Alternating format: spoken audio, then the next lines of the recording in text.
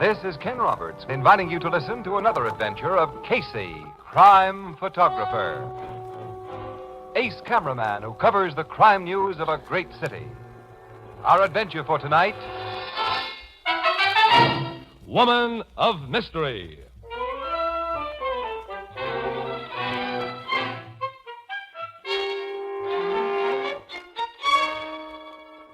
Morning, about 10 o'clock.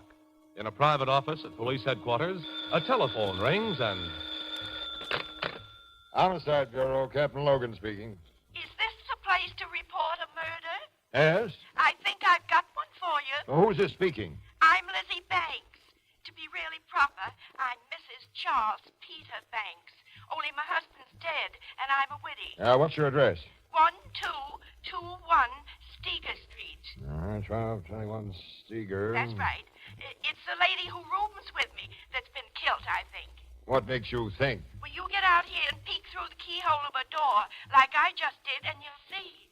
She's lying in a pool of blood, and there's a knife handle sticking out of her bag. We'll be there right away, Mrs. Banks. I'll be waiting for you. Goodbye. Sergeant Martin. Yeah, Captain? Tell the tech squad and the doc to follow us to 1221 Steger Street. You go there with me. Yes, sir. What's happened at 1221 Steger Street, huh? Good Casey. morning, Captain Logan. Now, what are you two doing here? Don't we usually drop in sometime during the day to inquire what's happening in the murder department? And it seems we picked just the right time today. Okay, Miss Williams, you and that lug with the camera follow my car.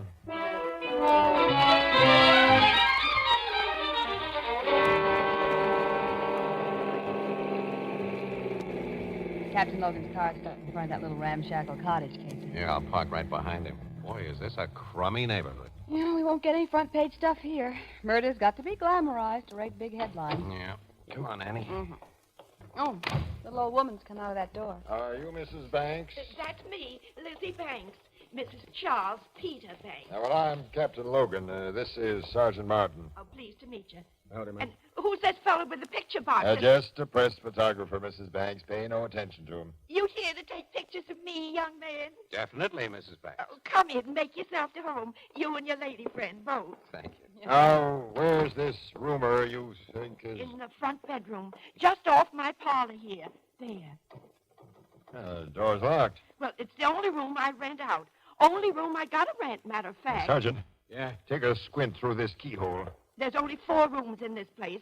Parlor, kitchen, front and back bedrooms. I'd say the woman lying on the floor in there has been stabbed, Captain. Oh, I used to have a nice big house when my husband was alive. 6 rooms and bath, but that... Now, we'll break in the door, Please, Sergeant. who'll pay for that door? Now, we can't think of that now, lady. All right. All together, Martin. Oh, I'm a poor woman. One push is all a door like that needs. Oh, well, I'll get another door somewhere. This woman's stone cold. She's been dead for hours. The knife in her back was pushed in up to the hilt. Now, all of you keep out of this room. I don't want you stepping on possible evidence. What's the dead woman's name, Mrs. Banks? Oh, Miss Jessup. Poor Miss Jessup. Miss Jessup, huh? Dorothy, at least that's what she told me. Such a nice woman she was. So quiet. And she paid her rent so regular. I want to hear all you know about her in a minute. She's a big gal. Only a husky could have driven that knife so deep in her back, Martin. And it was done with one clean stroke. Yeah, it took muscle to do that, Captain. You got any idea who was with your roomer last night, Mrs. Banks? No, I haven't, young man. Miss Jessup came home about 8 o'clock and said, good evening, and then went into a room here, and I heard her bolt the door. I went to my own bedroom pretty soon after that and went to sleep. This morning I called to her, and she didn't answer. I tried the door and found it locked, and then I did what any woman would do and peeked through the keyhole. And after that, I run out to the corner store where there's a phone and called you. This door was fastened on the inside with a good strong bolt. Casey, I told you not to come in I'm here. only poking my head around the door frame. Well, the Logan. killer never left this room by the door, That's Captain Logan. altogether obvious, Miss Williams. He used the window. He couldn't have done that, Captain. That window's locked. Mrs. Banks, it's open several inches from the bottom. I say it's locked. I know my own house. Now try it. Hey, it is locked in this position. And locked from the inside by them spring bolts in the frame. Miss Jessup always left it like that at night, Open enough to get fresh air, but not open enough so that even a cat could crawl in. Say, she's been killed in a room that nobody could have got in or out of. Casey. Let me take another look at that knife. The woman couldn't have stabbed herself in the back like that, sir. How was Miss Jessup murdered? How? The answer seems very simple to me, Mrs. Banks. Oh, it is. Well, sure. I'll show you why it's simple, pal, if you'll give me your royal permission to come through this doorway. Okay, but watch your step. Thank you. Well, now, look. This is an old-fashioned type of window without counterweights or friction slides. You raise or lower the sash, you pull out 2 spring catches on the side. I know that. What I don't know, Wait a Casey, minute, pal. The round spring bolts in the sash snap into holes in the casing and lock. That is when they find those holes. Now, that can be prevented. When I was a kid, we lived in an old house that had this arrangement. I used to monkey with it. Would you get to the Give me a point? chance. Now, probably to delay the discovery of the body, whoever killed this woman figured it smart to leave the window as she usually locked it at night. Only a few inches from the bottom. So, he ran a pair of thin strips, common metal bailing straps that do the trick, between the sash and the casement, climbed outside, lowered the window, pulled out his strips, and let the spring bolt shoot into place.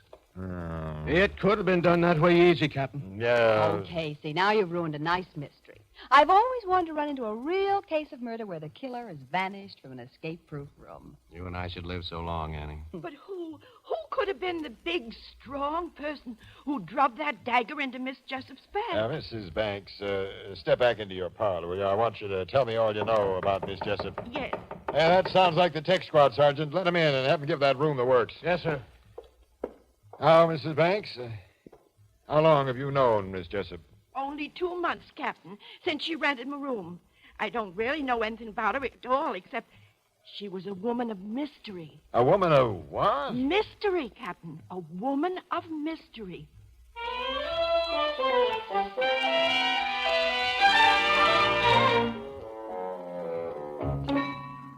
To sum up what you've been saying, Mrs. Banks, this woman, Dorothy Jessup, answered an advertisement you put in the paper Uh-huh. It said, refined lady has pleasant furnished room to rent in own home. That's beside the point. I decided to take a room, Captain. Not so much 'cause I needed the money, though I could use it, of course, as because I get kind of lonesome. And I figured having another woman in the house... We've gone over and that. Miss Jessup seemed so nice and quiet. Mrs. Banks, She if wasn't a giddy young thing. She was 45 at least.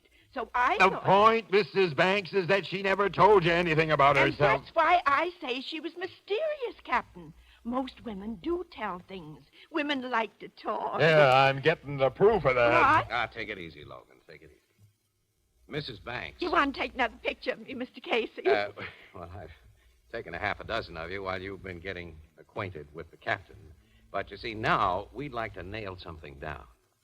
Now, did Miss Jessup ever say or do anything to give you the idea that she had secrets? Secrets that might possibly explain her murder? She certainly did do something. Oh? She come into my house with a suitcase. And from that day on, she never went out of her room without leaving that suitcase locked. How did you discover that? How do you suppose I discovered it? A body's got every right to find out whether folks distrust him and lock things up. Oh, Sergeant Martin, Yes, sir. there's a locked suitcase in the dead woman's room. Bring it here if the tech men are finished with it. Okay, Captain. I was just coming out for you. The doc would like to have you in there for a minute. All right. You stay here with Mrs. Banks. You Excuse don't me. have to leave a policeman to watch me. No. Don't worry. You're not being watched, Mrs. Banks. Hey, whose picture is this on your wall? This beautiful young woman. Why, Mr. Casey, believe it or not, that's a photograph of me. Took 50 years ago. You know, I figured it was you. You could tell. Sure. Seeing me all wrinkled now and shrunk up. Well, your face still has the fine lines of the girls in this picture. Oh, that's nice of you to say. My husband used to make pretty speeches like that to me. Charlie's been gone now for 14 years. Tell us about yourself and your husband, Mrs. Banks. For the story, all right. Well, your newspaper story won't be the first one read about Charles Peter Banks and me, Miss Williams. We was once somebodies. Somebody? You ever hear of Elizabeth Fontenoy? No. Of course you didn't. Elizabeth Fontenoy was my stage name back in your grandmother's day. You were an actress? Uh-huh. What was called a soubrette. What do you know? Oh, I wasn't a very good one. I guess I was just young and pretty and looked good in tights. And my husband was a real somebody, though. Charles Peter Banks was educated, a scholar. He wrote a book. A book? Yeah? About historical things you probably wouldn't understand. There's the book he wrote on the table. Oh, may I look at it? Sure, but handle it careful.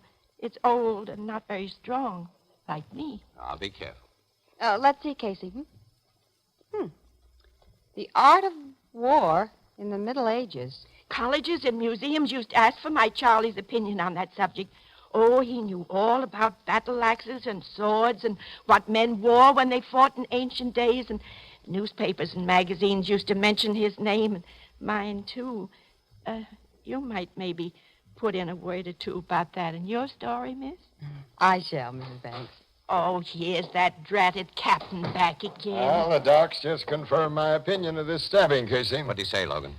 That only a very strong person could have done the job. The knife was driven completely through that woman's body and through a rib bone. Through a rib bone? Yeah. Say, Mrs. Banks, do you know of any big or very strong people who were associated with Miss Jessup? Well, I don't know if you call my next-door neighbor associated with her, but he's big and strong, and she had a fight with him last week. She had a fight? Well, not exactly a fight. She just told him she'd scratch his eyes out if he didn't stop getting drunk and pestering her.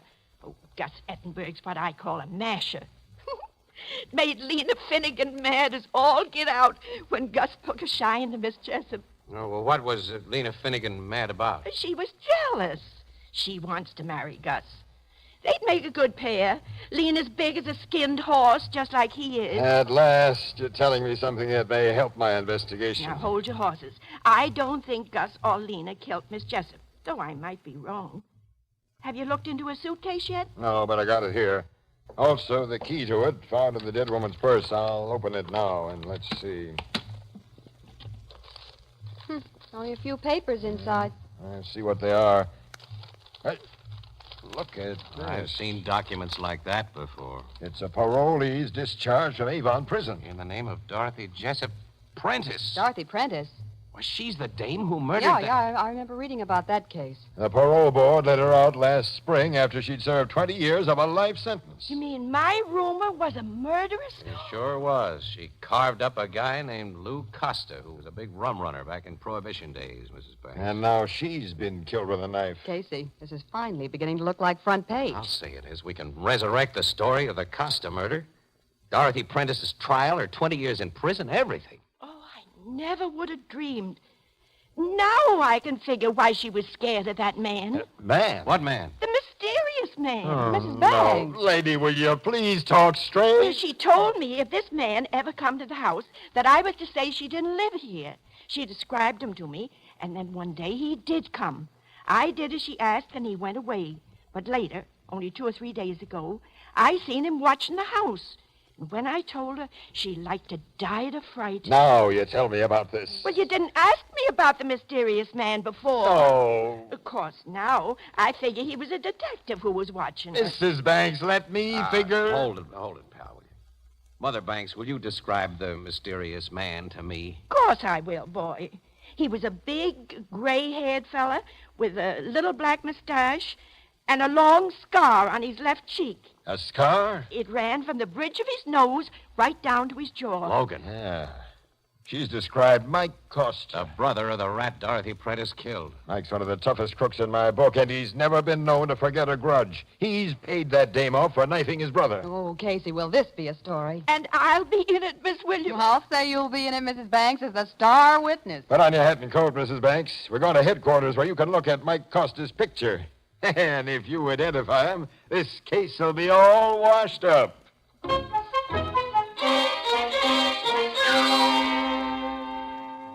That's a picture of the man I know, Captain. That mysterious man Miss Jessup was afeard of. Sergeant, get out a pickup order on Scarface Mike Costa. Have him brought in here and quick.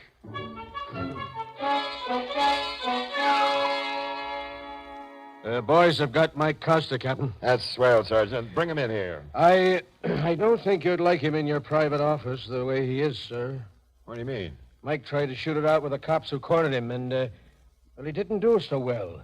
They're in good health, but he's dead. He tried shooting it out. Right, Casey. Oh, that's pretty good proof that he killed Dorothy Prentice. He knew why the cops were after him. Excuse me, so Miss Williams. According to the report I just got, Mike started shooting for an entirely different reason. What reason? He thought the boys had his number for the stick-up killing of that gas station attendant last night. Captain, he was pulling that stick-up way over on the east side at the very time Dorothy Prentice was being stabbed away over on the west side. Are you sure? Yes, sir. He's been positively identified as the stick-up killer. There goes my case against Mike Costa. And my beautiful corny story about a brother's revenge. The death of Mrs. Banks' woman of mystery is becoming mysterious after all.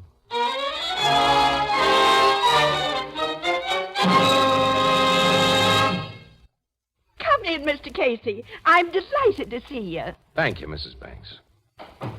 Sit down, and I hope you won't mind the muss in my parlor. Oh, no. Some of my neighbors were in. Neighbors who never called on me before.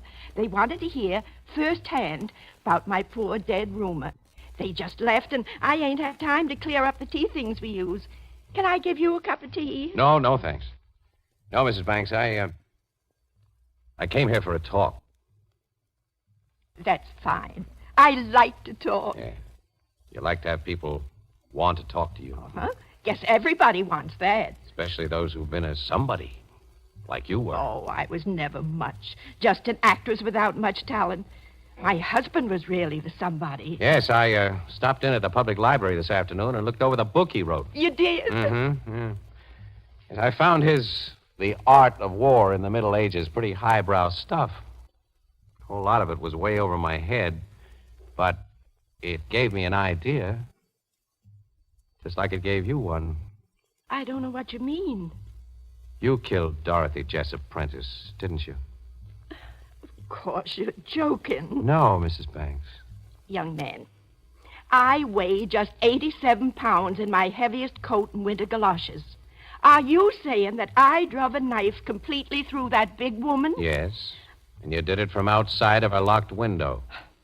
Exactly how did I do that? You did it with one of the medieval weapons your husband wrote about. The kind that could throw an arrow, a spear, and a knife with accuracy and silence and great force. Like modern guns, some of those old contraptions could be operated by a child or a weak little woman. The window was open 3 inches. The knife was shot through that opening. You figured you were creating a really great mystery. And that appealed to the dramatic instinct no actress ever loses. Well, you're pretty smart, young man. You know, I never figured that window could be shut and locked from the outside the way you said. You kind of spoiled the mystery. You admit you killed Dorothy Prentice? Of course I don't. I'm just talking. It's nice to talk, even on a crazy subject. Why, in your opinion, did I kill that woman? In order to get attention? The attention you've been without for so long? Well, I've been pretty lonesome. I've wanted folks to notice me again, but do you think that's a good enough motive for what you say I've done? It wouldn't have been for you if you hadn't learned that your roomer was a freed murderess. You considered her life of little value. It didn't have any value. She was a bad woman.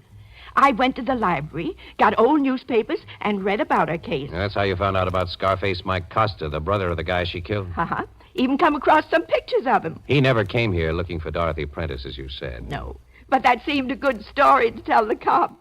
But I guess you're ready now to tell the true story to the cops. There ain't been much in the papers about me during the last couple of days, and next week there wouldn't be nothing, maybe. And folks had stopped calling on me, and I'd be alone again. By me telling the cops, I won't be forgotten so quick. And you'll put some more pictures of me in the paper soon. Yes. We'll go down to headquarters right now, and I'll confess to everything you've said. Darn good idea you've given me, young fella. I'll get my coat. Hey, well, wait a minute. Huh? What do you mean you'll confess to everything I've said, that I've given you a good idea? Well, you understand English, don't you? Yes, but look here. Am I wrong about this?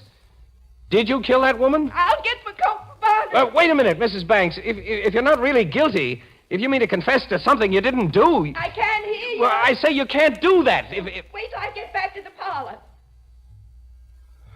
Now, what did you say I couldn't do? You... What's that in your hands? The thing that shot a knife clean through that woman's body. There's another knife in it now, young fella. And it's pointed straight at you. I see. I'm going to let you have it now.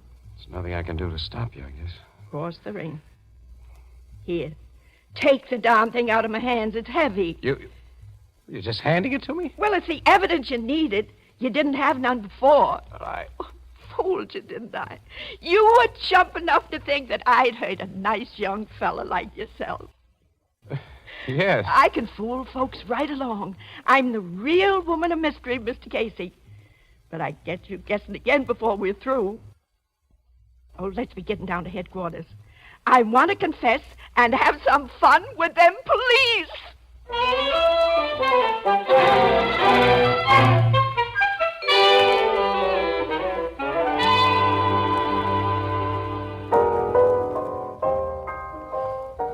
What was the gadget Mrs. Banks had, Casey, that shoots knives?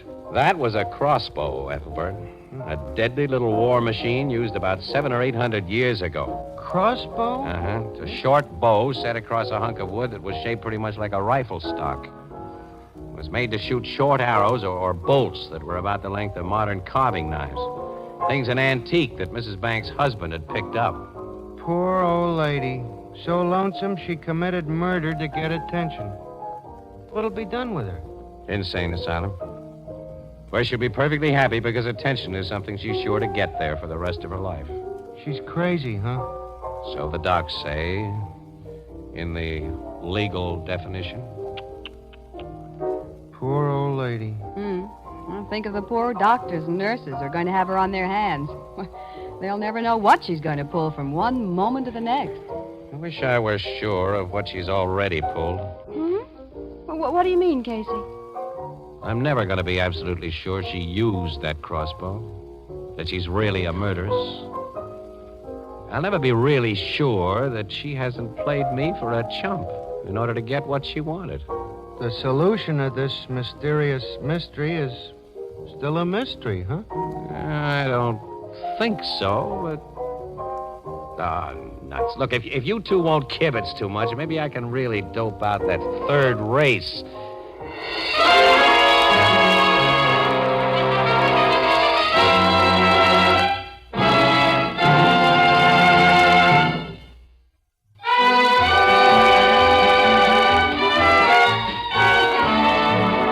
Crime Photographer, starring Stutz Cotsworth, is produced and directed by John Dietz. It is written by Alonzo Dean Cole and is based on the fictional character of Flash Gun Casey, created by George Harmon Cox. Original music by John Gart, and the program features Jan Miner as Anne and John Gibson as Ethelbert and Eva Condon as Mrs. Banks. Herman Chittison is the Blue Note pianist.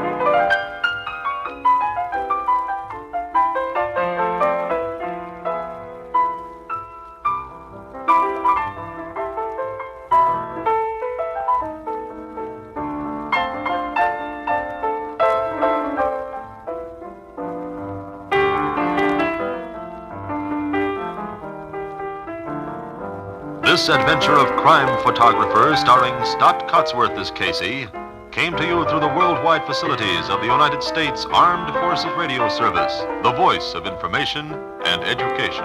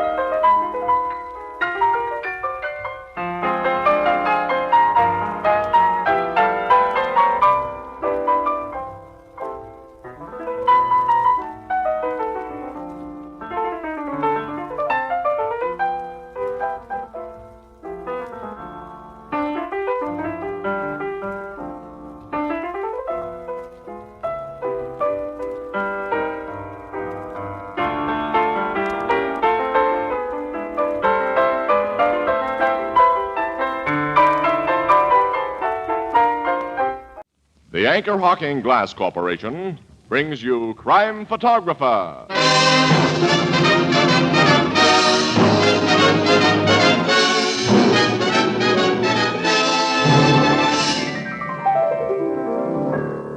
Hey, Ethelbert, do you ever take a word association test? I don't think so.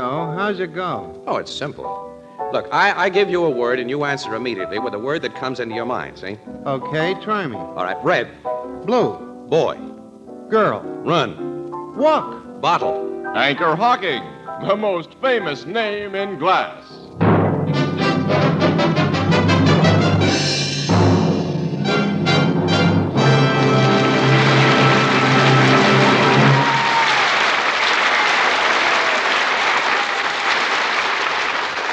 Good evening, ladies and gentlemen. This is Tony Marvin. Every week at this time, the Anchor Hawking Glass Corporation of Lancaster, Ohio, and its more than 10,000 employees bring you another adventure of Casey, crime photographer, ace cameraman who covers the crime news of a great city.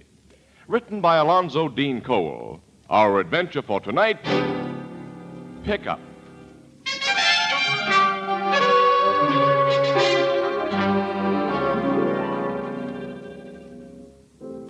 9 o'clock in the evening, the Blue Note Cafe. Ethelbert, the head bartender, is chatting with a customer, a tall, thin, white-haired man with a gentle face, when he hears a familiar voice. Hi, Ethelbert. Huh? Oh, good evening, Casey. Excuse me, will you, Mr. Hutchins? Sure, Ethelbert. I ain't seen you all day, Casey. Where you been? Oh, I've been busy, pal. You told me you were on the lobster shift this week, which means you don't start to work till midnight. Listen, Shut-in, this is spring. Miss Williams and I have spent the day in the park. We've been taking pictures of the birds and the bees. Where's Miss Williams? I left her at the office. Hey, look, give me 4 packs of cigarettes, will you? 2 Miss Williams' kind, 2 of mine. Okay. Hey, listen, pal, wait a minute. Huh? Who's the guy you were talking to when I came in? His face is familiar. Oh, he's Britt Hutchins, Casey, the horse trainer. Oh, sure, yeah. So, well, what's he doing in town? His stable is racing out west right now. I got an idea. He's here looking for the murderer of Cass Marlin. Yeah? You know, Cass Marlin was the jockey who got bumped off down in Florida just before he was to ride. Yeah, of course I know. Yeah. Well, did Hutchins say that he was looking for the murderer? No, I just got the idea because he and Cass were such good friends. Uh-huh. All he really said about the killing was what the papers had been saying, that it's still a complete mystery who done it. Well, it's pretty obvious why it was done. With Cass Marlin in the saddle, Fireball will have won the Alderstone Trophy race. I hear the cops have questioned Steve Harold about it. He's supposed to have won a lot of money when Fireball didn't even show. Well, they've questioned all the big bettors who've been known to fix things when they can. But Captain Logan investigated Steve Harold at the request of the Florida police and found that Steve looked pretty clean for once. Listen, you know, I think I'm going to have a talk with Britt Hutchins. He trained Fireball, and as you say, he and Cass were pretty close. You won't get any more out of Hutchins than I did, Casey. That's what you think, pal. Ah. Say hello to him, anyway. Hi, Britt. Remember me? Casey, Morning Express. Casey. Oh, yeah. Hi. How about same? You know, we've been hearing a lot about the Cass Marlin killing up here. I knew Cass pretty well, so... If you're going to pump me for inside dope on it, fella, I don't know any. Cass was like a son to me. He worked for me. He was set to ride one of my horses. One of my owners, Mr. Ashley's horses, I mean. When somebody put a bullet in his head and... That's the whole story as far as I'm concerned. I see. Well, guess I'll be going. Got business to tend to. Yeah. Okay, Britt. Well, I'll run into you again sometime. So long. So long, boy. I'll see you later, Ethelbert. Going so soon, Casey? Well, I got to take Miss Williams her cigarettes. Didn't I say you'd get the old brusheroo? I hate guys who pull the I told you so gag. So long, pal.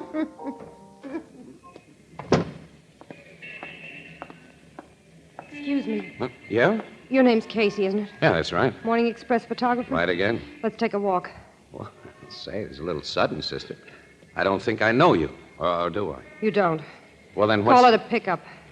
Well, I don't go in for pickups. Well, call it anything you want till we get someplace where we can talk alone. I've got news to sell. You interested? Always. Okay, where do we go? Well, there's a little place around the corner, Farley's Tavern. That suit you? It'll do.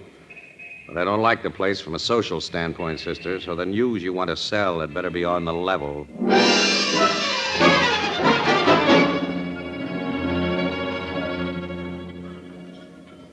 Okay, sister, now speak your piece. Well, after the waiter leaves.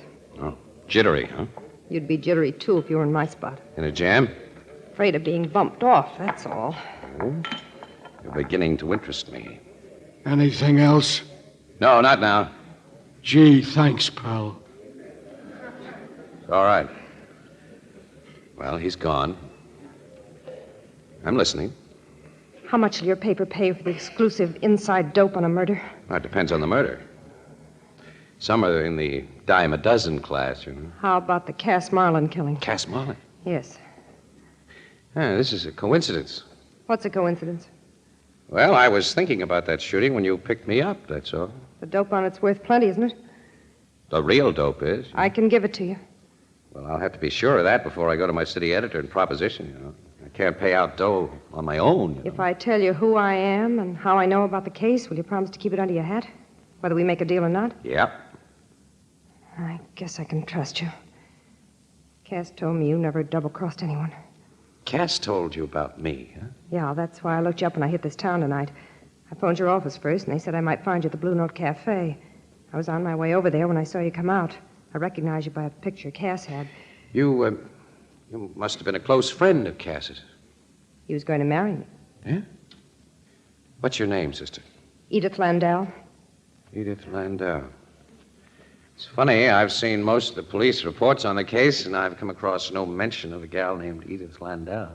You've heard Cass was getting a divorce, haven't you? Yeah? Well, on that account, very few people knew I was his girlfriend.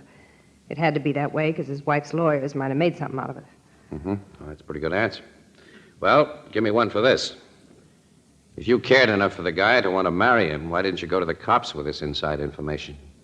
You think I'm a phony, don't you? You might be. Well, listen, wise guy. I didn't say I cared anything about Cass. I was going to marry him because he was in the big dough. When he died, I saw myself out of his dough. The cops wouldn't pay me a dime for the information I had, and Cass owed me something one way or another. So I decided to cash in with a big newspaper. A bigger one than there is down in Florida. Yours. Is that straight enough for you? Too straight to like very well. I don't care what you think of me. I've got a story to sell. But you've got to act quick. I can't keep it bottled up any longer, even for dough, because the killer knows I'm onto him and he's after me. Now, any more questions? Only the one for the big prize. Who's the killer? I'll tell you that when I see money. $10,000. $10,000? My story's worth it, and papers like yours can pay it. I've always wanted to see my city editor drop dead. He will when he hears that figure. Well, come on, I'll take you over to him. No. Nobody must know anything about my part in this till the killers are all behind bars. It was killer before, now it's plural. Well, I'm pretty sure there's more than one man mixed up in this. And I'll tell you something else to prove that I'm on the level. The cops' theories are all wrong. They think Cass was killed so he couldn't ride Fireball, but... What's the matter? That big guy just walked up to the bar. He knows me. Yeah, I know him. And you know who he works for? Yeah. Steve Harold. Look, I gotta get out of here quick. Mr. Casey, don't let him follow me. Stall him, hold him by force if you have to till I get away. Promise me you will. This is an act, sister. I swear it isn't. You say you know who that man is. Okay, I'll hold him. And lend me $5. Lend you... I haven't got enough for cab fare, and I've got to get away fast and far, please. Well, I've always been a sap. Here's a fin. Thanks. Look, I'll phone you at your office in an hour and tell you where to meet me, where it'll be safe. And don't let Denver Lane follow me. I'm going. Goodbye. Hi, Denver. Hello, Casey. Noticed your gal friend left in quite a hurry. Yeah. Had to run for a bus. You know her, Denver? Never saw her before. Not a bad-looking bimbo. Who is she? Well, just a pickup I made. Didn't know you went in for pickups. I have my moments. Cigarette, Casey? Yeah, thanks. You, in no hurry to leave here?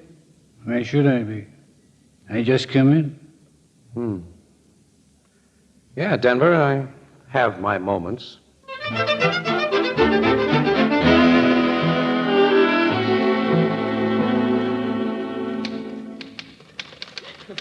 With that story, you let her take you for $5, Casey? Well, Annie, the act she put on was pretty solid. She had me hooked when she pulled a big scared act about Denver Lane. You know, the guy's a gunman, and he works for Steve Harold, who's up to his neck in the racing racket. For a moment, the parts all seemed to fit. Until Denver made no attempt to follow your little chum. He stayed in the joint for half an hour, and then he walked over here to the Express building with me. In the rain? Yeah, that's one break I got tonight anyway. We were within 10 feet of where my car was parked when it started, so I just reached in and got my raincoat. Denver got soaked. Well, put the raincoat on again. Let's go over to the Blue Note. Yeah. Yeah, I see enough of this photographer's room when I'm on duty. It's over an hour now since Edith Landau said she'd phone me in an hour, so... Have you been waiting here thinking that she might phone you? Well, Annie, her act was almost too good for a $5 take. Oh, nuts. When I start being a sap, I keep it up, I guess. Come on, let's go. Casey! Oh, hello, Moocher. Are you a guy I'm glad to see? Now, listen, Moocher, I'm short on dough Who today, wants though. dough? You don't start on the job till midnight, do you? No. Swell. You won't need your car till then. My car? Mine just had to be towed to the shop, and now City Desk has given me an assignment out in the sticks. Give me your keys, pal. No. The last time you borrowed my car... Could I help it about them two fenders? Well, you could have paid to have them fixed, Miss anyhow. Williams, I leave it to you. Shouldn't us press photographers stick together and help each other Now, out? nuts with that stuff. Now, don't... Oh, I admit Casey's a better button pusher than I am. He's a genius, the only one of his kind. Now, look here. Which is all the more reason why he should give me succor in my hour of need. Casey, can a master like you let down a bum like me? Yes. Don't say that. No. Oh, come on, give him the car keys, Casey. You know he'll get them if he has to cry real tears. Oh, I guess you're right, Annie. All right, take them, Moocher. Ah, my pal, my beloved colleague. Get out. Nay.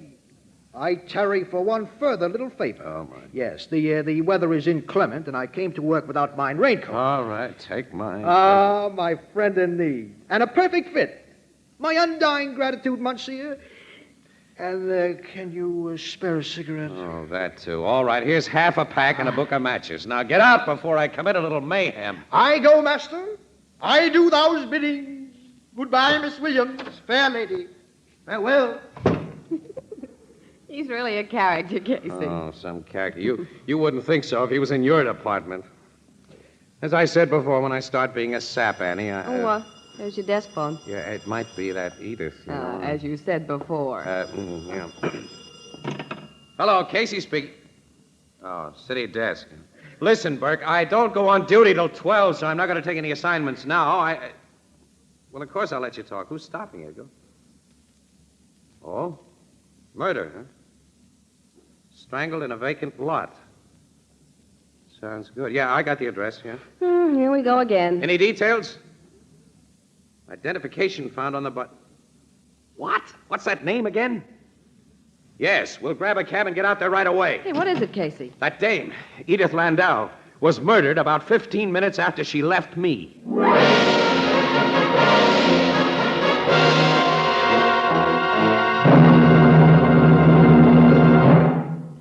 Our story will continue in just a moment. It's here. It's here. The Anchor Glass one-way, no-deposit bottle for beer and ale. You pay no deposit. You don't have to return it to the store. It holds a full 12 ounces. A full 12 ounces, just like an ordinary beer bottle. Yet it's so compact it takes up a minimum of space in your refrigerator. It's perfectly balanced and light as a feather. Easy to handle, easy to pour from, chills beer quickly, holds the chill longer. And it's easy to open, safe to open. A flick of your wrist and into your glass pours a golden stream of wholesome American beer, brewed and bottled and served the American way. In glass. Yes, in glass. Glass which brings you beer and ale brewery bright. Glass which can't affect taste or flavor. Glass, the sanitary container for beer and ale. Your favorite beer and ale is on its way to you right now in the new Anchor Glass one-way, no-deposit bottle. Another great contribution to convenience and to gracious living and entertaining. The Anchor Glass one-way, no-deposit bottle is a product of Anchor Hocking. The most famous name in glass.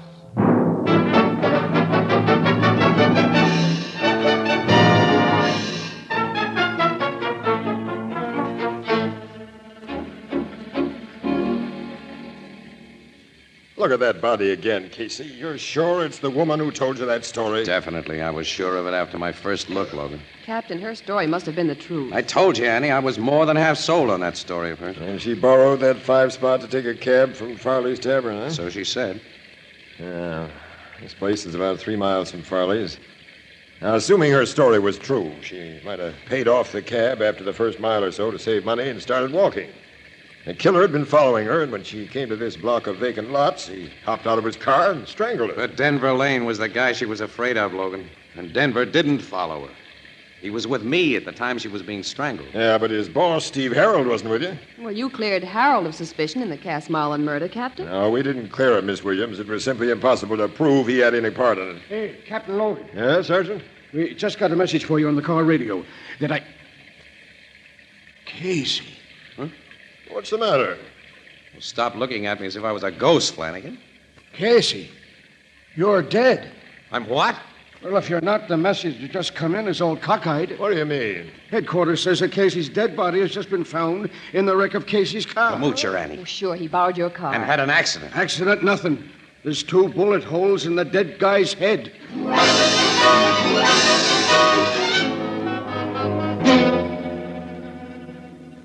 Well, the thing's plain enough now, Casey. Denver Lane had spotted that girl before you and she went into Farley's. Yeah, maybe before she picked me up outside the Blue Note, Logan. He had another of Steve Harold's guys with him. And the other gunman followed Edith Landell and killed her while Denver stuck close to you. Sure, Miss Williams. Denver figured the Landau dame had given Casey the dope she had on the Marlin murder. He couldn't risk any rough stuff during our walk to the Express building, so he waited outside in a car. And when he saw a guy my size wearing my raincoat come out and get into my car... The information he thought you had to be suppressed. With you and the dame out of the way, there'd be no evidence. Now, what are you going to do, Captain? I'll show you, Miss Williams. Sergeant. Yes, sir. Get headquarters on your radio and instruct everyone concerned to let no outsider have a close look at the body found in Casey's wrecked car. And tell them to give out information that it's definitely Casey's body. Yes, sir. Wait, Sergeant. Yep. Also, I want Denver Lane and Steve Harold brought to headquarters as soon as they can be found and kept in separate rooms. And instruct arresting officers to tell them nothing about anything. That's all. Right, sir. I get it, Logan, the old surprise treatment. Huh? And a big surprise. If Sergeant Flanagan thought you were a ghost, the guys who think they killed you, well, they just might go to pieces and tell us what we want to know.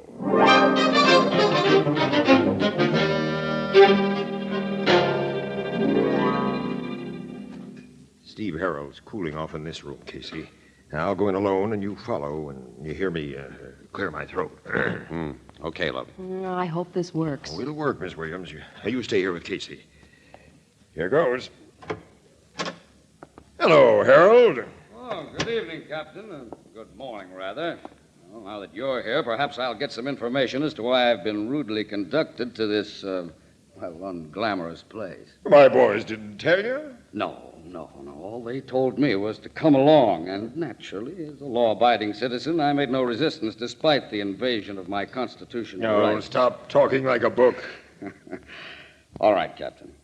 But look, none of you cops have anything on me, and I'm definitely in the clear with your homicide bureau, so, well, what's the big idea? A girl named Edith Landau was killed tonight. Oh, really? You've never heard of her, I suppose. Yes. As a matter of fact, I have. Really? Yes. Well, Landau isn't a common name, so I presume it's the same girl I met with Cass Marlin several months before he was killed. He'd fallen rather hard for the little gold digger. Now, why didn't you tell me about the Landau girl when I questioned you on the Marlin case? My dear fellow, you didn't ask me. Why do you suppose she was killed tonight? Because she knew too much about Cass Marlin's murder. And she told what she knew before she died, Steve. You interest me. By the way, whom did she tell? A man who also was killed. Then you're still out on a limb. Not quite. This man told the story to his newspaper associates before 2 bullets got him in the head. Their evidence will be only second-hand hearsay. It wouldn't be admitted at a murder trial. You know your law, don't you, Steve? Yeah, I know a little. Excuse me, I have a little cold. Hello, Steve. Oh, hello, Casey. Nice to see you, boy. Go on with your story about the man who was killed, Captain. You two chaps look kind of strange. Anything upset you? Nothing at all, Steve. No, nothing at all. Denver's the guy who tried to kill you, Casey. He obviously didn't get word to Steve Harold about the things that happened tonight. Now, we'll work the gag on Denver now. All right, all set, pal. It ought to work on Denver.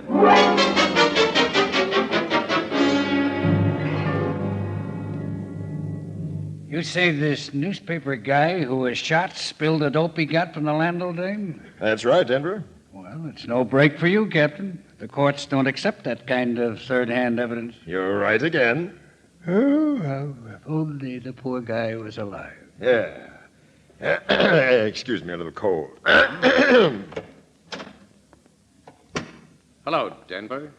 Well, nice to see you again, Casey. Yeah? Casey and I had quite a get-together at Farley's place tonight, Captain. Yeah? Yeah. Maybe I shouldn't spill this on him, but he was in there with the crummiest-looking pickup you've ever seen. Nuts to you and your ideas, Logan. No, Casey, nuts to you.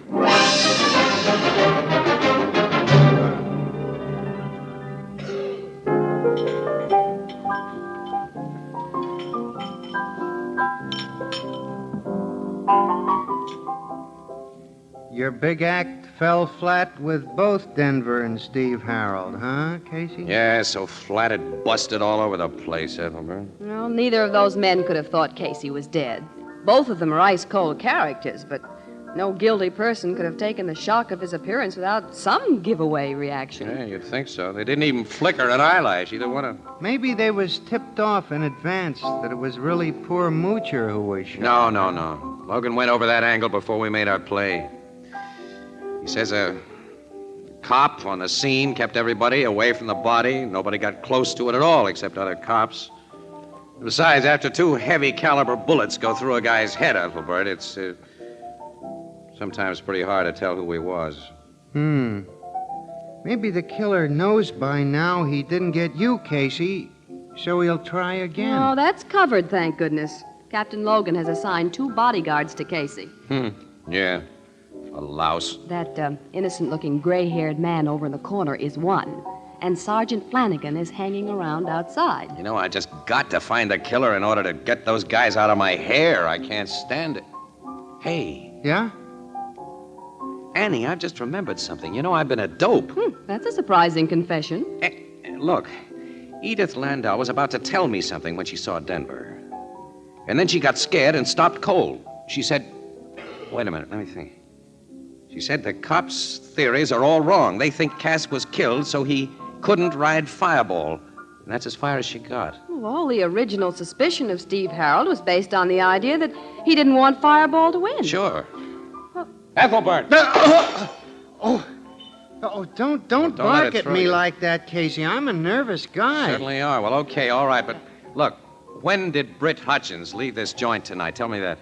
Britt Hutchins? Yes, the horse trainer who was on vacation while his stable is racing out west. Why, he went out the door right after you did. Then he saw me talking with that girl. He could have seen me going to Farley's with her. He could have followed when she left there alone. He even could have strangled her to death and gotten back to the express building in time to see Moocher get in my car. Then Hutchins could have followed him and thought it was me. But Hutchins was a friend of Cass Marlin's. He couldn't have... No. Friendship in a gambling racket seldom goes deeper than the money pocket. And horse trainers should only take vacations when their horses do. Annie, come on. Where? We're going to tell Logan to find Hutchins. Yeah, Casey... See you later, Ethelbert. Now, wait for your gray-haired bodyguard, Casey. Never mind. He's just... Those bodyguards can't keep up with me. I'll be very happy. There's a cab, Annie. Hey, taxi! Oh, Casey! Annie, Casey, duck! I'm shooting at you! Oh, your head! Oh, I'm okay. Oh, no. Flanagan, get him! Get him! We got him, Casey. Go. Let me go. Oh, Casey. Well, hello, Britt. So you were the guy, and you missed me again, huh? No, he didn't miss you. Help, get a doctor. There's blood all over Casey's head. He's dying. Annie, I'll bet you 2-1 that for the second time tonight, the report of my death will be greatly exaggerated.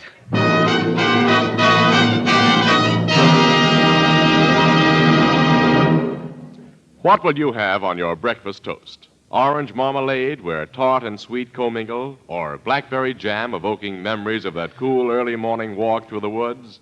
apple butter fragrant as an autumn orchard, the ruby flash of currant jelly or strawberry jam. But why choose only one? Serve them all. Grace the breakfast table with a symphony of delicious taste and luscious color. Stir up appetites. Start the morning right. Supply quick energy for an active day. Yes, brighten up the breakfast toast with preserves, jellies, and jams brought to you by those packers of the finest foods, the preserve industry of America. Now, naturally, these experienced packers bring you preserves packed in glass. Clean, sanitary glass safeguards wholesomeness and flavor. Crystal clear glass provides a rainbow of color on your table. Anchor glass containers and modern Anchor hocking sealing methods bring you flavor at its peak. Anchor glass containers and Anchor caps are both products of Anchor hocking. The most famous name in glass.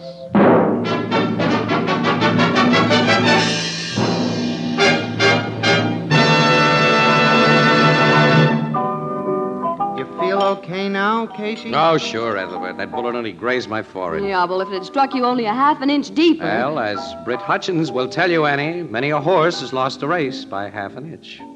And I think, as a matter of fact, this bandage is very becoming. So is the little hospital nurse who put it on. It isn't, and she wasn't. Annie, you shouldn't be like that, not to an invalid.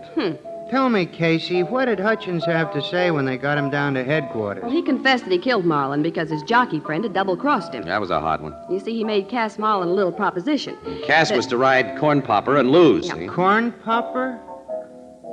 Yeah. Well, that was the last horse Cass rode before he died. Corn Popper was a comparatively unimportant horse, Ethelbert, in a comparatively unimportant quarter-mile race. So attention was centered on Fireball and the big Alderstone Trophy. Well, to cut off the alibis, Ethelbert, instead of riding Corn Popper to lose, as he'd promised Hutchins, Cass Marlin brought him in first. And Hutchins lost every dollar he'd been able to beg, borrow, or steal.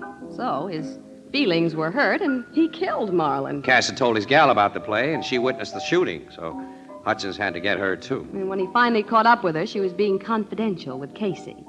Well, you know the rest. Yeah, you better be careful about making pickups from now on, Casey. Mm-hmm. I'll say he had. Oh, I don't know. I have my moments. Yeah, but like my sister Edna says, quote, you can never tell when one moment's gonna be the next. Oh, no. Yeah, unquote.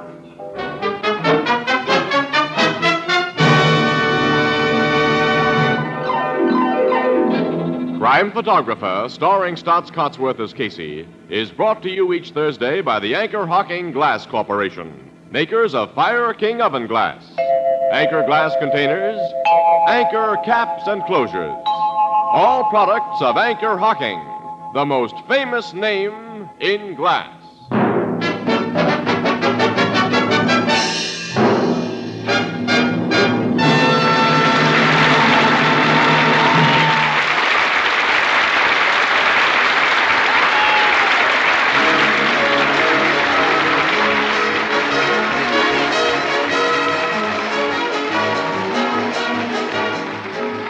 Crime Photographer is directed by John Dietz. The original music is by Archie Blyer, and the program features Miss Jan Miner as Anne and John Gibson as Ethelbert. Herman Chittison is the Blue Note pianist.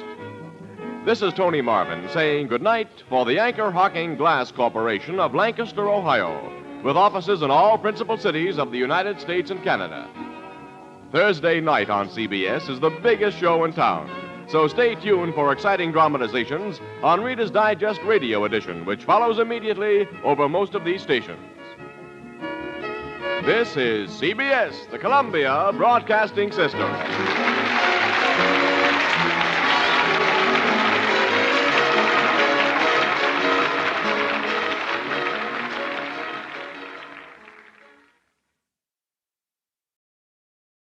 The Anchor Hocking Glass Corporation brings you Crime Photographer.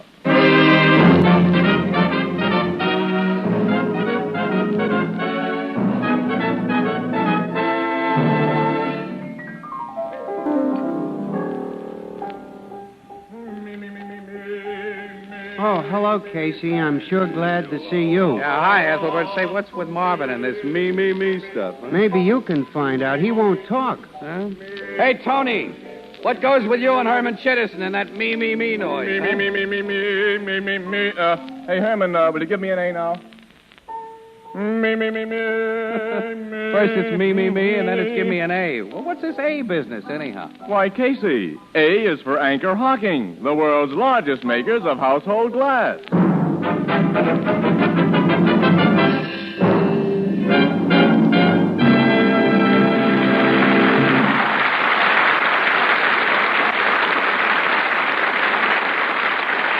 Good evening, ladies and gentlemen. This is Tony Marvin. Every week at this time, the Anchor Hocking Glass Corporation of Lancaster, Ohio, and its more than 10,000 employees bring you another adventure of Casey, crime photographer, ace cameraman who covers the crime news of a great city. Written by Alonzo Dean Cole, our adventure for tonight, The Surprising Corpse.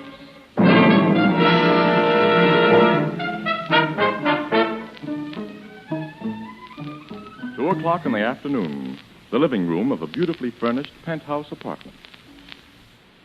Mrs. Daybell. Yes, Marie? The Comte Gaston is here. Show him in. Yes, Mrs. Daybell. You may go in, Comte Gaston. Henriette, my lovely one. Hello, Leon. It was good of you to send for me. I kiss your beautiful hand. Don't. Henriette. Come into the library where we can talk privately. Very well. Sit down, Leon. You are mad at me, Henriette. I can always tell when you are chagrined. It shows in your so lovely eyes. Yes, well, now that we're alone, Count, suppose you drop the phony accent. Okay, what's the beef? I've advanced you almost $40,000. As you're to get it back with 500% interest, you've made a good investment. I'm not so sure of that. Henrietta, this silly, bird-brained girl I'm engaged to marry will inherit millions when she's 21, only a year from now. You can't lose. You even took out insurance on my life. Yes, but only for enough to protect my actual loans to you. You see, Leon, I expect a profit as well, and I won't get that unless you marry Paula Durfee and get your hands on her inheritance. Don't worry, she's mad about me. Her uncle, who controls her estate until she's 21, and her brother Arthur are mad at you. Paula pays no attention to them. When you drink, you talk too much. What do you mean? Several nights ago at the bar of the Yorkshire Club, you told everybody what you really think of Paula Durfee. Who told you that? I swear. I have reliable informants in many places, Leon. I watch over my investments, and you're one of them. I've not had a loss so far, and I don't intend to have one in you. I'm sorry, Henriette. I drink too much, no more. I don't trust you. Henrietta. And because I don't trust you, I want to liquidate your debt. Liquidate? Oh, it'll be to your advantage as well as mine. Would you like to make $100,000 right away? 25% of which goes to me, of course.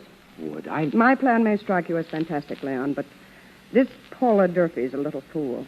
If she weren't, she wouldn't be in love with you and jealous of you.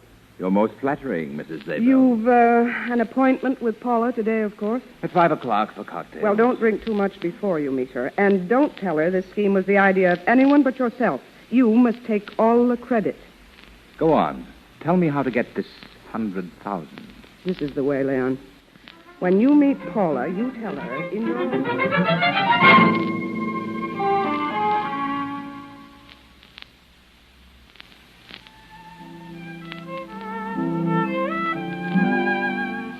Leon, darling, you're not serious about this. My beautiful Paula, I've never been more serious in my life. But it's crazy, my sweet. You had too much to drink before you met me. I have only a few. What is for 5, maybe 6 cocktails? Where did you have him? At Luardi's bar. With some woman? I am with a man named Casey. I don't know any Casey. He's a nobody who takes pictures for the newspapers. I meet him in this cafe. We have a drink together. But I don't trust you. You've been seen with other women. Who sees me with other women? My brother Arthur has seen you, and my uncle. They tell you this because they do not like me. Ah, Paula, chérie, you have proof that I love you madly, that I desire to marry you right away. What I tell you a moment ago is proof of that. What, that crazy scheme? It is good scheme. Will you go to your uncle tonight? I'd never convince him. You will. Paula, you are a great actress. What drew me to you when first we meet is the drama in you. I say to myself, there is woman, fire, with emotion. She's Bernhardt. She's Betty Grable. You didn't. Upon my love for you, I did. Oh, Leon. Will you go to your uncle in 2 hours from now and tell him? Would be exciting. It is perfect plan. You thought it up? Certainement. I have a brain. I'll do it. Uncle Clement should give me enough for us to get married on, even if we have to trick him into it. Tell me the plan again, Leon. All of it, so when I go to Uncle Clement...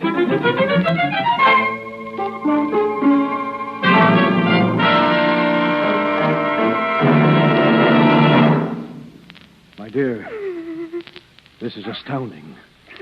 Devastating. I couldn't help it, Uncle Clement. I couldn't help it. Paula, I've tried to take care of you since your parents died. I've tried to shield you. I warned you. I had to do it. And now you've got to protect me, Uncle. You've got to save me. I will, child. Take me to this place. I'll do what I have to do.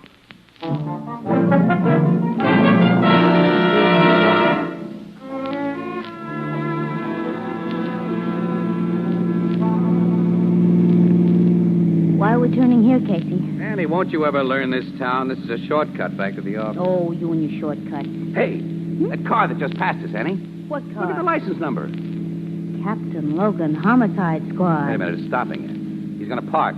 Sure is, in front of that brownstone house. Look, Logan and Sergeant Flanagan are getting out and fast. They're here on a job, Casey. Is that it? Let's see what this is all about. You and me both. Come on. What do you suppose they're here for? What's the use of supposing? We'll know in a minute. Logan just opened the door and walked in. We'll do the same thing. He probably won't like this. Well, so what? They're in that room. Hi, pal. Casey. Just happened to be passing by. Thought we'd drop in. Good evening, Sergeant. Hello, Casey. Miss Williams. Hi. Well, what brought you two uncouth characters to this swanky church, huh? Take a look behind this sofa. What? Say. A dead man. 2 gunshots got him through the head. Hey, that's the Count. Who? Well, Count Leon de Gaston is what he called himself. He was engaged to that dumb little glamour girl, Paula Durfee. Sure. I've seen her with him around the night spot. This is interesting. How did it happen, Captain? I don't know, Miss Williams. I got a phone call at headquarters from a guy who wouldn't give his name. He said a murder had been committed at this address and that we'd find the front door unlocked. He knew what he was talking about. Logan, this body's still warm. Yeah. I'm going to take some pictures of this. No, not until I call my tech man. Now, Logan. You heard me. Wait a minute. Outside door's opening. More visitors. It happened in that room, Uncle. Some woman. Get behind this screen, everybody out of sight. Show me, Paula. Paula? Quiet and keep out of sight. I can't go in there again, Uncle. I can't. You must show me where you killed that man. Oh, please, Uncle Clement. Show me where and how you shot him. All right. Leon stood there behind that sofa laughing at me. I took the gun, pointed it at him, and pressed the trigger. Right there is where he stood. You told me the truth. There's his body. No. Oh, no! We've heard enough. You're under arrest, miss. I didn't do it.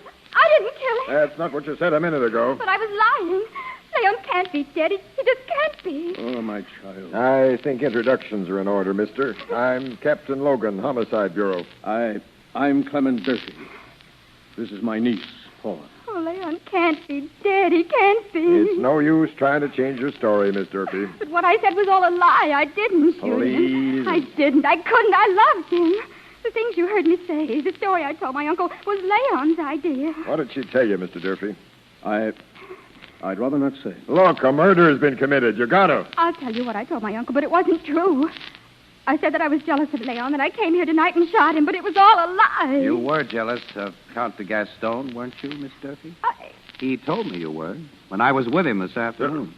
You were with this guy today, Casey? Mm-hmm, for about an hour at Luardi's bar, and he was getting quite a load on, too. Maybe he told you about the plan he had. He didn't say anything about a plan. Go on, Miss Durfee. All I told my uncle was part of Leon's plan. He said that if Uncle Clement was convinced I'd committed a murder, he'd pay $100,000 to protect me. Really? How was he to pay the $100,000? He was to give it to Batson, Leon's valet. Leon said he'd arranged everything with Batson. And why was he to give it to this Batson? Well, because Batson would say he'd been a witness to the murder and that he'd gotten rid of the body. When Uncle came here, he was to see nothing but some stains on the floor that would look like blood. Leon said he put them here before he went away and hid himself. And I was to get the money from Uncle and pretend to pay Batson for his help and his silence. And then I was to join Leon at his hiding place, and we were going to be married.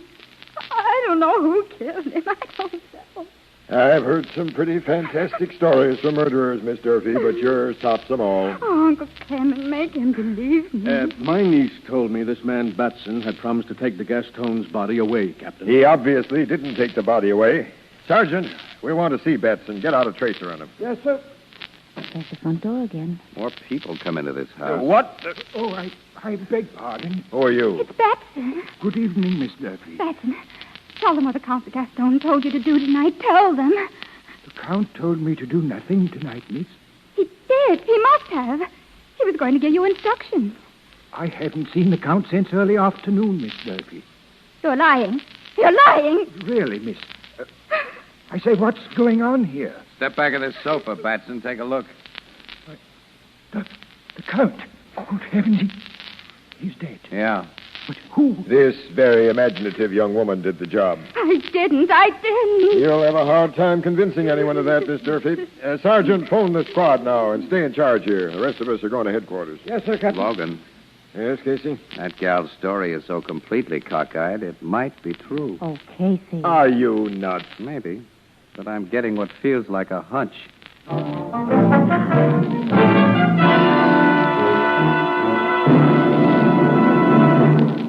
Only a few years ago, oven glass which could be used for oven baking, was considered an expensive luxury. Anchor Hocking, with its vast laboratory and manufacturing facilities, changed all that by perfecting a new kind of oven glass, more beautiful than anything that had been known before, guaranteed it for 2 years against oven breakage, and offered it at unbelievably low prices. This new kind of glass is Fire King oven glass. You can recognize it immediately by its beautiful pale blue color. A special process makes its mirror-smooth surfaces miraculously easy to clean. Its lighter weight makes it easier to handle. If you've never tried oven glass, why not try it now? Ask for it at your favorite chain, variety, hardware, or department store. Fire King oven glass is a product of Anchor Hocking. A great name in glass.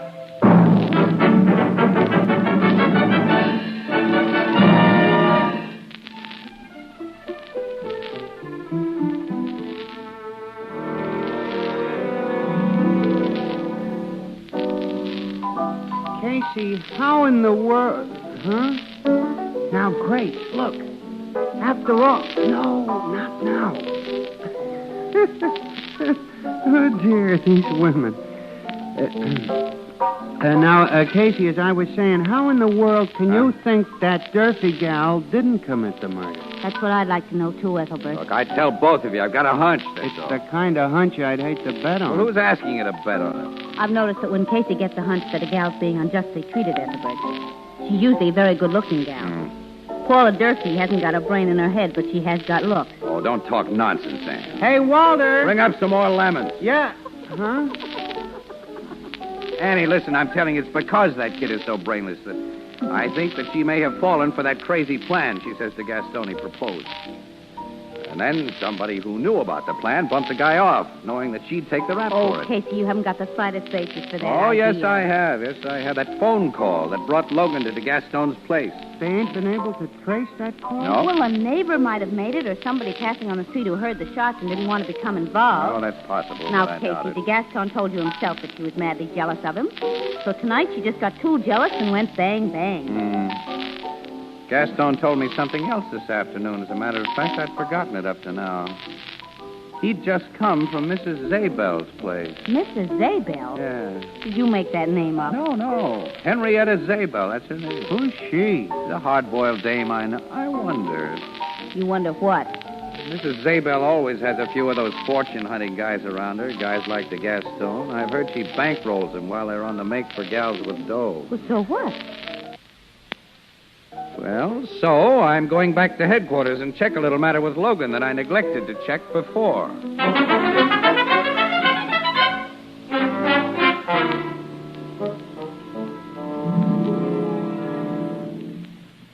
Captain Logan's in his office, Casey, but he's busy right now. Somebody with him, Sarge? Yeah, the brother of that girl who knocked off the gas tone, Arthur Durfee. Oh, yeah, that Paula kid's his only sister. Just two of them, huh? Yeah. Well, Arthur's about 5 years older than she is, I think. He's another case of too much dough. Uh-huh. He got his share of the Durfee millions when he reached 21, and he's been spending it. He's leaving the office now, Casey. Yeah. Good night, Mr. Durfee.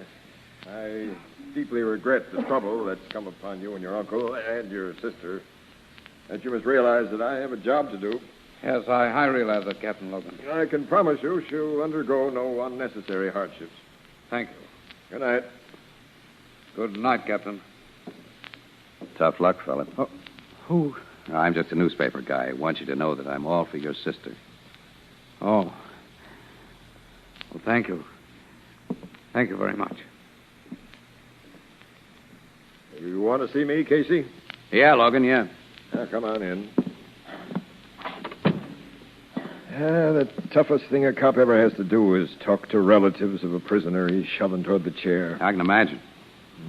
What's on your mind, Casey? Logan, you traced all phone calls to and from DeGaston's home today? Yeah.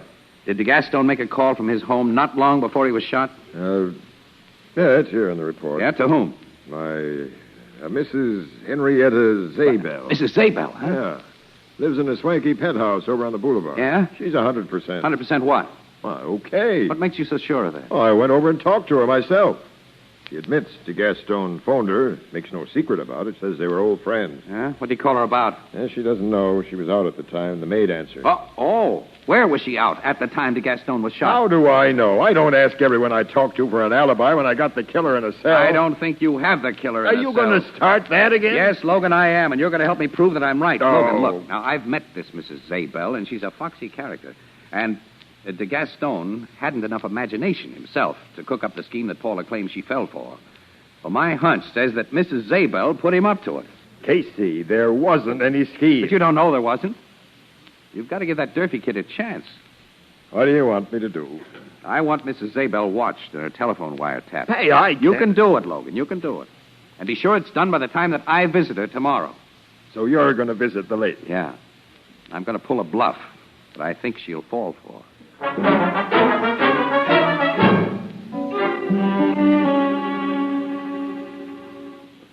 Mrs. Zabel will see you in the library, sir. Thank you. Mr. Casey, madam. Come in. Thank you, Mrs. Zabel. Well, I seldom forget a face, Mr. Casey. We've met before, haven't we? Well, yes, I've taken pictures of you several times for the Cafe Society pages. Oh, yes, of course. May I close this door? If you wish. Thank you. Is it customary for press photographers to require such privacy? Well, I'm not here as a press photographer. Oh, then what? I really want to talk to you about Leon DeGaston. Well? I spent over an hour with him yesterday at Luardi's Cafe. He'd been drinking and was talkative. Really? Yeah. He told me about the idea you'd given him. Interesting. I think the cops would find it so if I told them. They might connect it with a phone call DeGaston made to you shortly before he was shot, while you were not at home. They might wonder who phoned headquarters to report the murder of DeGaston, and they might wonder who really killed DeGaston. What do you think? I wonder why you haven't told this to the cops. Because you're a rich woman and I'm a poor guy. Blackmail. Well, let's say you do me a favor and I do one for you. Can you suggest any motive I might have had for committing a murder? I think the cops might be able to dig one up. A motive, perhaps, that would mean a profit for you or prevent a loss. Okay, Mrs. Zabel. Until tomorrow.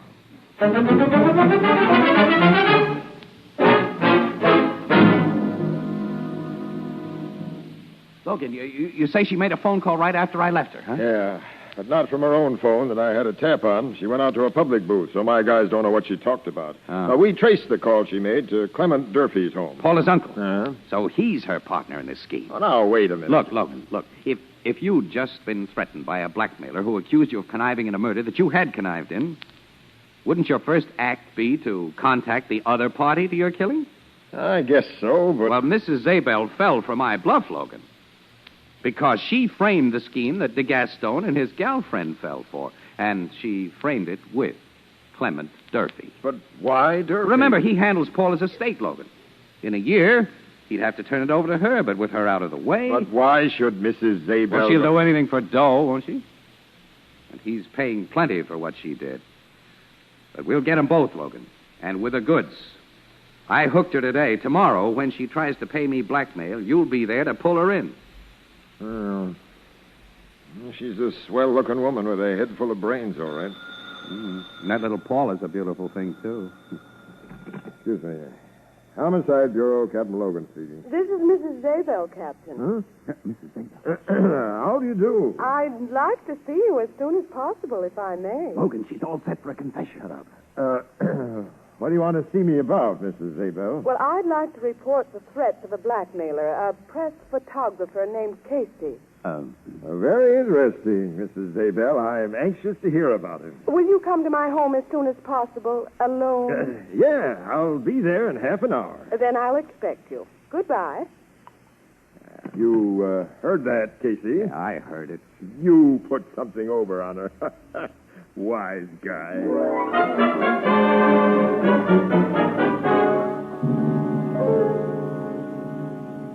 And that's a full account of the man's clumsy blackmail attempt, Captain Logan. And a true account. How do you know it's true? No, I know this Casey, Mrs. Zabel. I can figure he'd pull things like you said. Now, I want to tell you something else. Go on. That man Casey was right. I did suggest the plan that Paula Durfee told you about. What? Yes, I gave it to Leon de Gaston in detail, and I told him to make Paula go through with it. Well, then... No, I didn't kill him. Somebody else made dupes of all of us. Who's that somebody else? Telling you won't be so convincing as letting you see and hear for yourself. Now, look here, Mrs. Zabel. This will be done my way, Captain, or not at all. Let's hear your way. Can you install a radio contrivance in my car that will permit you in a car following to hear what's said? Yeah, my man can. Then have it done at once, and follow me tonight.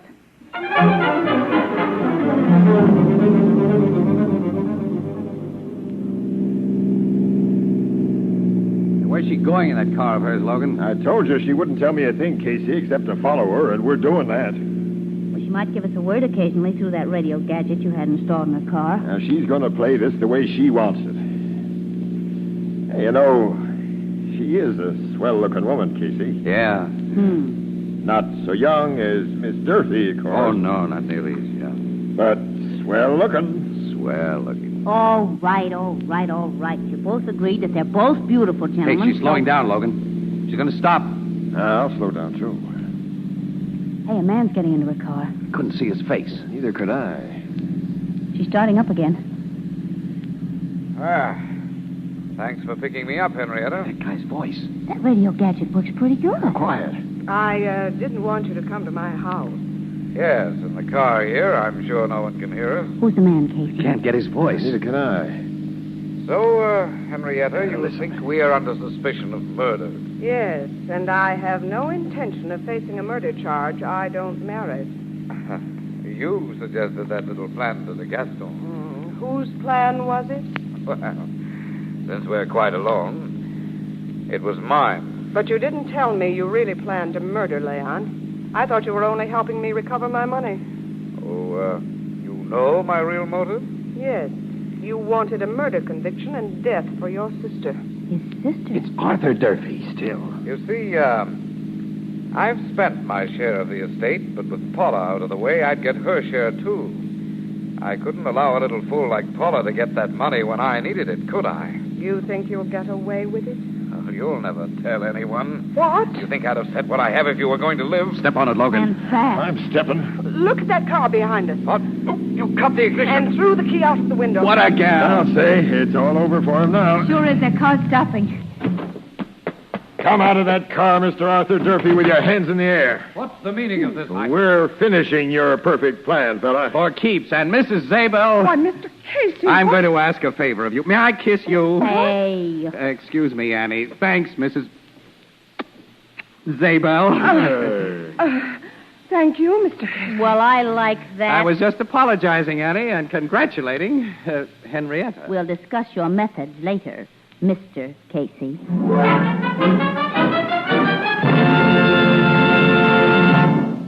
It's now possible to tell almost exactly what Americans think on almost any given subject.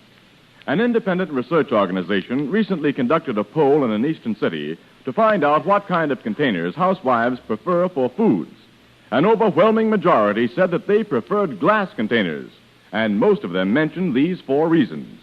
Glass lets you see exactly what you buy before you buy it. Glass containers are clean and sanitary. They don't affect flavor or purity. Glass containers are easier and safer to open and can safely be used to store leftovers. Now, in the same survey, 8 out of 9 mothers of young babies said they preferred prepared baby foods packed in glass.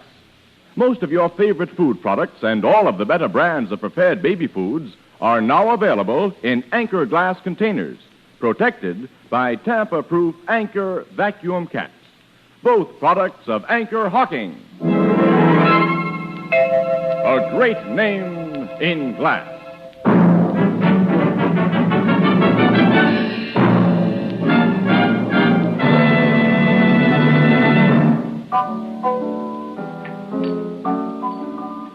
So Arthur Durfee's in the clink, Casey, and his sister's free, huh? Yep, Ethelbert, yep. And Logan's treating me respectfully for a change. I don't know why you had this case all wrong. Even if Mrs. Zabel wasn't guilty, she led us to the murderer, didn't she? That's right. She did, and you didn't. Well, All you did was push your way in for that apologetic, congratulatory kiss at the end. Annie, my emotional nature got the best of me, that's all. She's a nice-looking woman, that Mrs. Zabel. She'll never see 45 again. So what? Age brings experience. No, but experience isn't really necessary. Casey, what did that young, good-looking Paula do when they let her out of the pokey? Well... Oh, yes, tell him, Mr. Casey. Ethelbert, she kissed Logan. And as for you, Ethelbert, what's that on your lips? That looks like... Me? Good night, Ethelbert. Huh? Oh, good night, Grace. Oh, dear, these women.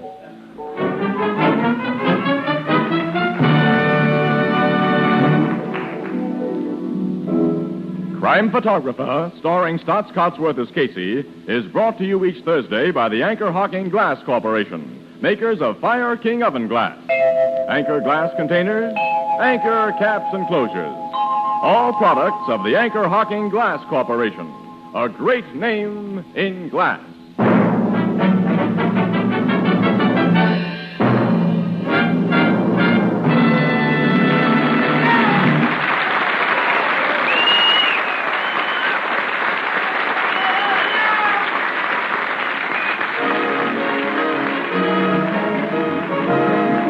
Crime Photographer is directed by John Dietz. The original music is by Archie Blyer, and the program features Miss Leslie Woods as Anne and John Gibson as Ethelbert. Thursday night on CBS is the biggest show in town, so stay tuned for exciting dramatizations on Reader's Digest Radio Edition, which follows immediately over most of these stations. This is Tony Marvin saying goodnight for the Anchor Hocking Glass Corporation, the world's largest makers of household glass.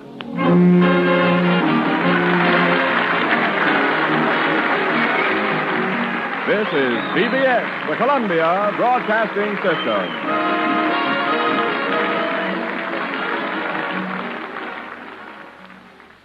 The Anchor Hocking Glass Corporation brings you Crime Photographer.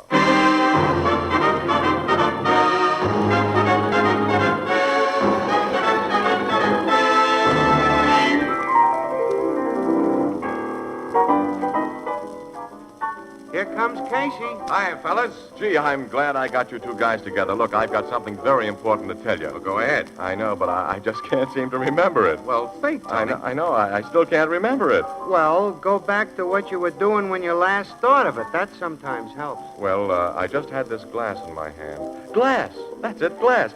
Look, I just want you two guys never to forget this. Well, what? Go on. Never forget that Anchor Hocking is the most famous name in glass.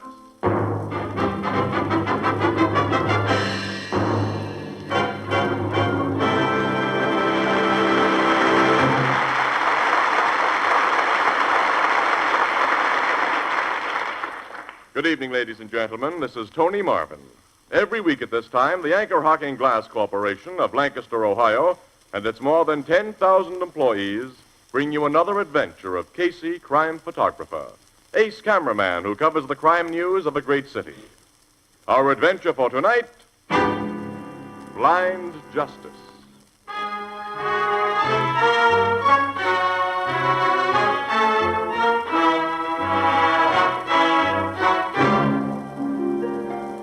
Late afternoon, police headquarters, the private office of Captain Logan, Homicide Bureau. On opposite sides of a huge battered desk sit Logan and Casey. Their eyes are hard, their jaws set and tense.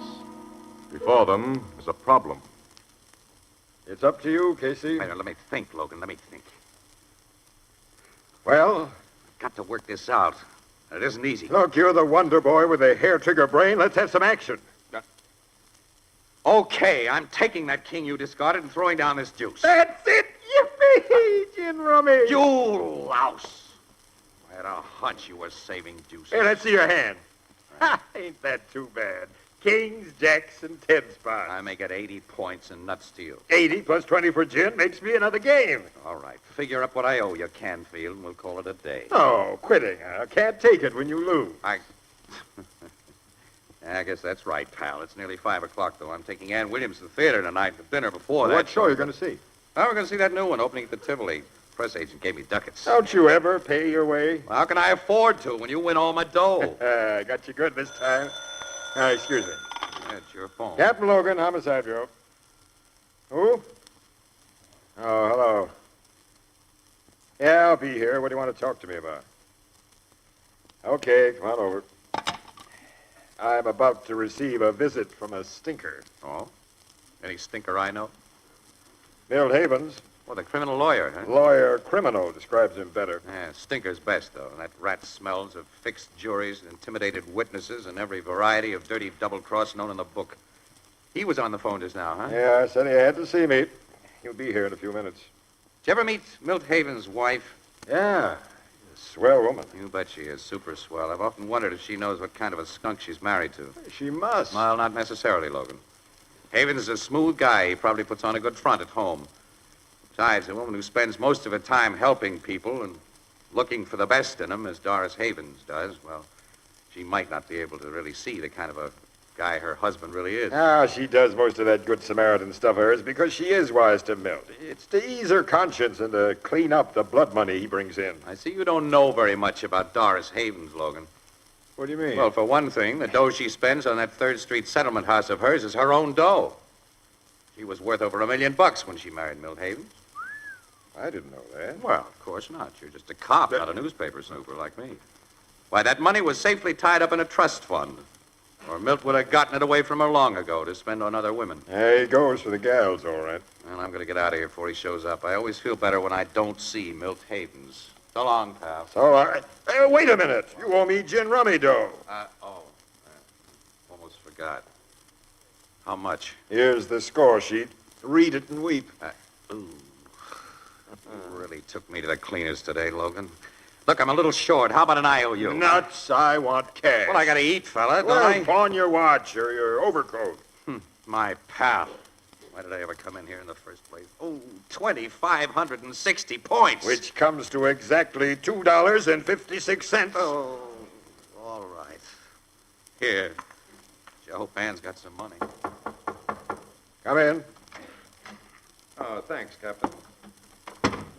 Hello, Havens. Well, this is a pleasant surprise, my old friend Casey. Hi, Milt. I'll see you later, Logan. Oh, you going? Yes, I got a date. Casey, as a newspaperman, you may be interested in my business with the captain. Oh, yeah? What is your business, Havens? Captain, I want you to look at a note that was delivered to my office this afternoon. First I'll read it to you and Casey. It says, this is your death warrant, Havens. There's a slug in my gat with your name on it, and you're going to get it, special delivery, very soon. From a guy you did dirt to. That's all. Let me see that note. Yeah, sure, here. Any idea who sent it? No, not the slightest. We attorneys who specialize in criminal defense practice make many enemies, Captain. You think this note's from some former client who's just gotten out of jail? Oh, well, it's a possibility. My thought in coming to see you, Captain, was that you might find fingerprints on this note. That I'll might have give you it a gone clue over.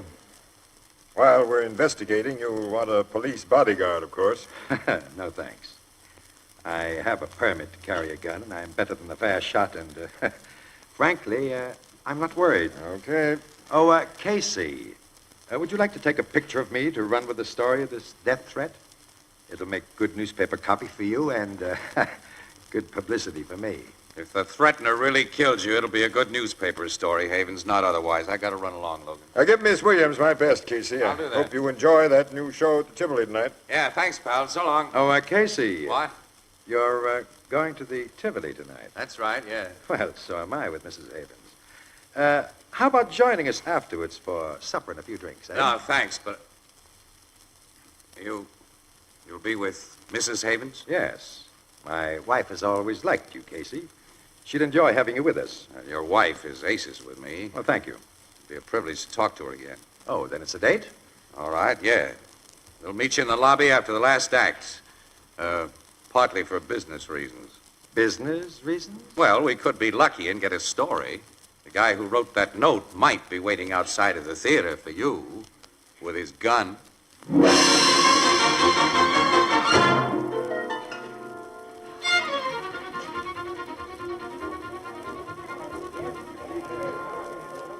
There's Milt Havens and his wife, Annie. Oh, that tall, Yeah. gray-haired woman is That's Mrs. right. Havens? Well, hello, Miss Williams. Casey, we've been waiting for you. Hello, Mr. Havens. Oh, Mr. Casey, it's so good to see you again. Well, it's good to see you, Mrs. Havens. Doris, you haven't met Casey's friend.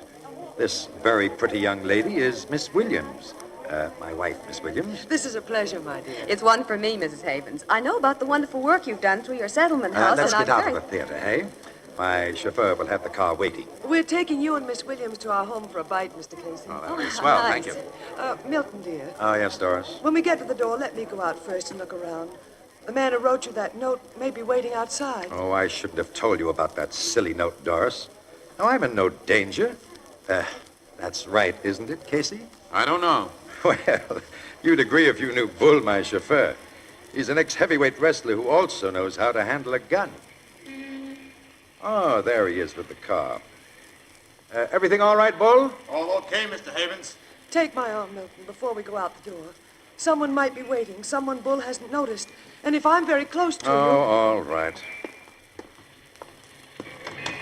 Now, you get into the car first. Very well. A man must humor these women, Casey. Yeah. Well, I'm safely inside. Come on, the rest of you. Let me help you, Mrs. Havens. Well, thank you, Mr. Casey. Annie? Oh, okay. Drive us home, Bull. Yes, sir. You weren't lucky, Casey. No news story. My threatening friend didn't come to the theater.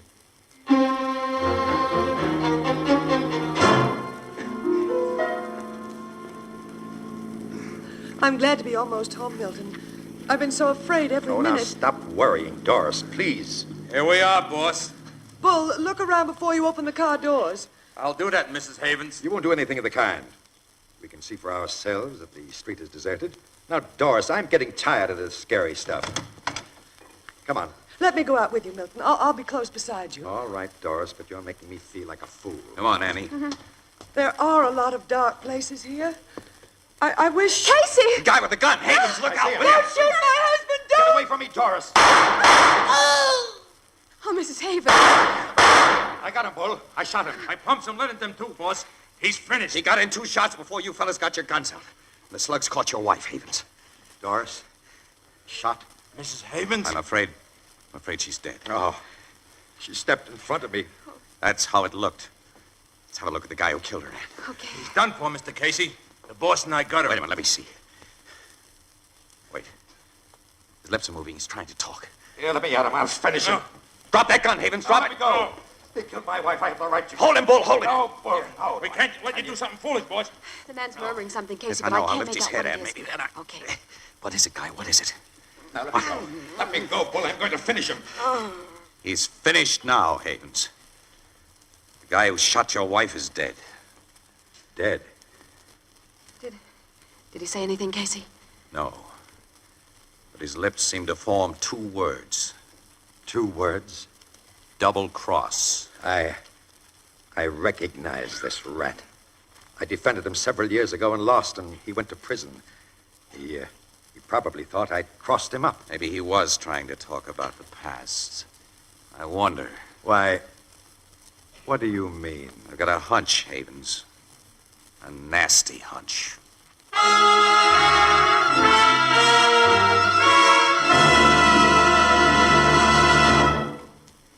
Friends, instead of delivering a regular commercial at this time, allow me to read you this telegram that I just received. Lancaster, Ohio. Quote, Anchor Hocking Glass Corporation scientists announce perfection, amazing new method of manufacturing oven glass in beautiful, rich, warm, opaque ivory. Development, result of years of research, is first of its kind in history. Makes possible introduction of completely new and far more beautiful line of oven glass called Ivory Fire King. Designed on simple classic lines, new Ivory Fire King oven glass resembles finest table china in appearance. New Ivory Fire King oven glass, guaranteed 2 years against oven breakage. Not yet available everywhere, sensational Ivory Fire King oven glass on display and sale soon throughout United States. Tell audience to watch for it, not miss it. It's the world's finest oven glass. William V. Fisher, President. Unquote. Mark up another first, another triumph. Ivory Fire King oven glass, a product of Anchor Hocking. The most famous name in glass.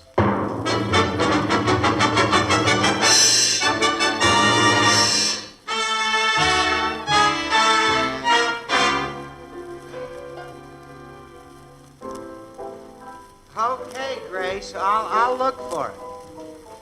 Don't worry, I won't. Goodbye.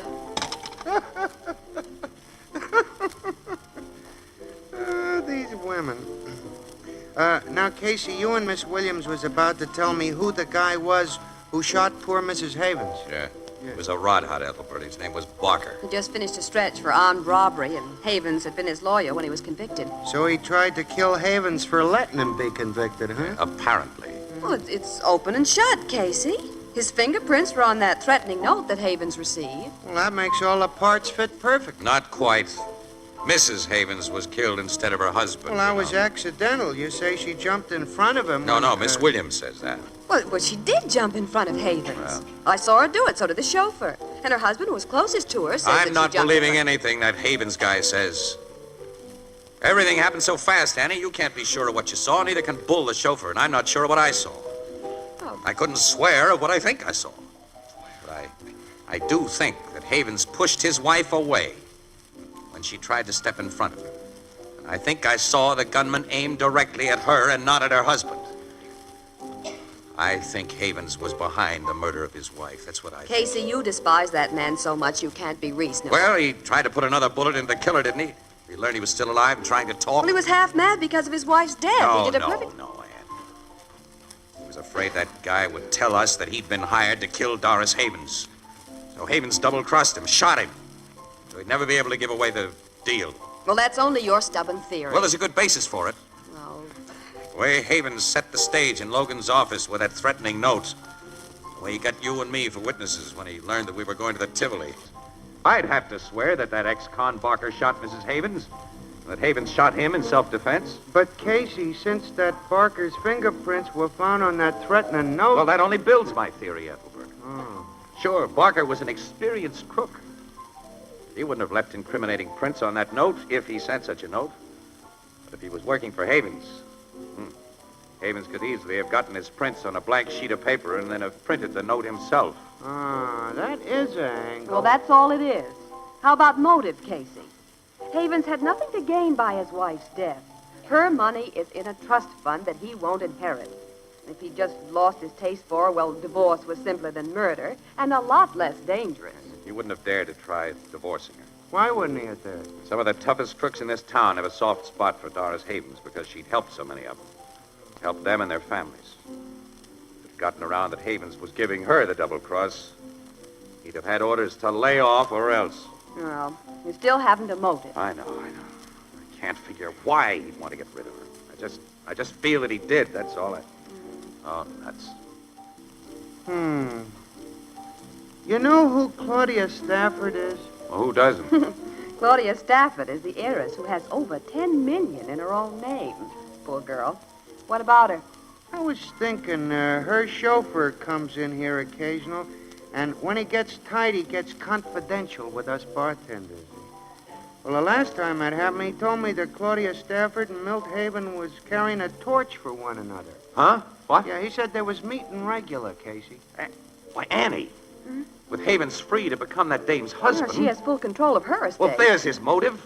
The Stafford dough. The same thought occurred to me while you was talking, Casey. Well, so what? There's still no evidence that Haven was behind his wife's murder. You've got to get evidence, Ann. If he hired Barker for the job... Captain Logan can check up on Barker. He may have said or done something. The cops will have a tough time on that kind of checkup, and they may get nowhere. Barker was a crook and associated with crooks.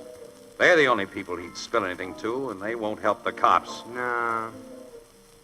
Wait a minute, though. A few of them might help me. Fats Everett likes you, Casey, and you've done him some favors. Yes, I was thinking of Fats Everett, Ann. He's the gang boss of the West Side where Mrs. Havens had her settlement house. Yeah. I'm going over and have a talk with Fats Everett.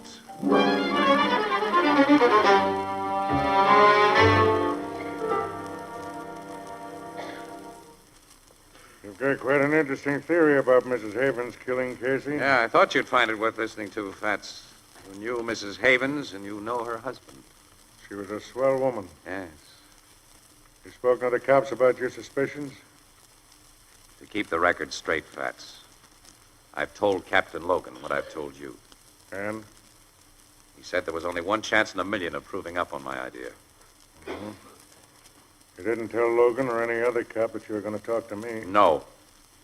Okay. Now forget you've talked to me. I'll speak to some of the guys about this Barker Rod Hut. You'll hear from me later. Thanks, Fats. Think nothing of it, Casey.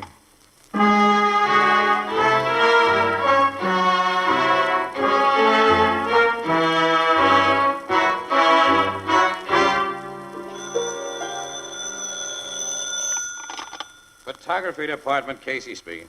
This is Everett. What? Fats! It's been 2 weeks since I talked to you. Have you found out anything? Some things take time, chum. Down to my joint. Want you to meet a guy. So long.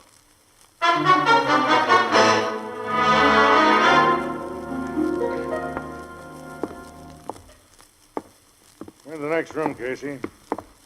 I want you to meet you in there. You got him locked up, Fats? Uh-huh. That's him. Get up, Dopey. You gonna let me out of here now, Mr. Everett, huh? You gonna... Close your trap till you're told over. Yeah, I will, Mr. Everett. Don't hit me again. Now tell this guy what you told me. Yeah, okay, Mr. Everett, okay. It's about Barker. We was in Sturdica, and we got sprung at the same time. And he was never saw at that mouthpiece. Wait a minute. Barker told you that? Yeah. I was his pal. And he told me how Havens was gonna pay him $1,000 to knock off his wife. Barker got $100 of it in advance. Which was all he got, except some slugs from Haven's gat. Barker bought Hooch with 100, and him and me, we got pie-eyed together. And that's when he told me about Havens and the job that he'd been hired to do. He wouldn't even tell a pal like me that unless we was full of red-eye like that. Your theory was 100%, Casey. Now, will you let me out of here, Mr. Abbott, and will you give me a bottle of red-eye? Sit down. Shut up. Guy's an alcoholic, Fats. He's everything that's crummy. He's even been in the bug house. But he was Barker's pal. I've checked. Yeah. His testimony would be worth a plug nickel in court. He's an ex-con. He's a rummy and a nut. He says Barker was drunk when he told him about Havens. Well, DA wouldn't even try for an indictment on the strength of his story. He's the best I could do for you, Casey. And I believe his story. I've checked. Well, there's still no evidence against Havens. He's going to get away with what he's done. He killed a swell woman. Yeah, she was tops. She's dead, and he'll go on living better than he ever has before on Claudius Stafford's dole. Guess that old gal, Justice, is blind. I try to think she is, Casey, for my own sake. But all guys like me are just a little bit afraid of her. Blind or not, she seems to get around. And to catch up with the fastest runners. We don't get away. Well, Havens is getting away. Yeah. Yeah, I guess you're right. You want to take this jerk to the cops, or shall I turn him loose? Well, won't do any good, but I'll take him to the cops. Now get him out of here, then. All right, come on, No, you. don't take come me on. to the cops. Shut up. So long, Casey. Be seeing you one of these days.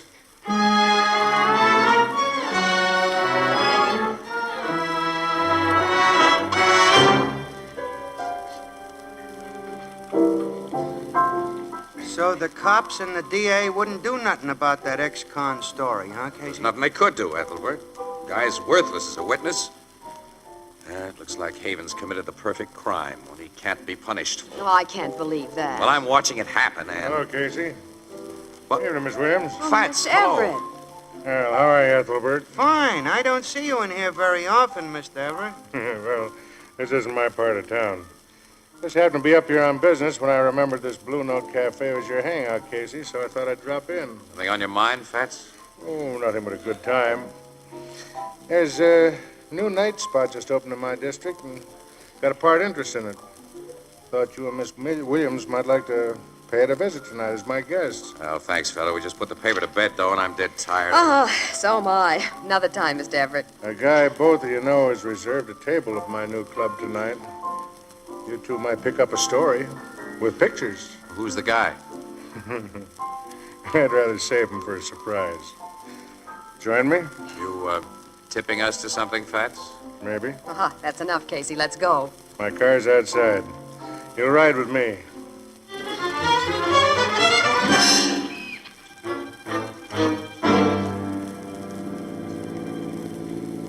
There's my new nightclub, Miss Williams. We'll park here. Hey, wait a minute. Your joint's almost directly across the street from the 3rd Street Settlement House, Fats. You know, Mrs. Havens' place. Yeah. She did a lot of good in this neighborhood. Well, come on, let's get out of this bus. Huh? Wait a second now. Till I light a fresh cigar. Oh, sure. What time you got, Casey? 12:30. 12:29, to be exact. Mm-hmm. That checks with my watch, so we both must be right. Just the shank of the evening. Let's go. Got your camera, Casey? Yeah, sure, I got it. I think you two will get a kick out of my new club. We're drawing some of the most important people in town, Casey. Yeah, well, look, suppose you break down now and tell us who the guy is you spoke of. Guy? Yeah, the one we know who's reserved a table might be good for a story. Oh. It's the mayor. The mayor? Oh. We're joining his party. You know his honor, Miss Williams. He's always good for a story. And it won't hurt your new club if we run something about him being there. That's right. We can use some free publicity. Ann! Huh? Milt Havens just came out of that club. Hey, the car across the street is firing at Havens. Oh, it's getting away. I'm getting a picture of this. Fats, what's the... I'm sorry I bumped your arm, Casey. I would have gotten a picture of that murder car, Fats, if you hadn't The bumped my car's arm. gone now. It's around the corner. Never mind the car. Let's have a look at Havens. Hurry. He's dead, Casey. Bullets almost cut him in two. Here's the picture you really wanted, Casey. The dead body of a rat. I'll take it, Fats. Huh. And you brought me down here to take pictures of the mayor.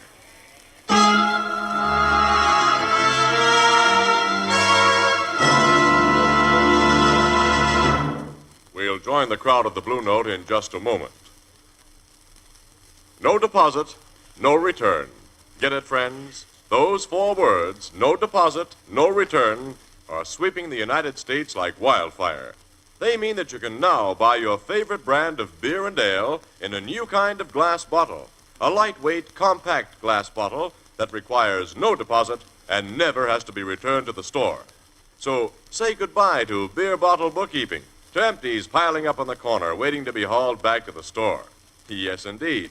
The new Anchor Glass one-way, no-deposit bottles can be discarded just as any other food container after you've used the contents. And they're light to carry home, take up less space in your refrigerator. Now, you, of course, prefer your beer and ale in clean, sanitary glass. Americans have for more than 100 years. So demand your favorite brand of beer or ale in the sparkling new Anchor Glass one-way, no-deposit bottle. Product of Anchor Hocking. The most famous name in glass.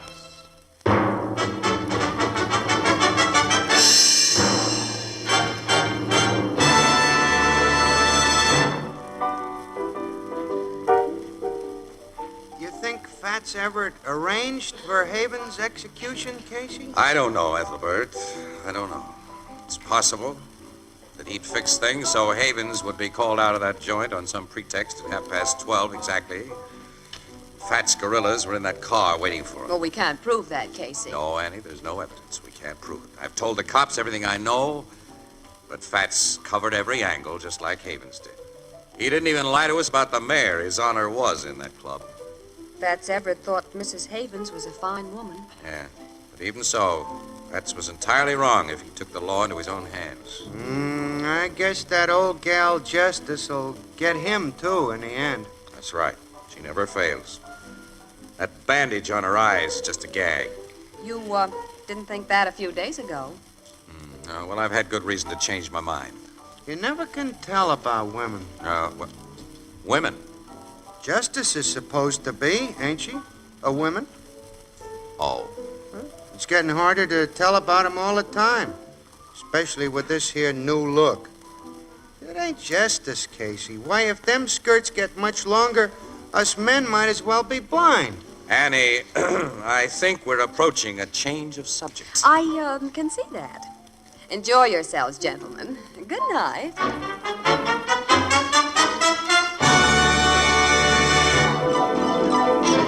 Crime Photographer, starring Stotts Cotsworth as Casey, is written by Alonzo Dean Cole. It is brought to you each Thursday by the Anchor Hocking Glass Corporation, makers of Fire King Oven Glass. Anchor glass containers, Anchor caps and closures. All products of Anchor Hocking, the most famous name in glass.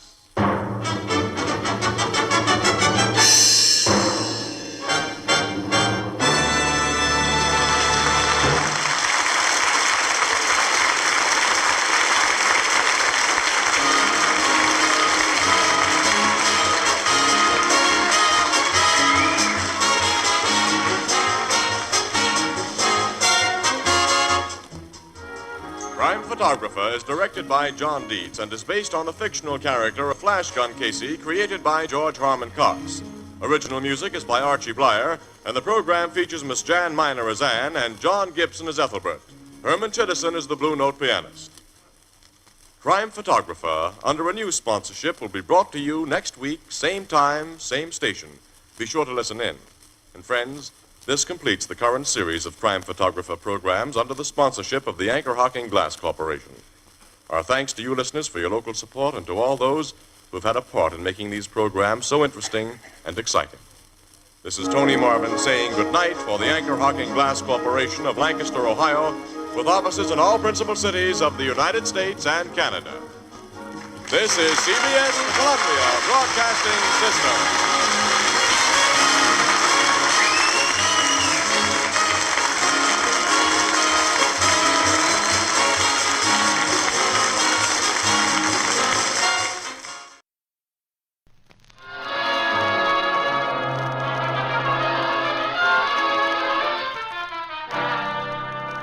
Good evening.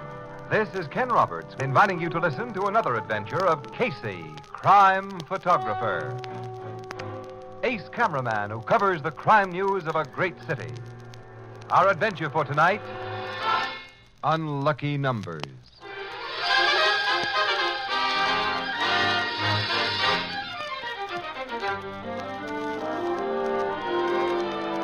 Afternoon at the Blue Note Cafe. And Casey and Ethelbert are discussing a very delicate situation. It's a very delicate situation, Casey. Gladys wants to marry me, I think. Now, Ethelbert, what makes you think that? She said so. Oh. And what I'm scared of is if I don't ask her to marry me, she'll be mad. If I do ask her to marry me, she'll marry me. Casey, what am I going to do? Ethelbert, you must be firm. Yeah? Yes, sir. It's been my experience that once you let a woman get the upper hand, you're done for. Casey. Be the boss. Casey. Yeah, and whatever you do, Ethelbert, don't forget. Oh, hello, Miss Williams. Forget what, Casey? Oh, Annie. Annie? Mm-hmm. Well, Ethelbert and I were just, we were just... I know. You were teaching him to be firm. I once worked for a firm. Don't change the subject, Ethelbert. Anyway, Casey, Burke has an assignment for us.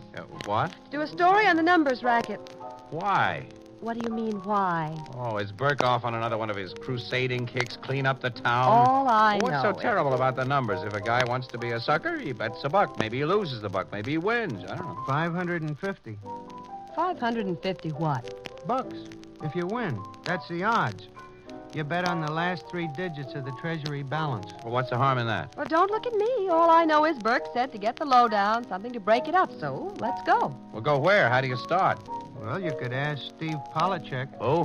Steve Polachek. He plays the numbers. Well, that's a start. Where does this Steve Polachek live? Over on Ward Street, 22, I think it is. Mm-hmm. Oh, come on, Casey. Okay. All right. Of all the silly assignments Burke ever handed us, this is without a...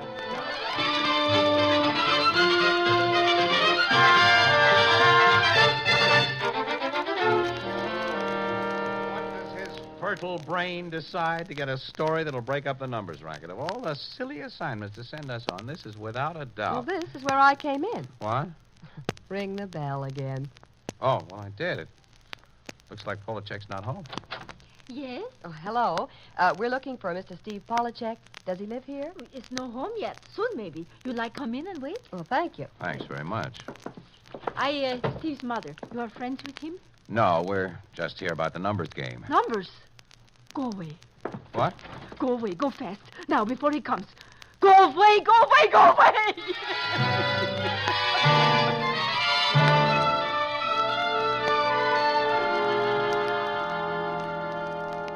She's all right now, Casey. Oh, I'm sorry we upset you, Mrs. Polachek. I forgot to say that we were from the Express, the newspaper.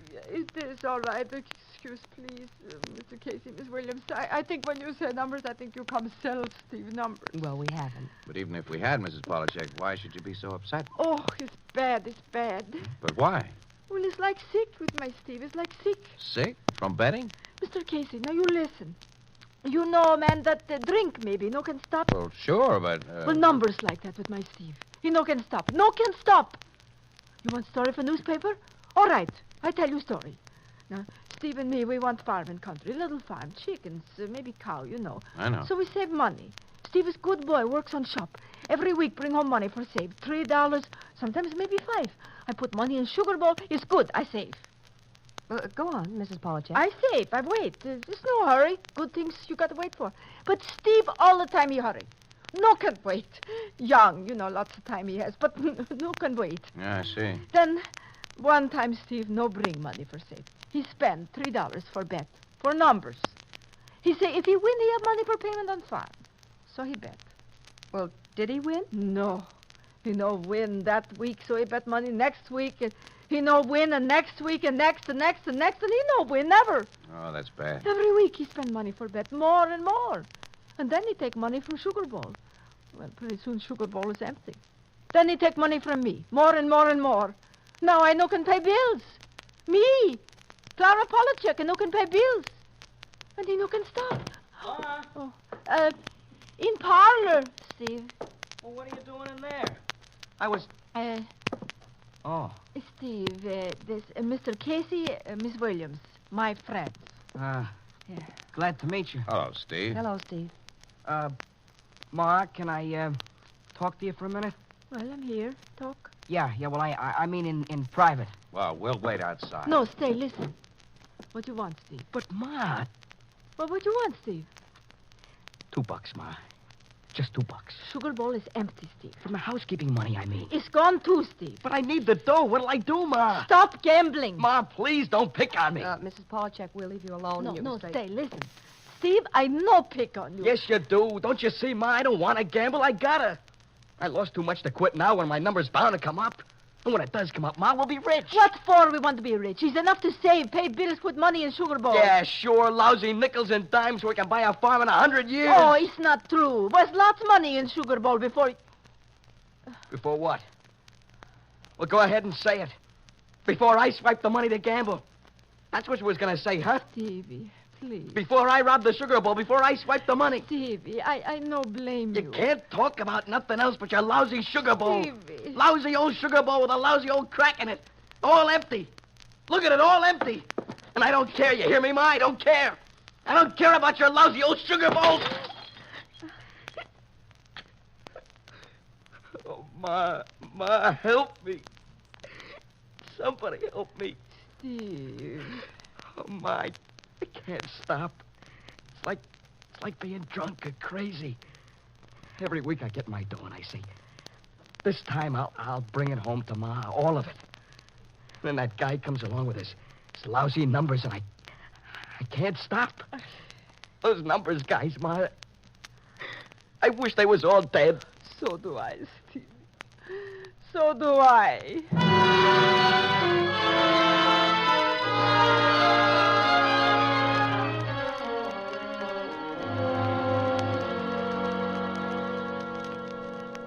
And that's what he said, Logan. I wish they was all dead.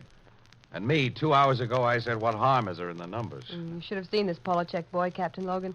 Nice kid, but all shot to pieces. Yeah, I know. They get like that. Well, they shouldn't. With the odds against him, the guy who bets doesn't have a prayer. Why can't you cops do something about it? That's not my department, Casey. Talk to the vice boys. They pick up the guys who sell tickets, but two more always sprout from the same spot. Trouble is, nobody knows who operates this thing. Well, I'm going to find out. How? I don't know. Maybe I'll pretend to be one of the numbers boys myself. Casey, I got news for you. 2 years ago, a plainclothesman discovered their hangout was Al's pool hall over on 10th. That's all. He just discovered their hangout. The next day, we discovered him. Murdered. Oh, yeah? Yeah. It's still on the books. Unsolved. Maybe I ought to mosey over to Al's pool Now, hall. Casey, please. Now, even if you're a stinker, I like you better alive than dead. I'm glad to hear that, Annie. If anyone wants me, I'll be over at Al's pool hall.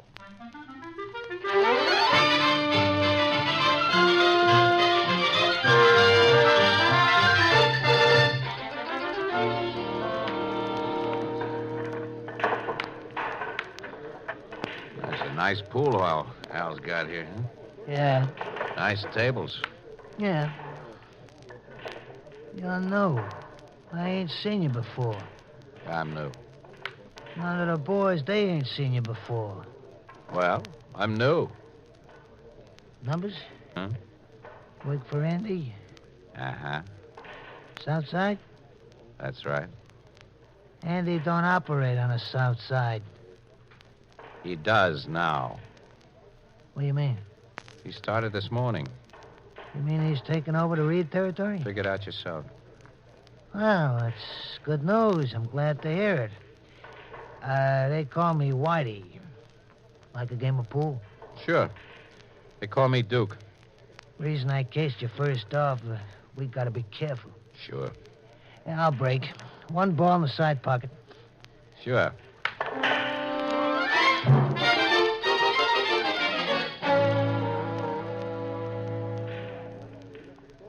You're getting hot today, Whitey. 7 in a corner. How's the numbers going, Whitey? Fair. Collected nearly 3 G's this week with no hits. Didn't have to pay out a cent, huh? Not one. 8 ball on the side.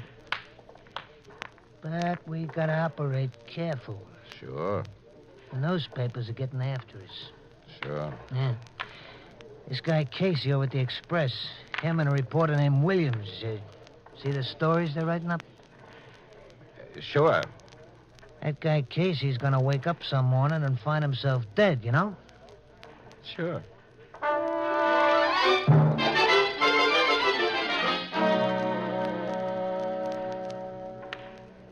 Glad you dropped in today, pal. What's up? This Casey's getting on our necks. Well, at least we haven't let him know who our boss is yet. No, we gotta keep our mouths shut. He's a great guy, the boss. Sure. I never met him. Great guy. Sure, I guess so. Bank's shot on the 3, huh? Yeah. He never comes around here, does he? The boss in a crumb-bum joint like this? Don't be funny. Arthur Matheson is a gentleman.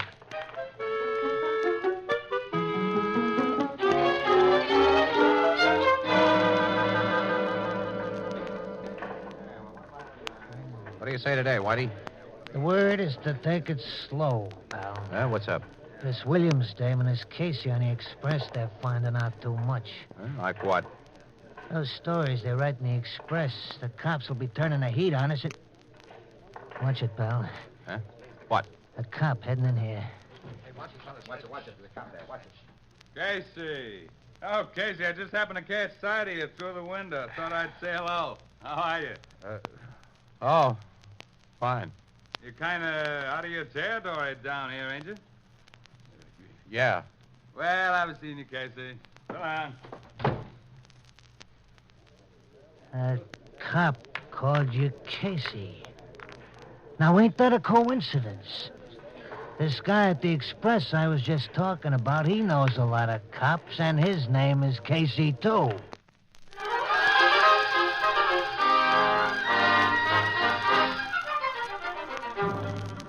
Casey, huh? Could it be you're the same Casey as that louse on the Express? What do you think, Whitey? I think you are. What do you think I got in this pocket? A handkerchief? Why, you... This is that newspaper photographer Casey, boys. Don't move, Whitey. Don't move, anybody. I'm getting out of here. You, get away from that door. You, too. It's better. So long, boys. See you later.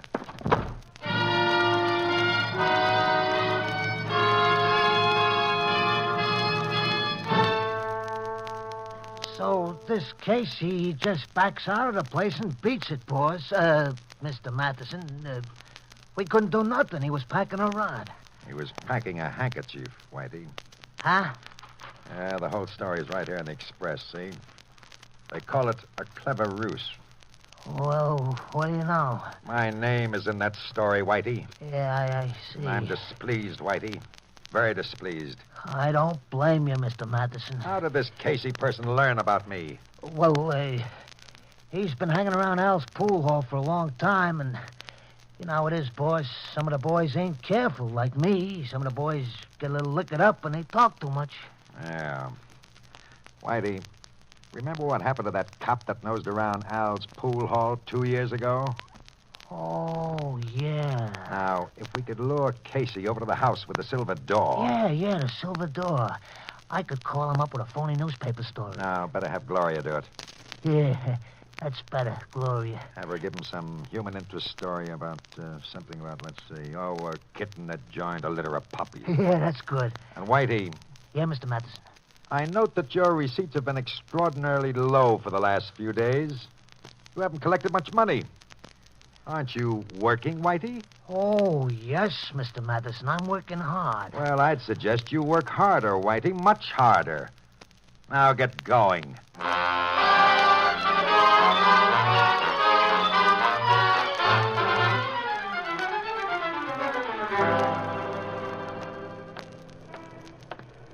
Hello, Steve. What?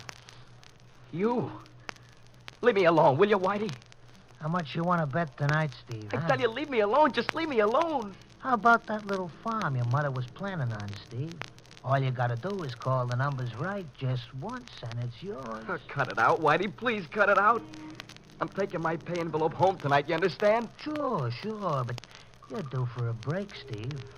And $20 will pay you $9,000 if you hit it. I thought you guys was gonna be stopped. $9,000, Steve. There's your farm.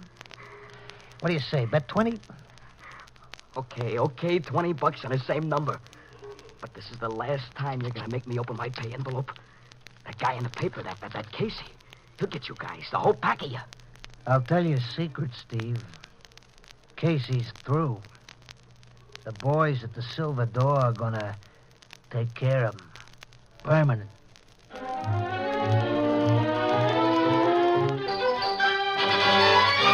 Casey, I tell you, it's dangerous. Those boys are out to get you. They're bound to be now. Oh, sure, Ann, Well, but give this whole business up, will you? Drop it. I can't. Why not? Well- Matheson's the head man, and you found that out. Now let the police handle it from now on. I've just been talking to Logan. The cops haven't got a thing on Matheson. They can't touch him. That's a very sharp guy, that Matheson. He hasn't made any mistakes. Well, don't you make any. Drop the whole thing while you still can, please. Oh, excuse me, anyway. Photography, Casey talking. Yeah? Oh, where? Wait a minute.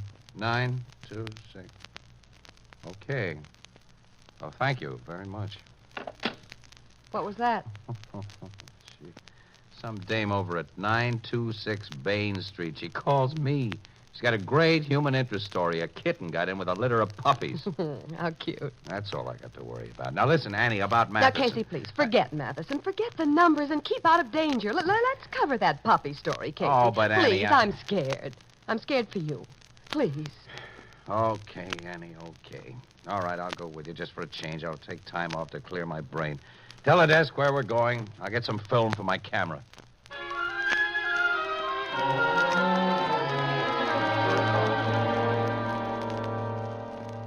Quite sure everything is taken care of, Whitey? Don't worry, boss. Casey'll be here. Gloria phoned him with that puppy story like you suggested. Mr. Matheson. What?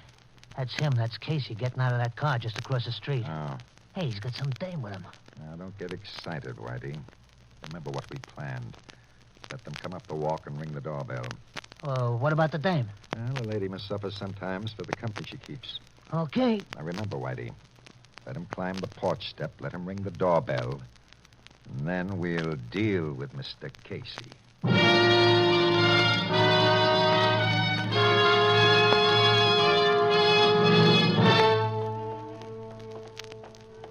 This is it, Casey. 926 Bain Street. Yeah. Mm-hmm. Watch it, Annie. These Yeah. porch steps are rickety, I guess.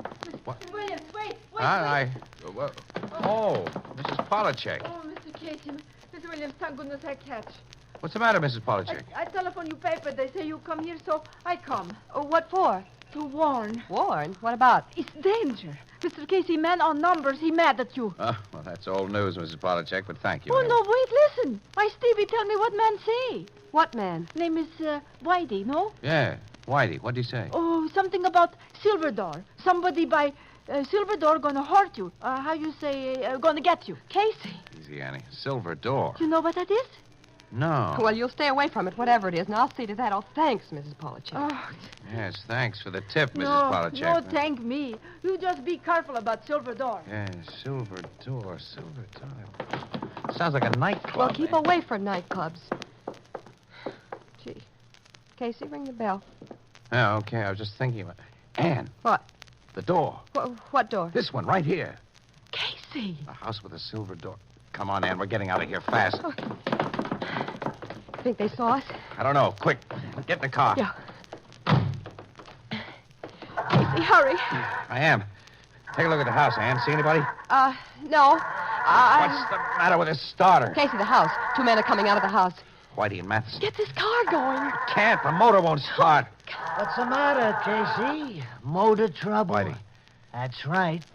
And this here's Mr. Matheson. Oh, hello, Mr. Casey. I must apologize about your car. An associate of mine, quite mechanically inclined, disconnected a wire or something. Fix it, Whitey, and then we'll get going. Now, just a minute. You may drive, Mr. Casey, but you'd better follow instructions. Whitey and I carry more than handkerchiefs in our pockets. Don't we, Whitey, hey?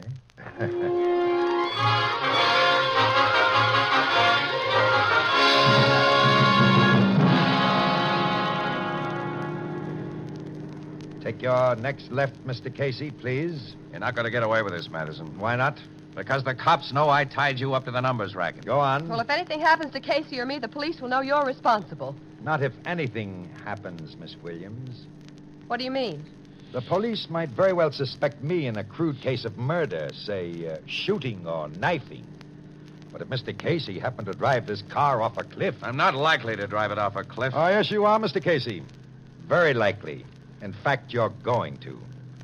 No one will ever prove you were knocked out ahead of time, and there will be a smell of liquor about you and Miss Williams.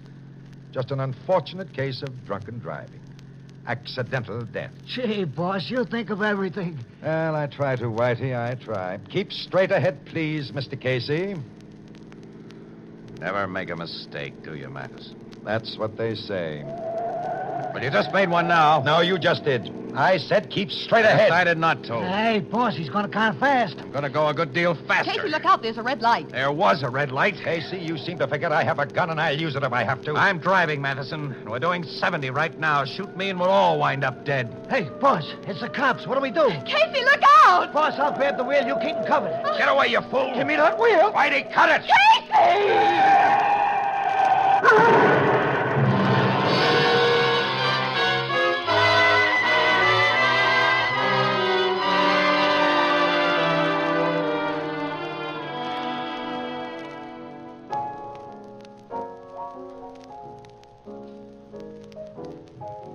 Casey, another pillow behind your back? Oh, no, thanks, Ethelbert. Miss Williams, another pillow under your... No thanks, Ethelbert. Gee, you two look terrible. Got to see the other guys.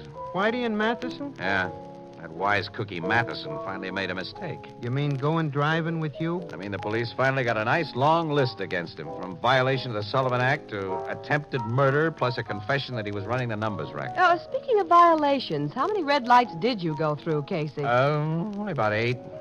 Oh, which reminds me, Annie, do you think Logan can fix a ticket for reckless driving? I hope not.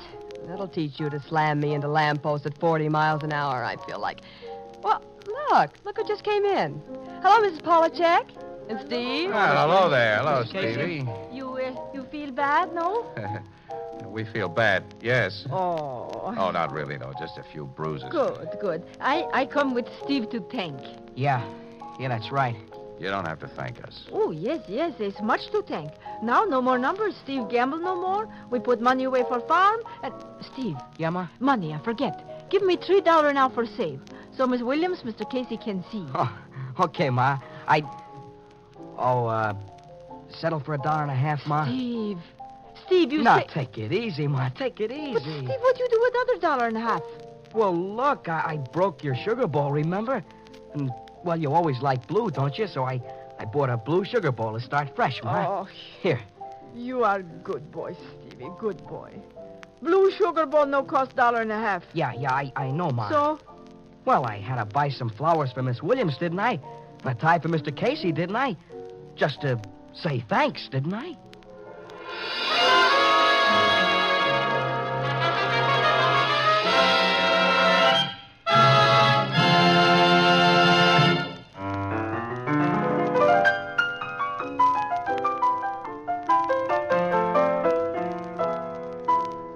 Tonight's adventure was written by Alonzo Dean Cole. Stott Cotsworth played the part of Casey, Jan Miner was Anne, and John Gibson was Ethelbert. Next week, another adventure of Casey, crime photographer. This is the United States Armed Forces Radio Service, the voice of information and education.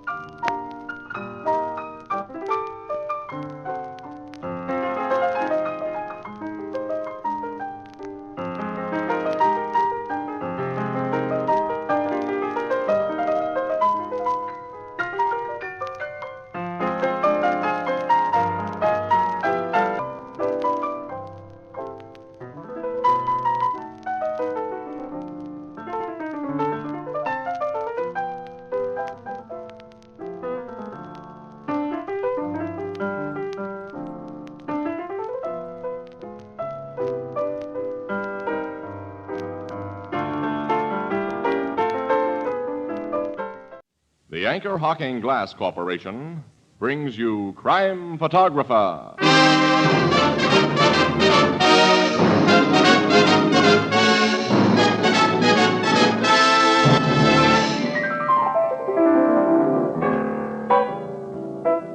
Gee, it's hot today, Casey. Here it is, only April 24th. April 24th, the anniversary of Ethelred. My anniversary, Casey? You know I ain't even married. I didn't say you, Ethelbert. I said Ethelred, once King of England. Oh, what's he famous for? Oh, who knows? But everyone knows what Anchor Hocking is famous for. Anchor Hocking is the most famous name in glass.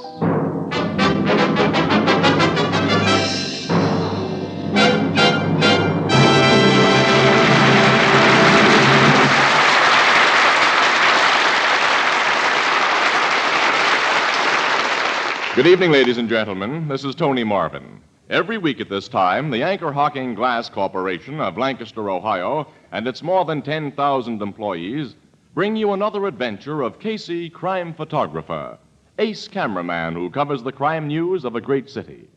Written by Alonzo Dean Cole, our adventure for tonight, The Gentle Strangler.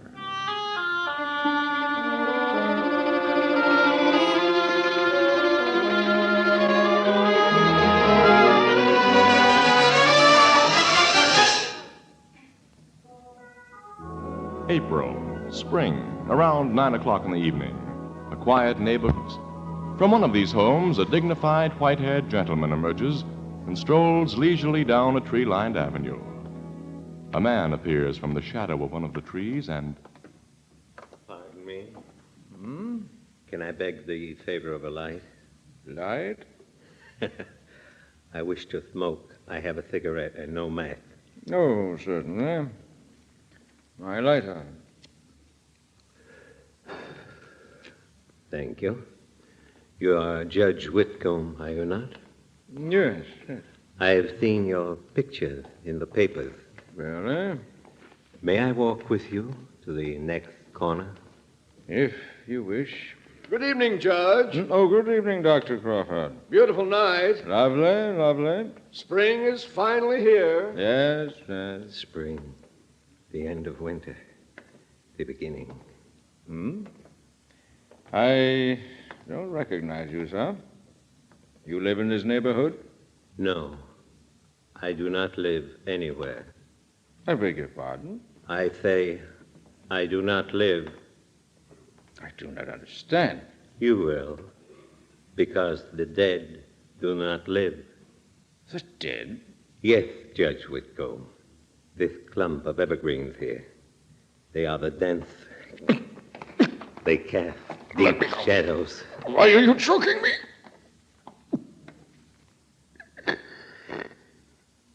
You see, Judge, you do not live anymore. You do not live.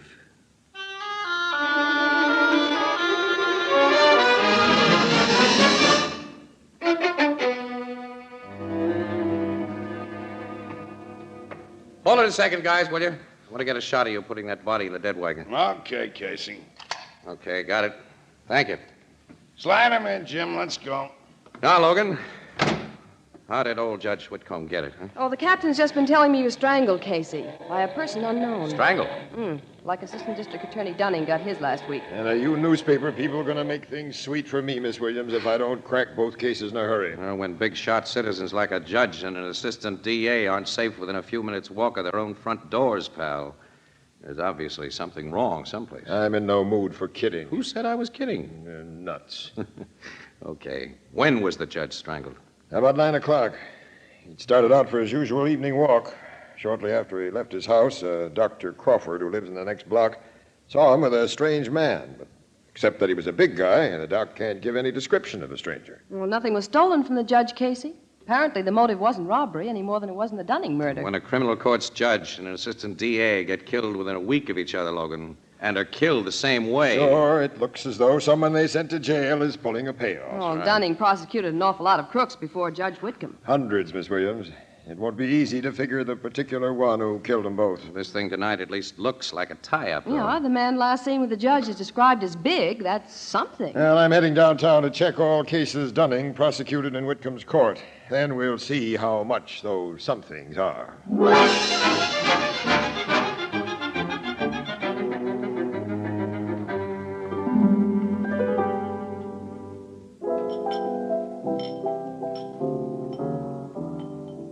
Joe, will you take care of that lady over at the table?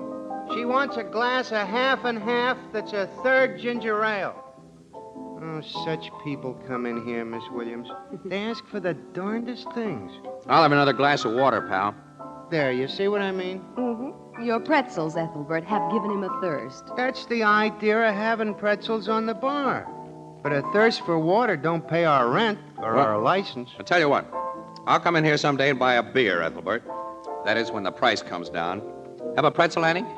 Mind if I do? While you two are eating up the profits, what's new on them strangling cases? Don't you read the papers? Sure I do. And I think it's a crying shame the way they're all picking on Captain Logan. You and Miss Williams told me he ain't got a single clue to work on outside of the idea that Dunning and Judge Whitcomb was killed by the same man. Yeah, well, that idea's beginning to pay off now, Ethelbert.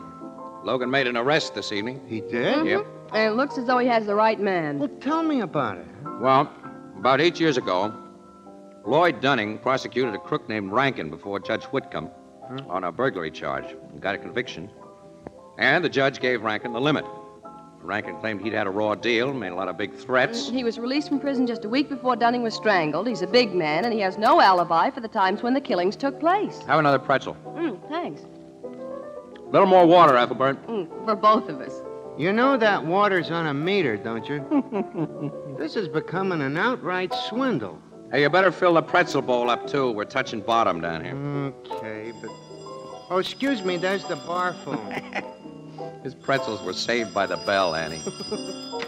Blue Note Cafe, Ethelbert speaking. Yeah, he's right here. Your city editor, Casey. Uh-oh. All right, give me it. Take it. Hello, Burke. Wait a minute. Oh, now, Burke. Well, okay, all right, I got a pencil ready. Go ahead, shoot. Alleyway on Market Street, just south of 12th. I got it. What? What's happened there? What? We're on our way, Burke, right now. What is it, Casey? Another strangling, Annie. Another? A detective got it this time, and Rankin didn't do the job. He's locked up in jail.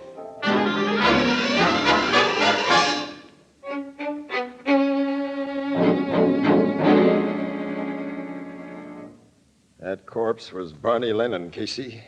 One of my homicide guys and one of the best. Yes, he was a swell cop, Logan. A swell guy, too. You know, this Strangler must be an awfully strong guy. Barney was no pushover. Well, the Strangler must have gotten him unawares. He must have. You know, Barney Lennon must have arrested the man whom Dunning prosecuted and Judge Whitcomb sentenced. Oh, maybe these three stranglings are wholly unrelated. Maybe we're dealing with a maniac. Well, the killer may be a maniac, Logan, but it's stretching that long arm of coincidence too far to believe that these three jobs are unrelated. Yes, 3 law enforcement officers in the same way and within 3 weeks. Yeah. A job a week. The killer may give us proof of relationship, Logan. Next week.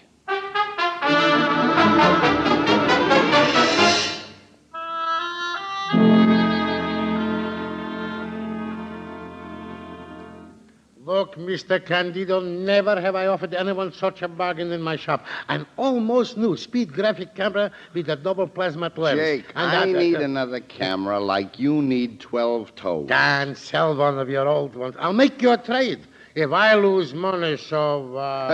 If you lost money on a deal, so it'd be a miracle. I'm trading no cameras today. Yeah, well, say, a man can only try, you know. Send out that stuff I ordered first thing in the morning, will you? For you, Mr. Candido, I'll have it delivered as soon as I open the shop. And don't forget, I need those photo folders especially. You'll get them.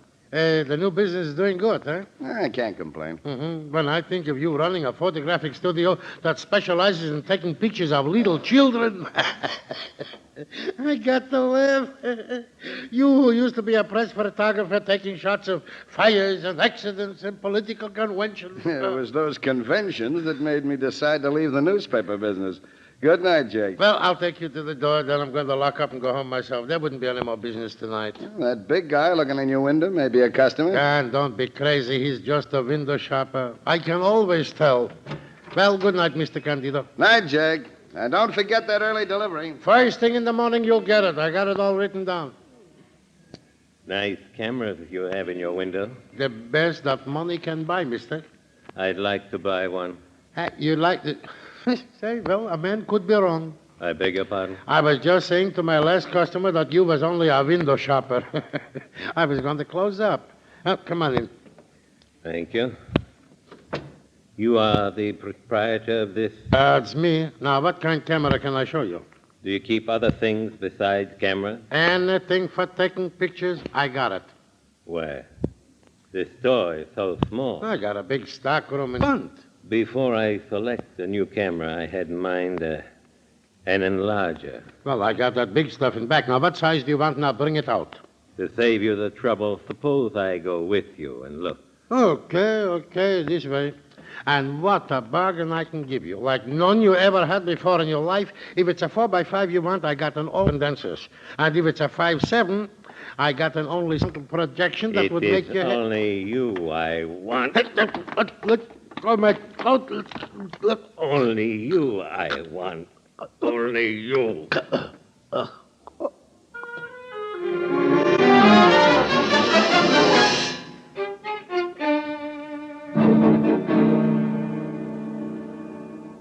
This strangling proves we're dealing with a madman, Casey. This Jake Blumberg had nothing to do with the law. He simply ran a little camera shop.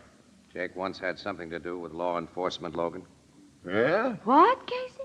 He was the star witness, Annie, in a murder case. Say, I remember now. Yeah, I thought you would, pal. It was his testimony that got that Ivanov girl a death sentence. Mm-hmm. You remember the rest? Barney Lennon arrested her. Dunning prosecuted her. Judge Whitcomb sentenced her. Right. Casey. Yeah. I'm the guy who dug up the evidence against her. I must be next on the Strangler's list.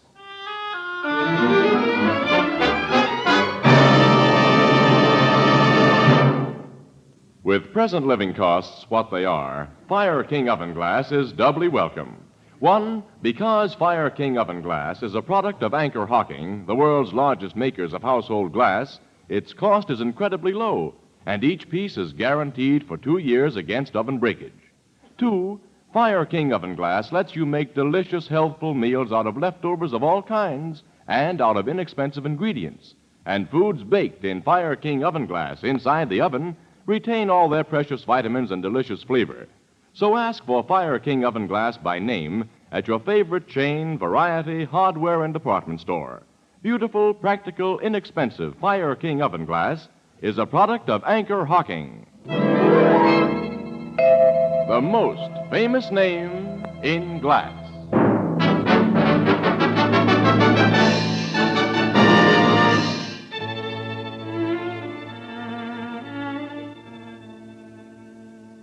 Come on now, talk, Casey. Tell me about this Ivanov case. Well, okay, Annie. It was before you came to work on the paper. 1939 or 40. 39, Logan. The war just started in Europe. Yeah.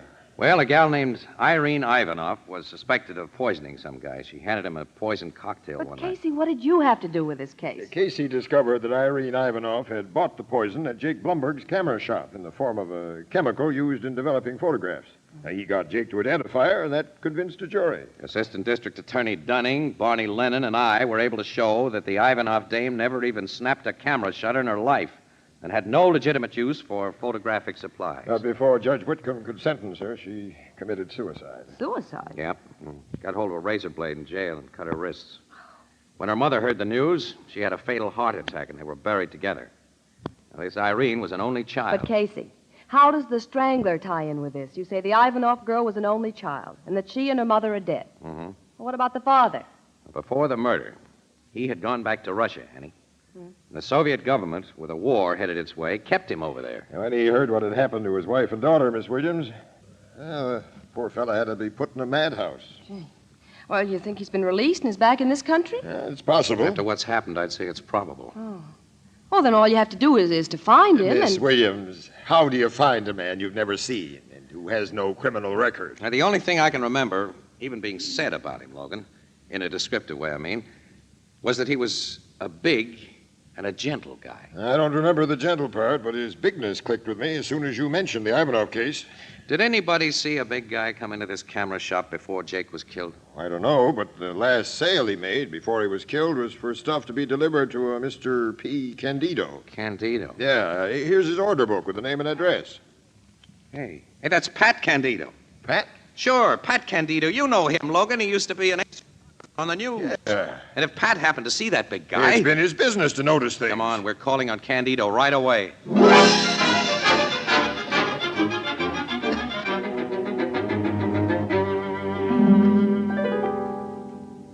A medical examiner says that Jake was killed at about 7:30, Candido. You say you left his shop at about that time? Yes, Jake said he was closing up his place and going home.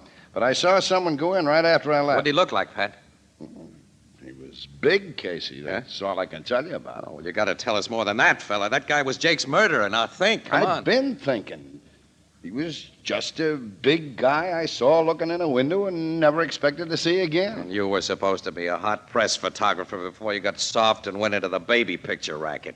You were supposed to have a nose for news. Oh, was my nose supposed to tell me he was going to commit a murder? Oh, I'm sorry, Pat. Well, I'm sorry I let you down, Casey, but I just don't remember. Wait a minute. That big guy has eyes like a baby's. Like a bit? What do you mean? I take pictures of young kids all day, and, well, the babies, the infants, their eyes are different. They seldom focus when they look at you. They seem to look through you and all around you and not at you. Yeah, I know what you mean, Pat, but that isn't much help. Is that the best you can do for us, huh? That's all I can do for you. Yeah, well, thanks, pal. It's at least more than we had before. Well, now, that isn't enough to give Casey warning of a man who undoubtedly intends to strangle him next week. Now, what are you going to do about that, Captain Logan? Don't worry, Miss Williams. Casey won't be alone any moment of the day or night from now on. What do you mean I won't be alone? Pal, I'm not particularly concerned about your skin. But I want to catch a murderer and your bait. Wherever you go and whatever you do, a cop will be right beside you.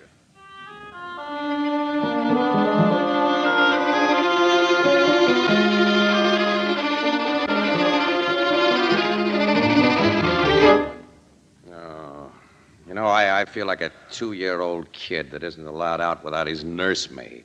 It's bad enough in the daytime, but when I have to look at one of you cops in my own apartment at night here... I don't like it any better than you do, Casey. If you were a pleasant company, it wouldn't be so bad, but you do nothing but gripe. Well, I'm sorry, Mac. Would you like a drink? I would, yeah. But if I touched a drop and the captain found it out, I'd be back to pavement pounding in a uniform. When he gives orders to guard a guy, he means you don't do it with liquor under your belt. Nuts. There isn't even any sociability with you lugs. Well, you ought to be glad we're on our toes. You know, Casey, it's just a week ago tonight since Jake Blumberg was knocked off. And you're next. I could handle that Strangler by myself. I'm not anemic, you know. You don't know the guy, Casey. Wonder if Ivanov has a Russian accent. No, it isn't likely. He was brought to this country as a kid and lived here most of his life. Yeah, that's right. Well, it's almost midnight, Mac. Yeah. I start work tomorrow on the 8 a.m. shift, so I might as well hit the sack again. Yeah, I'll be able to do a little sleeping myself tonight. Hope my relief shows up at 12 sharp. Who is your relief tonight? Oh, some guy named Norris. I don't know him. He's a uniformed cop from the precinct house. A uniformed cop? Yeah, Detective Bureau hasn't enough men to do all its work right now, Casey. We homicide guys especially have more than we can do. I know that. Of course, a plain-clothes guy like me will pick you up in the morning. That'll be something I'll look forward to. Yeah. Well, I hope Patrolman Norris won't mind a little fancy snoring. Well, I'm going to change into my pajamas.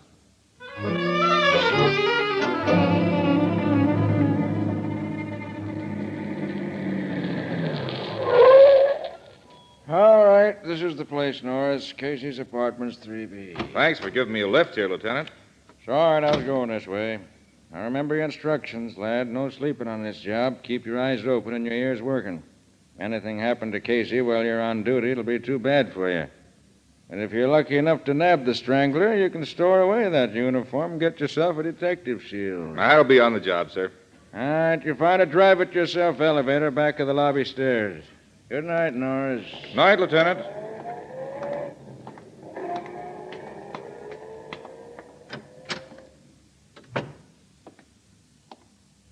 Good evening, officer. Evening.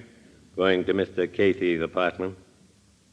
Who wants to know? I'm a friend of his. Just left him. The detective with him said he was expecting his relief. Oh, I see. Here's the elevator. I just got out of it. Press number 3 button there. Oh, thanks. You went to sleep nice and quiet, officer. Hardly a sound. Now I'll take you to the roof and tie you up.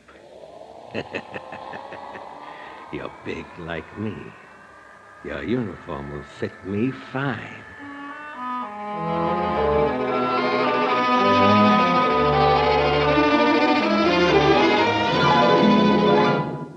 That relief cop is over 5 minutes late already, Casey. Well, you're actually off duty now, Mac. How about that nightcap? No, thanks. Not till the guy gets here. Here I'm all ready to hit the beauty rest, and you keep me up because I want to give you a little hospitality before you shove off. Well, there's your relief now. I'll get him. Yep. Keep away from that door, Casey. What do you mean? It just might be the bird I'm guarding you against. Oh, nuts. Who's there? Officer Norris, 23rd Precinct.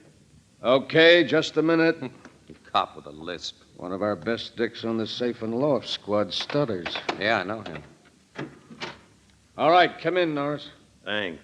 I'm your relief. Yeah, and a late relief. I'm sorry. It couldn't be helped. Yeah, well, I'm sorry, too. All right, give me that nightcap, Casey, and I'll get out of here. Okay, Mac. How about you, Norris? No, thank you.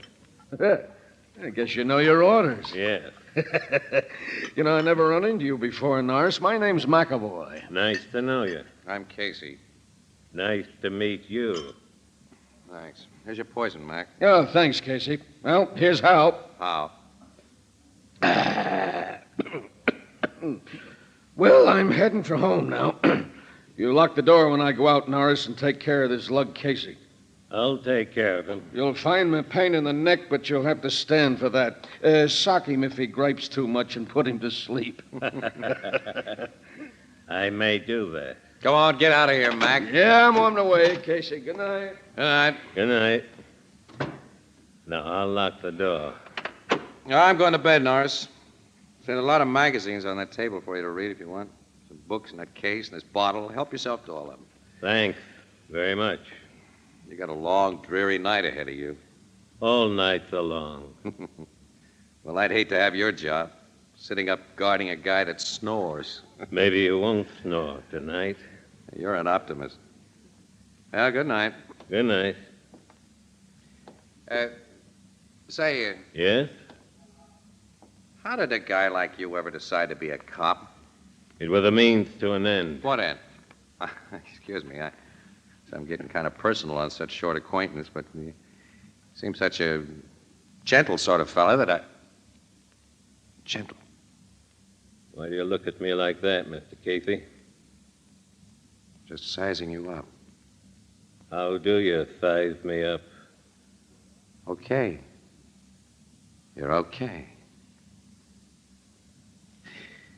Think I'll have a nightcap. I prescribe it. Sure you won't join me? No, thank you. Detective McAvoy should be out of the building now. Well, on his way home, don't you think? Yeah. I think so, too. And since we won't be disturbed... No, you don't! My eyes! The whiskey! Yeah, I've got a full glass right in them. Ivanov. I've got my hands on you now. You'll die like the others who killed my daughter. Hey, you can't move so quick. But you're not going to strangle me. I can see. Again, I have a gun. You won't use it, though. How was that for size? Now try this on your whiskers.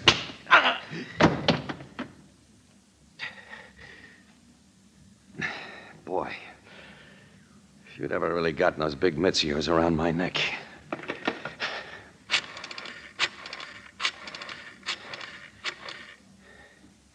Hello, headquarters. Give me Captain Logan, will you? He isn't in, huh? Well, when he comes in, tell him Casey called. And to send a wagon up to my joint for the Strangler. Yeah, he's sleeping right now in my apartment, and I'm afraid I'll wake him up if I start to snore. Oh, wait a minute. Give Logan another message for me. Tell him my opinion of his idea about having me guarded is phooey.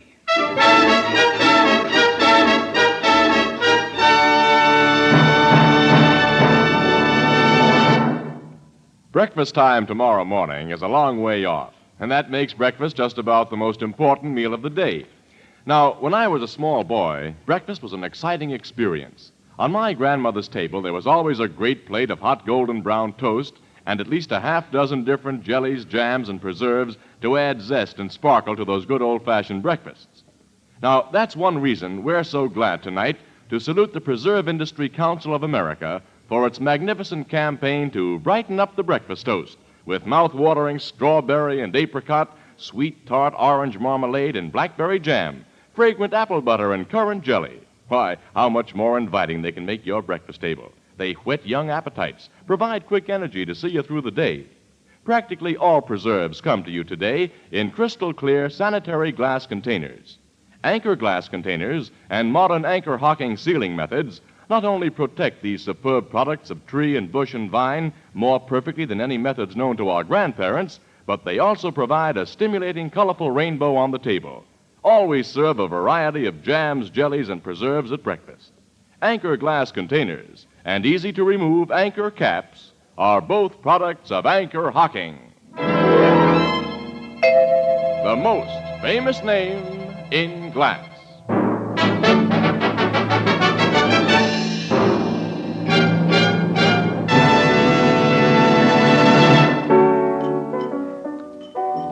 But, Casey, how did you get wise to that Ivanov guy in the cop's uniform? His eyes were like a baby's, Ethelbert. They didn't focus. The eyes of mad people are often like that. Yeah. And Ivanov is as crazy as they come, poor devil. He's going to spend the rest of his life in a nut house. Of course, those funny eyes Pat Candido noticed put me on guard, you see. I filled that whiskey glass just in case. I wasn't going to take any chances. Ivanov had the cop's revolver, Ethelbert, in case he couldn't take chances. Right. How'd you find the cop whose uniform Ivanov had taken? He was on the roof, tied up and gagged. Otherwise, he was okay. Ivanov had been listening outside Casey's door. He'd heard the name of the cop that was to relieve McAvoy, and that McAvoy didn't know him personally, so he just put poor Norris to sleep and took his place. Seems to me that for a crazy guy, he went about his strangling business in a pretty smart way. Well, insane people often have a very sane side, pal. And vice versa. Why look at me? I wasn't looking at you, Casey. I was looking at that pretzel bowl. Oh. Well, don't just look at it. It's empty again. Fill it up. Yeah. And Ethelbert. I know. 2 more glasses of water. Yeah. And cold this time.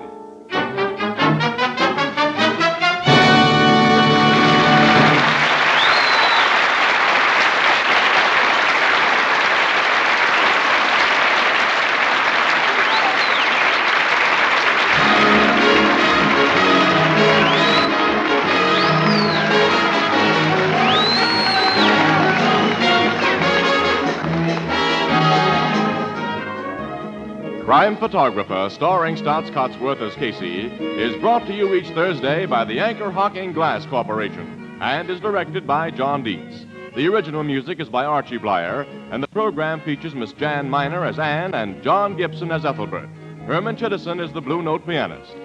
Thursday night on CBS is the biggest show in town, so stay tuned for exciting dramatizations on Reader's Digest Radio Edition, which follows immediately over most of these stations.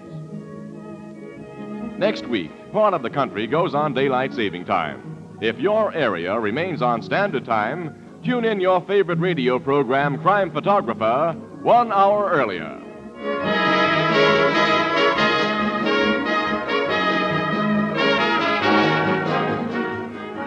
This is Tony Marvin saying goodnight for the Anchor Hocking Glass Corporation of Lancaster, Ohio, with offices in all principal cities of the United States and Canada.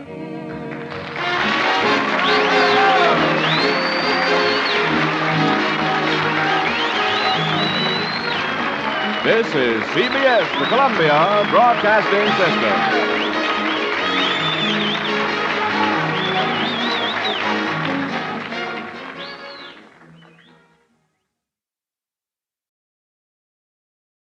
The Anchor Hocking Glass Corporation brings you Crime Photographer.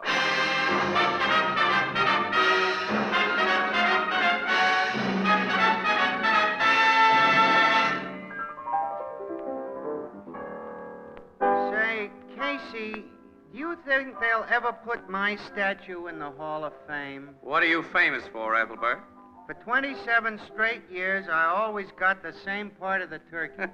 That's some kind of a record, ain't it? Well, because you consistently get it in the neck, that might make you notorious, but not really famous. No, Ethelbert. You know, you have to do something really big, something important to deserve a famous name.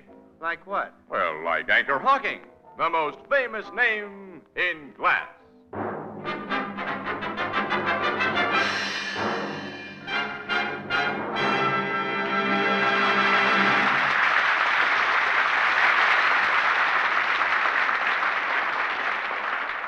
Good evening, ladies and gentlemen. This is Tony Marvin. Every week at this time, the Anchor Hawking Glass Corporation of Lancaster, Ohio, and its more than 10,000 employees bring you another adventure of Casey, crime photographer, ace cameraman who covers the crime news of a great city. Written by Alonzo Dean Cole, our adventure for tonight, After Turkey, the Bill.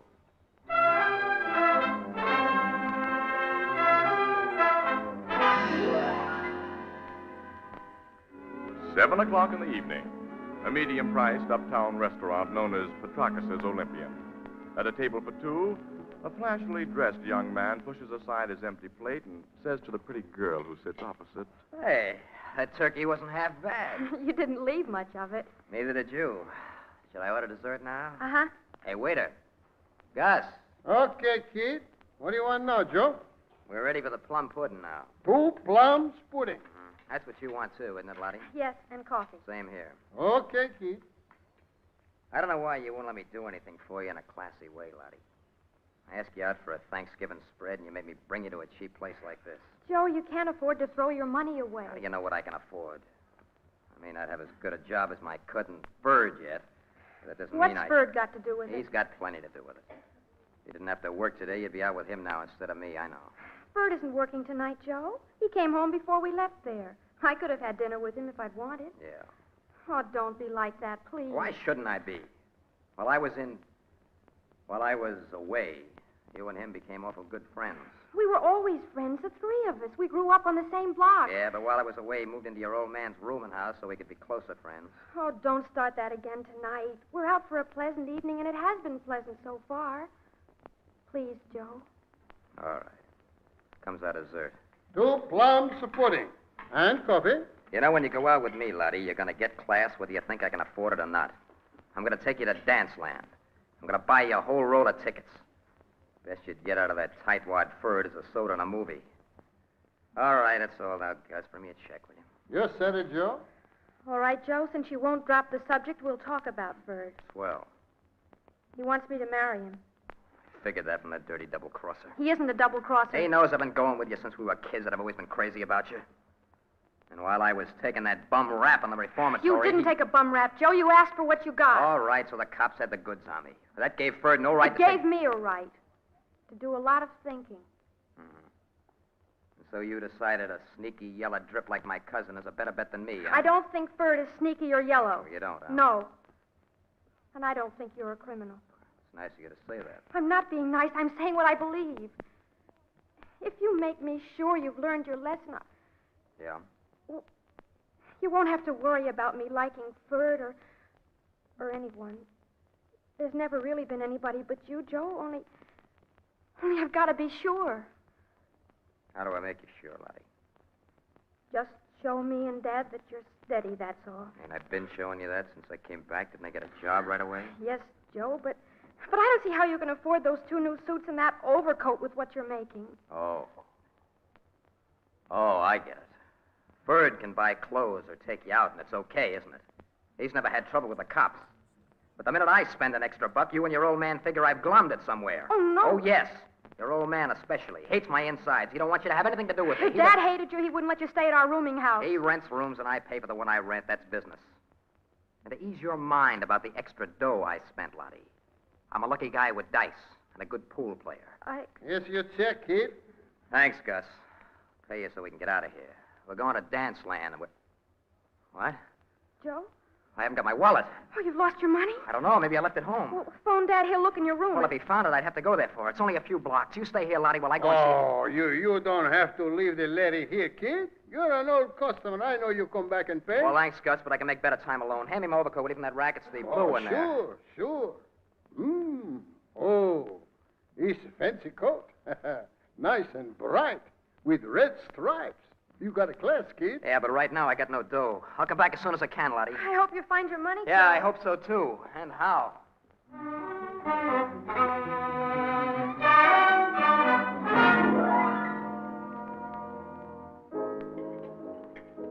Gee, Casey, it's nice of you and Miss Williams to have Thanksgiving dinner here in the Blue Note with me. We're nice people, Ethelbert. Well, the very best.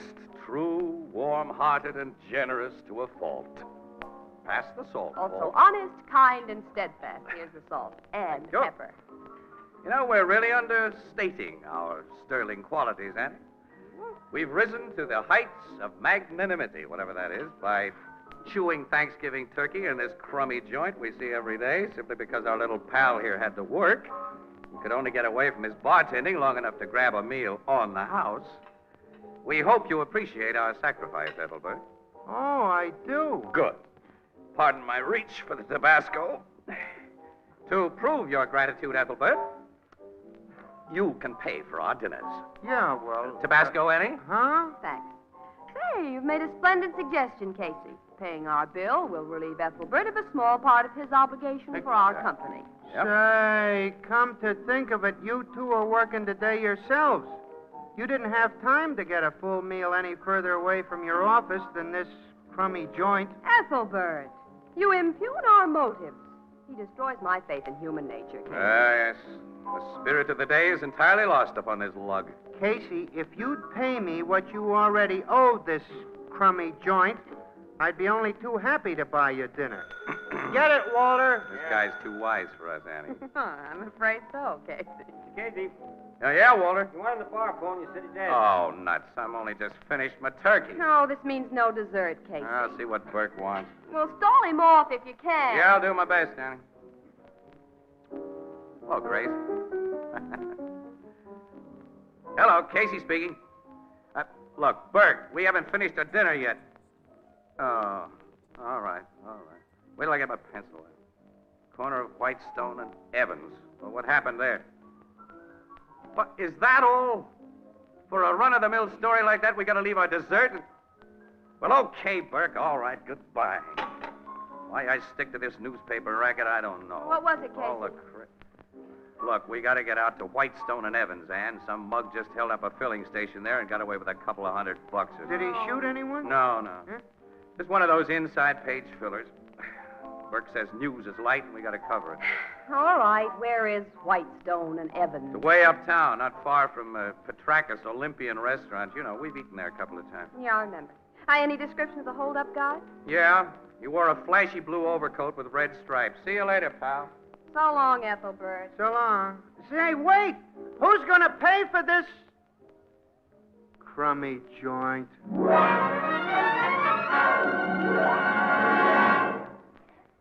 Our story will continue in just a moment. In mansion or cottage, in city or town, Thanksgiving Day is a time for family reunions, feasting, and fun. But through all the gaiety, there runs a deep note of real thanksgiving for blessings past and present. There's a tacit recognition that a better-fed nation is a stronger, happier nation. And one of the ways in which the American way has made its greatest progress is in the production, preparation, and distribution of food. Now, take the matter of delivering food alone. The great organizations who process and ship us our better foods know that flavor, purity, and freshness are best preserved by clean, sanitary glass. And that's why, as you look around the shelves of your food stores, you see that so many famous brands are brought to you in gleaming, protective containers made of glass. Containers that preserve and safeguard flavor and taste while they permit you to see in advance exactly what you're buying. It's noteworthy that many of the leading brands of food of all kinds come to you in Anchor glass containers sealed with tamper-proof Anchor caps. Products of Anchor Hocking. The most famous name in glass.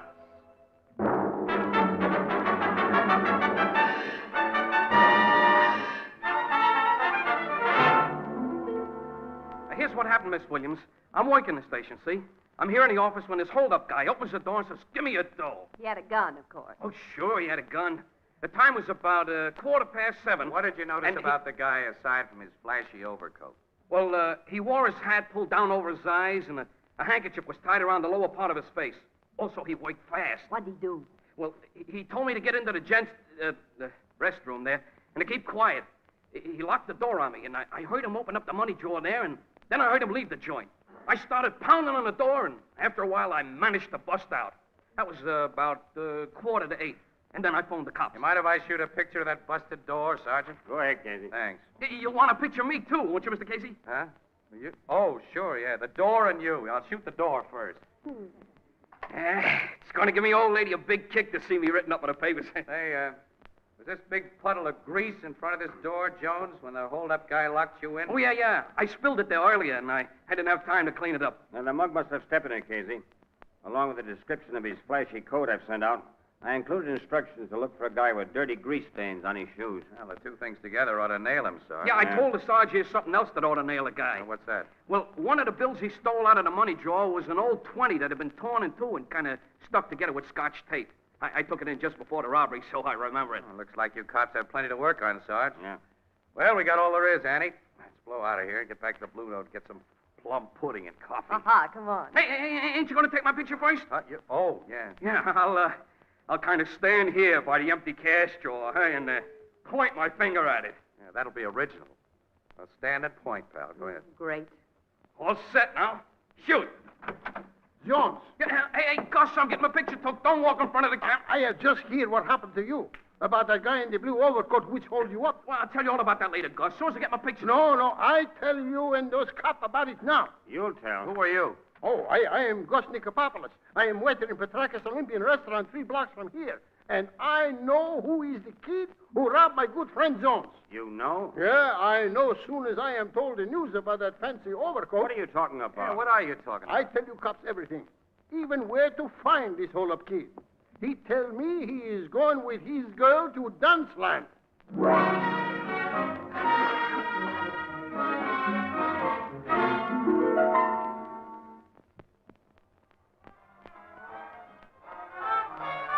You got no right to pull me off that dance floor, copper. Don't believe this waiter, Sergeant. Joe hasn't held up anybody. We're going to see about that. Close the door, will you, Casey? Okay, Sarge. Now, this overcoat we got from the check room, it's yours, isn't it, Bowers? Yeah, that's my coat. And you, Jones. Say the guy who stuck you up wore a coat just like it? It's the same coat, Sergeant. You're nuts. The store I bought this blanket had a couple of dozen just like it. Now, take it easy, kid. If your story's okay, we'll check on everyone who owns a coat like this. I'm going to search you. While I'm at it, you can tell us what you did after leaving Petraka's restaurant. After you couldn't find your wallet, I mean. I went straight to my room and house to look for my dough. Finally, I found it in the dresser drawer. And I came straight back to Petraka's for Lottie. That's Miss Newcomb here. Yeah. The dough's in that wallet you just took out of my pocket. It's about $40, and it's mine. I didn't steal it. Hey, is that torn 20 in the wallet, Sergeant? No, Jones. Torn 20? I guess he hasn't got a gun on him either, Sarge. He's clean, Casey. Yeah, so are his shoes.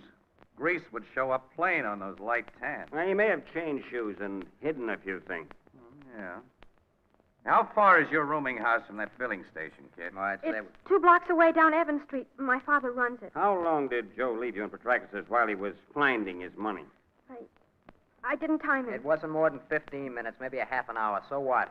So you had plenty of time to stick up Jones and go to your room before you came back to Petrakis. All right, if that's the way you dope it, copper, search my room. I'm going to do that little thing, young fella. All of you. Let's go.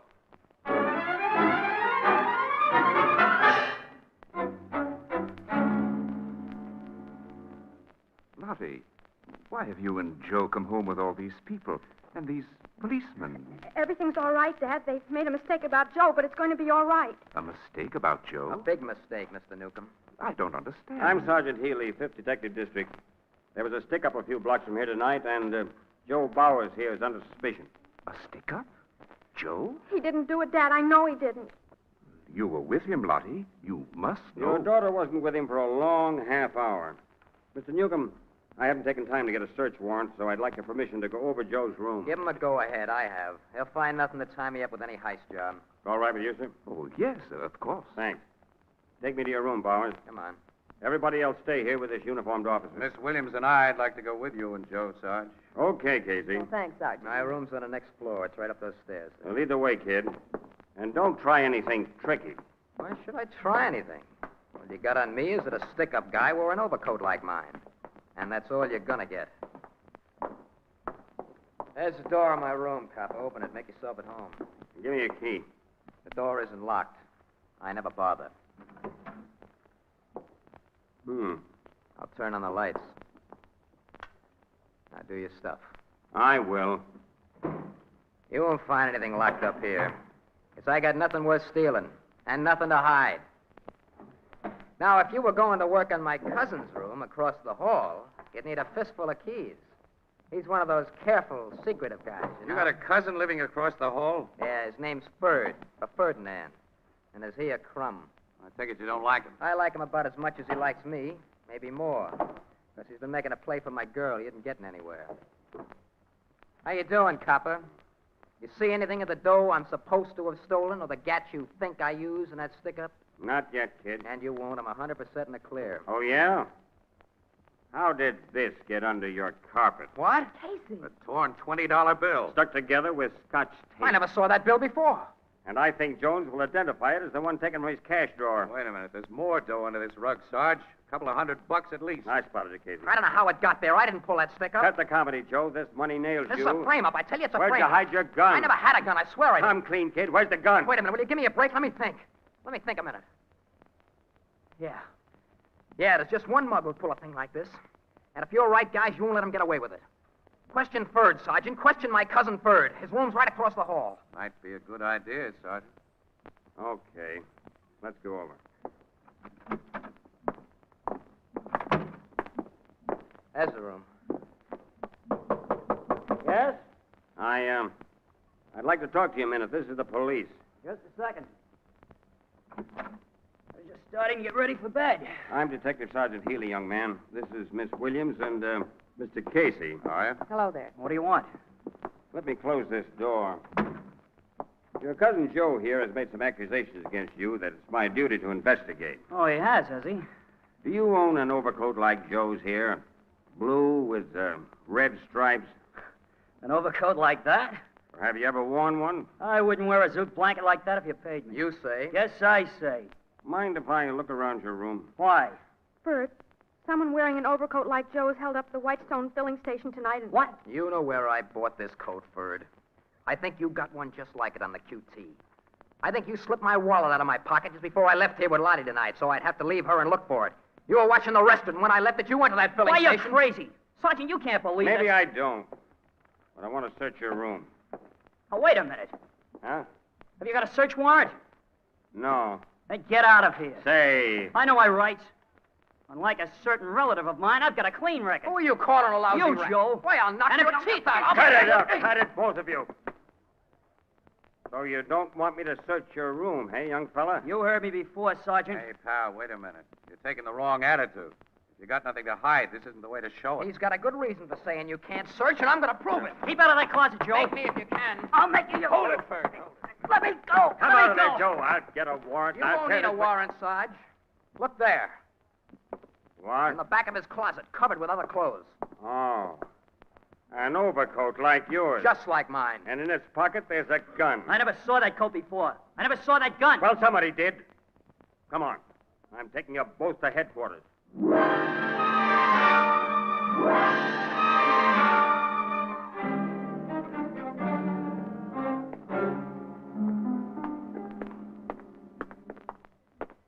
I don't know how that overcoat got in my closet, Sergeant. I swear I never saw it or that gun before. So you've been saying, Ford. Both of you get into this car. You did this to me, Joe. Sure, I got wise to your frame up, you louse. I threw it right back at you.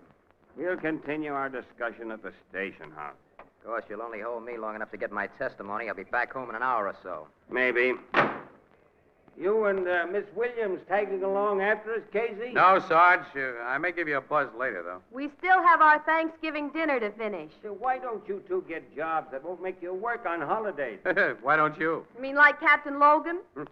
I've been thinking about it for the last 25 years. Good night. Night, So long. Sergeant Healy. Come on, let's get in our car, Casey, and get our stuff to the I'm paper. going and... back to that rooming house, Annie. Why? Are you convinced that Cousin Bird framed Cousin Joe? Well, his attempt to prevent a search of his room didn't look very good. Annie, I'm just thinking. Well, Joe found that overcoat with what might be called surprising ease. Mm-hmm. It's hard to believe that Joe would invite his own arrest in order to frame his cousin. Why, one little slip. The framer, whoever he is, did make a slip, Annie. His plan didn't anticipate a grease puddle. And he had to get rid of a pair of shoes that may walk back and kick him. Well, none of the shoes in Joe's room or in Bird's had any grease stains on them. No? Sergeant Healy hasn't forgotten those missing shoes, and he'll be back pretty soon to really look for them. Well, I'm going to start looking right now. I'll ring Newcomb's bell. Sometimes I wish your snooping instincts were more restrained, Casey. I'd like a cup of coffee now and pop... Hi, Mr. Newcomb. Mr. Casey? Yes, may we come in? Of course, but We didn't go with Sergeant Healy and his prisoners. Wanted to ask, how's your daughter now? She wasn't taking this thing very well when we left. Oh, she feels terrible about it. Miss Williams, perhaps a woman can talk to her better than I can. Will you try to convince her that everything will come out all right? Well, I'll gladly try, Mr. Newcomb. She's in our private living room. Yeah, go on in and talk to her alone, Annie. I'll stay here. All right. It breaks my heart to see my girl crying, Mr. Casey. She's all I have. She blames herself for what has happened. It isn't her fault that two young fools became so infatuated with her. I knew they hated each other, but I never anticipated anything like this. No, guess not. Of course, you had some reason for coming back here, Mr. Casey. Yes, I came back to ask your permission. Yes? I want permission to ask a few personal questions between ourselves and off the record. Very well. You haven't wanted Joe for a son-in-law, have you? In my place, would you? The boy has served a reformatory sentence that, according to my observation, has failed to steady him or improve his sense of values. Ferd has been Joe's opposite, I imagine. He always seemed so. Lottie strikes me as a pretty sensible girl, Mr. Newcomb. Unless one of those fellas confesses he framed the other, or it can be definitely proven, she'll doubt both of them too much to marry either one of them. Yes, I think that's so. And as there'll be no confession or definite proof, things should work out exactly as you planned. As I planned? You're the guy behind this double frame-up. Oh, Mr. Casey. You didn't think I'd be back, did you? You shouldn't have changed back into those comfortable old shoes after Sergeant Healy left here. You did a lousy job of cleaning off that grease. Oh, but... You held up that filling station and framed both the boys to keep your daughter from marrying either one of them. I was very foolish, wasn't I? Yes, I think so. Shall I call Sergeant Healy? All right. You can call Sergeant Healy, Mr. Casey. I'm ready to confess. Wait a minute. Wait. Let me take a close look at those shoes. What? The pool of grease in that filling station you heard us talk about wasn't deep enough to reach far above the soles of a shoe. Hey. You greased those shoes yourself. You spread it on so thick it covers the toes and heels. I didn't spread it on. Pal, you're a beautiful liar, and I'm a beautiful dope. You greased those shoes and put them on knowing the cops would come back and spot them. You were willing to take the rap because your kid is in love with one of those punks. You can prove that. Nobody can. And when I confess, that's all that's needed. You forget. The police lab will compare the grease on these shoes with a filling station grease, and it won't be the same.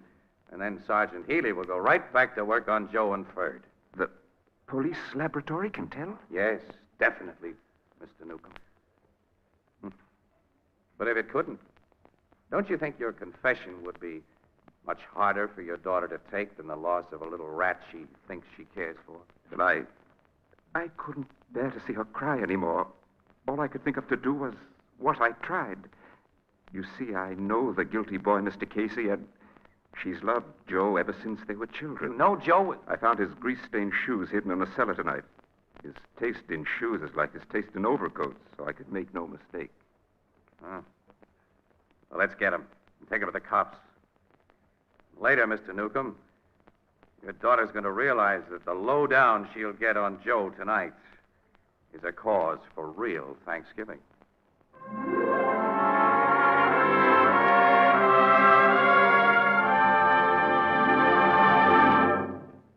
join the crowd at the Blue Note in just a moment. This is Harry Marvel to remind you how important the new Anchor Glass one-way no-deposit bottle is to your enjoyment of ale and beer. It's a custom-made container made just for you. No one has used it before, and no one ever will use it again. When you're through with it, you dispose of it as you would any other food container. There's no deposit, no fuss or bother. And the new Anchor Glass one-way bottle assures you of sparkling ale and beer without cloudiness and with no foreign flavor or aroma. Beer that's truly brewery bright. Most of the brewers of New England and those who ship ale and beer into New England have adopted this bottle for your protection and added convenience. For the Anchor Glass one-way bottle not only costs the brewer less than any other type of single-trip container, but it also gives you much more for your money. So here's a good rule. When buying ale and beer, always demand a glass bottle. And for extra convenience, demand your favorite brand in the new Anchor Glass one-way no-deposit bottle, a product of Anchor Hocking, the most famous name in glass.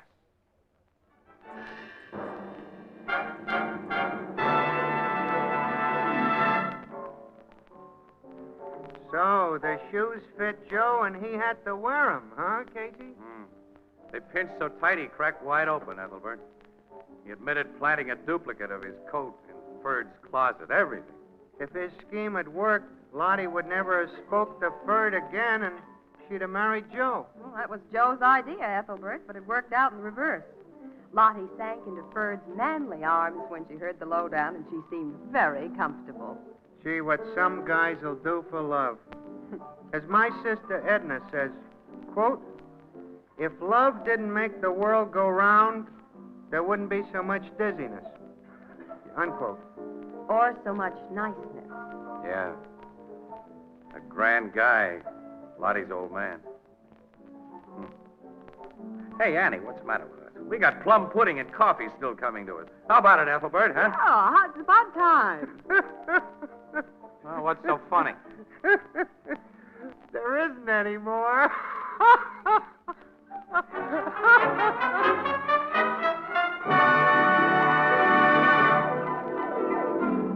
Crime Photographer, starring Stotts Cotsworth as Casey, is brought to you each Thursday by the Anchor Hocking Glass Corporation, makers of Fire King oven glass, Anchor glass containers, Anchor caps and closures.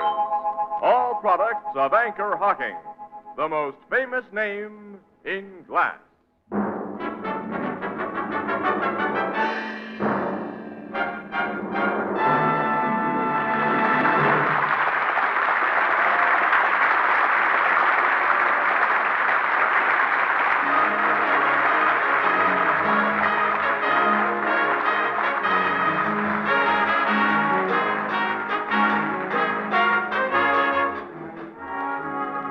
Crime Photographer is directed by John Dietz. The original music is by Archie Blyer, and the program features Miss Jan Miner as Anne and John Gibson as Ethelbert. Herman Chittison is the Blue Note pianist.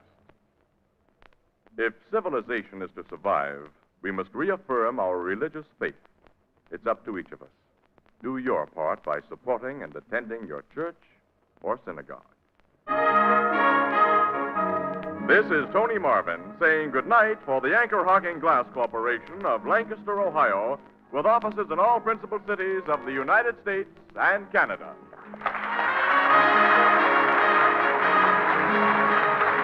This is CBS, the Columbia Broadcasting System.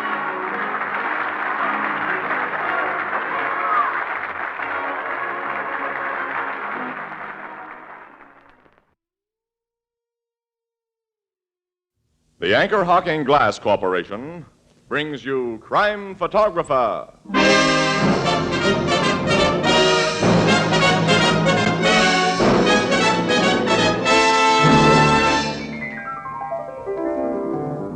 Hello, Miss Williams. Casey? Hi, Ethelbert. Ethelbert, do you know what Casey just wanted to do? What, Miss Williams? Well, they just put in a fresh cement sidewalk next door, and Casey wanted to stop and write his name in it. He'll never grow up. Well, Casey's a great name. Oh, well, I'll go you one better than that. Oh, hello, Mr. Marvin. Sure. What about Anchor Hocking? You know, Anchor Hocking is a great name in glass.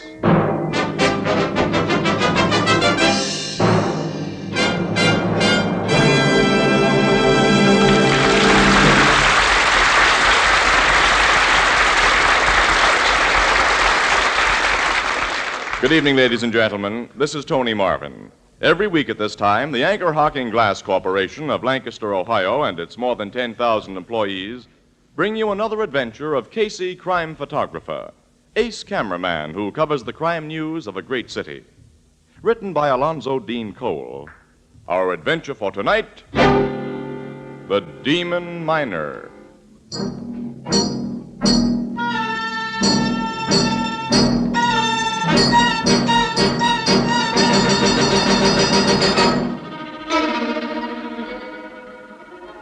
Morning. A desolate little graveyard. In the distance, beyond the gray tombstones, can be seen the stark outlines of a towering coal breaker and row upon row of coal miners' cottages. Shivering in the cold rain, a small group of men stand bareheaded. Won't be long now, Eddie. No, Frank. In a couple of minutes, they'll start shoveling dirt on poor Joe's coffin. This is the 6th time in just the last 2 months that you and me have come to the graveyard to watch a guy we've worked with put away. I'm thinking of that, Frank. I've known plenty of accidents to happen, but when 6 in a row get killed by falling roof rock, one right after another in the same mine level, well, it makes you wonder. Yeah, especially when you're cutting out coal in that level yourself like we are. Some of the guys say there's a hoodoo on Bristol level, Eddie. Old Gus Hapsel says there's worse than that. I've heard what that guy says, but that old guy's crazy. You think so, huh? Huh? Oh, hello, Gus. I am just stand close by and hear you talk. So you think I be crazy, Frank? Because I say a demon is kill mans in Bristol level at Slakeville Colliery. Any guy who says that is crazy. You do not know what we of whole country know. I was talking to a Welchman the other night, Frank, and he said when he comes from plenty of miners, there's something funny that happens underground. Spirits called knockers and spriggans and demon miners. Oh, nuts. He says this demon miner works with a pick about 10 times the size of ours, a pick that makes a big hollow sound. And when guys hear it, it means someone's gonna die. I have heard that pick in Bristol level. Also, I have seen the demon there. I still say nuts. It was when Nick Tanofsky got killed. I'm working place next to Nick. All at once I hear big thump, thump, thump. And I hear Nick yell. I run quick from my place to see what happened. And in the tunnel, number 5 tunnel, I see demon. He's dressed like miner, but his face is white. White? Yeah. He have big fat cheeks, not like a man's. You tell that hooey to somebody else. All right, you be wise guy. But remember what I tell you. Someday in the mine, you will hear and see the demon miner.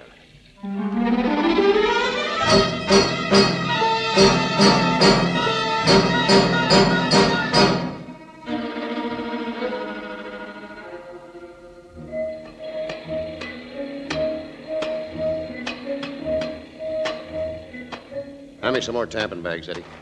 Here, Frank. I've only got one more charge to fix, and then we'll hook up to the firing box. You're putting in a lot of powder. 30 sticks. You know, we've got the old croaker working next to us today. Gus? Gloomy Gus. He's got 63 place. While you were out getting powder a while ago, he came in here to borrow my pick. Said he busted a handle of his. He's as crazy as a bat. He started right in about the evil spirits again. I guess I made him sore at the cemetery the other day. He seems to really believe he saw that demon miner. And he ought to have his eyes examined, or his head. Hello, guys. Huh? Oh, hello, Douglas. Hello. I just thought I'd tip you fellas off that the inside foreman's down here again this morning checking up. The big bosses don't like all the accidents that's been happening. That don't bother me and Eddie. Oh, I forgot, Frank. You're one of the best boss miners we got here, and of course, you wouldn't let your little helper Eddie get careless. Now, look here, Douglas. You're supposed to be an electrician. All your cables and connections are out in the tunnel, not in here. Suppose you attend to them. Sociable guy, ain't you, Frank? With people I like. Okay. So long, Eddie. So long, Douglas. Someday I'm going to poke that guy right in the nose. I'm no hypocrite. And I'd like you better, Eddie, if you had a little more guts, enough to tell him off. Well, Oh, I shouldn't have said that. I'm sorry, fella. it's okay. I know I'm kind of a soft. You're all right. And we'll have a couple of beers when we knock off. On me. Thanks, Frank. Well, everything is set here. I'll string these fuse wires to the box outside. Pick up those tools and come on. Yeah. The inside foreman spends most of his time in Bristol level these days. The accidents here have got him plenty worried. Mr. Travers is a nice guy. Too bad he wasn't made superintendent. And Travers would have made a good super. I guess he was plenty sore when Bill Jerome got the job. Well, I'm all hooked up, Eddie. Sing out the warning. Okay.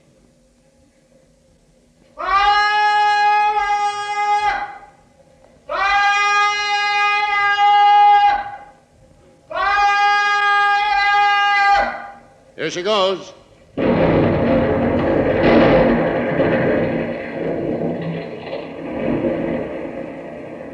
That'll kick up a lot of dust. It'll settle in a minute, and we can start loading the cars. Oh, just touch one off, Frank? Hey, Mr. Travers. How are you? I'm fine, thank you. How are you, Eddie? Okay, Mr. Travers. You fellas seen that electrician Douglas around here? Just a few minutes ago. He went down tunnel number 5. Oh, thanks. I want him to do a job. Yeah. Frank. Yeah?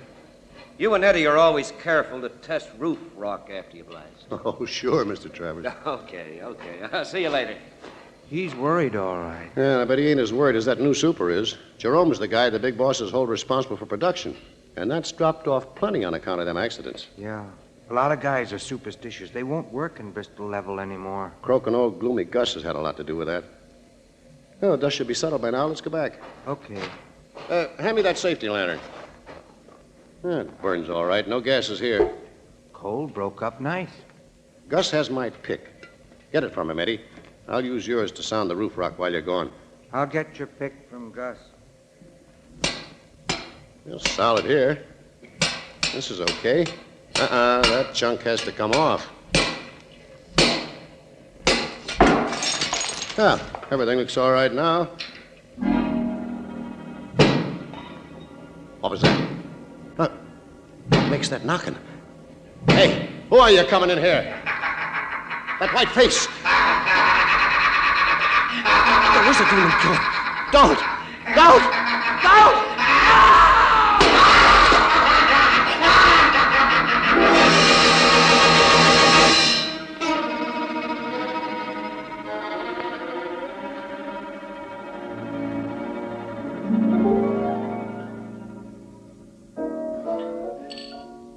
There's been a 7th peculiar death in that Slateville coal mine, huh, Casey? Yeah, happened yesterday, Ethelbert. A miner named Frank Adams was killed. Apparently by a piece of falling roof rock, like the other men before him. Yeah, and a few minutes ago, City Desk gave Annie and me an assignment to go to Slateville and look around. Mm-hmm. We're taking an early train tomorrow. Want to come along, Ethelbert? Who, me? After last week, I've had enough excitement. Oh, you're a softy. Well, you'll write up the story, Miss Williams, and Casey'll take pictures, huh? Oh, no, our assignment's a little bigger than that this time, Ethelbert. Yeah? The superintendent of the mine knows Casey, and while the state police have all the facts, he's asked the paper to have Casey do a little private investigating. You're going to Slateville as detectives, huh? No, Bill Jerome, the super, knows about a couple of lucky breaks I've had working with the cops. So he's got an idea that Well, I don't know. When I'm in the city here, I know my way around. I've got a lot of smart, friendly cops to back me up when I make a play, but, well, I don't know anything about coal mines. Afraid you won't do so good when you're on your own, huh? I think our boyfriend has a case of cold feet, Ethelbert. Huh? What? Mm-hmm. Yeah, I guess you're right, Annie. Look, I'll see you for later. Where are you going? Well, I'm going to the public library. I'm going to read up on coal mines. Yeah, when I see Bill Jerome tomorrow, I won't be altogether a dope.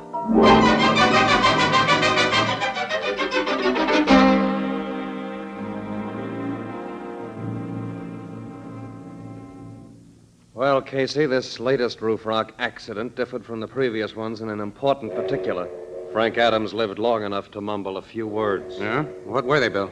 White-face demon miner. Demon miner. Say anything else?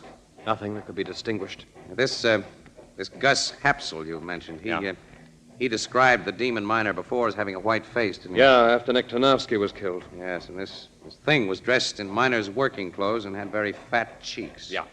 Well, who was the first to reach this miner, Frank Adams? Gus Hapsel was. He usually worked next to Adams, but he'd gone to borrow a pick.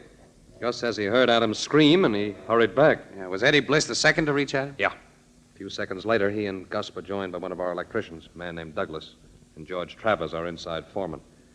Gus claims that after the scream, he saw a shadowy figure disappear into a passage off number 5 tunnel. He's sure it was the demon miner. Where were the other two men? Douglas and Travers were in number 5 tunnel, too, but at a considerable distance from each other. Uh-huh. You've got to find out what's in back of this, Casey. The demon miner theory is ridiculous, of course, but it's ruined morale, cut production in half. Now that Adams' dying words apparently confirm the demon story, now we're in for further trouble. Yeah, well, just one more question, Bill. Huh? Like on previous occasions, was a large piece of roof rock found near the dead man's head? Yeah, a slab of rock that'd take 3 or 4 big men to lift. 3 or 4? Yes, Miss Williams. As in the other cases, Adams' hard hat had been crushed and his skull fractured. What's a hard hat, Mr. Jerome? Well, it's It's the miner's name for the protective helmet he's required to wear, Annie. Oh. Yeah, I know a little bit about mines and miners. Library. Well, we'll go down to the mine, Bill, to Bristol level. Yeah, I'll arrange for it right away. My inside foreman's waiting in the other office. George, come in, please. Okay, Jerome. Miss Williams, Mr. Casey, this is Mr. Travers. How do you do, Mr. Travers? I don't know you. Nice to know you. I've told you about these friends of mine, George. They want to get acquainted with Bristol level. I'd like you to be their guide. Well, all right. Mr. Travers, what's your opinion of these accidents in the demon miner? Same as mine, Casey. Both are phony. Why don't you let me speak for myself, Jerome? Oh, George. I never went to college like you, but I grew up around mines. My father was a miner in England. He's told me about strange, unexplainable things that happened there, and... Well, I'm not sure that there aren't demon miners. Well, you're not serious. You can quote me if you like. Miss Williams, Mr. Casey, I'll get you overalls, hard hats, and lamps. Travers is a nice fellow, Casey, but he thought he should have had the job I got. I see. Yes. I want to become better acquainted with Travers. Yeah. Meet Douglas, and Eddie Bliss, and old Gus.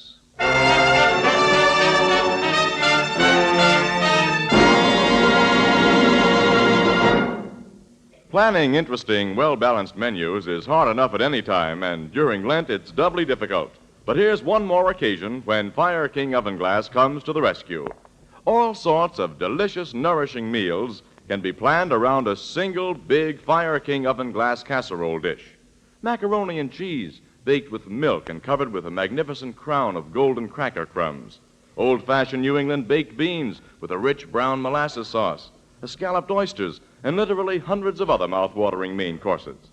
Fire King Oven Glass is a must in American homes for these 4 all-important reasons. It simplifies the planning of meals. It simplifies housekeeping because it cuts dishwashing time by a full 2/3. It saves the precious vitamins which are boiled out of foods in top of the stove cooking. And its cost, well, it's incredibly low. Ask for Fire King Oven Glass at your favorite chain, variety, hardware, or department store. Each piece is guaranteed for a full 2 years against oven breakage. Beautiful, practical, inexpensive Fire King Oven Glass is a product of Anchor Hocking. A great name in glass.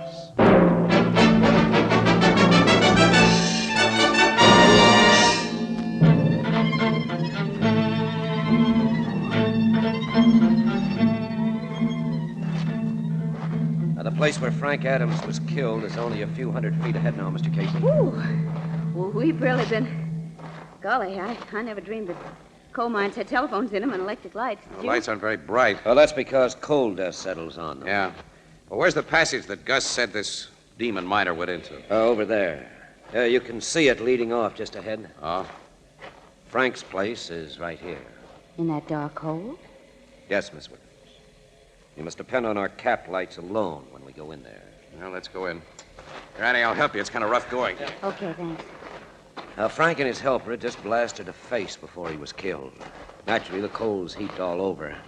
Jerome gave orders not to let anything be touched. Here we are. Yeah. Show me where you found the dead guy. There. You can see the blood stains. Is this the slab of rock that's blamed for the death? Yes. Must weigh half a ton, Casey. Yeah, at least.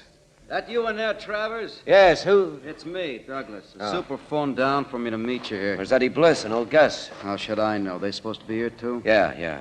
Well, this is Miss Williams and Mr. Casey. Bert Douglas. How are you doing, Mr. Douglas? Look, if you're a cop, Mr. Casey, I might as well tell you right now. I don't know anything about those accidents. You think they've been accidents, Douglas? Well, I certainly don't believe in that demon miner stuff. Maybe you have more sense if you do believe. Well, here's old gloomy Gus and Helper Eddie. Hello, Mr. Travers. Hello, Douglas. Gus and I just got a message. Mr. Casey here and Miss Williams want to have a talk with all of you. Eddie Bliss and Gus Hapsel. How do you do? All I know about the accident, Mr. Casey, is that poor Frank was lying there with Gus kneeling beside him when I come running in, and that big slab of roof rock. That hunk of roof rock did not kill Frank Adams. It was the demon miner's peak that bust his head. Ah, you're nuts, Gus. Maybe he isn't, Douglas. Say, Mr. Travers, you don't think... I'm keeping an open mind. Wonder how this got here. What'd you just pick up out of that coal, Mr. Casey? Nothing at all. Casey? It was something. You just stuck it in your pocket. Yeah, I see you, Never mind, we'll talk about it later. Well, now there's no reason for me to keep you from your work. You can go ahead. Go after we just got here? Yeah, Douglas, yes. I want to talk to all of you again about an hour from now. Okay. Going down number 5, Eddie? Yes, Douglas. Come on. This is screwy. Taking that guy off his job and... You want to talk with me later, huh? Yes, Gus. All right. I go back to work.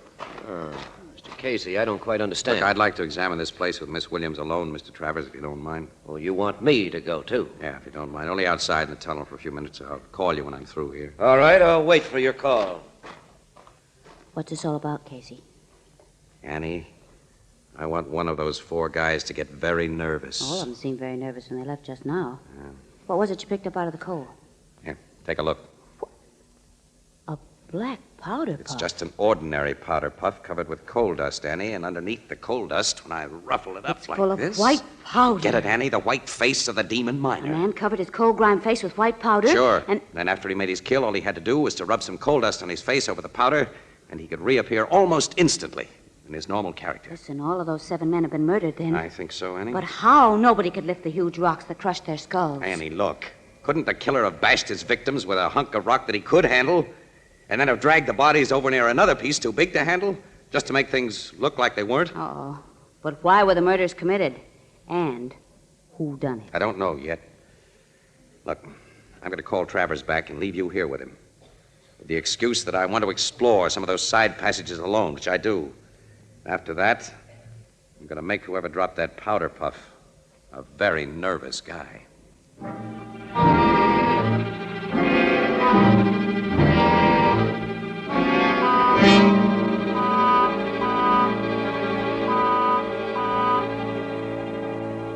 Oh, so you're back, Mr. Casey. Yes, sorry, Travers. I had to keep you and Miss Williams waiting over an Oh, hour. the time but I passed had very quickly, Casey. Huh? Mr. Travers here has been furthering my education about coal mines. That's good. Mr. Travers, I'm going to throw a question at you. If the recent deaths here were really murders, whom would you suspect of committing them? I think the man you should investigate is Douglas. Huh? Why? Well, he's always got a chip on his shoulder. He doesn't like anybody. Nobody likes him. Have you got anything real on Douglas? No. Okay, well, look, would you bring him in here, and old Gus and Eddie Bliss? I'd like to talk to all of you together. All right, I'll be back with him just as soon as possible. Annie, these boys seem to be playing a game, you know that? Each one trying to throw suspicion on the other. Did you learn anything worthwhile from the others? No. The killer knows he lost that powder puff, and he suspects that I found it in this pile of coal. So he's afraid, see? He's going to try to get it back, and to bump off the only 2 people who know about it.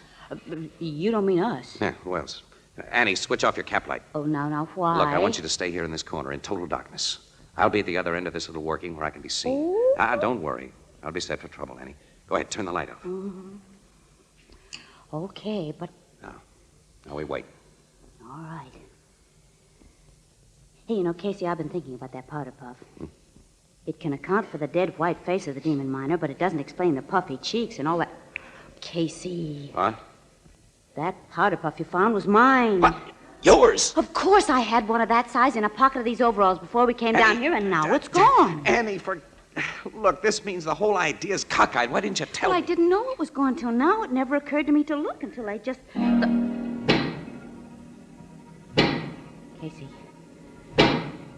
Casey, do you hear that knocking? I sure do.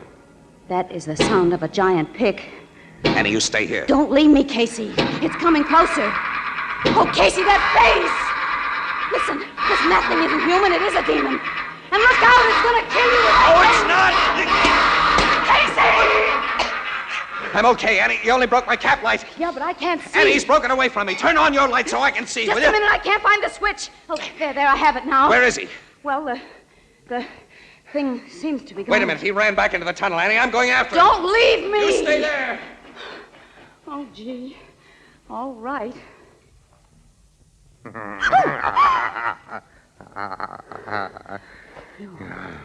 I didn't run into the tunnel.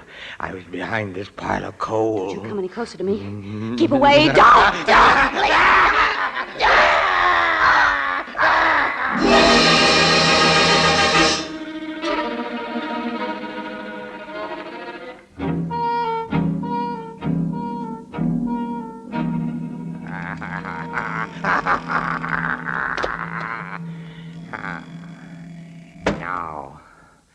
Now no one will find us. Oh. Did the lady faint? Or did my fingers press too tight on her throat? We'll switch on a cap light so we can see. What? The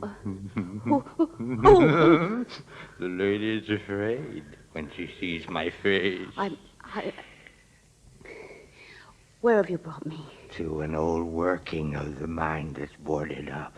No one but me knows that the boards can be moved like a door. I fixed them that way. You're a man.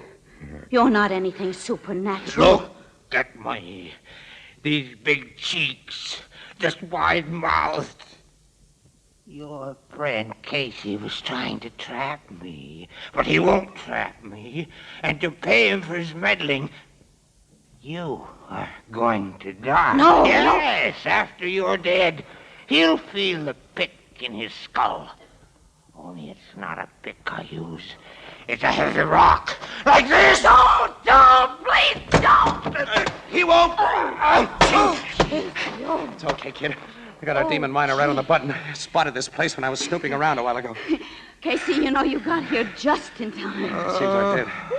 Yeah, that rat's coming, too. Let's have a look at it. Well. Let me go. Casey, it's Eddie Bliss. Yeah. Meek little Eddie. Yes. Meek little Eddie. A guy without guts. That's what chumps have always taught me. 30 years I worked in mines as a helper. They wanted to keep me just a shoveler of coal. A helper. I've shown them what I can do now. Little bosses like Frank Adams and big bosses like the Super. I made guys afraid to work here. Yes. I've killed. I'm the boss now. I'm the boss now. Casey, they never sent him to the chair. No, it's a squirrel's nest for Eddie. There are still a few things I don't understand about this. Well, I can explain them to you, kid, after I get a camera. I've got to take some pictures of this demon miner.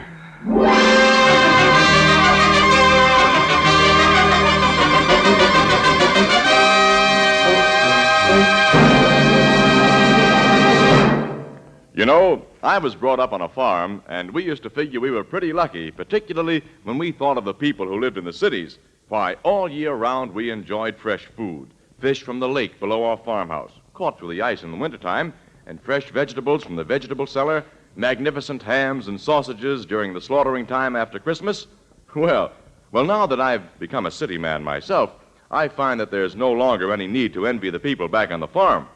Crystal clear, sanitary anchor glass containers bring you all the products of orchard, field, and stream packed at the very peak of perfection 12 months a year.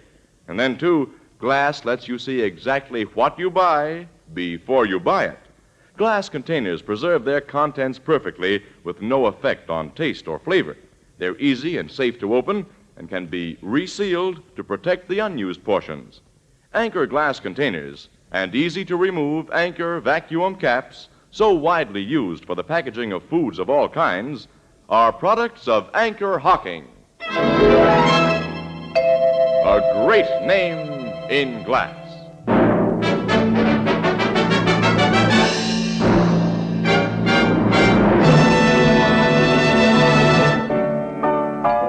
I can see why heavy powder accounts for the guy having a white face in that dirty mine, Casey.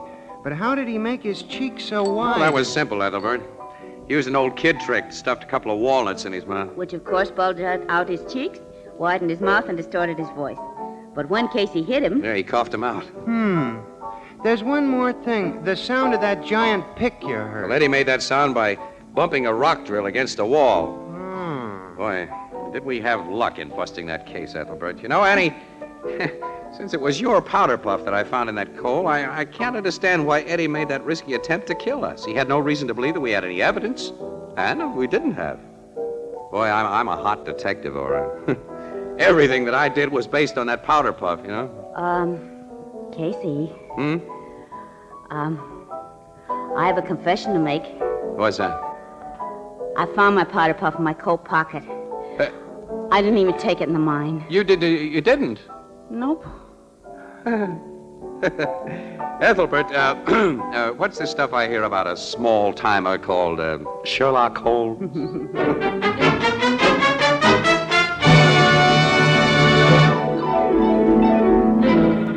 Crime Photographer, starring Stotts Cotsworth as Casey, is brought to you each Thursday by the Anchor Hocking Glass Corporation, makers of Fire King oven glass, Anchor glass containers, Anchor caps and closures. All products of the Anchor Hocking Glass Corporation, a great name in glass.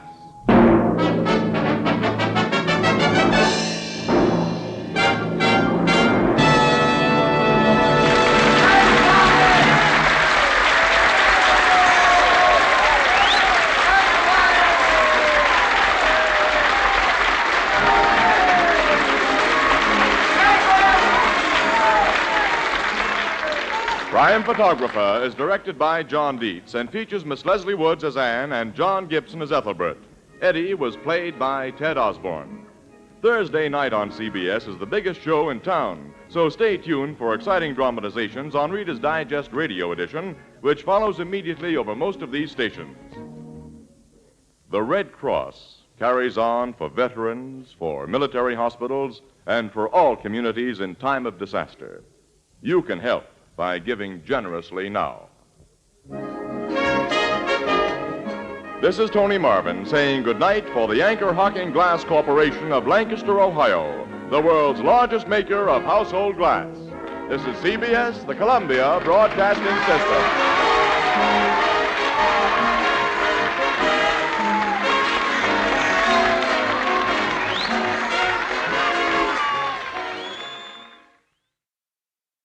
The Anchor Hocking Glass Corporation brings you Crime Photographer.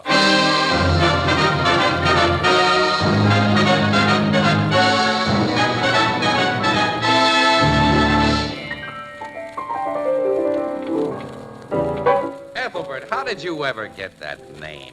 I don't know. There was some argument just before my christening. So they picked Ethelbert right out of a hat, huh? No, my aunt was reading some novels. She found that name in it. Well, it's a good enough name. Well, they might have given you a more famous name. Did I hear somebody start it? Start what? Start to talk about famous names. Oh. Well, what's your idea of a famous name? That's easy, Casey. Everyone knows Anchor Hocking, the most famous name in glass.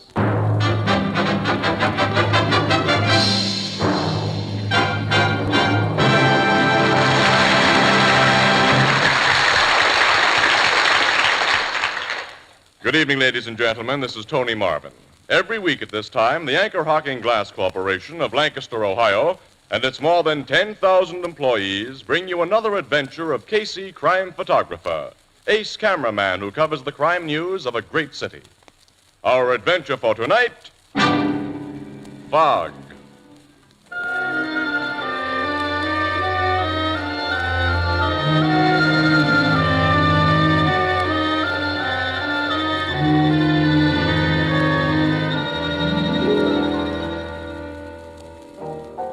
Late afternoon, the Blue Note Cafe, and Ethelbert, the head bartender, completes preparations for the crowd of cocktail sippers that will soon come drifting in.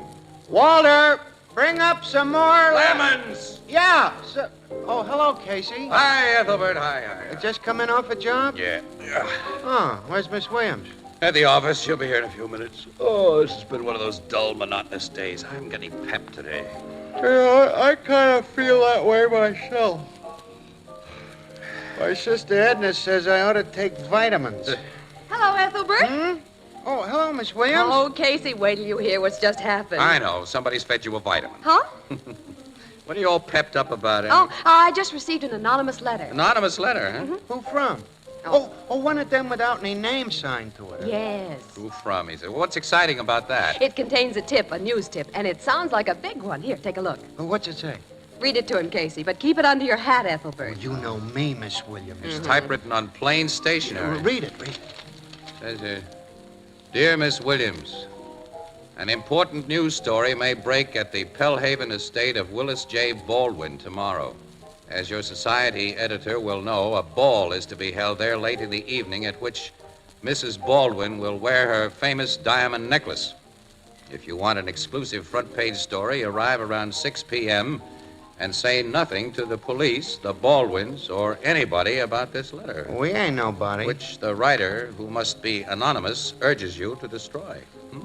Well, isn't that something? It's something, all right, but what? Casey, it's a tip that somebody's going to try to steal those diamonds. That's the way it sounds to me. To show this to City Desk, Annie? Yeah, right after I read it. Burke's assigned us to follow it up. Well, we covered together. Huh? I've read about Mrs. Baldwin's diamond necklace, Casey. It's said to be worth over $1 million. Yeah. Casey, who do you suppose sent this letter? Well, how should I know? What I'm wondering about, Annie, is why was it sent to you? This kind of a tip is seldom sent to a gal reporter. I never had one just like it before. We're to be at the Baldwin's 50-room suburban cottage at 6 tomorrow night. How are we going to crash into their place at dinner time? Look, I'll tell you what. I'll phone Mrs. Baldwin and give her a yarn of some kind. Oh, you know her? Well, I've taken pictures of her, news pictures. Have you ever met the Baldwins or anybody who's intimate with them, Annie? Oh, I've interviewed the Count de la Fere. Who's the Count de la Fere? One of those ornamental slickers with a foreign title. Who gets around the high cost of living by being a perpetual house guest of the oh-so-rich and idle. I think he's staying with the Baldwins now. Yeah, well, Willis J. Baldwin's supposed to be a tough, shrewd guy. He's not the type who puts up with lounge lizards. Well, Count Raymond de la Fere may be Mrs. Baldwin's special friend. Yeah. Well, look, I'll go over to the phone booth, put in a call for Mrs. Baldwin, Annie. See if I can make us a date.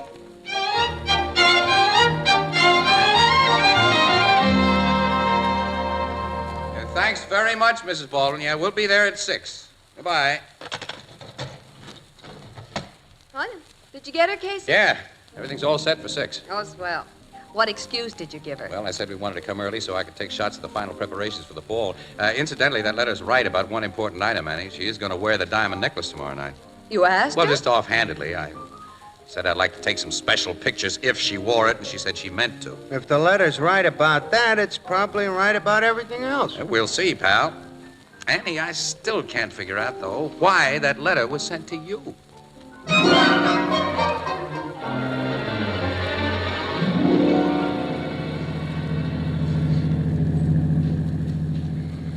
Can't you drive just a little faster, Casey? It's after 6, and we're Can't late. help it, Annie. I can't help it. I can't see if I try to do any speeding through this fog, we might wind up in a hospital. Must be close to the water. Hear that foghorn? Yeah.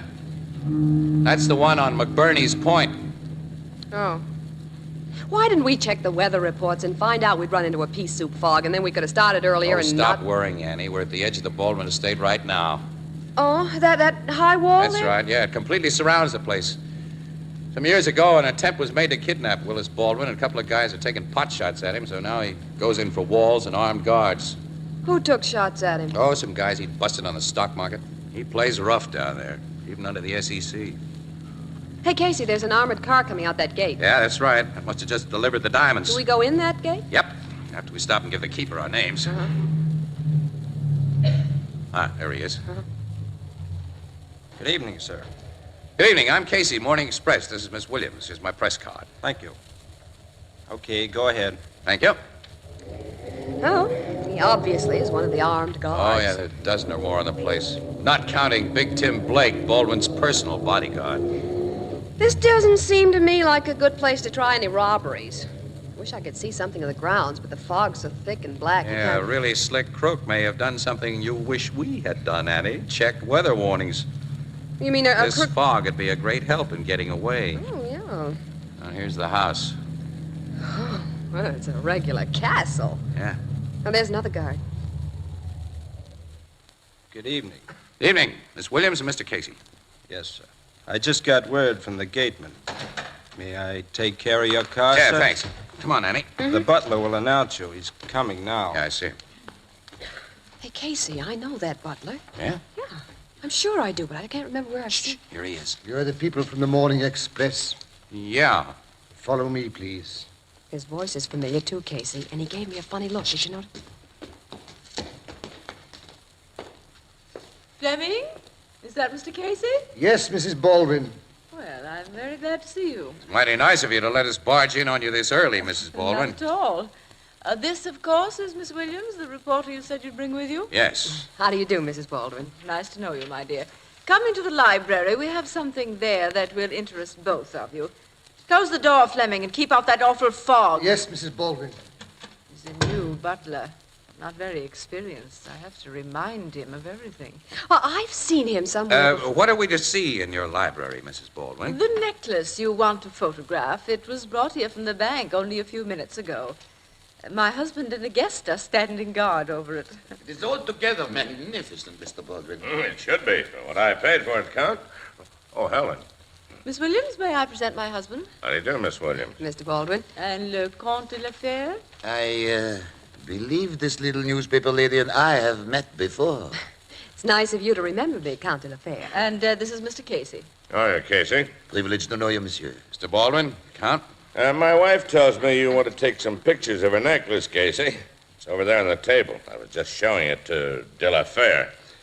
In case you'd like to stick it in your pocket, Big Tim there won't let you. Oh, Willis. Oh, the man knows I'm only kidding, Helen? Sure, Mr. Baldwin. How are you, Tim? Hello, Casey. Oh, you two know each other? Oh, yeah.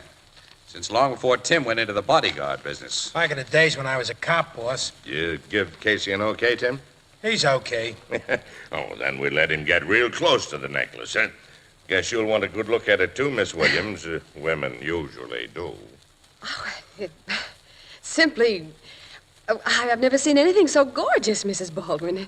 It is nice, isn't it? Mr. Baldwin tells me, and this necklace is the greatest number of perfectly matched first water diamonds set in any single example of the jeweler's art, Miss Williams. Oh, And it is worth. The amount is staggering. Any man could live high, wide, and handsome for a lifetime on what this necklace is worth, De La Fère. So I imagine. But he'd have to steal it or steal my wife, whom I gave it to, and neither of those things can be done while I'm around. I'm sure it would be quite impossible. Quite impossible.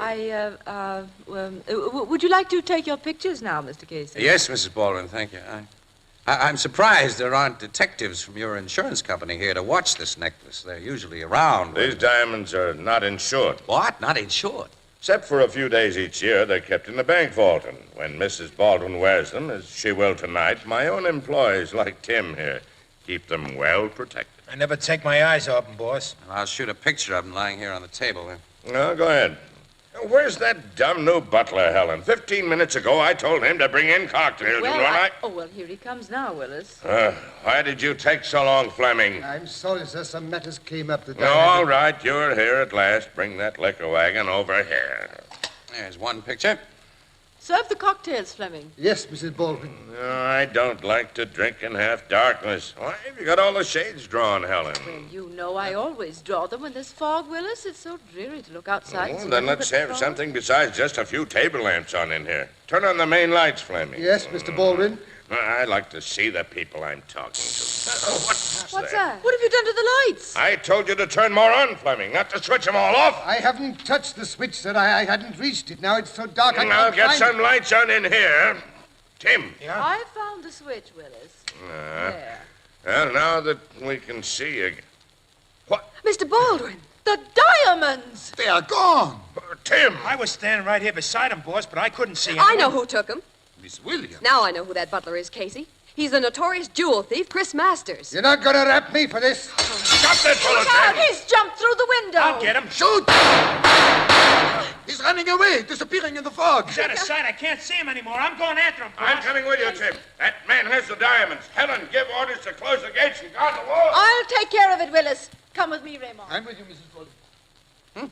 Well, everybody's gone and left us, Annie. Well, come on, Casey. Let's get in on the chase. Oh, well, no hurry. No, hurry. No. A man's out there with $1 million worth of stolen diamonds, and you The stand... guy you accused didn't get those diamonds. Well, I Annie. tell you, I recognized him as Chris Masters. He switched off those lights Nobody and he switched off any lights. Look at the cord on this table lamp here. Oh, it's been cut in two. Yeah. Interesting, isn't it? Now I know why you got that anonymous letter, Annie. What? The fog seems to be lifting a little. Oh, well, let's go outside and join the manhunt. Huh? Casey, will you tell me what you mean When we get outside, Annie, in the fog. The fog that's lifting.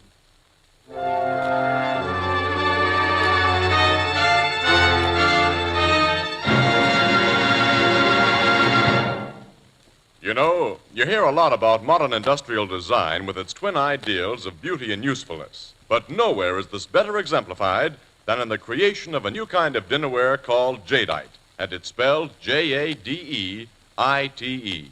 Jadeite is really beautiful. It has the color of fine jade and the texture of rare porcelain. But jadeite is also unbelievably strong. It resists chipping and cracking and is so heat-proof you can safely put it in a hot oven. And with all these advantages, jadeite actually costs less than the most ordinary, uninspired dinnerware. For instance, a big jadeite platter costs only 25 cents in open stock, and a 35-piece dinner service for 6 people is priced at less than $5. Ask for jadeite at your favorite chain store, department store, hardware store, or at other stores selling chinaware and glass. A set of jadeite makes an attractive gift, and it's an easy way to replenish your own supply of dinnerware. Jadeite is the newest triumph of anchor hocking. The most famous name in glass.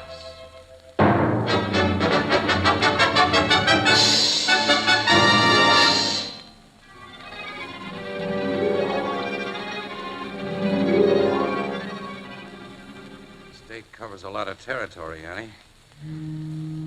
I think Chris Masters will be fairly hard to find. Casey, I want to know why you think he didn't take those diamonds. Okay, Annie. But it's because he had no chance to take them. The person who sent you that anonymous letter saw to that. The person Yeah, who that sent- letter bothered me. It just wasn't right. When we got here, I recognized Masters under his butler's suit and his dyed hair and phony English accent a few minutes after I saw him. You did? Sure I did. Yes, and I was sure he recognized me and you. He wouldn't take a chance on lifting those diamonds with us in the house, Annie. Go on. Someone who was in that library a few minutes ago knew before tonight that Fleming, the butler, was really Masters, the jewel thief. And they figured correctly, I imagine, that he was planning to steal the Baldwin necklace. Well, that someone decided to get it first, to let Masters take the blame. But this someone didn't want to be the person who pointed the finger at Masters, because that wouldn't look so good. So you were brought out here to make the accusation. The article I wrote on Masters after my interview with him several years ago was featured under my byline. That's right. By Ann Williams. And that meant that I'd be sure to recognize Masters. Wait a minute. You said nobody switched off those lights? Yeah, that's right. The fuse was blown. The fuse was... Yeah. The cord on that table lamp, Annie, had been cut with a scissors or knife, causing a short circuit. And when the lights went out, Masters was the one person in the room who I'm sure wasn't near the cord, because he's the one person I was watching. It's that cut lamp cord that makes me certain somebody besides Masters was after the diamonds. Well, if the lights were short-circuited, how could Mrs. Baldwin turn them on? Well, she switched on the main lights, Annie, the wall and the ceiling brackets. They're on a different circuit, apparently. Oh, well, why did Chris Masters do a run out the moment I told who he was? That seems to prove Well, that it he only had- proves that whoever sent you that letter did another smart piece of figuring. Annie, didn't you mention in your story on Masters that as a jewel thief he lost his head, kind of, when things got hot, and he always did a run out? Mm-hmm. And if I hadn't accused Masters and he hadn't run, Mr. Baldwin would have called the police, and everyone in the room would have been searched. Uh-huh. Now the thief has had a chance to get the diamonds off his person and into some hiding place somewhere. Well, then the someone who planned all this is either... Count de la Fur, or whatever his name is, Big Tim Blake, or Mr. or Mrs. Baldwin. Well, the Baldwins wouldn't steal their own diamonds, Oh, wait a Casey. minute, Annie. People have been known to stage phony thefts of their own property. Well, sure, to collect insurance, but Mr. Baldwin said the necklace wasn't insured. Yeah, that's right. What do you think about Count de la Fere? Well, $1 million worth of sparklers might be very attractive to a guy like him. Baldwin seemed a little jealous of Yeah, I him. caught that. And you know the bodyguard, Tim Blake, so... Well, I don't know Tim Blake well enough to eliminate him as a suspect. He said he'd been a cop. Why did he leave the force? For the good of the service, the commissioner figured Tim was too willing to use a gun. He shot up a couple of guys that maybe shouldn't have been shot up. Well, be no way of finding out who really got the diamonds if he or she hasn't already hidden them. Oh, he or she hasn't hidden them, Annie. Well, a minute ago, you said... I said the thief has had the chance, but he didn't take it. Well- You see, the person who got those diamonds, Annie, wasn't the person who planned on getting them. Oh, what are you talking about? Annie, when the would-be thief reached for that necklace in the dark, he or she got a great big surprise. It wasn't there. It wasn't there. Well, how do you know? Because I'd reached first. You? Yeah. Meet Raffles Casey, the $1 million bandit. Well, what have you done with the necklace? It's in my pocket. In your pocket? Sure. Oh, Casey. And everybody but you and me, including the would-be thief, is sure that it's in Chris Masters' pocket. Oh. Annie, it won't surprise me if the smart would-be thief does something very foolish very soon.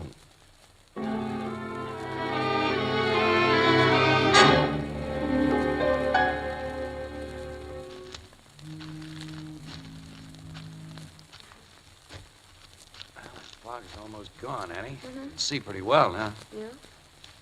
Casey, all our suspects seem to be looking for Masters individually. During the past 15 minutes, we've seen the Count, Big Tim, and Baldwin, each of them alone. We haven't seen Mrs. Baldwin. That means she's alone, too.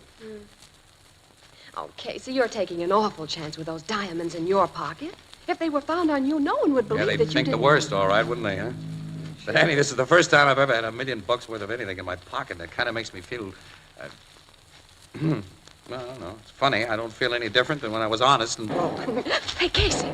Conscious. Yeah, over there. Come on, Annie. Okay. Boss, I think I got him. That's Big Tim's voice. Yeah, I did get him, boss. Come here. There he is, beside those trees right there. You got Masters, Tim? Yeah, the thief. Oh, it's you, Casey. Hey, boss, where's Mr. Baldwin? I'm coming, kid. You guys stick to your post. Don't block over here. Masters is lying behind those evergreens. Now, let's have a look. Hey, you shot Masters, Tim? Yes, Mr. Baldwin. I heard a movement amongst those trees, and then I saw a moving figure. It kept on moving after I told it to stop, so I blazed away. Hey, don't shooting. What has happened? Tim here just shot our thief, Count. That butler, Fleming. Did you search this guy before you started shooting, Tim? What chance would I have to search him, Casey? I Well, just someone told you. has searched him. Take a look at your ex-butler, Mr. Baldwin. Yeah, I see. His clothes are all torn. Yeah, all his pockets that aren't torn inside out are ripped open. Well, I didn't search him. You didn't shoot him either, Tim. I didn't shoot him. No. I can't find any bullet holes in him. I see none. This guy was strangled to death. Who did it? Maybe the moving figure you saw was the someone who did it, Tim. You fired at it from a distance and then found this fella lying here and concluded your bullets had shot him. Yeah, that must have been what happened. Who did kill that man? Count de la Fere, I have a kind of a half idea. You have, Casey? Yes, Mr. Baldwin. I have more than a half idea. I just found something near Master's body that... What'd you find, boss? Let us see. I found something that tells me the strangler was you, Count. Let me go. Count de la Fere? You're crazy, Mr. Baldwin. Help me, this man. Let me go. Oh, break it up, Baldwin. You got him down. Now break it up. All right. But don't let that fella get away, Tim. I won't, boss. Here's what I found beside Master's hand, Casey. This black coat button. Then I saw there was a button missing from De La Fere's dinner jacket. Look, this button I found matches the others on his coat. You lie. That button you pulled from my coat now when you take me. A jury won't see it that way when you're tried for Master's murder. This man is mad. Take it easy, Count. Take it easy. Why should De La Fere be tried for murder, Mr. Baldwin? Because he killed Masters. This dead guy was a fugitive suspected of stealing your wife's necklace. If Tim had shot him, as we thought at first, you wouldn't have called Tim a murderer. If I had choked that thief, I would be a fool to deny it, and I'm not a fool. But I was never near the man. You deny it because of the search you made of Masters' clothes. You wanted the diamonds he stole. Search me, somebody. I have no diamonds. You've had time to hide him someplace. Take him to the police, Tim. Wait a minute, just a minute You're there. butting into this too much, I don't Casey. think so, Mr. Baldwin. On the evidence of that button, you're formally accusing Count de La Fere of killing this thief, Chris Masters, in order to hijack the stolen diamonds. Oh, now it's Chris Masters, huh? Huh? When Miss Williams recognized your phony butler tonight, she mentioned his real name only once and very rapidly. You knew who your butler really was before tonight. That's crazy. You can't prove that. Maybe I can. Tim was a good shot. When he fired at the moving figure, he didn't miss completely. He put a hole through your coat sleeve. Hole? Yeah, look. Here, right That's here. me. Go, Tim. And now, Casey? Hold everything, Tim, till you look at this. Yeah, it looks like a bullet hole. It is a bullet hole. This man tried to accuse me of what he himself has done. You murdered Chris Masters to hijack property of your wife's that you'd meant to steal. I'll try to prove that. You just try. Let me go. Okay. Baldwin, you've attempted a theft tonight. You've killed a man. You've tried to frame the count. When a guy like that can't be brought to book in one way, sometimes he can in another. Tim, as an ex-cop, wouldn't you say your boss was guilty if you found the stolen necklace on him? Yeah. It's your duty to see if he has it, Tim. All right, I'll hold him again. I haven't those diamonds, you fool. Take them. Go through his pockets, Tim. He's giving me quite a battle here. He's afraid to have you search him. This'll cost me my job, Casey. It's your duty. Okay, I'll do it, but... Casey. The diamond necklace. There you are. You did find it on him, Tim. Oh, Casey. This is a frame-up. A frame-up. Tell that to the cops, Baldwin. You and the Count take care of him, Tim. Come on, Baldwin. I'm working for the law again. I will help you take good care of him, Tim, after what he tried to do to me. This is a frame-up. It's a frame-up. Well, Annie, let's go along. I'm going to get some pictures now. Casey, you slipped that necklace in his pocket while you were struggling with him.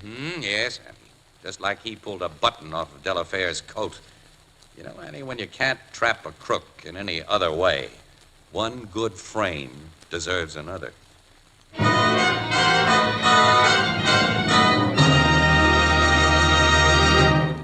We'll join the crowd at the Blue Note in just a moment.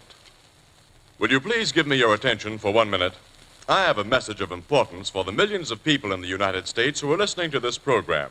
Listen closely, please. You can now buy your favorite brand of beer and ale in the new one-way, no-deposit bottle. Now, let me repeat that.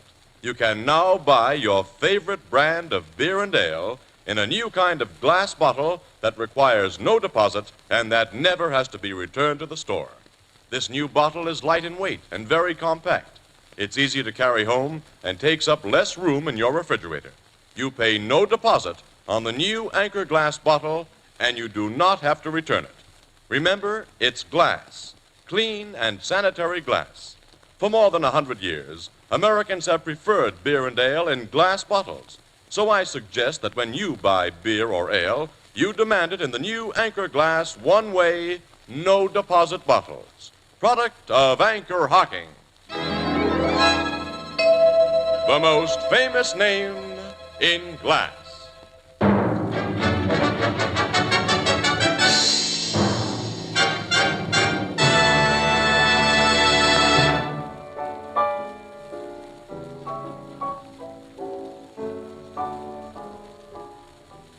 Well, Baldwin confessed after the cops went to work on him, huh, Casey? Yeah, good thing, too, Ethelbert. Actually, I couldn't have stuck to my frame-up in court. Baldwin needed money to pull himself out of a deep hole he got into in the stock market. That big estate, in fact, everything he had was mortgaged to the rafters. Only his wife's necklace was free and clear. He preferred to steal it rather than ask her for it. Yeah, because he was pretty sure she wouldn't have given it to him. Why did he try to frame that Count, whatever his name is? Well, first to cover himself, of course, and then second because he thought his wife was in love with the guy.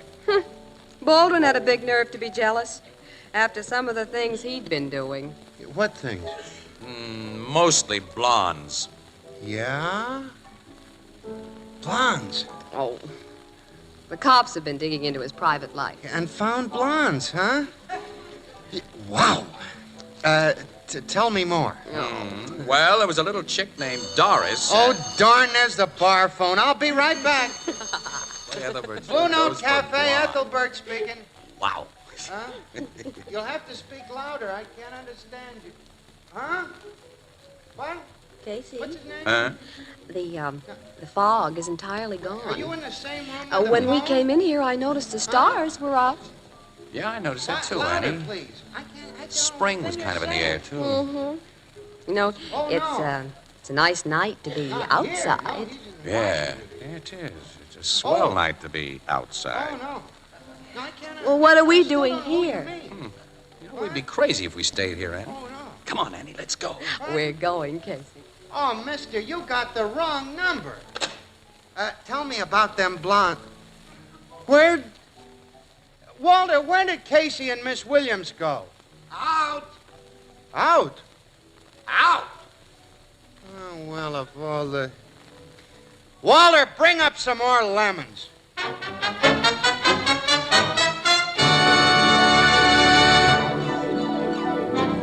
Crime Photographer, starring Stotts Cotsworth as Casey, is written by Alonzo Dean Cole. It is brought to you each Thursday by the Anchor Hocking Glass Corporation, makers of Fire King Oven Glass. Anchor glass containers, Anchor caps and closures. All products of Anchor Hocking, the most famous name in glass.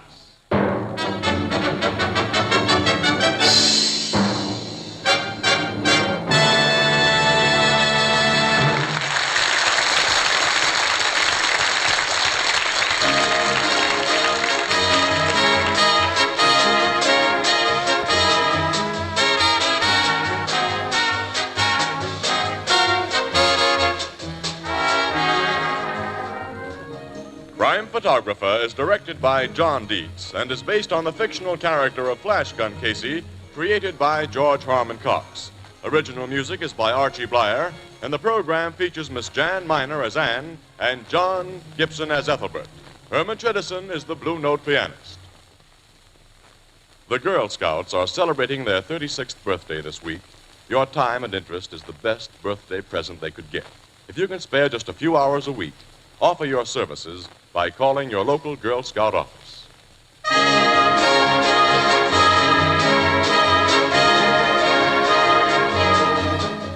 This is Tony Marvin saying goodnight for the Anchor Hocking Glass Corporation of Lancaster, Ohio, with offices in all principal cities of the United States and Canada.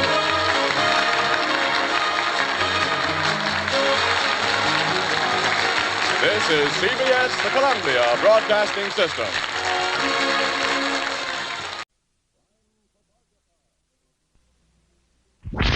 Crime Photographer.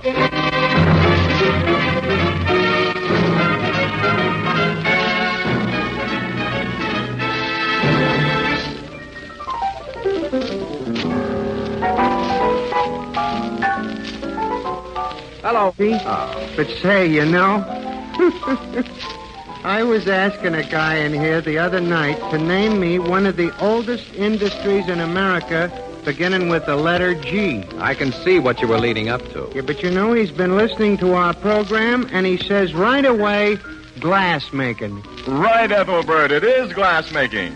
And one of the oldest institutions in the industry is Anchor Hocking, the world's largest makers of household glass.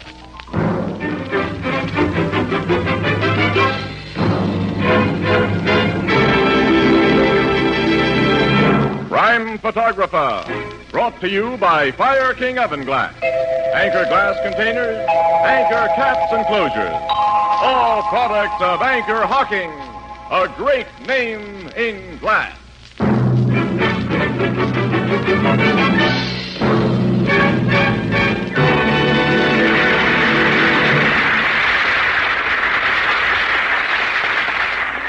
Good evening, ladies and gentlemen. This is Tony Marvin. Every week at this time, the Anchor Hocking Glass Corporation brings you another adventure of Casey, crime photographer, ace cameraman who covers the crime news of a great city.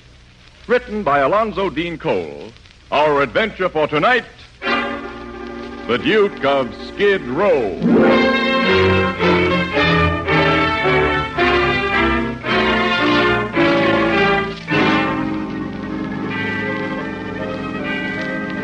Midnight. A dingy, poverty-stricken street of gloomy tenements and cheap lodging houses. Above the uninviting door of one of these latter places swings a dimly lighted sign that identifies the Davis Hotel, $1 per night. A taxicab stops in front, and a tall, very thin man alights from it. His clothes are shabby but clean and well-fitting. In one eye is a monocle, in his hand a jaunty walking stick. How much do I owe you, please? The meter says $2.70. Here is $5. Keep the change. Huh? Say, thanks. Good night. Hey. Yes? You know, cabs ain't easy to find in this part of town. Do you want me to wait for you? No. I shall not be going out again tonight. Meaning you live in that flea bag? You may draw your own conclusion about my residence in the Davis Hotel. Oh, no offense, mister. Thanks again, and good night. Good night.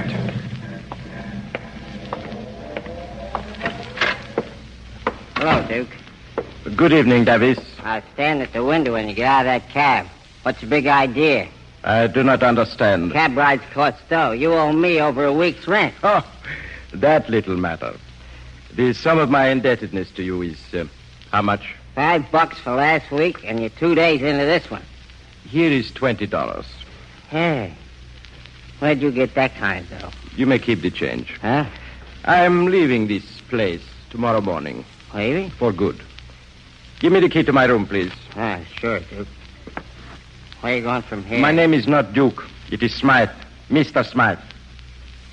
I am going to live like a gentleman again. Good night. Night, Mr. Smythe. Mr. Davis. Yeah? I do not wish to be disturbed tonight. Again, good night. Huh. $20 he gives me. It's more than he asked me for the lend of a nickel. I can't figure that guy out. Hello, gents. What can I do for you? A man came into this place just now. A man who wore a monocle and carried a walking stick. What about it? We saw him go upstairs. So he must be a guest of this hotel. Who are you guys? We will ask the questions and give the answers. Hey, what's the idea? We will not harm you if you do as you are told. You will take us to the room of that man with the monocle. Okay. And be very quiet. His room's on the next floor, up them stairs. You first, just ahead of us. Sure. What you two gents want with the Duke? The Duke? Is that what he calls himself? That's what we call him around here. It's just a gag. I don't know nothing about him, gents. He ain't no pal of mine. I don't know nothing about the dough he had tonight, neither. Dough? What do you mean by that? Well, that's what you hear about, ain't it? You're after the money he got someplace. This man you call Duke had money tonight? I only saw $20 of it, but he gave me the idea. Never mind. Take us to his room and get him to open the door. He must think you are alone. If you wish to live, my friend, do not let him know that anyone is with you. I hear it. There's his door. Knock. Who is there? It's Davis, Duke. What do you want? I got to talk to you, man. I told you I do not want to be disturbed. It's about a personal matter, Duke. Open the door. Oh, very well. Wie geht, Anton? No bespectacles. You? Enfin. Please, You are going with us, Anton. No, I beg. And you will go quietly. Don't. Oh. You slugged him with that gun. Quiet, innkeeper. It was necessary. Now, for you, innkeeper, here is $100. That C note for me? Put it in your pocket. Oh, thanks. It is in payment for your services and for what we are now compelled to do.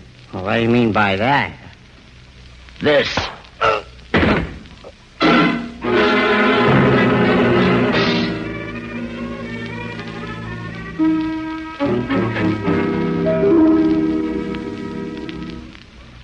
Well, Captain Logan, that conk on the head was the last thing I knew till I come to.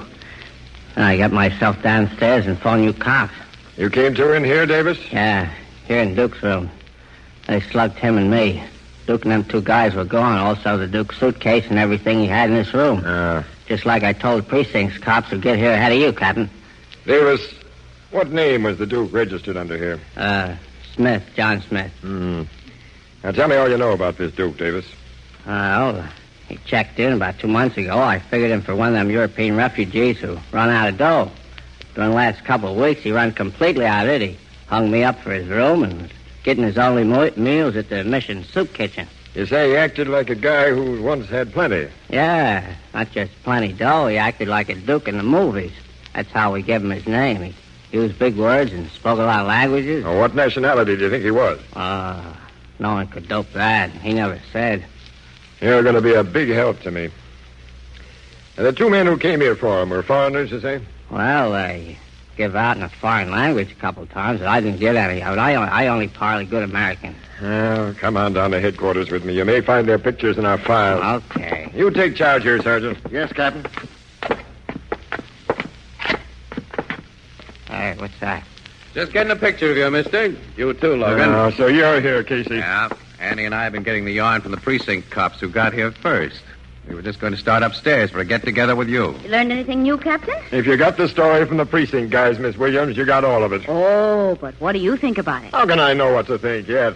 I haven't anything to work on, and I won't have until I can learn more about this Duke and the guys who took him out of here. Their descriptions have already gone out. Naturally. The precinct guys got that on the radio and teletypes first thing. I'm taking Davis to headquarters now to look at pictures. Wait, Captain, that's my fault. The sergeant will handle it, Davis. Hello? Miss Williams and I will follow your car to headquarters, Logan. Okay, Casey. Yeah. Now, let's go. Captain, wait. What is it, Sergeant? Second precinct on the phone, sir. One of their men has found the Duke. Found the Duke? Well, the description fits all right, and the guy is dead. I'll talk to second precinct. Hello, Captain Logan speaking. Where is the body found? Hanged. Underneath the dock. Casey. This is getting interesting, Annie. Say that again. He'd been tortured before he was hanged, huh? Very interesting, Casey. I'll be right over. Goodbye. Seems you've just learned more about the Duke and the guys who snatched him, Logan. Yeah. Or have I?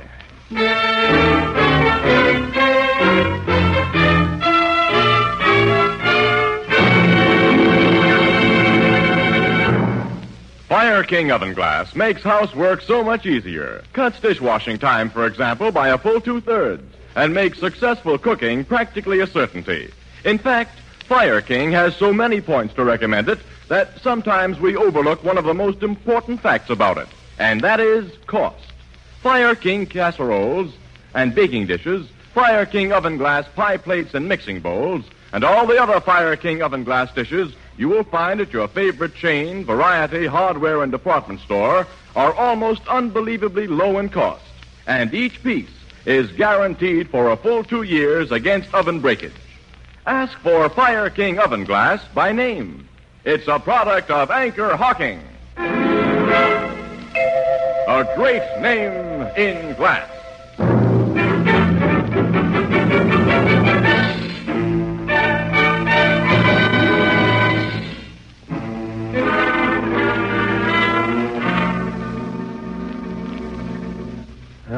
Come into my office. Thanks, Captain. You better sit down, Annie. You still look a little unsteady. I am.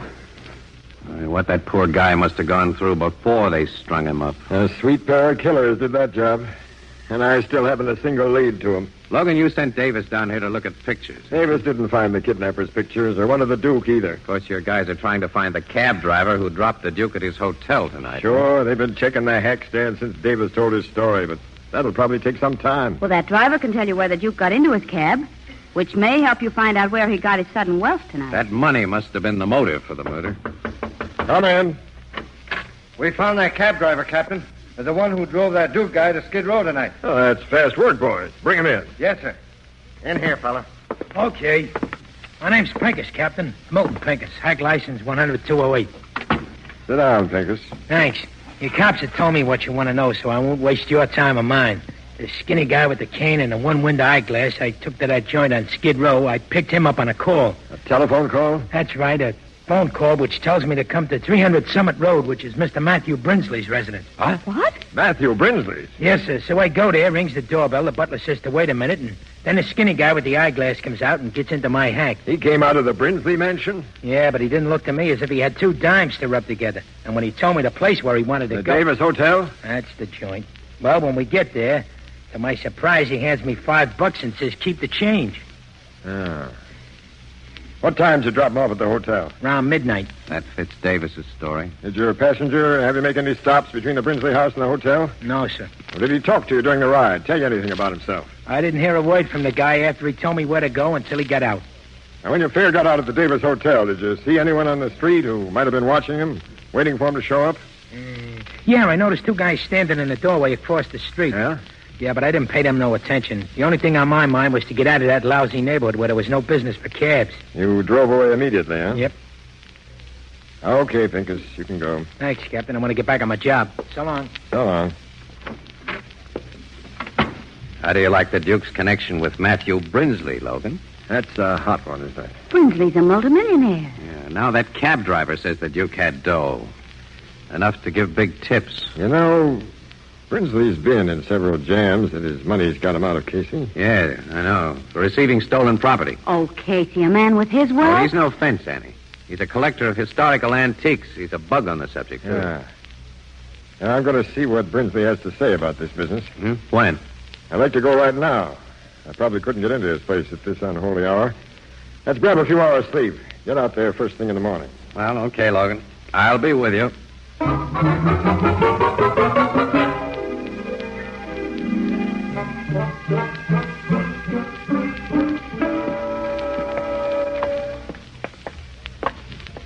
Quite a joint, this Brinsley mansion, Casey. Yeah, I'll say.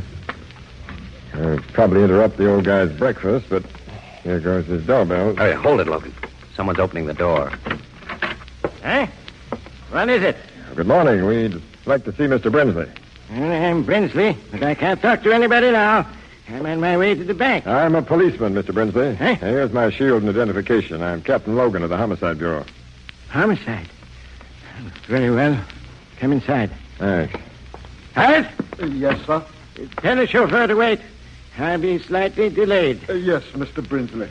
Sit down, Captain, and... My name is Casey. What are you gentlemen here for?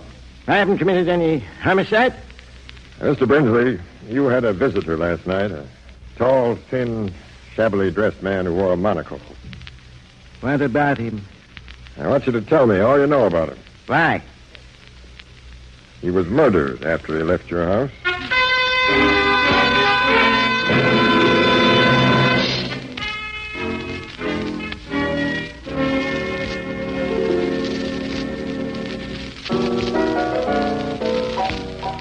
No, I haven't seen him, Mrs. Wheelbreaker. Huh? Oh, yeah, I get it. Yeah, sure, Mrs. Wheelbreaker. Oh, dear. These women. Here's your drinks, Casey, Miss Williams. Thanks, Ethelbert. I was hoping you'd show up pretty soon. So it was just a heart attack that killed the old guy, Casey. He wasn't murdered. No, Brinsley's death was a perfectly natural one, Ethelbert. Oh, not altogether, Casey. From what you told me, the shock of hearing about the Duke brought on the attack. Yeah. At first, I figured the Duke sold something to Brinsley. Some antique he'd stolen, maybe. Yes, but Logan hasn't been able to find anything that Brinsley might have bought from the Duke. And as Brinsley wasn't out of his house after the Duke left it last night... There wasn't nothing in that leather bag Brinsley took into his study? No, nothing but some very legitimate bonds. That's what he was taking to the bank, Yeah, huh? apparently. Mm-hmm. The way that old guy hung onto his bag, even after his heart began to kick up. And he insisted on going into his study alone, and he closed the door. He was in there long enough to have taken something out of the bag and hidden it away. Logan searched, you say? Oh, sure. Desk drawers and places like that.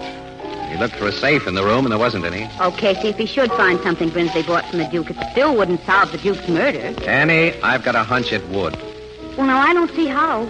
I think those two well-dressed foreigners who went to the hotel for the Duke were looking for the thing he sold to Brinsley. And I think if they believed that they could still get their mitts on it, they just might... Hey, Annie. What? Logan said he was going to the Brinsley house again. He ought to be there about now. Let's you and me go there and join him.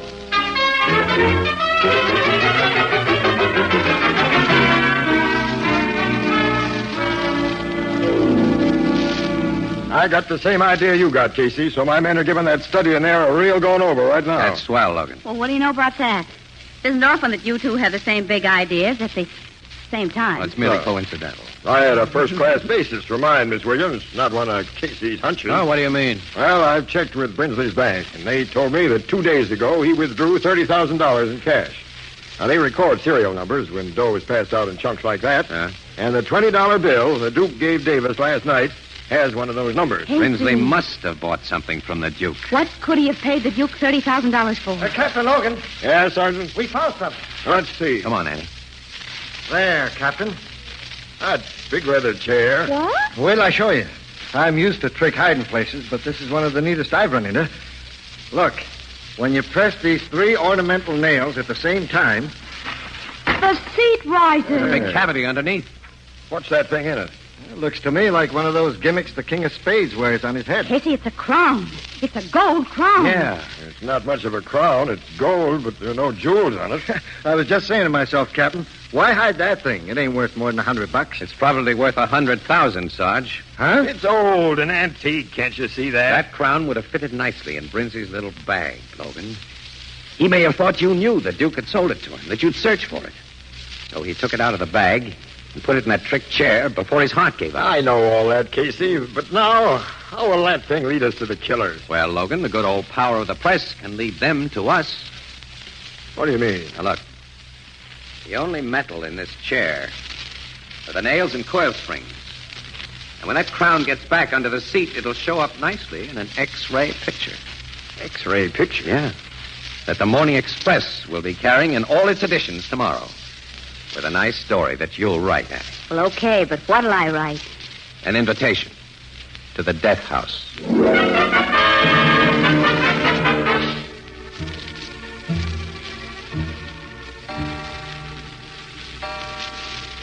Oh, 2 o'clock in the morning. And we've been sitting here in the dark for almost 6 hours. Well, they couldn't have a more comfortable place to sit in the dark. Old man Brinsley put nice chairs in his house. You know, Casey, I don't think those men will come here. I don't either, Miss Williams. Only chumps would fall for that stuff in the Express this morning. Well, aren't murderers chumps? Your come on was too broad, Casey. That X-ray picture showing the crown and that leather chair and Miss Williams' story. That was a darn good story, Logan. Thank you very much. I gave a reasonable explanation for that picture. I explained that the police, in looking for clues, had to take X-ray shots of almost everything in the house. Because Brinsley's executors wouldn't let the police tear things apart or remove anything from the house. You made it sound very logical, Annie. I played up the crown shown inside that chair as a big mystery to the cops. No. Well, naturally, I didn't say that it was a trick chair that you'd been able to open. And I gave a reasonable explanation for everything else in our come-on, too. For the house being empty of servants tonight, and for... Well, the real come-on outside of that picture was the truth she wrote about the Duke's connection with Brinsley. The Duke undoubtedly told his murderers about that connection under torture, Logan. And Ann's story will clinch it. I hope you're right, but... Quiet. Yeah, I hear. Somebody's moving toward the study. I think someone's taken advantage of that rear window we left open, Logan. We'll soon see. There he is. With a flashlight. He won't be able to see us behind this screen. There's only one guy. Hey, Logan, he's making for that leather chair. He's slashing the seat with a knife, isn't he? Logan, he's got the crown. That's enough. Stick up your hands. What? We've been waiting for you, mister. You're under arrest for murder. Murder? Yeah. Murder of the Duke, known as John Smith. Where's your pal who helped you kill the Duke? I am here. Put up your hand. Huh? Casey. My brother is an expert marksman. You will do as he says. Where is he? I am in the dark, where you cannot see me. Drop your gun. Guess he's got us, Logan. Yeah. Okay. You are wise. Now. But how silly they were a minute ago. My brother, they thought I had walked into their trap alone. These Americans are very simple people, Tito. Ah, I see you have the crown. Yes. At last. Now, our labor is almost done. Why did you guys want that bum hunk of gold so badly? Father, he Quiet, calls Tito. He do not know what it is. He called this Bum hunk of gold. Huh? Well, what is it? We have no time to answer your question or the inclination. Besides, it is foolish to satisfy the curiosity of soon-to-be dead peoples. Soon to be. I am sorry. If you live, you might cause great trouble. For the good of my country and for my brother and me, you must die. Shoot them, Balba. Now. Yes, Tito. Now. Sergeant, turn on the light. We got him all right, Captain Logan. We were dependent on you, Sergeant. But thanks just the same. And the next time, Logan, tell your men to crash in just a few seconds earlier. You had these policemen hidden. And we Americans aren't so simple as you seem to think, mister. Now, suppose you smart un-Americans tell us why you killed the Duke. We say nothing. We say nothing at all. Yes, you will, brothers. Yes, you will. Get him to talk fast, Captain. We've got to get this story to press. You get the story, Annie. I'm going to get a couple of shots of these crown chasers and get them to the office. Okay, Casey, I'll meet you there as soon as I can.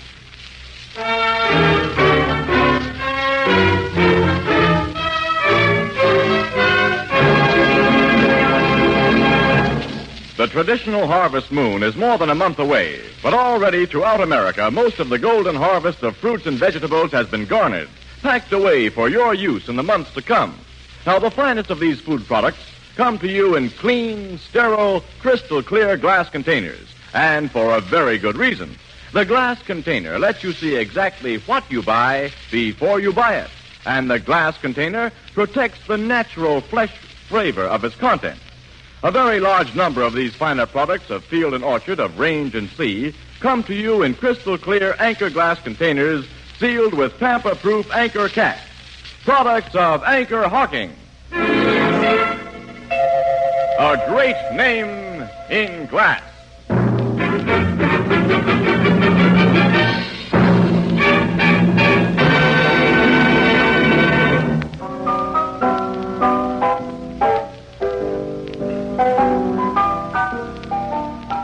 Logan made them guys talk, huh, Casey? Sure, Ethelbert. Oh, it wasn't too hard a job.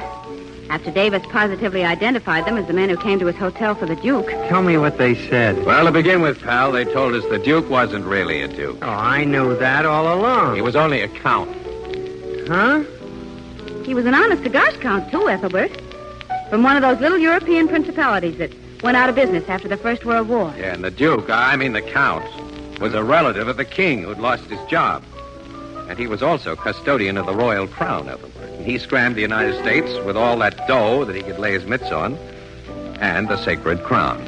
Only the money gave out after a while, and he had only the crown left. So he finally sold the crown to Brinsley. But the guys who killed him? They were stubborn royalists, Ethelbert. Fanatics about restoring their king, who had to have his traditional crown if and when he was restored. They went after the Duke and finally caught up with him. They forced him to tell what he'd done with the crown, and then they killed him. See, they considered the guy a traitor, Ethelbert, so they gave him the traditional punishment for traitors, hanging. They even tied a real hangman's knot.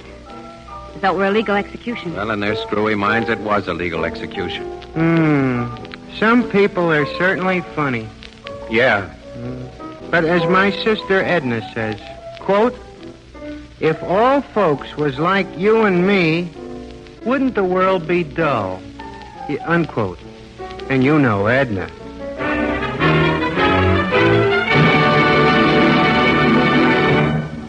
Crime Photographer is directed by John Dietz and stars Stotts Cotsworth as Casey.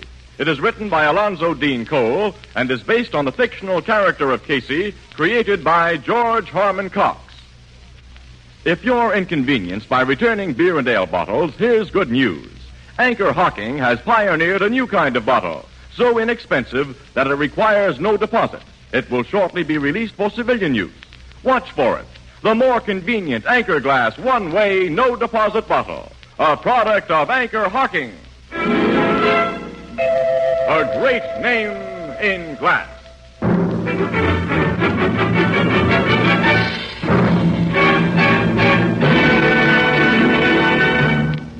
Our cast features Miss Leslie Woods as Anne and John Gibson as Ethelbert, with Herman Chittison at the Blue Note piano. The original music is by Archie Blyer.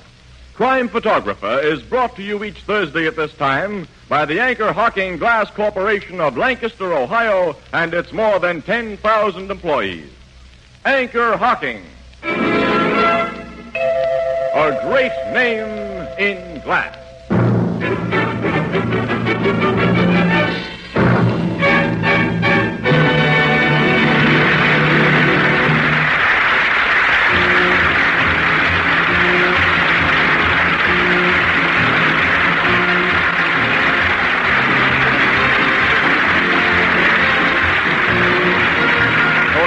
Speaking. This is CBS, the Columbia Broadcasting System.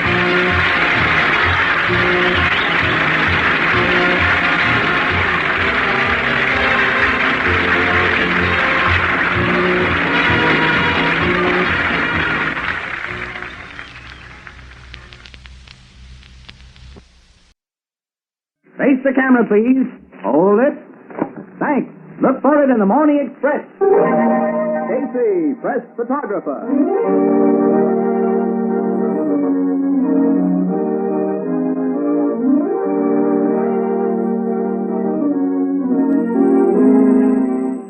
Columbia brings you another adventure of Casey, press photographer. Tonight and every Saturday at this time, Columbia invites you to follow Casey on his exciting assignment and to meet the strangely assorted people who pass in swift-moving parade before the shutters of his camera. Tonight, The Clue in the Clouds.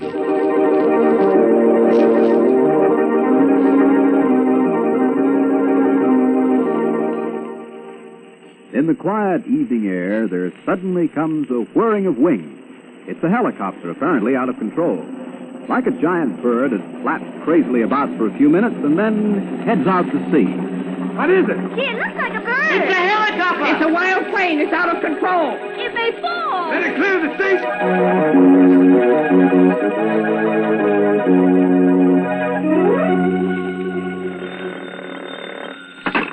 City desk. Burke speaking. Hey, Burke. Who is this? Casey? Yes, it's Casey. Listen, there's an airplane loose over the city, a helicopter. Yeah, it's out of control. Something has happened to the pilot. It's headed out to sea. The Coast Guard is trying to get the plane in the air to follow it now. Oh, yeah? Where are you? I'm at the Blue Note. I thought so. Now, listen, Casey. Go home and sleep it off. I'll see you in the morning. Now, listen, are you inferring Yeah. You ought to know better than to phone me in that condition. Now, go home and go to bed. Oh, stop it, Burke. I'm as sober as you are. I tell you, this is a story. Okay. So it's a story. What do you want me to do? Stay up all night waiting for you to get it? Oh, that's swell, Chief. I knew I could count on you. We're going down to the Coast Guard headquarters now and get all the dope we can. Maybe some pictures. Who's with you? Ann Williams. All right, you crazy loon. But this had better be good. If that helicopter turns out to be a Halloween witch on a broom, you shot your last picture for me. You get that? Get it? I know it by heart. Goodbye. Goodbye. Ha. Helicopter.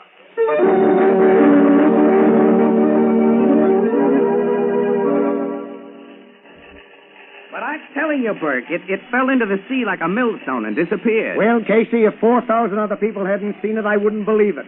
Whose plane was it? The police say it was John Hampton's. He had the only helicopter around here. Oh, yeah, I remember. Flew it in from his estate to the top of his office building every day. Our pioneer air commuter. And he's missing, huh? Yep, he and Mrs. Hampton both. Well, take that stuff you've got to a rewrite man. Have one of the boys fix up an obituary. We've lost one of our leading citizens in a plane accident. And that's that. Now, listen, Burke. Casey doesn't think it was an accident. Oh, for Pete's sake. And why not? Burke, I think that dive into the ocean was planned. There's something phony about this story, and I want to track it down. All right. What do you want to do? Go chasing geese again? You better let him, Burke. Someday, Casey, you'll go out and cover a story that I want covered. Now, go on. Get out of here. Thanks, Burke. Burke, I'll tell you, I'll make a bet with you. If I'm right about this, the drinks are on you. And right now, I'm going over to John Hampton's offices to see what I can find out. Oh, you better take Williams with you. She'll just sit around and sulk till you get back. Oh, gee, both thanks. Okay, Burke, we're on our way.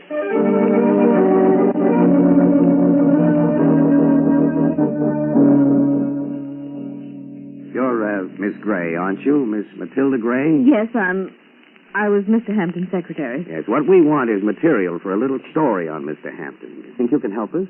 He was a wonderful man. Everybody admired and respected Mr. Hampton. I don't know what else I can say. He owned this building, didn't he? Yes, the Hampton Importing Company occupies the top 3 floors. He liked the idea of having his office here in the penthouse. Mm-hmm. Is that the landing platform for his helicopter out there? Yes, that's it.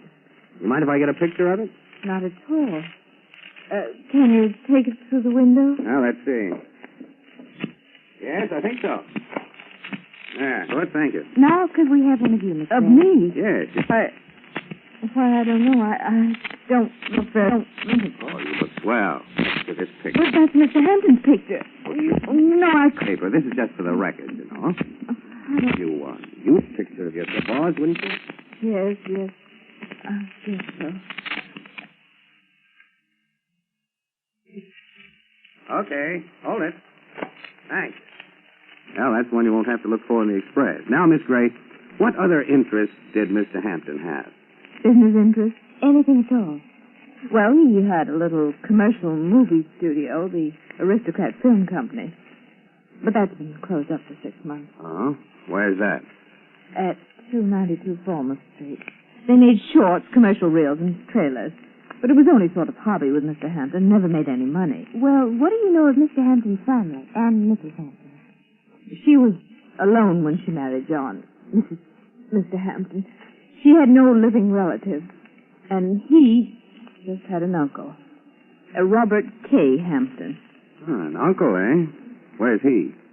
Well, he lived somewhere on an island in the Celebes Sea. Now held by the Japanese, I understand. He was a sort of black sheep. Mr. Hampton hadn't heard from him for many years. Assumed he was dead or a prisoner until... Until? Well, maybe I shouldn't tell you this. But shortly before his death, a letter came from Australia. I didn't open it, but when Mr. Hampton read it, he seemed terribly upset. Then he told me it was from his uncle. Do you have that letter now? No, Why, it seems to have disappeared. And this was just before his death. Yes, he may have had it in his pocket. Miss Gray, this uncle, was he by any chance mentioned in Mr. Hampton's will? He gets everything. All his money, the business, this building, everything. Oh, Mr. Casey, this is all such a terrible nightmare. I can't believe that he's gone. I don't know where to turn. Oh, Miss Gray, it's all right. You mustn't break down. You need to rest a bit. Powder your nose. You'll feel better. I'm all right. I'm sorry. If you'll just excuse me for a moment, I'll be right back. Well, certainly, Miss Gray. I'm sorry we upset you. Thank you. I'll be all right. Casey, you know something? What? A clue. She was in love with her boss. You think so? Mm-hmm. Why? Never mind. Just take a woman's word for it. What's the matter, young woman? Oh, nothing. That is, you gave me a start. Why should I frighten you? Oh, you look like... And if I may ask, who are you? What are you doing here? I'm just a reporter. And who is this young lady? I'm a reporter, too. What are reporters doing here? If you'll pardon me, sir, who are you? My name is Robert K. Hampton. I'm John Hampton's uncle.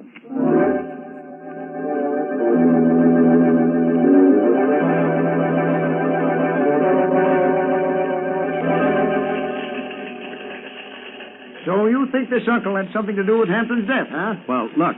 A guy names a black sheep uncle as beneficiary in his will and suddenly gets a letter from him. From all reports, he's very upset by it. And the next day packs himself and his wife off in a plane for a double suicide. Lieutenant Logan pronounced it an accident. Yeah, well, it doesn't add up to me. This uncle ties in somehow. Come on, Ann, I gotta think. Let's get out in the air. The nice smoke-laden air of the Blue Note, I have no doubt.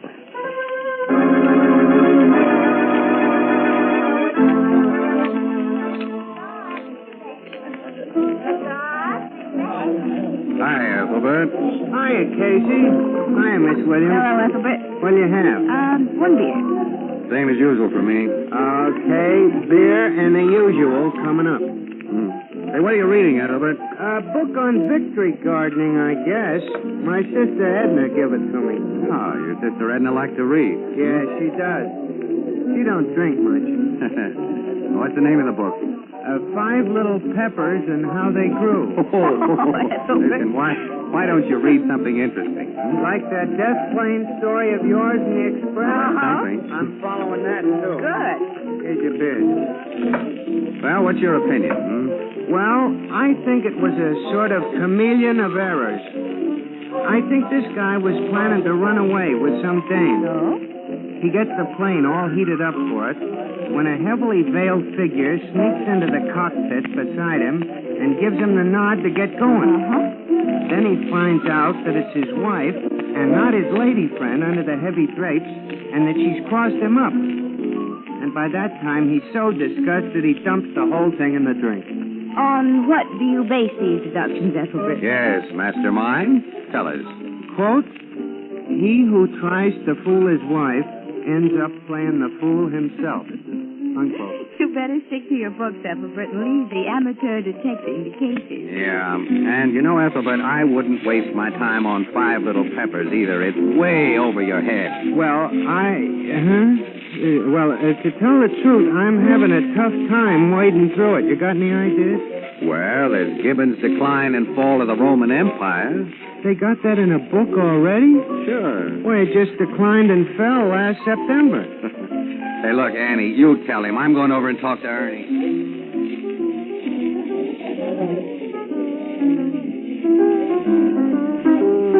Hiya, Casey. Hi, Ernie. Ooh, you look worried. Yeah? Ernie, you got an old tune handy? Something for me to think by? Sure.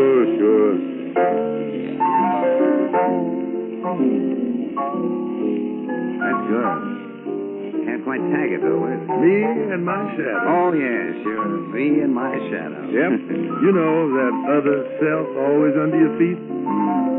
Other self, huh? Yep. You got another self.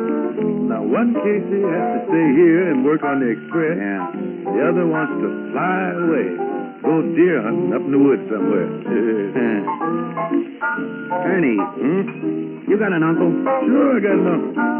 Well, look, if you knew he was coming to see you, would you want to fly away? Well, I'd be tempted to. Yeah, why? Because it'd mean that he was bringing his 8 kids along to live off of me. Yeah, but the thought wouldn't make you want to kill yourself, would it? Oh, Casey, why you gotta be so dramatic? Of course not. Tell me, Ernie, what makes guys want to get away? Oh, a dame, usually. I see them fly away from one and go right to another, leaving all their worldly goods behind them. That's kind of costly, isn't it? Yeah. Dames are costly. Now, if it was me now, I'd try to get the dame to fly away and leave my worldly goods to me. Yeah. What? I'd say it'd pay a fella better if he could get the dame to fly away and leave the worldly goods to you. Ernie, I think you got something there. Yeah, thanks.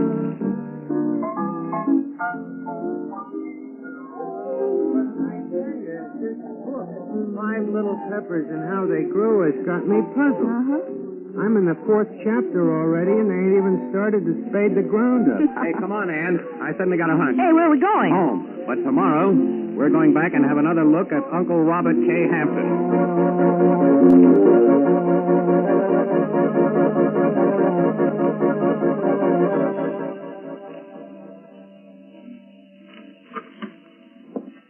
You may come in now. Thank you. This is Mr. Robert K. Hampton. Miss Williams, Mr. Casey. Yes, we've met before, briefly. How do you do? Well, this is the young lady who was so startled yesterday when she first saw me. I'm sorry, Mr. Hampton. It was just that you looked so much I know. You were struck by my resemblance to my nephew. Yes. Well, I don't blame you. You know, I never realized how much he'd got to look like me until I arrived and saw his picture here. Yes, it is a striking resemblance, sir. Your hair is gray instead of brown. And, of course, he had a mustache. Yeah, but then he wanted to take you for brothers otherwise. I think they're quite different. Well, after all, there were only 7 years difference in our ages. I was just a kid when my brother's son, John, was born. Yeah, we were very sorry about what happened to your nephew, Mr. Hampton. These things are always kind of tough to take. Yes, they are. But, of course, it wasn't entirely unexpected. You know, I thought John would probably come to some violent end. Why, even as a kid, he was always keyed up. Couldn't relax. Airplane notion. You should have taken things easier. Now look at me. I spent my youth bumming around the world. Never made much, but I had fun and got along. Then I found a spot where life was pleasant, and I settled down. Where was that? Jurang Island, near Borneo. Paradise. Simply paradise. That is, until the Japs came along. Then I somehow managed to get out. Just by the skin of my teeth, too. Exciting. Yes. Now, well, here I am. You see, everything worked out pretty well. Yes, thanks to John Hampton, who spent his whole life... That's great. You were saying? I'm sorry, Mr. Hampton. Do you mind if I take some pictures, Mr. Hampton? My paper wants to run a feature on you and your nephew.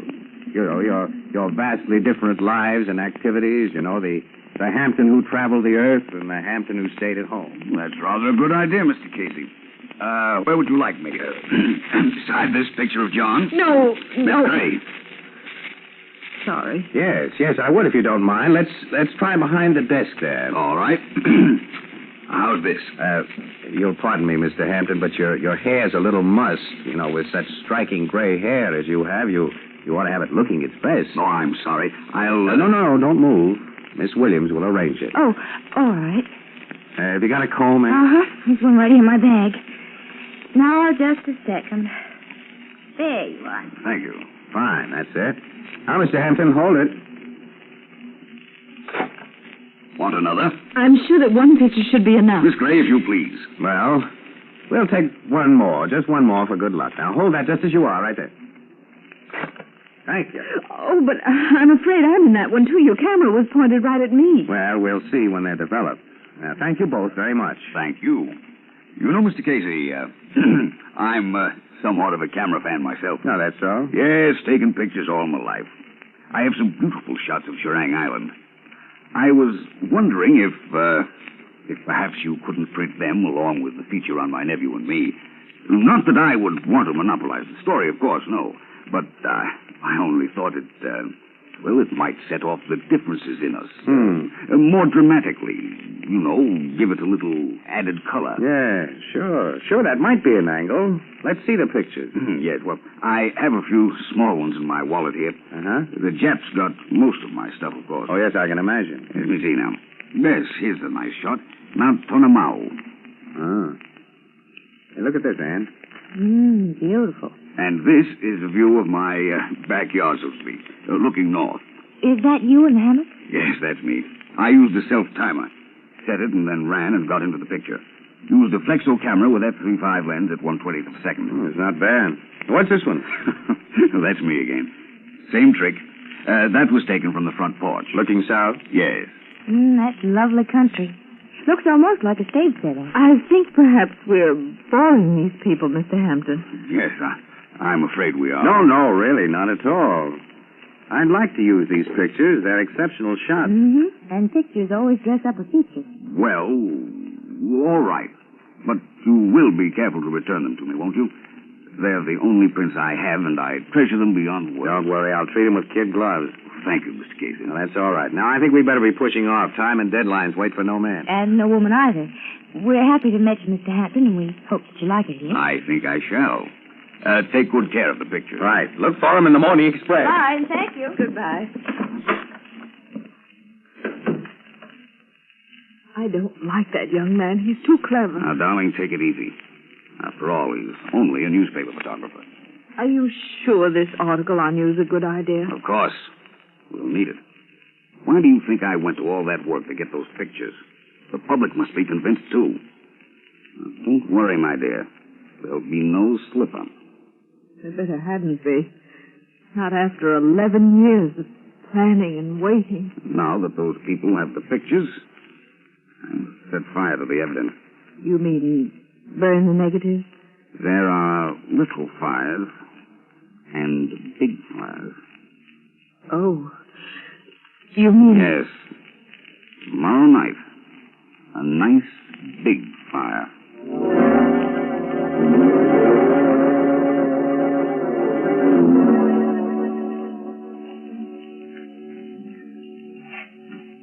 Let's see that negative, eh? Here you are. Yes, sir. That I call a nice layout. Yeah. Pictures look pretty good, huh? My article's all right, too. Mm-hmm. You know, someday I must teach you how to read. Yeah. Say, these of Jurang Island came out really bright and clear, didn't they? Hey, Ann, look at this. What? You notice anything strange about those two shots taken in Hampton's front and backyards? No. Well, I do. Look. Look at this bank of clouds here. Uh-huh. It looks sort of like a face, doesn't it? Oh, sure. It looks like my Aunt Sophie. Now, quit clowning. Look at it close. I'm looking. Well, now, that's supposed to be a view looking north. That's right. Well, here's exactly the same formation in the view looking south.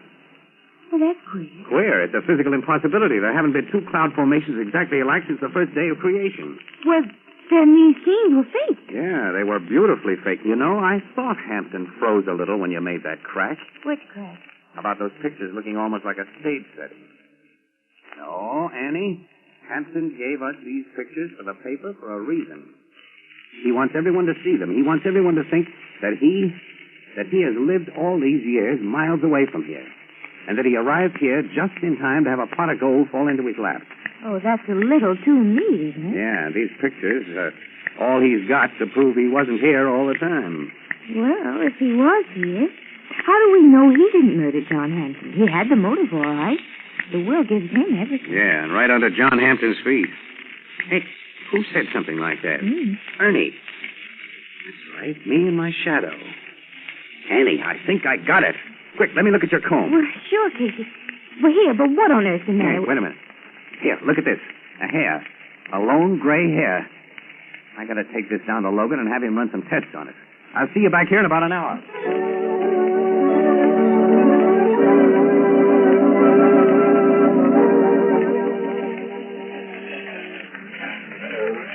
Well, here are your pictures of Hampton, the ones we didn't print. Yeah, thanks. I just wanted to check on him. Let's see. Yeah, here it is. Look, Burke. This one of Hampton with Miss Gray in the background. You see this? Yeah. And what a sugar-coated look she's got on her portrait. Hey, let me see. Don't she look like a mother whose son has just been made president of his class or something? She in love with this guy? Of course not. You sure, Ann? Well, she just met him. Uh-huh. You swore she was in love with her boss. That's right, and a woman like that couldn't be in love with two men. Why not? Because she's the perfect one-man woman type. Uh-huh. That's all I wanted to hear. I got a theory on this case, and this just about puts a pin on it. Come on. Hey, where are we going? We got a little job of breaking and entering to do. We're going to crash the deserted studio of the Aristocrat Film Company.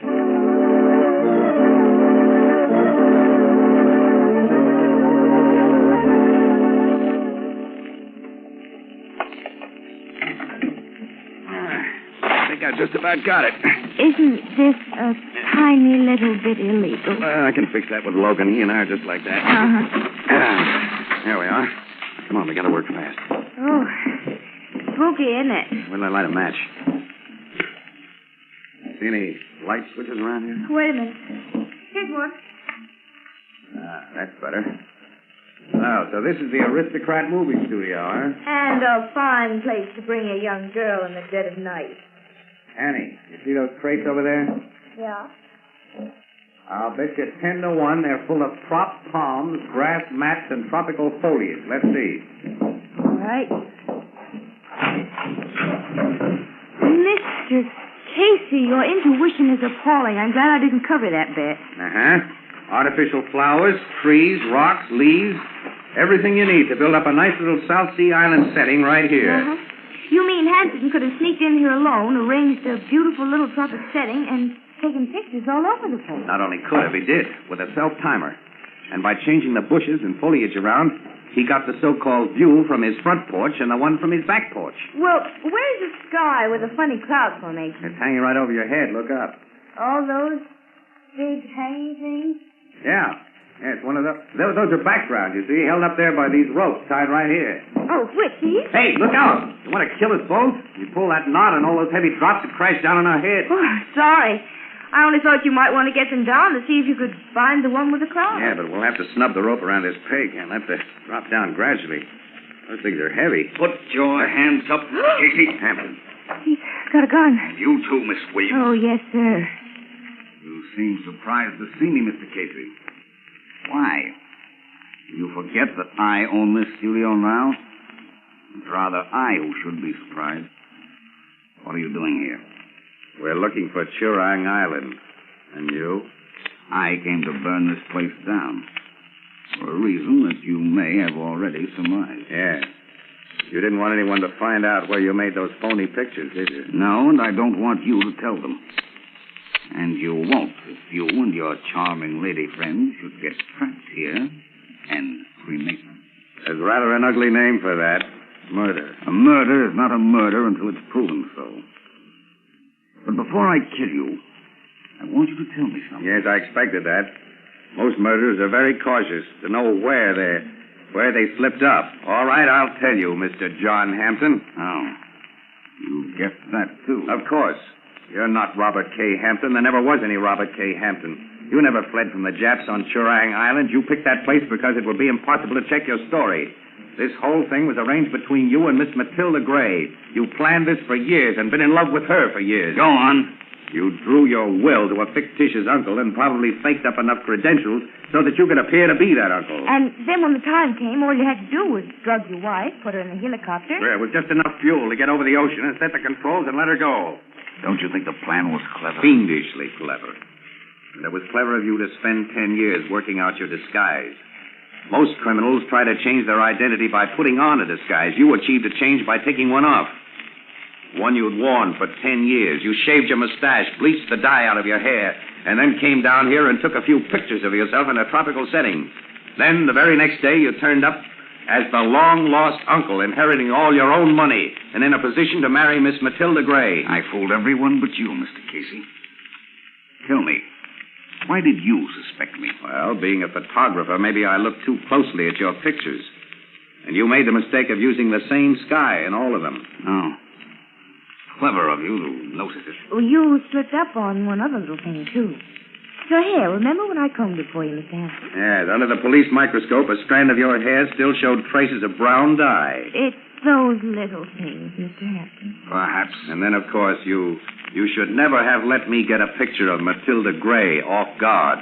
For although she treated you badly and seemed to hate you, her love showed up in the face as plainly as though it were written there. Very interesting. And as Anne told me, a woman like Matilda Gray couldn't love two men. It turned out she didn't. Both men were you. Quite right. Now, before you have a chance to turn this story over to the police, I'm afraid I shall have to shoot you both. I wonder if you'd mind shooting me first. The sight of blood, you know. You can't afford to joke, Miss Williams. Oh, no. I don't want to be too near. May I stand over there by those ropes? Wherever you wish. Thank you.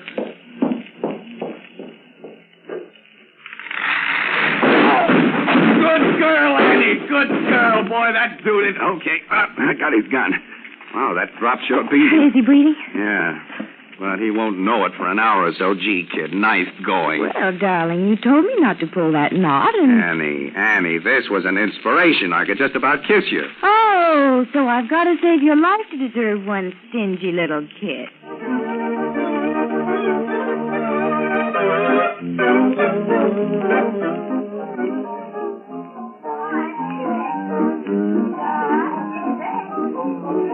Well, boys and girls, day of days. The drinks are on first. Now, wait a minute, Casey. My bet was with you. You can't do this to me. Can't I, though? Hi, Ethelbert. Hi, Casey, Miss Williams. Well, Mr. Burke, this is a surprise. Yes, well, Burke's buying the drinks, Ethelbert. Wow, what'll it be? Hello, Ethelbert. Oh, hello, Grace. What'll it be, Miss Williams? Double martini. A double? 2 olives.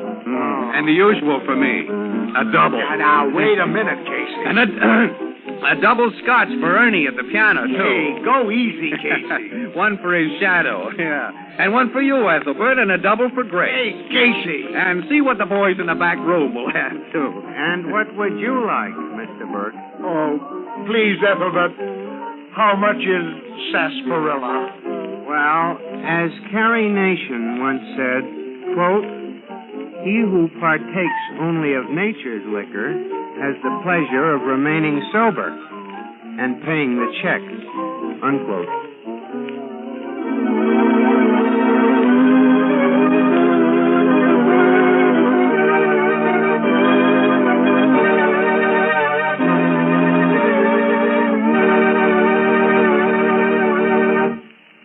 You've been listening to Casey, Press Photographer, played by Stotts Cotsworth, a new series of adventure programs based on the fictional character created by George Harmon Cox. Casey Press Photographer is directed by Albert Ward and produced for Columbia by John Dietz. Tonight's story was written by Charles Holden. Join us again next week at this same time for another swift-moving story of Casey Press Photographer. This is CBS, the Columbia Broadcasting System.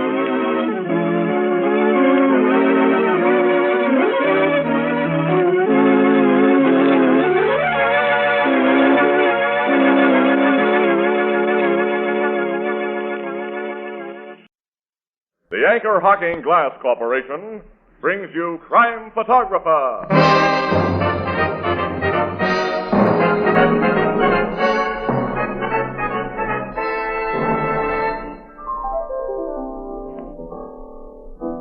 Hiya, Casey. Hiya, Ethelbert. Well, I see you got the windows and mirrors all dolled up again for the holiday. Yeah, the same guy comes every winter and paints them for us. Like little Jack Frost. Huh? You remember, when you were a kid, they told you Jack Frost painted those ice flowers on the window. Hey, that's a good one. I'll try it on Tony. Hey, Tony. Yeah? Who's the famous artist that paints on glass? Oh, that's easy. Jack Frost. And speaking of glass, everybody knows that Anchor Hocking is the most famous name in glass.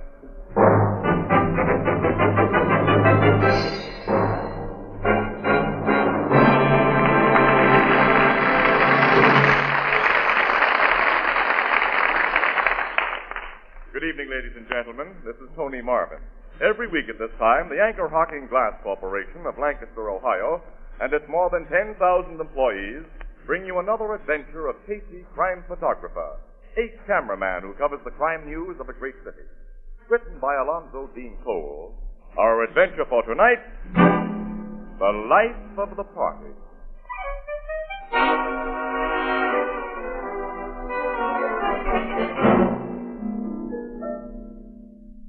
One of the most interesting sections of our city is known as Whitaker Grange, with its winding streets and century-old houses where artists have established a colony. The more successful live and work in a narrow dead-end alley called Gedney's Close.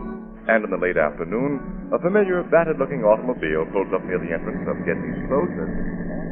I guess we'll have to park here, Annie. They don't let you drive into this alley. Well, I prefer to walk the rest of the way, Casey. I love to look at these old houses. You do, huh? Well, I got my camera and stuff. Come on, let's go. Okay. Higgins' studio is that big stone barn at the dead end there. I'm going to get a big thrill out of seeing his studio and meeting him again. I think Andre Higgins is our greatest living sculptor. Well, he was. He hasn't been producing top quality lately, though. The art critics say this new bronze group that you're going to interview him about is only run-of-the-mill. I know. He's too busy playing to really work, I guess. Yeah. It's a sweet-scented crowd he plays around with, too. Well, I've never met any of them except his model, Marcel. He's certainly no bargain. Oh, wait a minute, Annie. She's the only one who is a bargain. That gal's the most gorgeous brunette I've ever looked at. Really? Well, I mean of her type, Annie. I don't know how a cultured, mature man like Andre Higgins can stand having her around, let alone be in love with her, as he apparently is. Well, at least she's not dangerous. I can't say that for one of Andre's other pals. Who? Blister Hoagland. He's a pal of Andre Higgins? They've seen together a lot. Oh, Casey, Blister Hoagland's suspected of a couple of murders. The cops have been trying to nail him for years. Uh-huh. How can Higgins associate with a man like that? I don't know. He's a strange guy. Like all famous artists, he attracts parasites who live on reflected glory. He's either too weak or too good-natured to give him the brush off, I guess. Uh-oh. Hey, look at that guy. He just came out of Higgins' place just now. Casey, he must be headed for a costume party. Yeah, look at the green velvet pants on him. He's fantastic. And that bright yellow smock and a red beret. If he goes outside of this deserted alley, a cop will pinch him for obstructing traffic. Annie! What are you doing with that big knife? He stabbed himself, Casey. Annie.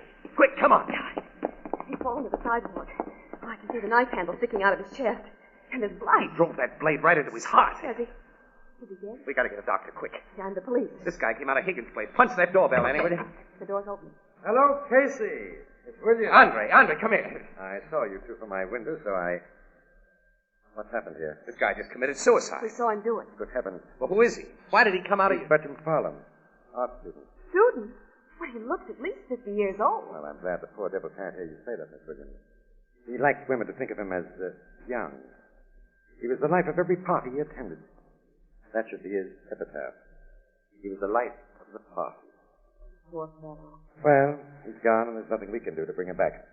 Come inside and meet some friends of mine. We're having cocktails. What can I make for you, Miss Williams? Mr. Higgins. Wait a minute, Andre. You knew this guy. He just killed himself in front of your door. And it was most inconsiderate of him. Oh, I know you think I'm callous, but I'm a realist. Well, now that I've spoken so frankly, how about a cocktail? We'll skip it. Definitely. Well, now, apparently I've shocked you. My guests are coming out. Why are you staying outside so long, Andre? Yeah, what's the big idea? Andre, I want you to make me another drink. Oh, Casey. Hello, Marcel. Oh, mon Dieu. Why is Bert lying on the sidewalk? He's committed suicide, Marcel. Suicide? A knife in his chest. He stabbed himself, Tom. The poor sap. Did it because of Marcel, I suppose. Probably, Daisy. Well, I could not help it if he was in love with me and I did not want to make marriage with him. He knew my heart belonged to Andre. He should have. You tell the world your heart belongs to Andre when Andre's around. How do you mean that last part, Daisy? Never mind. Miss Williams, Casey, you know Marcel, of course, yeah? Certainement, I know Casey. And Miss Williams? Mm-hmm. I don't think you've met Mrs. Leland Carmichael. Noted for her wealth, the 5 husbands she's divorced, and her vulgar display of diamonds. Gals who can get husbands get 'em, Andre, and gals who can buy diamonds wear 'em. Glad to meet you, chum. Call me Daisy. And this is Tom Thompson. He's a mere artist and a bad one. Candor can sometimes be more unpleasant than refreshing, Andre. Nice to know you, Miss Williams. Mr. Casey. Thanks. Now let us all go inside and get a drink. Oh, wait a minute. We'll have to do something about poor Bert, won't we? Oh, don't bother. Let 'em lay. Oh, I've never met such callous, inhuman people in my life. Neither have I. And Higgins, I never could figure you, but I kidded myself you were a right guy.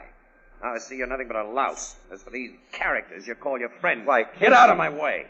I'm going into your joint and call the cops. And I'm going with you. What? Oh, they're laughing. Yeah. Annie, look at the dead guy. He's getting up. The handle of that knife still sticking out. It's a gag. Oh, no. You fell for it, Robin. Miss Williams, Casey, meet the late corpse, Bert Fallon. Oh, me. If you could have seen yourself when you thought I'd done a harikari. The old collapsible knife trick and a little red ink to make it look better. Yeah. The knife blade slipped into the handle when I hit myself. See? You've been a fine pair of dopes, Casey. You don't pay a thing. Bert cooked up the joke when I mentioned you were coming, and we watched for you. Why, hope you're not sore. Oh, no, anything but. We can take it. And you certainly handed it out. Yeah. Oh, you'll get a laugh on somebody else before you leave here. I'll see to that. You can depend on Bert. He's quite a prankster. Yeah, I know a million gags. Our little Bert loves fun. Well, why shouldn't I, Daisy? Fun never hurt anybody. That's a debatable question. What do you mean, Tom? Oh, do not talk so much, Bert. Let's all go inside. Come on, I want a drink. Let's go in, Casey. Miss Williams? Oh, close the door, Tom, and keep the common people out. What a lovely studio you have, Mr. Higgins. It's so big. Oh, thank you can lose yourself in this barn. Say, where's Blister? I'd forgotten that. Here I am. Oh, he's sitting behind that statue. Miss Williams, Casey, let me present Mr. Hoagland. We already know Blister Hoagland. How'd you like the gag they pulled on you, Casey? Pretty good, huh? Good enough. We fell for it. Yeah, I know. I was watching from the window. Why didn't you come outside with the others? You'd have made the gag better. Just how? Well, if I'd seen you around, I'd have thought Bert Fallon's phony suicide was a murder. Why would you have thought that? You've done several jobs of killing, haven't you? Cops never proved it. They'll get the goods on you someday. Your luck will run out. I don't like this kind of talk. Blister! Okay, Andre, I'm a good-natured guy who never loses his temper. Casey's sore because Bert's suicide gag made him look like a sap, and he's trying to needle me to get even. But I'm a good sport. I can take things as they come and laugh when... Oh! What's the matter? My foot's on fire! The old hot foot gag, Blister. I snuck up and stuck a match in your shoe. Why? I told you, Casey, you'd get a laugh on somebody You else. lousy little clown out. Let him go, Blister. Let go of him or I'll... Okay, Casey. Sorry, everybody. The joke's on me. Have a drink with me, Bert, old pal. Let's all have a drink. Come on. Hey, Auntie, make me one of my special Lister would have killed that little man if you had stopped him, Casey. Yeah, We really stepped into something when we came here today. I'll say we did.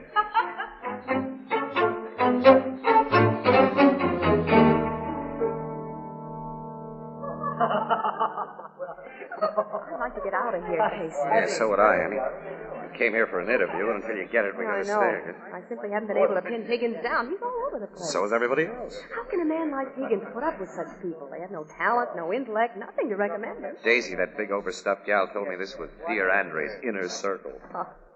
Casey, Huh? you think all those diamonds that Daisy wears are the real thing? No, she told me they're imitations. All except the big headlights she wears on her finger. That's a lot of carats of the real McCoy. She says she's superstitious. She always wears it because her first husband gave it to her for luck. She's taking a big chance wearing anything valuable around a crook like Blister Hoagland. And I wouldn't trust that Marcel very far either. You don't like Marcel, do you, Annie? I never met such a phony. Look at her over there. Chewing gum like a chopping machine. And playing footy-footy with Thompson. Seems to be a little double-timing going on with that young artist. She's been Higgins' gal for a long time. Huh. Here comes Higgins. Well, what are you two doing there by yourself? Your party sort of wandered away from us, Andre. People do scatter out in this big barn. Come on to the barn. Let me fill your glass. No, thanks. We're working people. I got to get that story from you, Mr. Higgins. No, you can pry me with questions over the next drink, Miss Williams. Is that a promise? Definite promise. Come on now. Well, okay. Hi, Daisy. I found him in the jungle, and I'm bringing him back alive. Good hunting, chum. Marcel, Tom, you gather around, too. Come, Tommy. Andre wants us. The master's voice. I'm not going to get that interview, Casey. Not right now. Blister! What do you want? I'm gathering the clan. Come to the bar. I was grabbing a nap. I'm gathering the clan. I'm bringing in the sheep. Higgins has gotten himself a snoop boy. So is Daisy. Look at her. Now that we're all together, Now, quiet, all of you, please. Now that we're all together, my dearest friend. We're not all here. Where's Bert? Oh, yeah. Now, where's Bert? Oh, hey, Bert! Andre, chérie, maybe he's asleep someplace. Do not wake him up. It is so peaceful here without him. oh, now we need Bert, Marcel. He's always the life of the party. The party's better without his kind of life. No unfunny comedy, no practical jokes. Tom, Bert's our pal. Yeah, maybe your pal. The last gag he pulled handed me a swell laugh. Your foot still feel hot, Blister? Yeah, that was very funny, Daisy. The way you took it was. Trying to kill the poor twerp. Now, lay off, will you? Maybe I'd better, knowing your reputation. Well, I gotta find Bert. Bert! Where is Tommy, while Andre is looking, you fix me a fresh drink. Okay, myself. Will somebody have a stick of chewing gum? Oh, I forgot. Nobody uses it but me. We sometimes get the benefit of it after you've used it. You shouldn't stick the wads of it on chairs. Fill my glass too, Tom. Here. Ow! What's the matter? My ring. My ring's gone. You're My kidding. big diamond, the real one. Well, you had it on me. You were talking to me, Daisy. I know it, Casey. I was talking to you and Bert about... Bert! He was holding my hand after you left. He flipped it off. Bert wouldn't steal a ring. Well, of course he wouldn't, Tom. It's another of his unfunny jokes. Where is I run? Let me get my hands on him. Don't that hand me a laugh. Oh, shut up, Blister. Marcel, Casey, Yes, everyone, What's the matter? come here. What is it? I just found Bert. Dead. Dead? Is this another gag? No, he's not breathing. I think he's been murdered.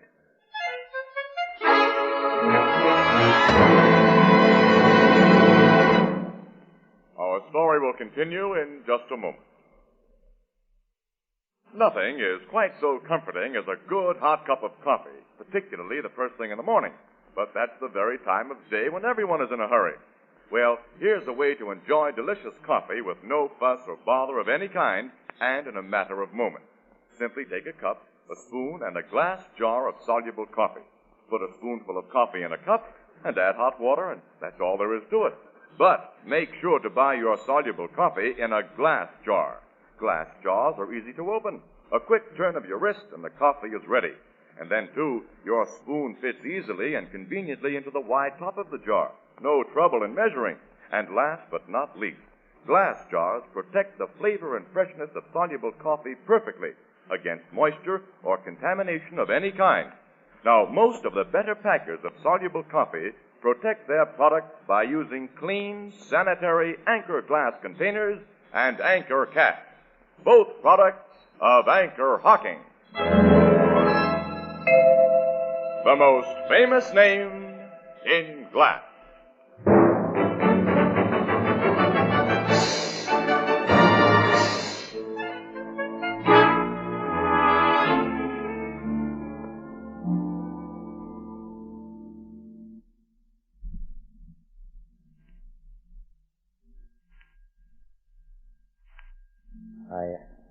I found him lying here, behind this statue. Just as you see him, Casey. Well, he's dead, all right. A knife through his throat. In just the right spot, Anne, so he'd make no sound. Who could have killed him? It had to be someone here, Marcel. Definitely.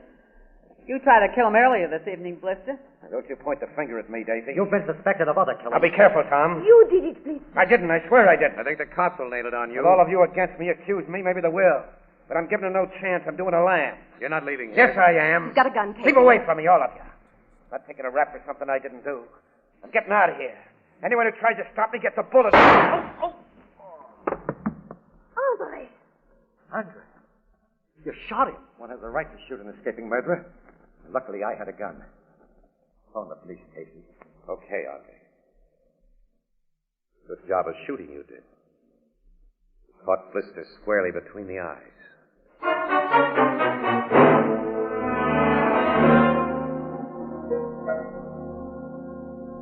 That's the complete story, Casey. I don't think I've left out anything, Logan. Now, what do you say, Miss Williams? Well, I can think of nothing that Casey hasn't told you, Captain. No. Sergeant, you finished searching those two bodies? Just now, Captain. There's no diamond ring on the guy who was stabbed or on Blister Hoagland either. I'll have the men do a detailed search of this studio for us. Yes, sir. You know, that ring may have no connection with Fallon's stabbing, Casey. Look, Logan, when a hunk of ice worth a good $15,000 is missed at about the same time that a guy suspected of taking it is found murdered. I know.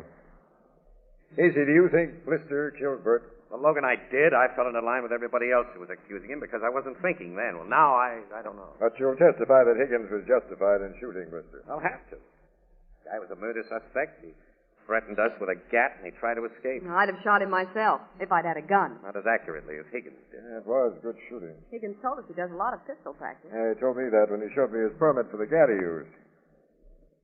You say Higgins discovered Fallon's body. But your police surgeon says Fallon was dead at least 15 minutes before the discovery was made. You can't think Higgins had anything to do with it. I'm simply thinking, Miss Williams. Nobody recalls seeing anybody near the spot where Fallon was found? Well, we were all the time he was killed? scattered all over this barn of a place, Logan, moving around. You know what parties are like. Everyone excepting yourselves has been drinking pretty heavily and was inclined to be quarrelsome.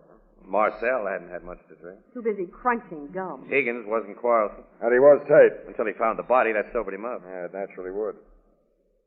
A fat gal who lost her ring. She have a lot of dough? A couple of millions, Fallon told him. What about Thompson? Thompson's an art student. He goes in for surrealism, that kind of stuff. Goes for that Marcel, babe. Yeah. Captain Logan. Yes, Sergeant? We just found a ring. The diamond ring? There's no diamond in it, sir. The stone's been pried out. Pried out? Let me see. Here. Yeah. Strong's been forced apart. That's the setting that held Daisy's diamond, Logan. Uh-huh. Now bring the fat gal in here, Sergeant. Bring all the witnesses in here. Yes, sir. Well, this proves that ring wasn't simply lost. It doesn't prove, but it certainly indicates. And how, Logan? Look. Bert Fallon slipped the ring off Daisy's finger as a joke, but somebody saw him do it and got an idea. Yeah? And that somebody killed the little guy, took the ring, pried out the $15,000 stone because it was easier to conceal, and he just sat tight. Then when Fallon's dead body was discovered, it was a cinch that Blister would be immediately suspected and accused of the murder. And if he'd gotten away with his run out, even for a short time, no one would believe that he hadn't stolen the diamond in addition to knifing Fallon. Now, Higgins' gunshot spoiled things for the real thief and killer. Sure, because Blister was killed before he could leave this studio. And your search of his body proves he didn't have the diamond. Now, if your theory is right, it eliminates Higgins and the fat gal. She had no reason to steal her own diamond. It leaves only Thompson and Marcel. Yeah. Casey, I think your theory is 100%. Thanks, Eddie. All right, inside. Sergeant Flanagan's bringing them in. Now, let's go over and meet him halfway. Now, you people sit down. Make yourselves comfortable. Oh, thank you. Here's your pet chair, Marcel. Oh, thank you, Tom. Have you found my ring, Captain? We haven't found your diamond, Mrs. Leland Carmichael. Oh, dear. And they will find it, Dave. Oh, I hope so, Andre. You know it's my luck. I'm going to ask a few personal questions, starting with you, Mr. Thompson. All right. Have you any money of your own? That is personal. I can get it from other sources if you don't tell me. I'm an artist. A bad one, many people think, which means I'm always broke. Yeah. Thanks. What's your financial status, Marcel? Why, I have only what I make as a model and what Mr. Higgins gives me besides. What do you give her besides, Mr. Higgins? I'm afraid I haven't been very generous with Marcel. Oh, but you have, Sherry. $100 a month just for spending money? Give you any diamonds? No. I do not care for diamonds. Any woman who says that is a liar. Do not say I lied, Daisy. Pipe down. Marcel Thompson. Huh? Which of you two has that stolen diamond? Stolen diamond? Which one of us? Bluff won't do you any good. You hand it over, or must we search the two of you? Oh, I have never been so insulted. Search me immediately. I demand that you search me. You seem very sure of yourself. Of course she's sure. This girl wouldn't steal anything, Captain. Now, we're going to see about that, Mr. Higgins. Sergeant, send for a matron to search this girl. Right, Captain. Say, Logan, maybe you can save yourself a lot of trouble. Huh? A quick way to hide a diamond would be to wrap it in a wad of chewing gum. Chewing gum? Yes. There's one on the edge of Marcel's favorite chair. Now, let's see. Marcel is the only one here who chews that stuff. I put nothing inside my chewing gum. Someone put something inside this Here's one. a knife, Logan. Scrape the stuff off. I didn't. I swear I didn't. It's a diamond. It's my diamond. I didn't. I didn't. We'll go into that at headquarters, Marcel, thoroughly. I'm taking you there now. No, do not let him, Andre. Help me. Wait. I stole that diamond, Captain. You, Thompson? Yeah. I hid it where you found it. Now, let Marcel go.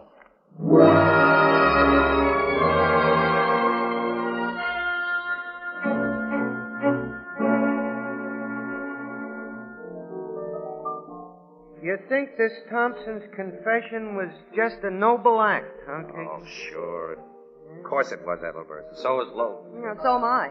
Thompson's so crazy about that phony Marcel, he'd go to the chair to protect her. Maybe they both done it together. You say the suspects was eliminated down to just them two? On the basis of my theory. But I can't see her doing it cold-bloodedly for no better motive than a diamond too hot to wear and too hot to sell. Well, she could have had a double motive, Casey. You and Miss Williams say the dead guy was one of them practical jokers. Ain't you ever wanted to knock off one of them pests? Ethelbert has something there, Casey. Yeah. Yeah, maybe a lot. Excuse me, I'm going for a walk. I'll go with No. you. I want to be alone. Think.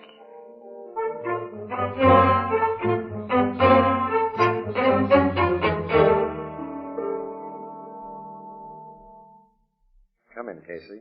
Thanks, Andre. Hope I'm not disturbing your work. Well, I'm scarcely in the mood for work after what happened here last evening.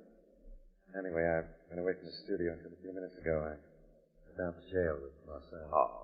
How is she today? Oh, she feels utterly friendless. She even thinks I'm against her. You're trying to help her. You believe she's innocent. Naturally. How does she feel about Thompson? The idiot's phony grandstand confession strengthened the circumstantial case against her. That was the net result of it. Mind if I sit down on her? Oh, yes, please do. Oh, are you paying me this unexpected but welcome visit as a newspaper man or as a friend, Casey? Just as a guy. Oh. Hey, Andre, what's your frank opinion of Mrs. Leland Carmichael, Daisy? Why, all around good fellow? Very superstitious, isn't she? That's very. And so I gathered from her talk about that ring. She kind of got on my nerves last night. She's too common. She's too bossy. Well, Daisy can be a bit trying. Yes, and Marcella, $1 million worth of looks and quarters worth of brains. And she'd be hard to take as a steady diet. Now, really, Casey, Lister was hard to take, and Thompson and Bert Fallon. But all these people had fastened onto you like leeches. What are you driving at? Just this. You saw a chance to get rid of all of them in one sweep last night, and you took it. You got Daisy's diamond, you planted it to frame Marcel, you killed Fallon, and then Blister, so you could be free. How will you prove this idea of yours? The cops will prove it when I sell them. You haven't done that yet. No. I wanted to spring it on you first to see how you'd react.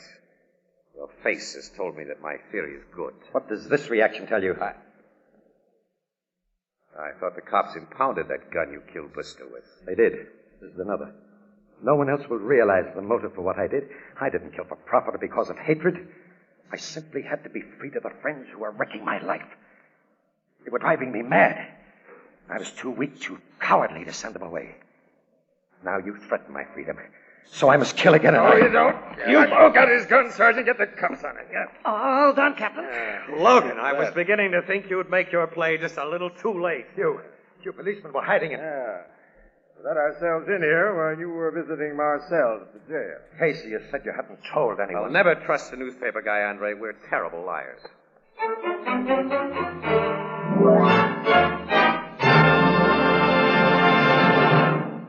We'll join the crowd at the Blue Note in just a moment. 1 week from tonight, when we join you on the air, it'll be Christmas. But there are still 5 shopping days ahead.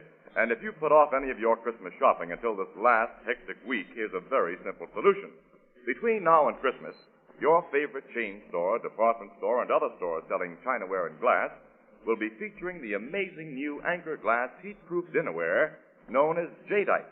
And that's spelled Jadeite. Jadeite.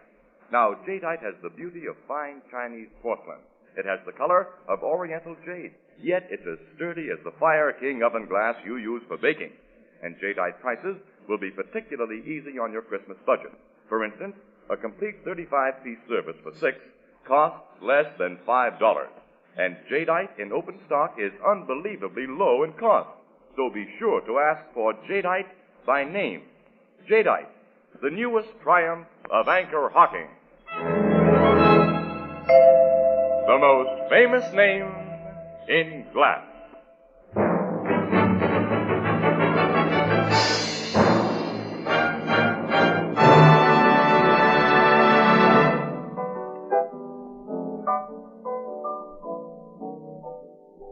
I gave you your notion about Higgins, Casey? You sure did, Albert. When you said everybody would like to kill pests. Yeah, but nobody does kill them. They just say they'd like to. Well, there's always the exceptional person. A fact naturally only realized by an exceptional person like Mr. Casey.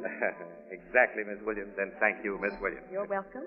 Well, anyway, when I started to think seriously of pest extermination as a motive, the parts that hadn't fit fell right into place. There's 2 parts that don't fit for me. What's that? Higgins killed Fallon, framed Marcel for the murder and robbery, and then shot Blister Hoagland to make the frame stick. Got 3 pests he figured out of his way, but he wanted to be rid of 2 more. Thompson and Daisy. Well, Marcel was the attraction that made Thompson hang around Higgins' place. Once she was removed, he'd be removed. And Daisy was intensely superstitious. She'd never risk her luck around Higgins again. Oh. I don't approve of Higgins' methods, Casey, but I got sympathy for his feelings. Oh, how I'd like to make a clean sweep of a lot of pests. Good night, Ethelbert. Yeah. Oh, good night, Grace.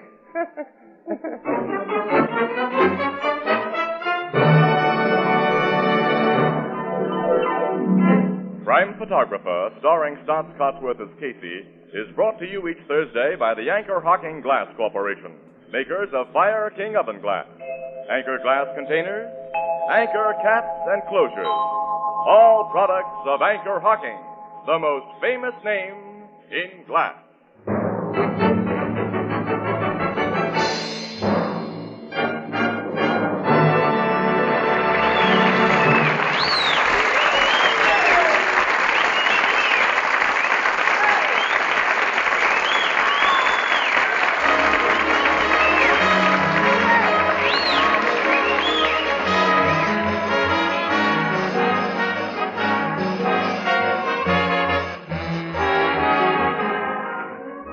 Crime Photographer is directed by John Deep. The original music is by Archie Blyer, and the program features Miss Jan Miner as Anne and John Gibson as Ethelbert. Herman Chittison is the Blue Note pianist. Salvation Army kettles are here. Help bring the other million a bit of Christmas cheer. Let's make this Christmas a happy one for our American kids by dropping a coin in a Salvation Army Christmas kettle.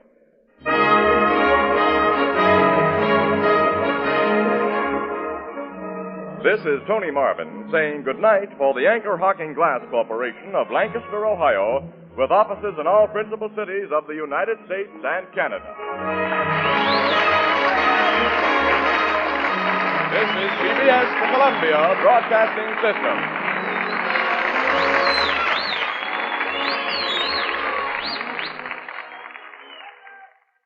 The Anchor Hocking Glass Corporation brings you Crime Photographer.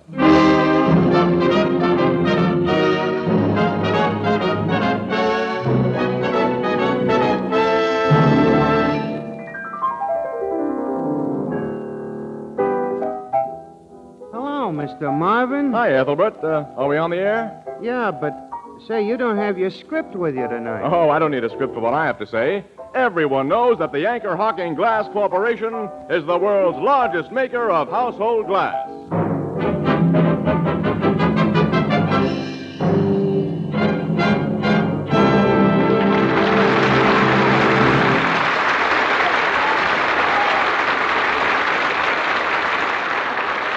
Good evening, ladies and gentlemen. This is Tony Marvin. Every week at this time, the Anchor Hocking Glass Corporation of Lancaster, Ohio, and its more than 10,000 employees bring you another adventure of Casey, crime photographer, ace cameraman who covers the crime news of a great city. Written by Alonzo Dean Cole. Our adventure for tonight, The Gray Kitten.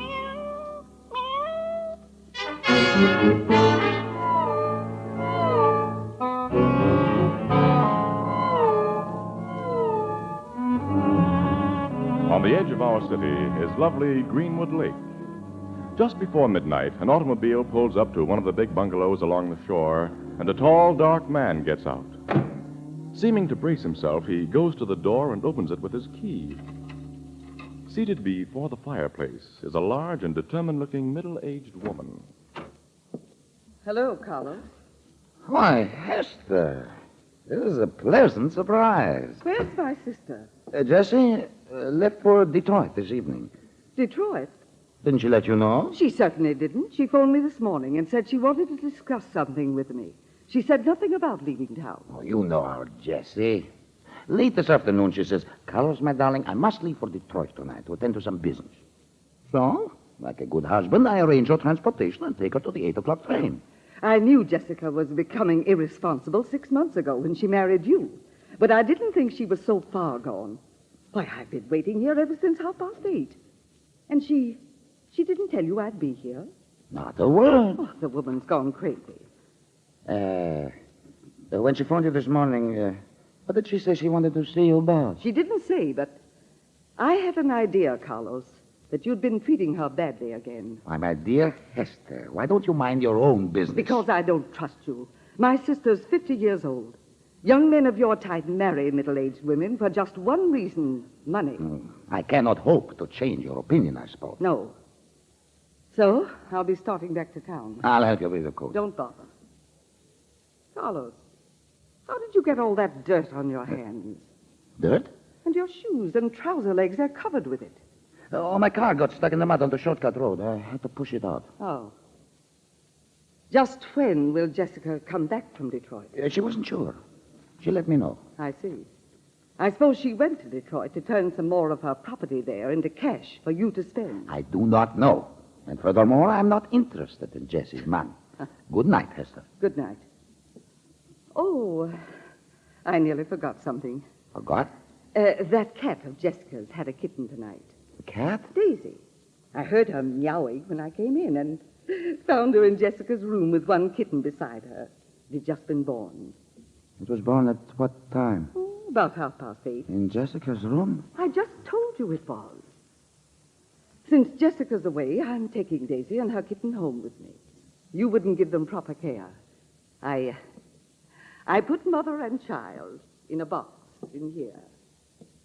You see? Look at her.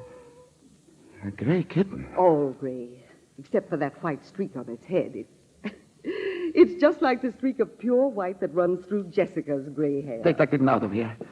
Take it away. Oh. As you said, Hester, I wouldn't know how to take care of it. Take the cat's box to my car. No, you carry the box. You act as though you're afraid of this cat and her kitten. Come, I help you in your car. Oh, very well. Be sure you let me know when you hear from Jessica. I will let you know, Hester. I will let you know.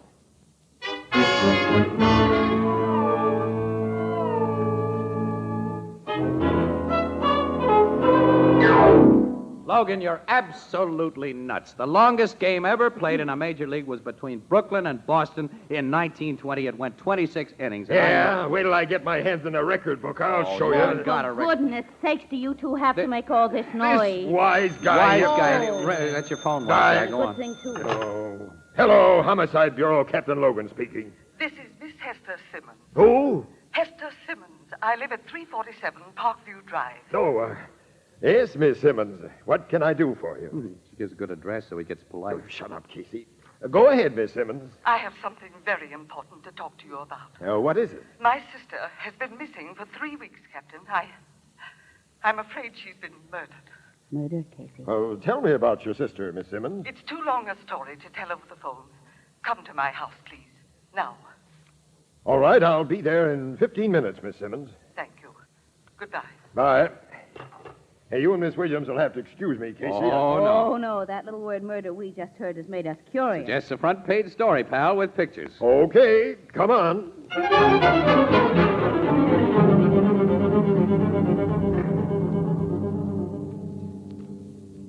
Your sister's husband told you that night, Miss Simmons, he just put her on the train for Detroit? Yes, Captain.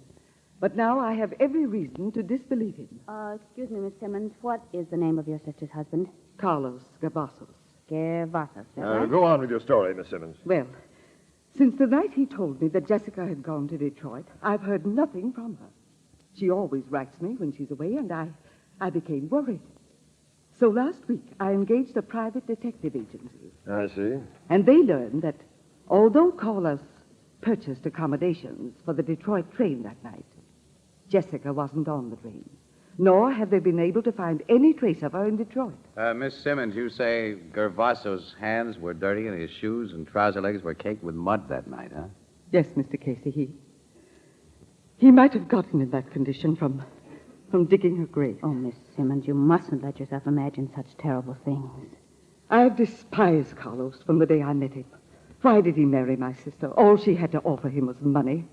I think finally she refused to give him any more, so he got rid of her. We'll look into your sister's financial affairs, Miss Simmons. I suppose you know who handled her business. Yes. The firm of Burdens and Lockridge. Good. Oh, Captain, look out. Oh, my gosh, you almost stepped on that little kitten. Where did that come from? I don't know. I guess it just wandered out of the other room. Oh, look at it.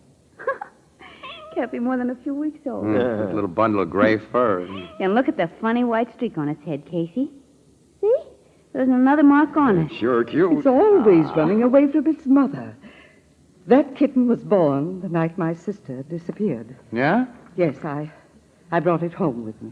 Well, I guess we'll be getting along. Captain, if your investigation of my sister's financial affairs supports my suspicions, will you put Gavassos under arrest? Well, that won't be sufficient basis for a murder charge, Miss Simmons, but it'll cause me to ask Mr. Gervaso some very personal questions.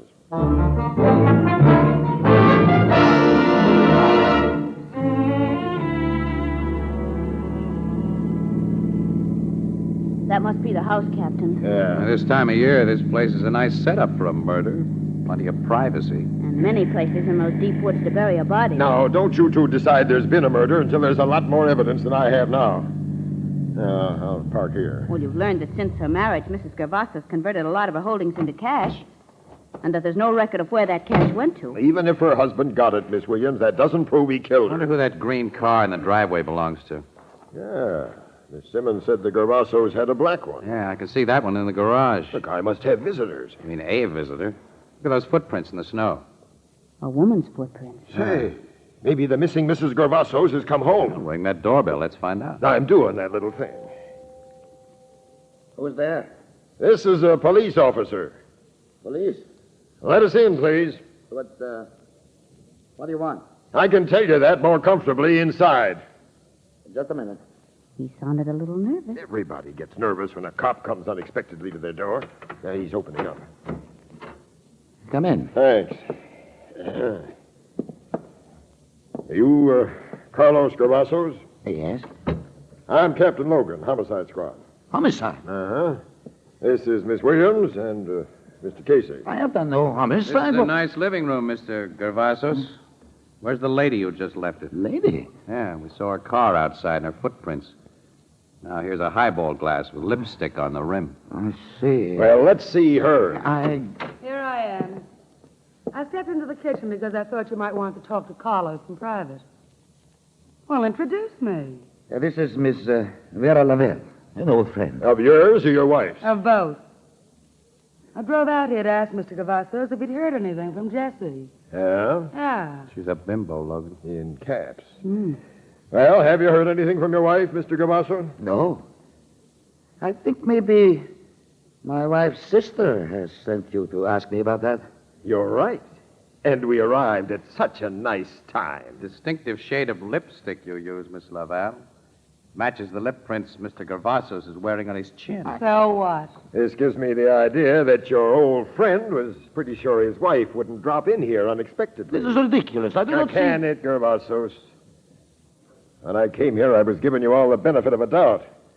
But now you're coming down to headquarters and tell me a lot of things. Does this mean I'm under arrest? Yes. On what charge? Suspicion of murder.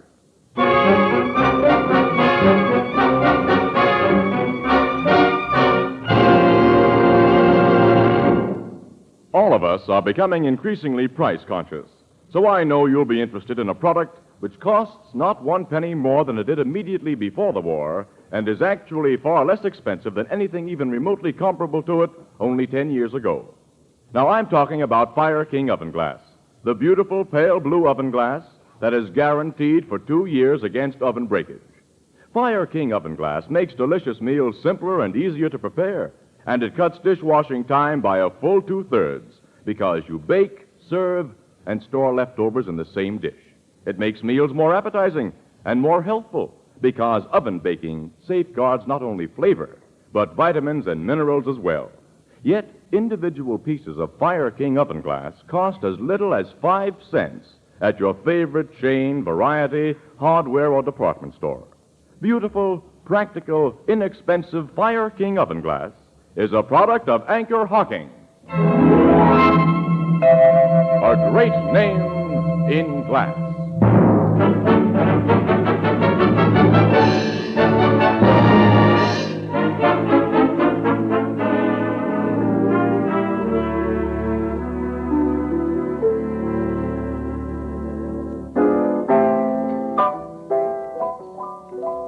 So they turned that guy Gervasos loose today, huh, Casey? Yeah. He's out of jail, Ethelbert. And did poor Captain Logan go out on a limb when he put him in there? Same limb you went out on, Annie. Stories you wrote after his arrest had the guy all but convicted and in the hot seat. I don't know how you talked City Desk into running those things. Must have been your charm, I guess. And the DA doesn't even ask for an indictment. Well, he should have gotten an indictment. He was able to prove that Gavassos had gotten over $40,000 from his wife's estate. He could prove that Gavassos and his wife quarreled because she refused to give him any more money. He could prove that... prove everything, Annie, except the all-important fact of murder. And they've still found no trace of a body. The DA knows a trial jury wouldn't convict him. So this Gervasos may get away with murder. If he's committed it. Yeah, kind of looks that way, Ethelbert, now. I don't think he's going to keep much of that 40 grand, though. How do you mean? Oh, no. That Laval dame will get it. You know, I think she pushed Gervasos into the murder of Jessica, and I think she'll push him into a new deal soon because she's going to want more money. Say, look who's coming in the door now. Huh? Who? Casey, it's Gavassos. Who's out with him? There they are, Dan. Hello, Miss Williams. Evening, Casey. We expected to find you here. You were looking for us? Not for you, Casey. But here's a present for you, Miss Williams.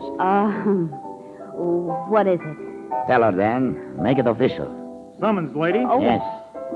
I'm suing for $100,000 damages to my name and reputation. Well, Mr. Gavassos, do you think that I have $100,000? Miss Williams, your paper will be a joint defendant in my suit. The stories you wrote were so very unkind to me. Look here, Gervasos. If you bring a libel suit against Miss Williams in the Morning Express, the paper and everyone on it will do everything possible To prove you really killed your wife. No one in this world can prove I killed my wife, Mr. Casey. What's the matter? The cat. The gray kitten. Gray kitten? I must get out of here. Come on, Dan. Right with you, boss. Casey, what on earth's the Don't matter? ask me. Oh, sure peculiar. Hey, wait a minute. Let's have a look at you, Kitty. Come here. I guess some people are just naturally afraid of cats, Casey. Huh? Hey, where did this kitten come from, Ethelbert? I must have sneaked in from the street. It don't belong here.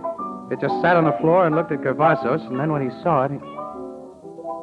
Hey. Annie, this gray kitten has a single white mark on its forehead. Look.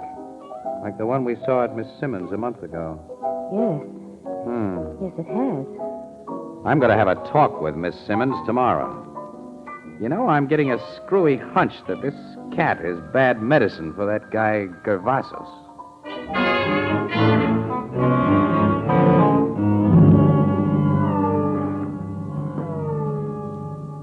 Miss Simmons, you say Gervasos showed fear of this kitten the night it was born. Yes, and I've been thinking of a certain possible reason for his actions that frightens me. What's that?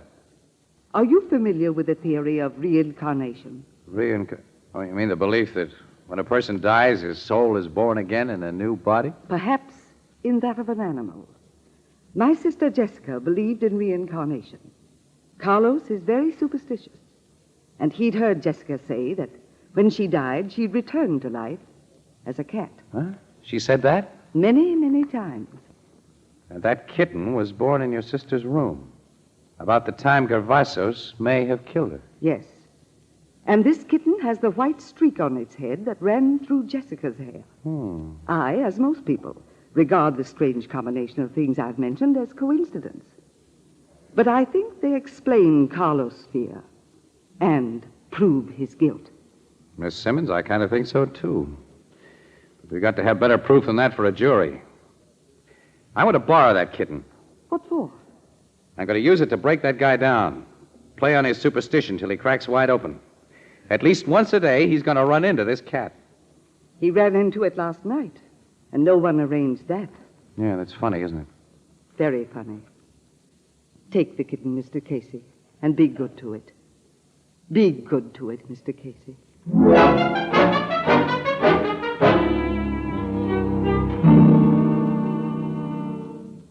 Your idea about using that kitten to crack Gervasos is swell, Casey. Huh? Well, I'm glad you see the possibilities, Logan. Every time Gervasos goes out, one of your detectives will shoo the kitten right across his path, Captain. Beautiful, Miss Williams. Simply beautiful. Well. For once, we bring you an idea and you don't throw ice water on it. You two masters of detection and criminal psychology haven't given me a chance to talk yet.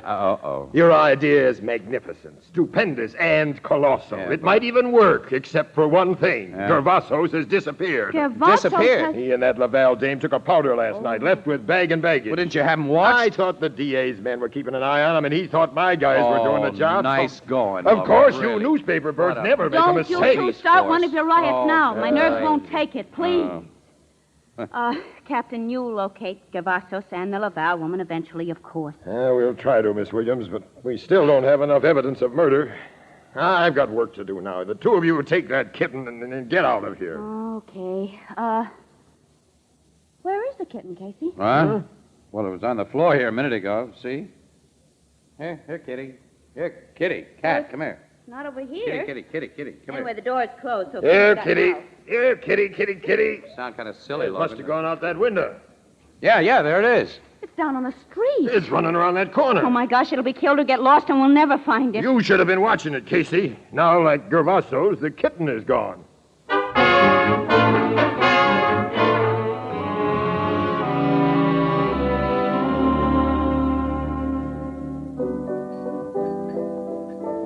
Casey, it's been... Look out, Grace! Oh, dear, these women. Did you see what she did? Yeah. Well, Casey, it's been a long time now since that Gervasos and his gal friend flew the coop, huh? Yeah, over 3 months, Ethelbert, yeah. The cops haven't found a trace of him. It's really a break for you and your newspaper, Miss Williams. With Gervasos gone, he can't sue you. Well, I think that was just a shakedown anyway. I hope. Yeah. And if he'd stuck around, I think we'd have gotten a confession out of him, too. By using that kitten as your plan? Why, sure. He was scared to death of that little thing, Ethelbert.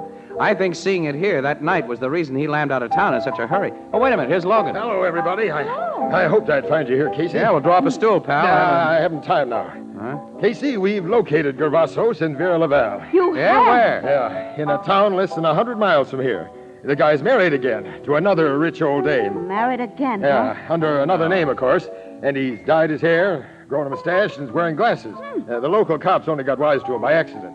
And the Laval gal is living in the same town. She's changed herself over, too. They're getting ready for another killing, Casey. You mean that literally? Yeah. A servant who works for Gervaso's new wife overheard a conversation between Gervasos and Laval. And the servant tipped off the wife, and she told the cops. Yeah? They instructed her to sit tight until I got there. I understand the guy is planning to take his new missus, who's really got plenty of dough, on a boat trip to South America. But she's not supposed to reach there. Oh, what's the scheme to get rid of her? We don't know yet, but I'm leaving for Gervaso's new hometown in an hour. Hey, you want to go along? Do we? Oh, pal, we're on our way.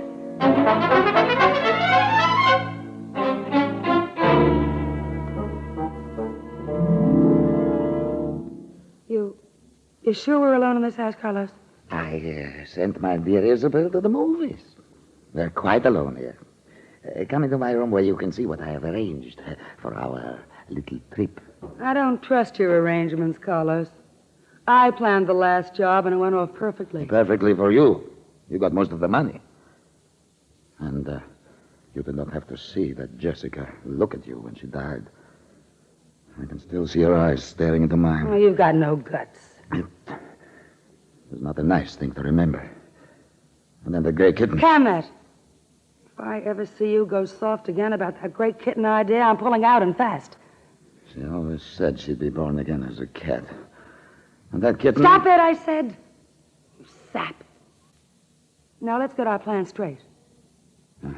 When your wife comes home from the movies tonight, you're going to do the job. Yes. Tomorrow morning, an expressman will call for our trunks. She will be in one of the trunks. Which will be shipped to New York from where the boat leaves. Then I, wearing her clothes and with her big fur scarf pulled up about my face, will take her place on the train. When we get to New York, we claim the trunk, get rid of its contents, and disappear. Right. Then, under new names, we go to sunny California with nearly $80,000 that you've gotten out of your latest wife. Which trunk are you going to use for the job? That old-fashioned flat one. I'll just take a look at it. Be careful with it. Do not touch its lid.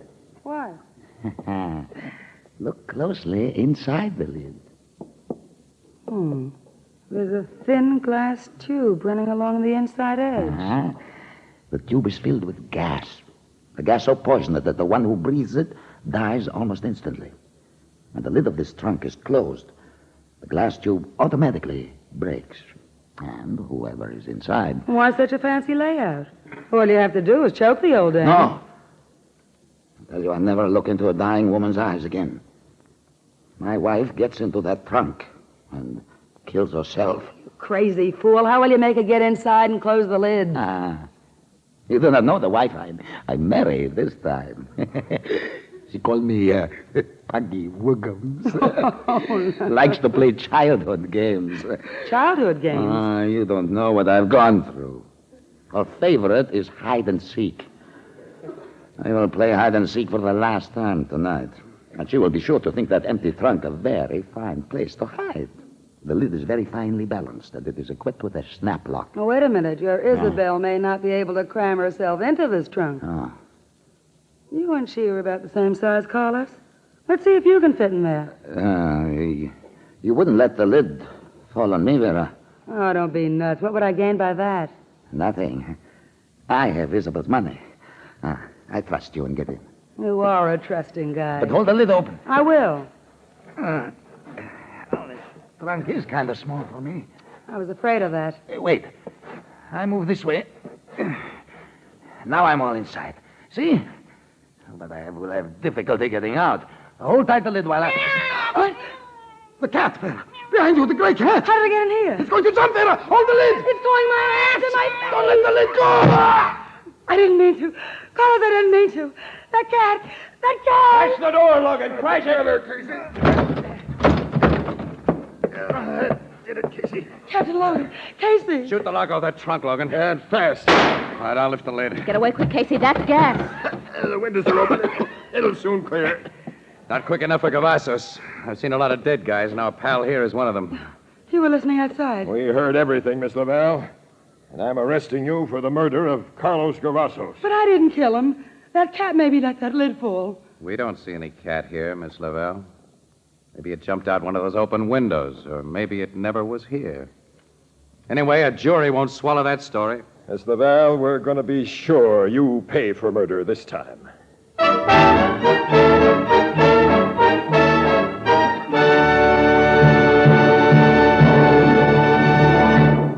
Perhaps you were one of the housewives interviewed in a recent big city survey. If so, you may recall you were asked these two questions among many others. When you buy packaged foods, what kind of container do you prefer and why? A vast majority of you said that you preferred to buy foods packed in crystal clear glass. You gave literally hundreds of reasons. Practically all of you, however, preferred the glass package because it lets you see exactly what you buy before you buy it. Included in this survey were many hundreds of young mothers who were questioned on baby food packages. 8 out of 9 said they not only preferred, but insisted on prepared baby foods packed in glass. And their most important reasons were that glass was cleaner and more sanitary, that leftovers can be resealed and safely stored in the original container. Now, you too can have these recognized advantages with the foods you buy.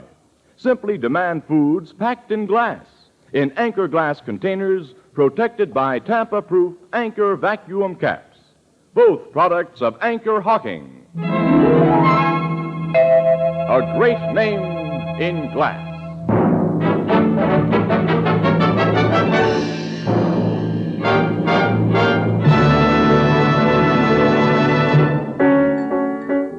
You and Logan never meant to railroad that Laval dame for the murder of Gervasis, huh, Casey? Of course not, Alibi. We were just putting on pressure. To make her tell what she and Carlos had done with the body of Jessica. What had they done with her? Carlos had buried it about 4 miles away from Greenwood Lake, where the cops had no reason to search for it. Casey, you and Miss Williams didn't see the cat that made that trunk lid fall and kill a guy, huh? No, we didn't see it. It had gone out a window as we guess it came in. Do you think it was really the gray kitten? Could have been any cat. Ethelbert, we don't know. According to that reincarnation idea, an animal might be born again as a human being. Yes, Ethelbert. That's possible. Very, very possible. Yeah, it's very, very possible. Hey, what are you staring at me for?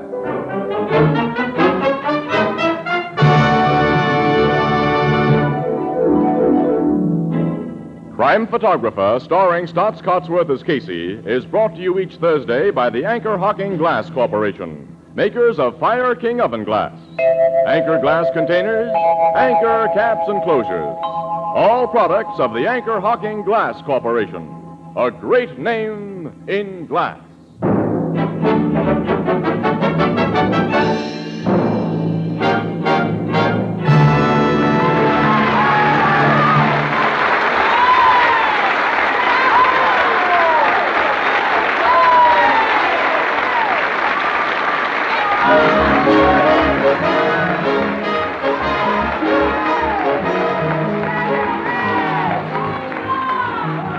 Crime Photographer is directed by John Deese. The original music is by Archie Blyer, and the program features Miss Leslie Woods as Anne and John Gibson as Ethelbert. Thursday night on CBS is the biggest show in town, so stay tuned for exciting dramatizations on Reader's Digest Radio Edition, which follows immediately over most of these stations.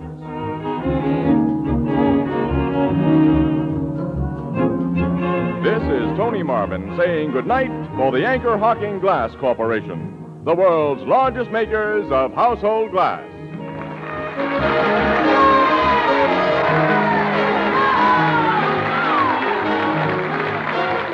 This is CBS, the Columbia Broadcasting System.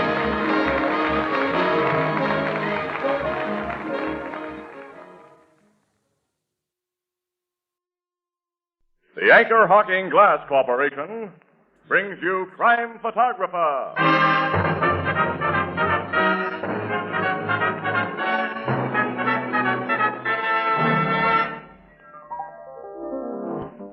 Hi, Ethelbert. How's things? Okay, Casey. Say, Tony was in here and he dropped his card. Let me see it. It says AHTMFNIG. I wonder what that Here means. comes Tony now. Hey, wait a minute. See if I can get it. Hi, Tony. What does AHTMFNIG mean, huh? Oh, what, you don't know? Why, everybody knows, Casey. Huh? Everybody knows that means Anchor Hocking, the most famous name in glass.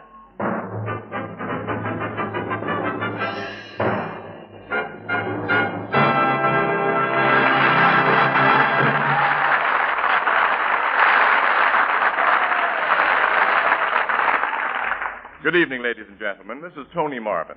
Every week at this time, the Anchor Hocking Glass Corporation of Lancaster, Ohio, and its more than 10,000 employees bring you another adventure of Casey, crime photographer, ace cameraman who covers the crime news of a great city. Written by Alonzo Dean Cole, our adventure for tonight, Queen of the Amazon.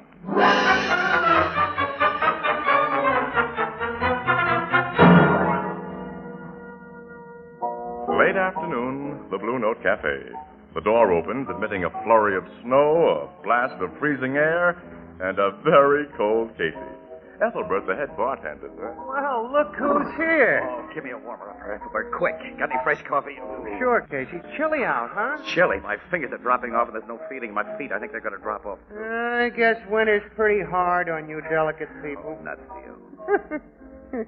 Here, this will make you feel better. Ah, thanks, pal, thanks. Where's Miss Williams? Oh, she's trying to thaw out over at the office. We just finished an 18-mile drive. I thought we'd both freeze before we got back. Oh, here's Miss Williams now. Hello, Ethelbert. Hi, Annie. Come on, sit down. Ethelbert, get her a cup of Ah, coffee. no, Ethelbert. No can do. Casey, we've just been handed another assignment. What? We just got back No, from you know how kind-hearted City Desk is. We now get back into our nice cold automobile and drive out to a little farm near the Lindenhurst Aircraft Plant. Oh, near Lindenhurst Aircraft. Well, that's 20 miles out and 20 miles back, Yeah, Annie. that's all. And we cover an attempted burglary. An attempted burglary. Oh. The woman who runs the farm caught the burglars before they could take anything. The two yeggs are now in cells at the old Turnpike police station. Annie, there's no news value in that kind of a yarn. Certainly not enough to warrant a 40-mile drive in zero weather. Listen, I'm going to go up and talk to that murderer that calls himself a city editor. I'm going to tell him Now, this. hold it, Casey. What? We're going to have a swell comedy story. Comedy? Mm-hmm. The two would-be burglars took quite a beating from the little farmerette who discovered them. You see, she used to be with a circus. Her specialty was bending iron bars into pretzel shapes. And she was billed as Marina, Queen of the Amazon. A circus strongwoman. Uh-huh. Imagine two dopey eggs trying to rob a circus strong lady. Yeah. You think it'll be worth the long, cold drive, Casey? Nothing's worth that, but let's go.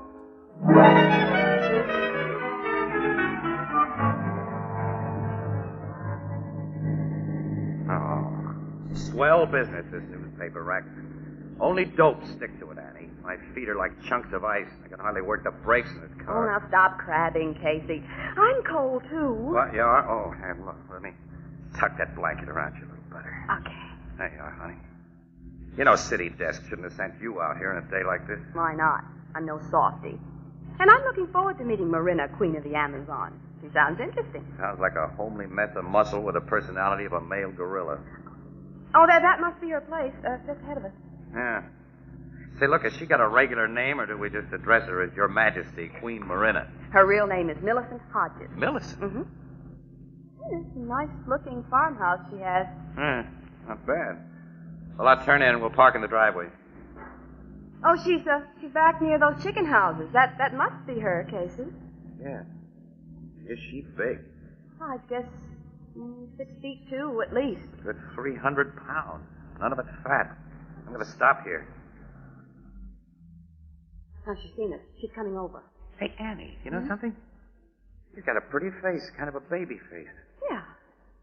Let's get out. There's something I can do for you folks? Are you Miss Millicent Hodges? Yeah, that's me. We're from the Morning Express. We'd like to get the facts about the trouble you had here today. Oh, I didn't have no trouble, mister. That's what them two fellers had who tried to rob me. Yeah, I can believe that.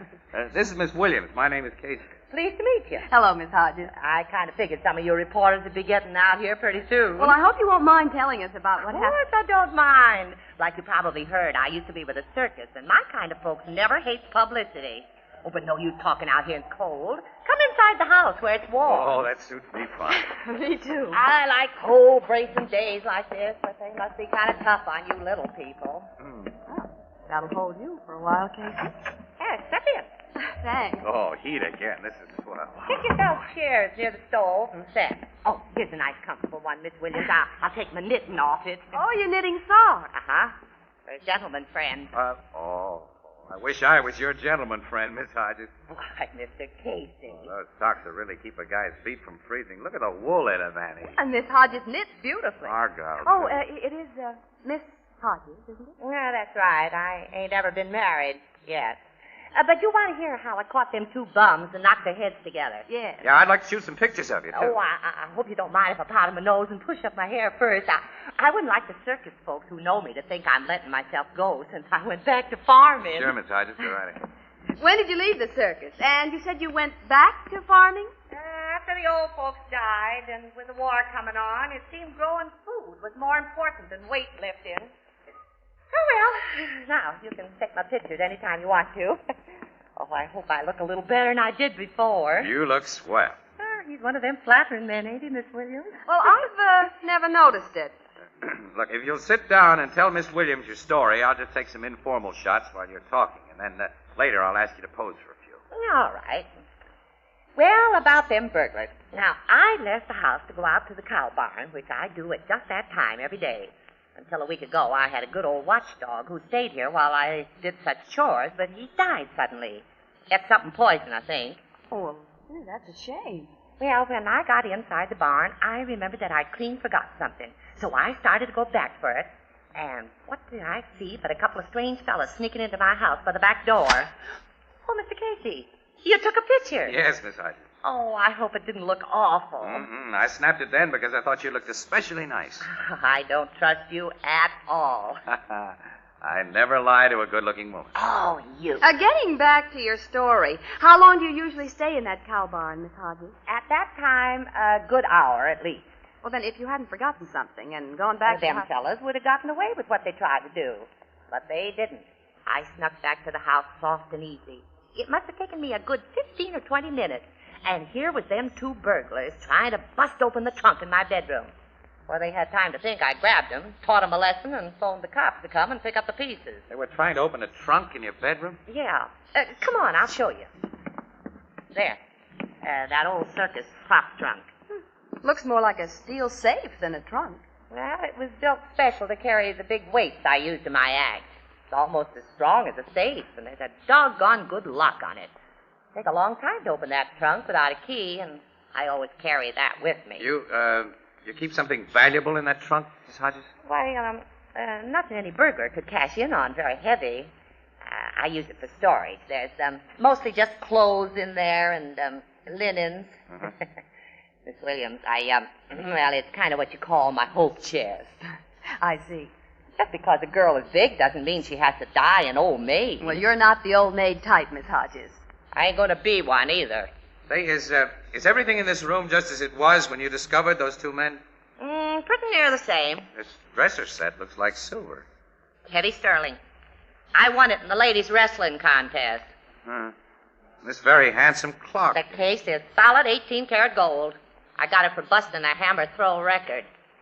They were here in plain sight when those men were here. Just as you see them now. Well, Miss Hodges, why do you suppose they didn't take these things instead of trying to open that trunk? The cops asked me that, and the answer is, I got no idea.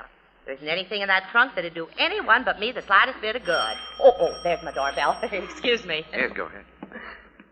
Casey, why do you suppose... This attempted burglary is becoming interesting, Annie. Why do you suppose that watchdog was poisoned last week? Oh, I'd forgotten about that. Ambrose! Queenie, my darling. Ambrose, I have company. Company? Oh, Miss Williams. Mr. Casey, will you come out here? Sure, Miss Hodges. Oh, I want you to meet my friend, Mr. Higginbotham. How are you? Mr. Higginbotham? How do you do? Mr. Higginbotham works at the Lindenhurst Aircraft. He's one of their most valuable men. Miss Williams and Mr. Casey are from the newspaper, Ambrose. Oh, about the burglary, I suppose. You heard about them burglars, Ambrose? Yes, a policeman told one of the guards at the plant, and the guard told me. I'm so glad you caught those crooks, Queenie. They were trying to get into our trunk, dear. They might have cleaned me out of house and home if I hadn't stopped them. Yes. Were you and Miss Williams just about to leave, Mr. Casey? Leave? Well, I've told you all there is to tell. Oh, I've only taken one picture of you, Miss Hodges. Oh, well, take your pictures, of course. I suppose I shoot one of you and Mr. Higginbotham together. No, I've had nothing to do with the burglary. I mean, I can be of no interest to your newspaper readers. Oh, Ambrose is the retiring kind, Mr. Casey. Why not have one of us two together, Ambrose? It'll be all right now. No. Okay. Well, I'll take a few more of Miss Hodges alone, then we'll be on our way. And then, Ann, we'll stop at the old Turnpike Precinct Station and see what the cops have learned about those two men that tried to rob you, Miss Hodges. Why will you do that? Well, it's my line of business, Mr. Higginbotham. And besides that, I'm a curious guy.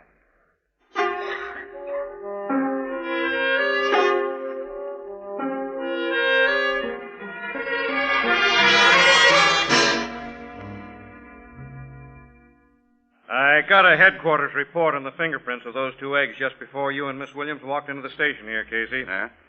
One of them is Gus Newton. Gus Newton? Well, he's a notorious safecracker. One of the cleverest boxmen in the racket. Well, he's always going out for furs and jewelry, big stuff. Yeah. He must have been awfully low on the chips to be prowling a farmhouse. Well, did you make him talk any? You can make his kind talk, Miss Williams. Or guys like the other fella. Who's the other fella, sir? Name's Loader. The FBI want him for suspected espionage and illegal entry into this country. Funny, ain't it? Yeah. So what do you know about a guy named Ambrose Higginbotham, Sarge? Oh, he's the little shrimp Big Queenie's sweet on. Works for the Lindenhurst Aircraft. Yeah, that's the guy. Is he okay? He couldn't hold a job at Lindenhurst if he wasn't. They're doing some hush-hush government stuff there, and their employees are investigated pretty thoroughly. Why do you ask about him? I was just curious. What do you know about Miss Hodges, Sergeant Rourke? Plenty, Miss Williams, and all of it good. Queenie's a little weak in the head where men are concerned. Her size makes most guys fight shy of her, and she don't like it that way. But a better woman hasn't been made yet. I figured that. Well, thanks, Sarge. Come along, Annie. We'll do back at the office. Yeah. So long, Sergeant. Drop in again when you're out here in the sticks. Yeah, we will. So long. So long. I hate your face is cold again. Me too. After I drop you at the office, Ann, I'll have this trip to make again. Why? Because I'd like to know more about that big trunk of Miss Hodges. I'm going to pay her another visit this evening. You mean we'll pay her another visit? No, Annie. I'm making this call alone. Oh, why? Annie, look. Miss Hodges is a gal. When a guy wants to make himself popular in Florida, he doesn't go there with a crate of California oranges.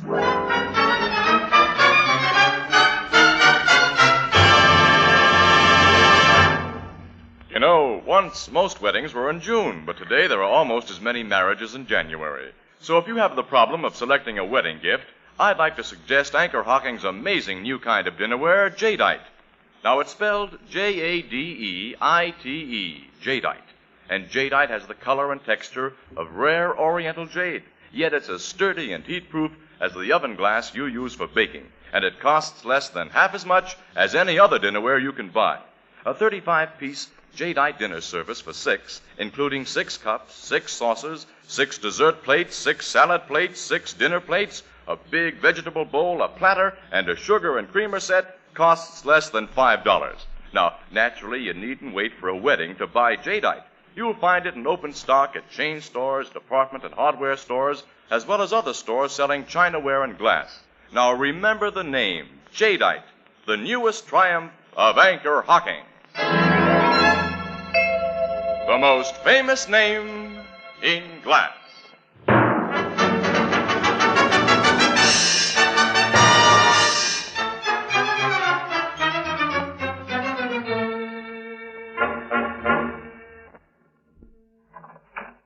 Mr. Casey! Good evening, Miss Hodges. I hope you'll forgive me for intruding on you again. But some of the pictures I took of you this afternoon didn't do you justice, I thought. And, well, I kind of thought you might be kind enough to let me shoot some more. Why, of course. Come in. Oh, thanks very much. That pretty little lady, Miss Williams, isn't with you. No. Oh, that good-looking gentleman I met here, Mr. Higginbotham, gone. Ambrose left just a few minutes ago. I cooked dinner for him. You did? Lucky guy. Bet you're a swell cook. Well, I know how to do a few things besides lifting quarter-ton barbells. I've already guessed that. Pick up your overcoat, Mr. Casey. Right. Don't you feel the cold when you go out again? Thanks. Oh, wait, I got something in my pocket. Hope you won't think I'm presuming too much on short acquaintance of it. Well, this is for you. A box of Your chocolate creams. Hope you like them. Oh, they're my favorite candy. I'm glad. Oh. Well, I suppose you want to take those pictures as soon as possible so you can get back to your office. I'll go pat him a note. Oh, I'm in no hurry. No. Matter of fact, I'd like to talk to you while Miss Hodges gets better acquainted. What do you mean, Mr. Casey? Well, it isn't often a man meets a woman like you. No, it ain't. I'm a freak. A female giant. Only a few like me in the whole world. But I ain't brainless, Mr. Casey, and not altogether. I don't like to be kidded. You ain't trying to kid me, are you? No, Miss Hodges. I figured you for a nice guy. Say, you don't have to call me Miss Hodges. My friends call me Queenie, and we're going to be friends. I hope so. Sweetie. I know so, Casey. Thanks.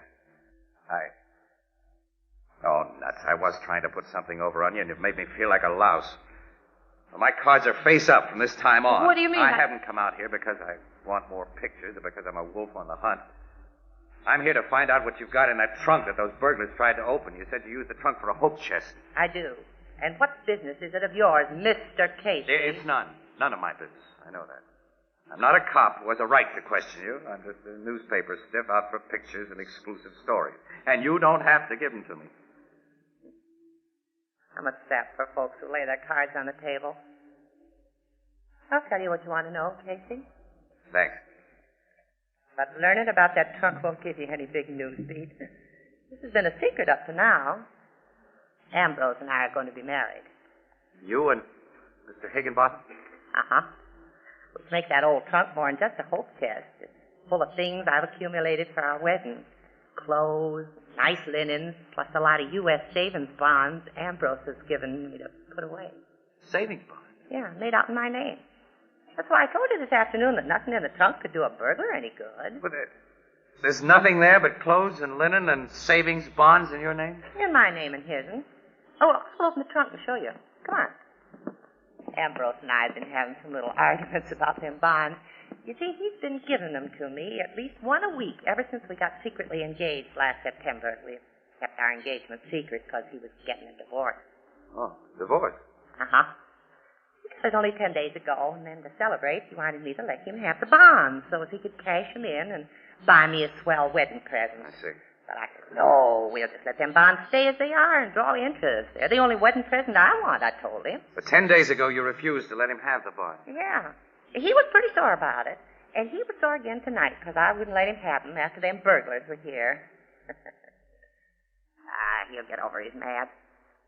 I carry the only key to this trunk around my neck. It's kind of precious to me. It's my future, Mr. Casey. Yeah, I understand. Yeah. Now, it's open. See for yourself. The bonds are in this compartment in them sealed manila envelopes. In sealed envelopes? Yeah, Ambrose gave them to me that way so I get a big surprise when they're finally open. You see, I don't know how big those bonds are. Some may be only 25, some may be hundreds or bigger. Queenie, will you open one of those envelopes now? Oh, I couldn't do that. Then I'll have to do it. No, give me that. I won't let you. You're too late now to stop me. Look. It ain't a bond. It's just paper. Draftsman's tracing paper. It's a plan of some kind. Like only a small section of a plan, like part of an airplane wing. I don't understand. I think I do. Queenie, your Ambrose works in the drafting room of Lindenhurst Aircraft. They've been working on jet propulsion planes, and your Ambrose has been tracing blueprints. He didn't dare keep those tracings, so he tricked you into keeping them. And when his copying was complete, he tried to get the sections back from you, but you refused to let him have those envelopes, which accounts for the attempted burglary today. Oh, you don't mean that Ambrose... Miss Hodges, one of the burglars you caught here is a known enemy of our government. I can't believe it. Because you're a fool. Ambrose! Hello, Higginbottom. Put up your hands, both of you. Okay. Put 'em up, Queenie, or I shoot. All right, Ambrose. Now, stay that way. I saw your car pull up in front of this house tonight, Mr. Casey. I thought it best to stay around. I let myself in very quietly and have been listening. You're selling out your country. You're something I hoped I'd never meet. A traitor. Certain people will pay me well for those plans. And you conned me into helping you. Nobody would suspect you of hiding stolen plans, and it was so easy to make you believe that I was your devoted future husband. Yeah, it was a sin. Until now, fella, I thought a worm was the lowest thing on earth. Your opinion doesn't matter to me, Casey, or hers either. In a few minutes, you'll both be very dead, but first I'll take my savings bonds from this trunk. No, you won't. Don't close that. Don't lock it. Swell work, Queenie. When he had his eyes on you, I got him. Pick up that gun I knocked out of his hand. Oh, I ain't bothered with any gun. I just want my hands on that rat. Don't let her touch me. Help! Marco! Put up your hand. I forgot to tell you, fools, I had friends outside. Come in, Joe. This Ambrose, this weakling, had to call for our help. He could not handle these people alone. This Casey jumped me, Marco. She'd have killed me. You're a bungler. Do you even let her lock the trunk again? She has the key in her hand. Take it from her, Joe. Yes, Captain. You don't have to take it. I'll give it to him. Here. Captain, it is broken. Useless. I just busted it in pieces for you, and it's the only key there is. Queenie, you're some gal. Ambrose, a garage adjoins this house? Yes, sir. There's a door into it from the kitchen. You and Mr. Casey will proceed to that garage, Miss Hodges. I ain't going They to... got the drop on us, Queenie. Better do as they say. You're correct, Mr. Casey. Both of you, go. All right. Open that door, Ambrose. I will. You ready, Joe? Yes, Captain. Go into that garage, Miss Hodges and Casey. Okay. Joe, now! Look out, Casey! Oh, you hit him from behind. I'll fix you. Get this big woman, too, with your blackjack. I am trying. Got her. She almost got us first. She is more strong as a elephant. Get rope. Bind their hands and feet and gag them. Why don't you kill them now, Marco? Get it over. The important thing now is to get those plans.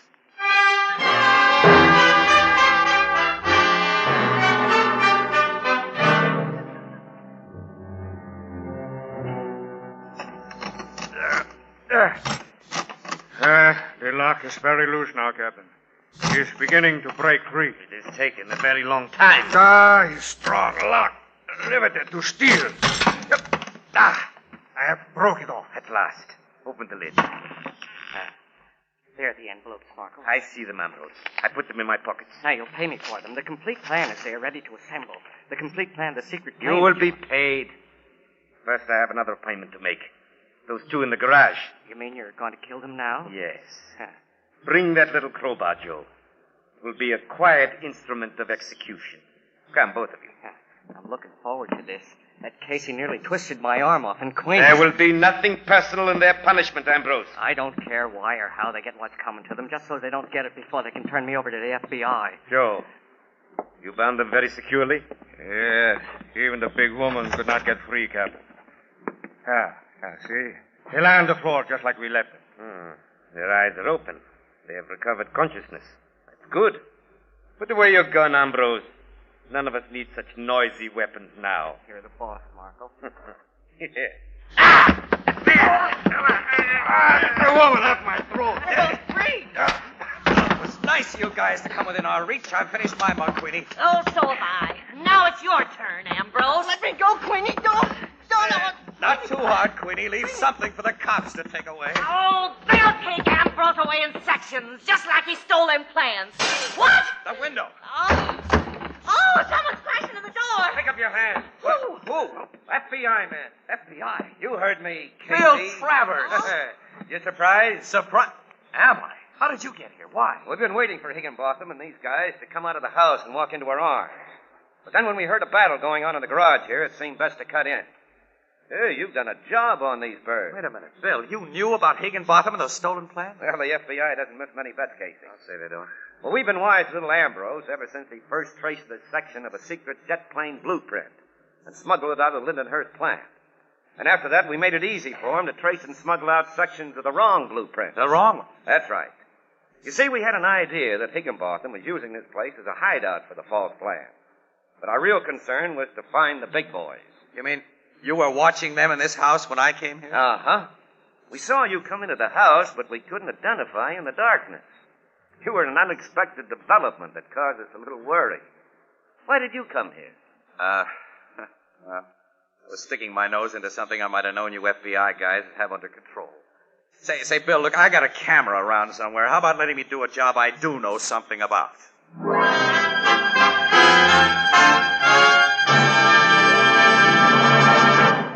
We'll join the crowd at the Blue Note in just a moment, but first let me ask you a question. Tell me, are you proud of the coffee you serve? Well, here's a way to make delicious coffee at a moment's notice without fuss or bother of any kind. All you need is a spoon, a cup, and a glass jar. A glass jar of soluble coffee. Put a spoonful of this delicious new kind of coffee in a cup, add hot water. That's all there is to it. But be sure your soluble coffee comes to you in convenient Anchor glass jars. That Anchor glass jar saves you so much trouble in measuring. There's no waste from spilling. And what's more important, glass jars protect the flavor and freshness of soluble coffee against harmful moisture long after the jar is opened. Enjoy a cup of good coffee whenever you want it. There's no more fuss or bother than pouring out a cup of hot water. Use soluble coffee out of clean, sanitary Anchor glass containers. You know, 2/3 of the packers of soluble coffee protect their products by using clean, sanitary Anchor glass containers and Anchor caps. Both products of Anchor Hocking.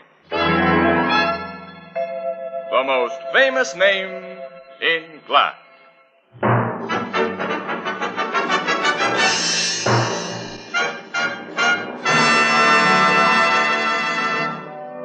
Well, that's what happened, Ethelbert. And Annie, you know, I still feel like a dope. Well, why? You brought back a good story and some swell exclusive pictures. I ain't heard all the story yet. After them fellas bound you and Miss Hodges hand and foot, Casey, how'd you get free? Oh, that? Yeah. Well, there was a car in the garage with old tire chains on the wheels. Old tire chains? Some of the links were worn so thin that the edges were like knives, and that's how we used them. Huh. That Queenie must be a swell fella. Oh, yeah. She's aces. Annie, you know what she's going to do? What? She's promised to knit me wool socks. Looks like you're going to have some romantic competition, Miss Williams. As my sister Edna says, quote, in the wintertime, the way to a man's heart begins with a pair of warm feet. Unquote.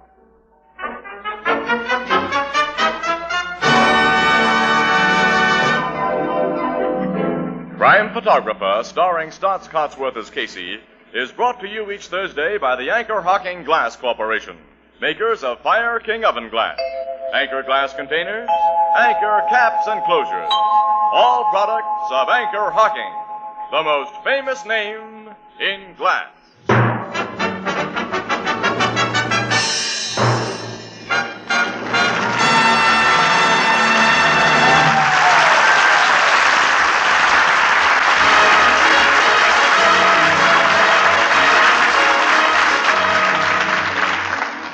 Crime Photographer is directed by John Dietz. The original music is by Archie Blyer, and the program features Miss Jan Miner as Anne and John Gibson as Ethelbert. The part of Queenie was played by Hope Emerson, and Herman Chittison is the Blue Note pianist. This is Tony Marvin saying goodnight for the Anchor Hocking Glass Corporation of Lancaster, Ohio, with offices in all principal cities of the United States and Canada.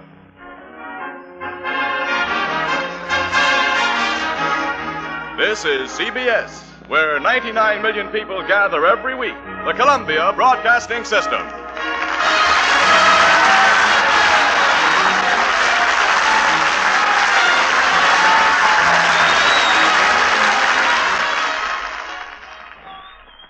The Anchor Hocking Glass Corporation brings you Crime Photographer.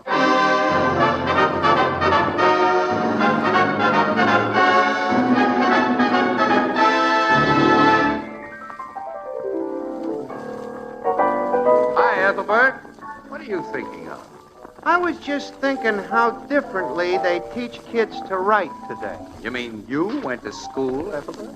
What I mean is they don't teach them to write the ABCs today. No? No, they teach them to write whole words. That sounds reasonable. Look, here's a page from my little nephew's copybook. Read it.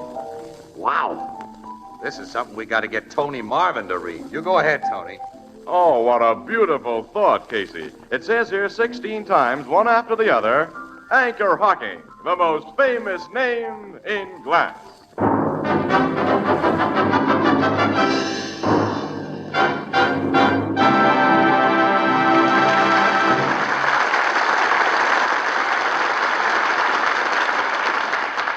Good evening, ladies and gentlemen. This is Tony Marvin. Every week at this time, the Anchor Hocking Glass Corporation of Lancaster, Ohio, and its more than 10,000 employees bring you another adventure of Casey, crime photographer, ace cameraman who covers the crime news of a great city. Our adventure for tonight, Tough Guy.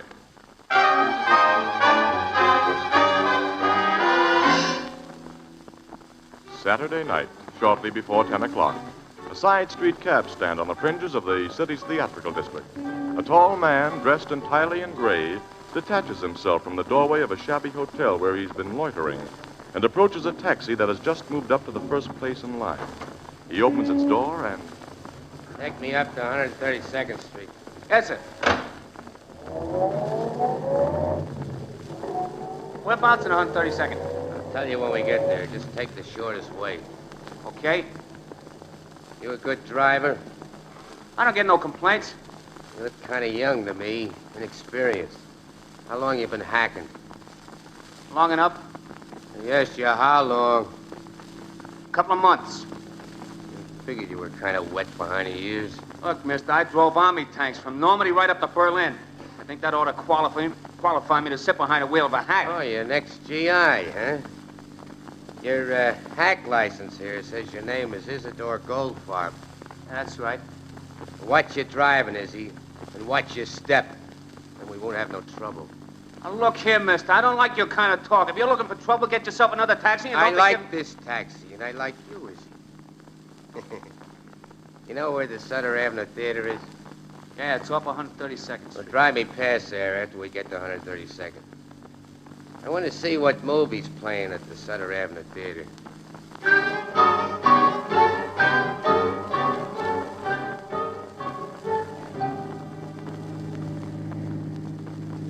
Turn around here, Izzy, and take me past the Sutter Avenue again. I already drove you past that theater twice, mister. What are you going Do to... it a third time. Okay, but what's the big idea? What do you care, as long as you get your fare paid? It's a good picture playing at the Sutter Avenue. About cops and robbers. It's exciting, I hear. You like pictures about cops and robbers, Izzy? Yeah, they're all right. Yeah. They're made for jerks like you. Now, wait a minute. They teach you that crime don't pay. Stop here, let me out. Mister, I'll be glad to. Here's $2. So long. Wait a minute, Mac. The meter says $2.40. You want to make something out of it?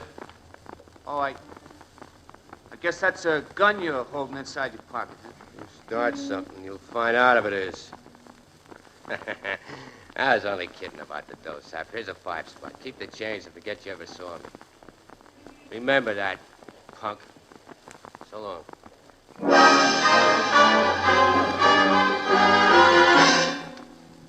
No one's pushing Isidore Goldfarb around like he did and getting away with it. I drove right here to your precinct house here. Well, where'd the guy go when he left you, Goldfarb? He ducked around the corner of Olive Street. That's the last I seen of him. Well, you just figured he had a gun in his pocket, didn't you? You didn't see it. Yeah, but the cloth bulged out like there was a gat underneath. Mm-hmm. Well, what do you think of it, Casey? Sounds like the old gag, Sarge. Gag? Yeah. Goldfarb, what you've told us, this guy probably wouldn't have gotten into your cab if you hadn't been a new hacky. What's that got to do? Son, this world is full of screwballs. One particular kind decides he's got to impress somebody. Often he gets into a cab and starts to act tough like he's seen done in gangster movies. Yeah, old-time hackies are wise to type, though, pal, and they either humor the guys or give them a quick brush-off. Well, you took this dope seriously, so he went through with the whole act, even suggesting he'd pull a rod on you. And it's 20 to 1 that the gat was nothing more dangerous than a pipe. But why'd he have to drive me past the Sutter Avenue Theater 3 times? That was part of his mystery build-up. This world is full of screwballs, son. You mean I just been played for sap then? I think so, because the last thing a real crook wants to do is attract attention from anyone. But I'll take down this guy's description just in case. Yeah. He was tall and skinny. He was dressed all in gray. Light gray hat, dark gray overcoat. Excuse me. Yeah. 47 Precinct Police Station, Sergeant Bonelli speaking. Hold up and murder. Huh?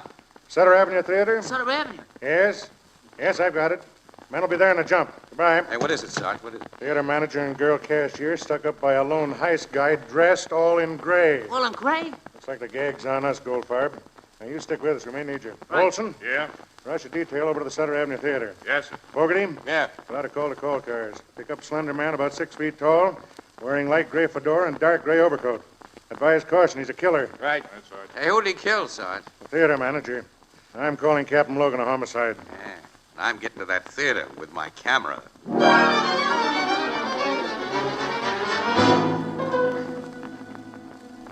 Wait just a minute, Miss Summers.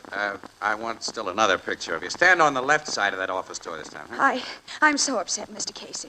I can't pose anymore. Look, this won't take a second. This will be a profile shot. You got a swell profile, kid. Break it up, Casey. Uh-oh. You finally got here, Logan, huh? I'm here, and you'll take no more pictures. Hey, you precinct guys had no business to let this newspaper... Don't blame them, pal. I got here at the same time they did. Pipe down. The dead man's in that office, Sergeant? Yes, Captain. Nothing's been disturbed in there. After we made sure he was dead, we came right out here in the lobby and closed that door. Hey, you tech men, get in there and do your stuff. You too, Doc. Yes, Captain. This girl the cashier? Yes, sir. She's got a name as cute as she is, Logan. Betsy Summers. It's Betty, not Betsy. Oh, Betty's cute, too. Shut up, Casey. Miss Summers, my report is that you witnessed the hold-up and murder. Yes, sir. I'm Captain Logan, Homicide Squad. Please tell me everything that happened. Well, I work in the booth out by the main doors. I'm the ticket seller.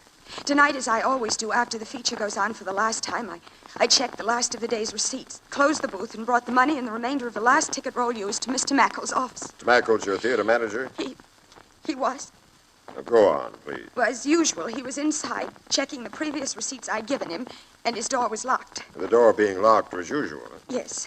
Yes, I knocked, and just as he opened the door, a hand was pressed down over my mouth.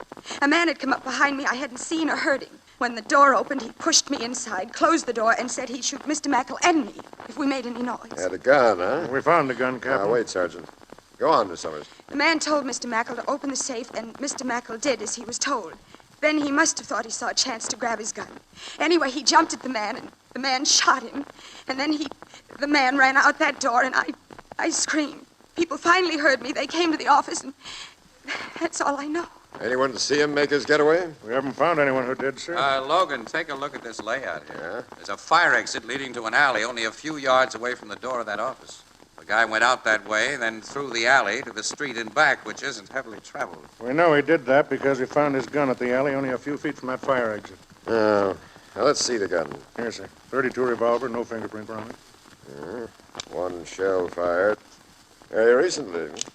Now, Miss Summers, I understand you were able to provide a good description of the bandit. Well, I can't be sure about his face, Captain. Things happened so quickly, and his hat was pulled down, his overcoat collar turned up, but I am sure about his height, his figure, and his clothes. That's more than most witnesses are sure of. Hey, Logan, have you heard about a previous report made by a cab driver on a mug answering the same description? What's that?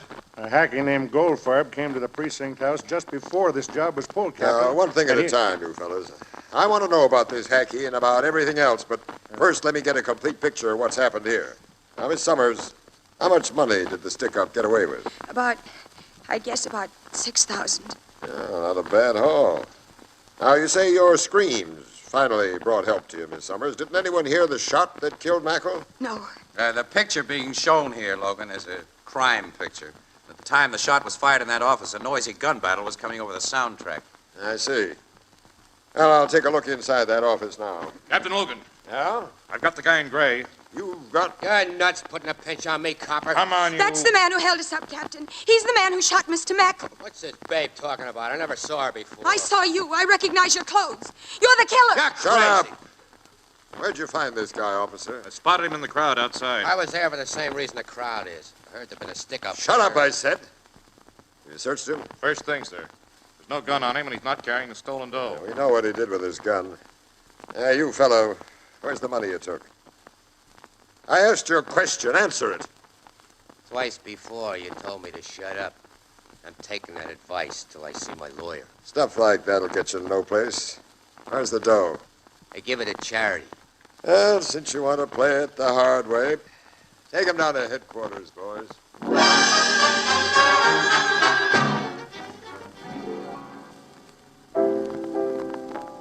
Hey, Ethelbert, have Walter bring me up another cup of coffee, will you? Sure, Casey. Hey, Walter! Another cup of Java for this guy who never gets his breakfast before noon. How about you, Miss Williams? No, thanks. I don't want to spoil my appetite for lunch. Well, you were able to get to bed at a decent hour last night, Annie. I had to follow up that theater job. Finish telling us what happened after the cops took that guy in gray down to headquarters, huh, pal? Well, they identified him as a small-time crook with the name of Clint Morris. Uh-huh. He's been rapped a couple of times, but no gun stuff. There's none that's on the record. Goldfarb, the hacky, positively identified him as the tough guy he drove past the Sutter Avenue Theater 3 times. He got out of his cab only a block away from him. But he admitted nothing, Not huh? a thing, no. That guy's really tough. Well, his toughness won't get him anywhere, not with the evidence he's up against. No. That evidence is far from complete, Annie. He's still got to be connected with that stolen dough. Well, he will be. Just give the cops a little time. When they have an almost closed case like this, it isn't often they fail to shut it tight. Yeah, but I can't help wondering about a lot of things. What things? No, I'm probably all wrong. I won't stick my neck out this time. But when and if I ever get that second cup of coffee, Annie, let's you and me go down to headquarters and see what's happened since last night.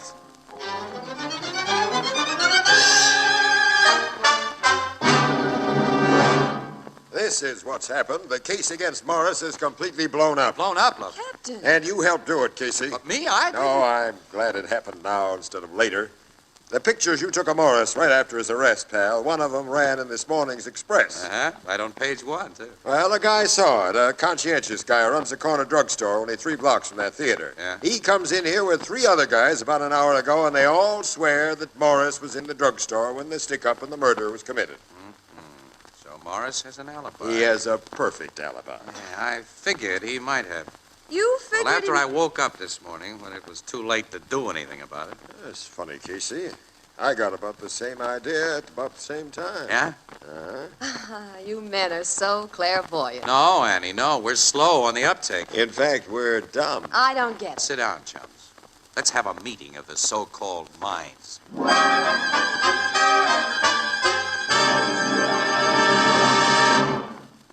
Here's how to brighten up your breakfast table for years to come at a cost of only $1 or $2. Get a few cups and saucers, a few plates of gay, colorful jadeite. Yes, jadeite, the revolutionary new dinnerware developed by Anchor Hocking. Jadeite is a delicate, inviting green in color. It has the texture of rare and costly porcelain. Yet jadeite is as strong and heat-proof as the Fire King oven glass you use for baking. And jadeite is incredibly low in price. For instance, a cup and saucer cost only 15 cents for the 2 pieces, and a complete 35-piece dinner service for 6 is yours for less than $5. Ask for jadeite at your favorite chain store, department store, hardware store, or any store selling chinaware and glass. Remember jadeite, spelled Jadeite. Jadeite, newest triumph of Anchor Hocking. The most famous name in glass.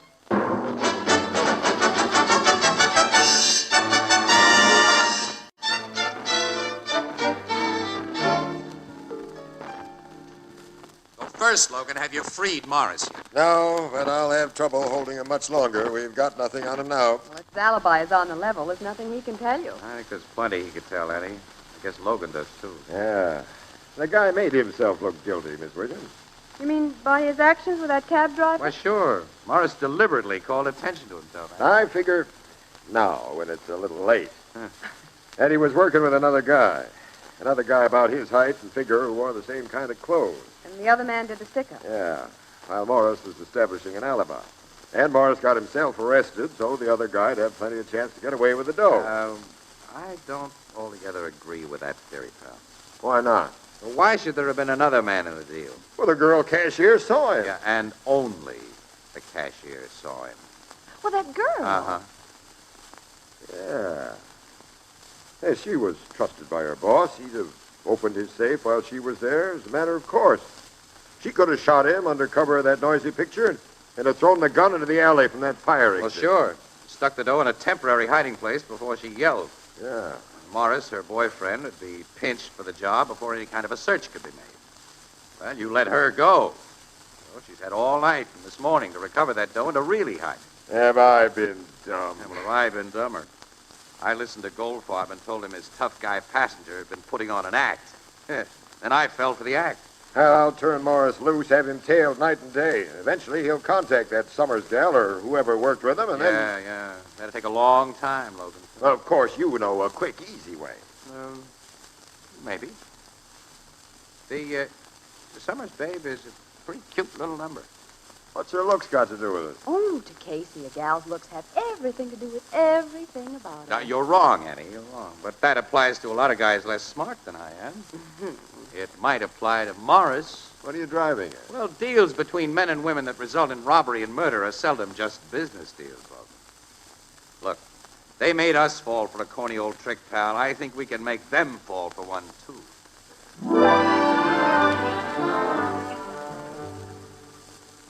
I know my right, Captain. You got no excuse for keeping me here. 2 days ago, you learned I had an alibi, that I couldn't have pulled the theater stick up. Now, you gotta let me go. Take it easy, Morris. We can hold you on suspicion. Casey, this guy denies everything. Mm-hmm. He sounds on the level to me, Logan. You don't know his kind like I do. I am on a level. Oh, look, Casey, you're not a cop. You must know I'm getting a raw deal here. Can't you do something through your paper? Oh, no, I'd like to, Morris, but you know how things are. Yeah, sure. You gotta string along with these coppers or you don't get news or pictures. You gotta be as lousy as they are. Come in. Inspector Phillips wants to see you, Captain. I'll be right with him. Morris, don't try to crash out on Casey while you're alone with him. Fat chance with bars on the windows and steel doors with cops outside it. I think you'll stay here. See you later. You know, I'm really sorry for you, Morris. You are getting a raw deal. Nuts, Casey. You're just like the cops. No. Because I think I owe you something. You owe me something? Yeah. What? Well, if it hadn't been for you, I wouldn't have met a swell babe. Babe? Mm-hmm. The cashier at that theater. Betty Summers. What about her? I've been getting acquainted. She went to dinner with me last night. Yeah? Uh-huh. Yeah. Got another date with her tonight, too. And she's the kind of a gal I really go for. I guess she isn't finding me too hard to take either. Why tell me about your love life? Well, because, by accident, of course, you got me acquainted with her. You know, the only fault I find with her is that she's too easy to know. Oh, she is, huh? Yeah. Well, all I know or care about her is that she made a phony identification of me. Well, she doesn't admit it was a phony. You're nuts. How could you claim otherwise when my alibi's been proved? Haven't the cops told you? Cops don't tell me anything. Hey, look. That gal doesn't really hold out on me being the guy. Oh, I shouldn't have mentioned that. I didn't know. So that's why they're still keeping me here. And she's going places with you. Well, going places with me has nothing to do with her insistence that you were the stick-up man, in spite of your alibi. Well, thank her for what she's doing when you see her tonight, Casey. Tell her I don't forget little favors like that. Hey, you're not threatening my gal, are you? Your gal? No. I'm not threatening anybody, Casey.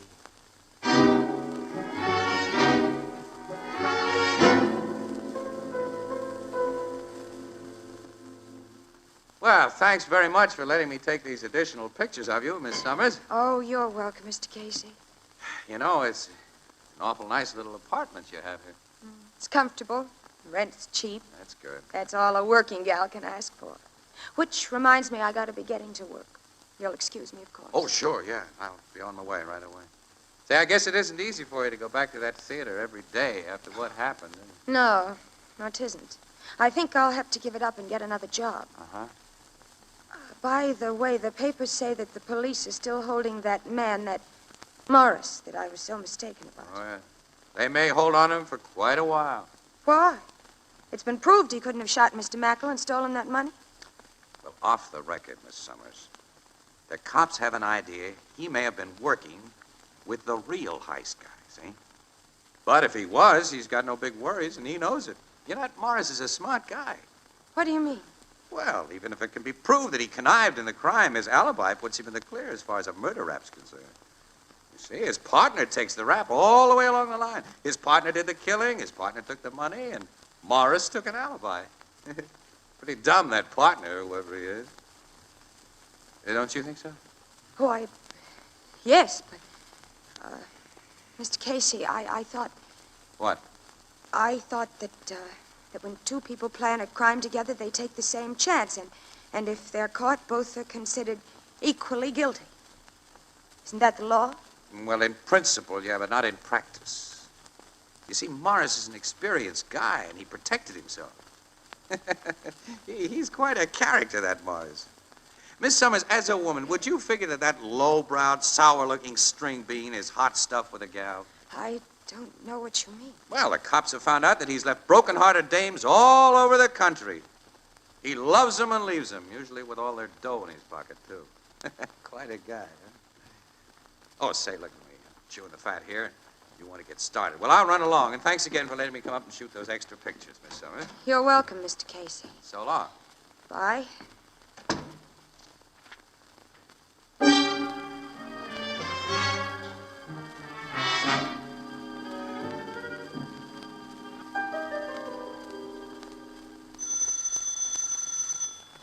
Who's there?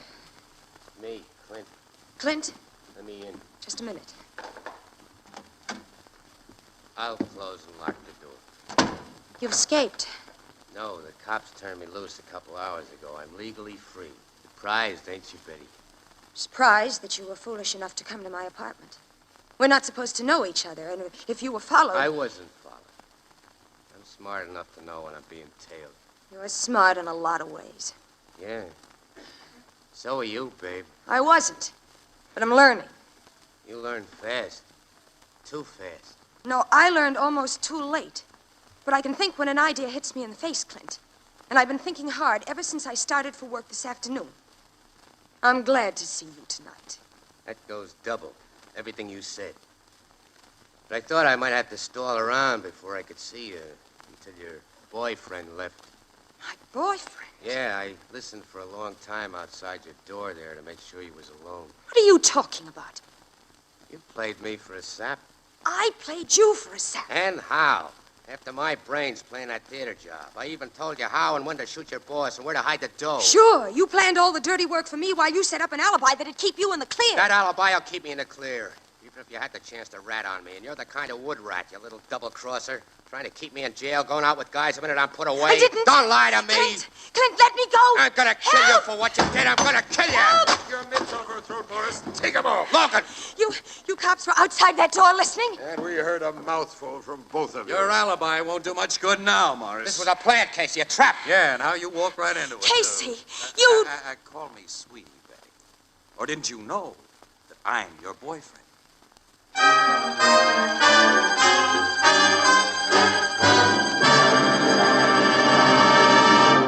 We'll join the crowd at the Blue Note in just a moment. I'd like to remind the thousands of people in the United States listening to this program of one simple fact.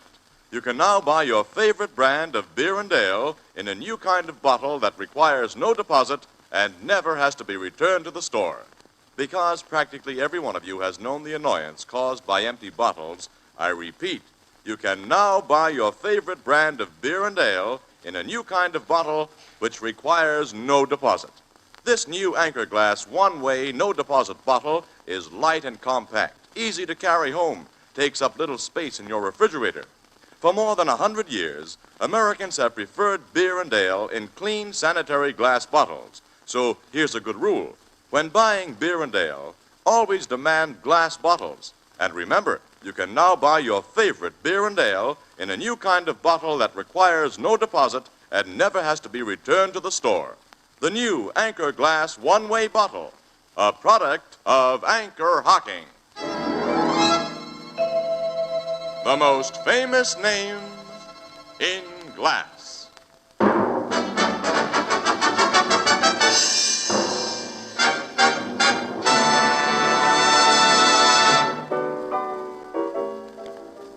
The cops found the stolen money, huh, Casey? Yeah, Ethelbert. Betty Summers told him where she'd hidden it.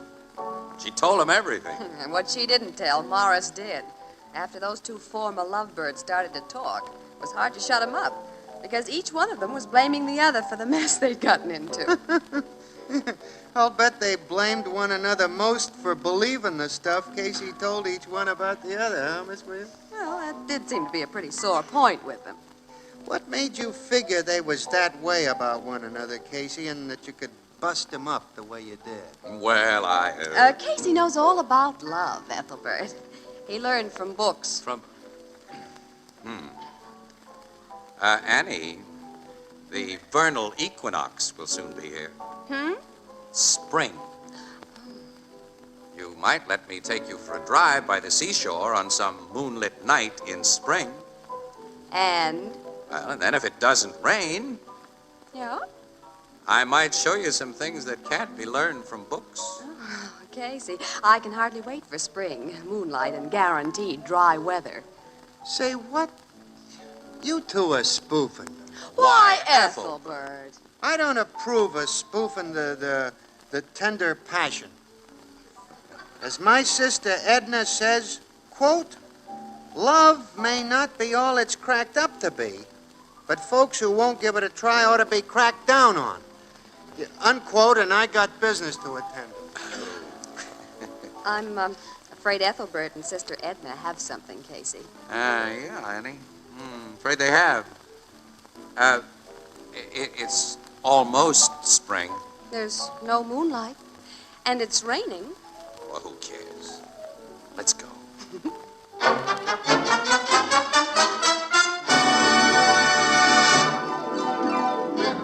Crime Photographer, starring Stotts Cotsworth as Casey, is written by Alonzo Dean Cole. It's brought to you each Thursday by the Anchor Hocking Glass Corporation, makers of Fire King Oven Glass, Anchor Glass Containers, Anchor Caps and Closures. All products of Anchor Hocking, the most famous name in glass.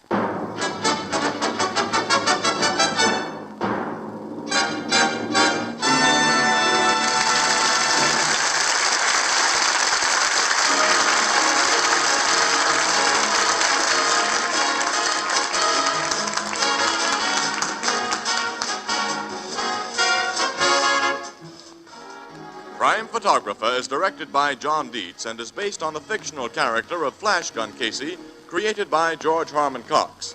Original music is by Archie Blyer, and the program features Miss Jan Miner as Anne and John Gibson as Ethelbert. Herman Chittison is the Blue Note pianist. If your child were crippled, you'd do everything in your power for him. Lucky you, your child's all right. But how about your neighbor's child?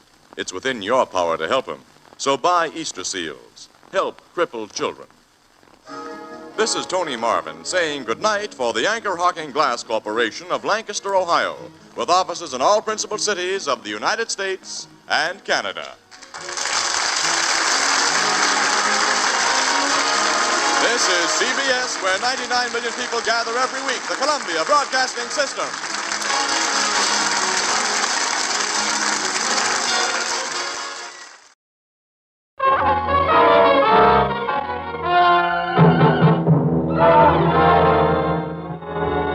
Philip Morris presents Crime Photographer.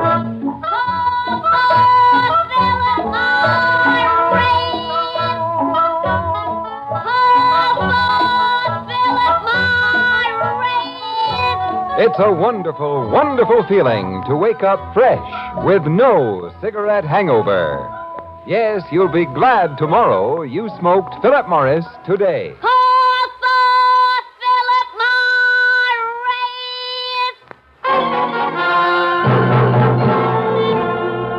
Good evening.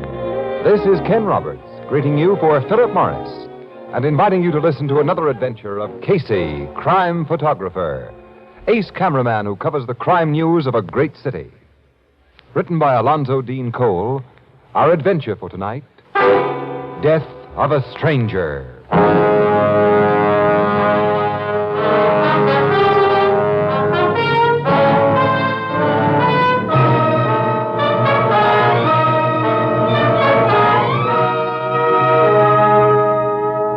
Morning, a little after 10 o'clock. Behind a massive desk in the richly appointed office that is a part of his home sits Robert Hayden, whose lucrative business is the buying and selling of rare stamps. A door opens and his brother enters. What do you want, Ronald? An old fellow outside wants to see you. Who is he? He wouldn't give me his name. He said you'd know who he was if I told you he has the 3 skilling orange error. He has the 3 skilling orange error? Well, don't ask me for an explanation. He wouldn't give me any. For your information, Ronald, the 3 skilling orange error is a Swedish stamp.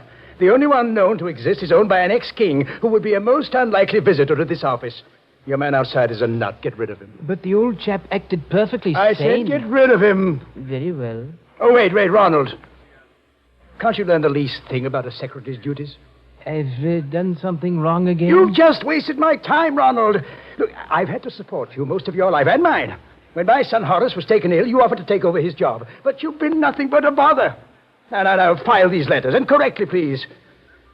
I'm going upstairs and see Horace. He's gone out for a walk. Why, the doctor told him to stay in bed. Oh, that young fool.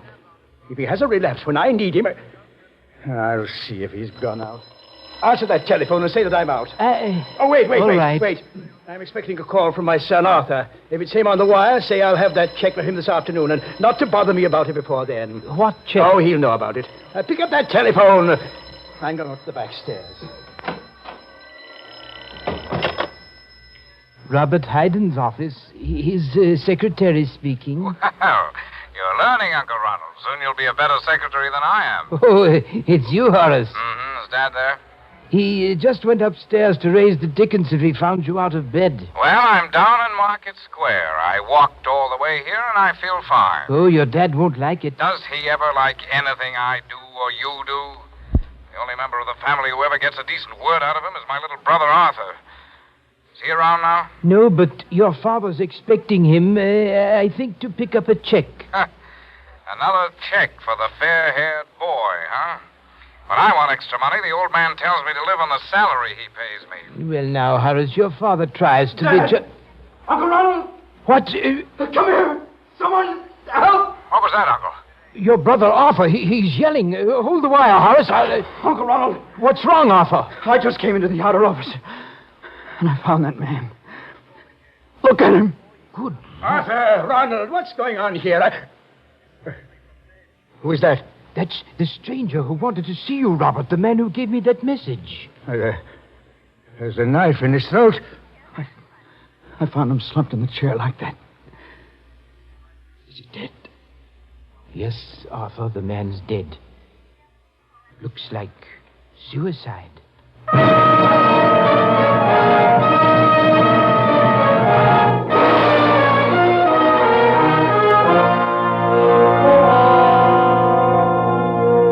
What's your verdict, Doctor? This man did not commit suicide, Captain Logan. I told you this was a murder, pal. Shut up, Casey. Go on, Doc. The knife entered the old fellow's neck at an impossible angle for self-infliction. Oh, it seems I never get an easy one. The people in this house say they never saw the guy until this morning. They have no idea who he is or why he came here.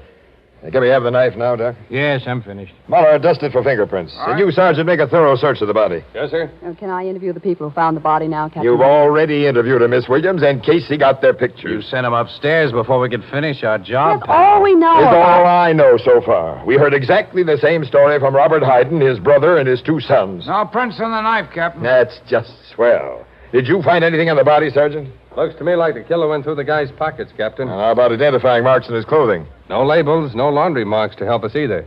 The guy must have had a wife who washed his clothes, or he did it himself. He doesn't look to me like a fellow who'd do his own laundry. Why? Well, look at his face.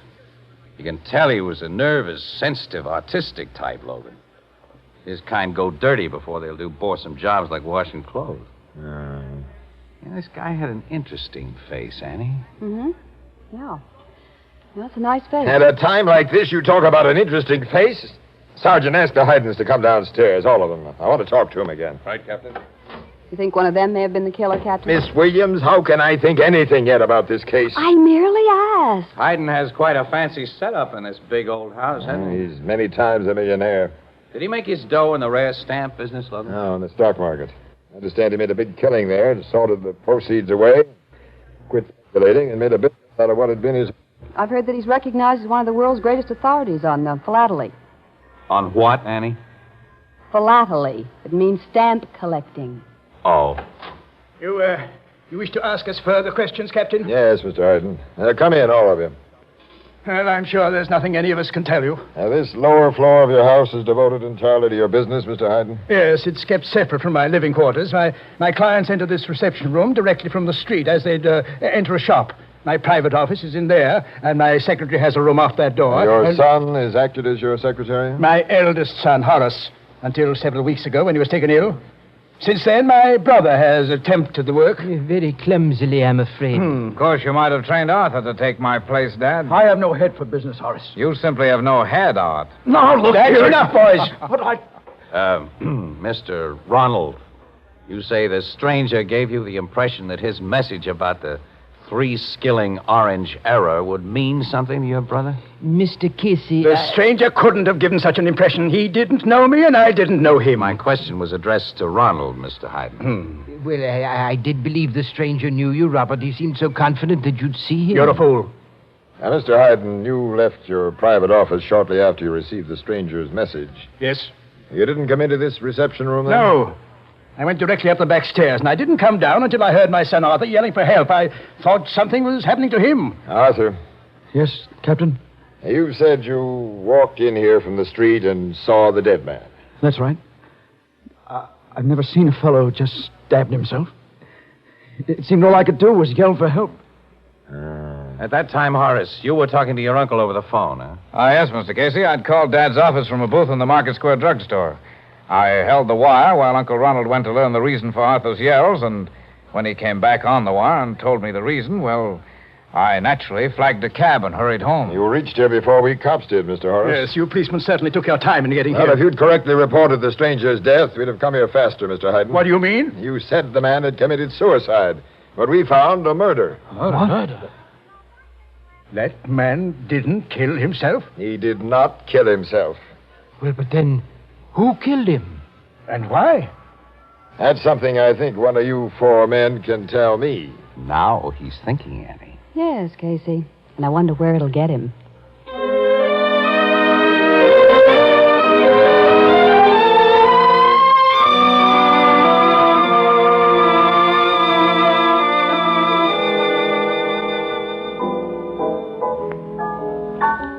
Just a minute, Mr. Nestor Camp. I'm fixing up your order. You say Logan got nowheres with them Haydens, huh, Casey? No, nowhere at all, Ethelbert. They haven't changed their stories a bit. And the victim's identity has to be known before Captain Logan can hope to prove that one of the Haydens or anybody had reason to kill him. Logan lost his sense of values on this one, Annie. Showed his hand too soon. There's no new clue to the stranger's identity, huh? Nope. That makes things really tough. You think any one of them Haydens could have done it except the one who was telephoning from Market Square? I don't know. And we won't know anything about this stranger until... You know, that guy's face haunts me, Annie. You know, it's the kind of a face that you don't forget. Yeah. If the paper would print that close-up I took of him... Yeah, somebody would be sure to identify it. Why won't they print it? But did you ever see a close-up of a guy with a fresh knife wound in his throat? No. Well, you won't. In any family newspaper, Ethelbert. Too many customers wouldn't like it. Well, I'm a customer, and I wouldn't object. Well, all right, pal. You asked for it. Here's the picture I took of the dead stranger. Oh. You see? Yeah. Hey, that dead guy is Mr. Carfora. What? He lives in my neighborhood, Casey. Where? Oh, who was he? Where? What was he? Mr. Carfora owns a little old house on Bay Street, just back of the lumber yard. He and my sister Edna sent their clothes to the same wash lady. And she says he'd done some kind of work in his house, but she didn't know what. Annie, we're going to that house on Bay Street right now. First, I'm going to kiss Ethelbert. Blue Note Cafe, Ethelbert Oh, it was Williams.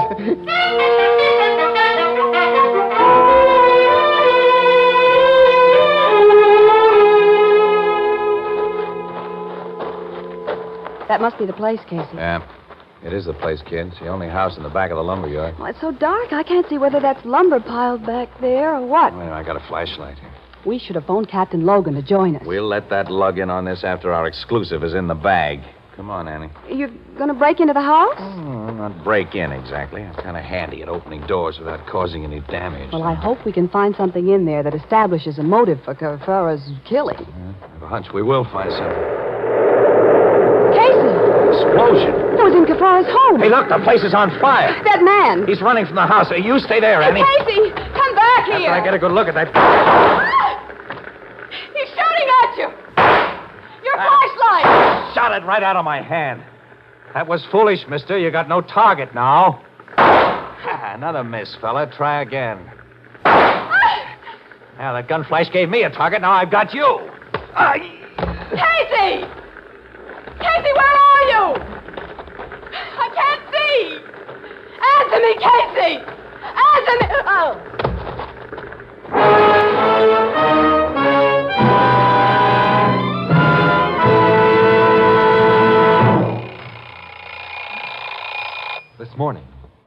This morning, when your alarm clock rang, did you wake up with cigarette hangover? That stale, musty, smoked-out taste in your mouth. Cigarette hangover. That tight, dry, uncomfortable feeling in your throat. That's what takes the joy out of smoking. And when that happens to you, it's time to change to Philip Morris. Remember, Philip Morris is the one, the only cigarette proved definitely less irritating, definitely milder than any other leading brand. That fact is recognized by eminent medical authorities. No other cigarette can make that statement. Remember, top-ranking doctors, eminent nose and throat specialists actually suggest Philip Morris in cases of irritation due to smoking. That's why we say, if you're tired of cigarette hangover, join the millions and change to Philip Morris.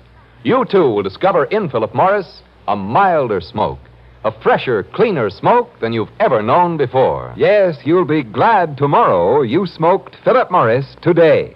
Philip Morris, America's finest cigarette.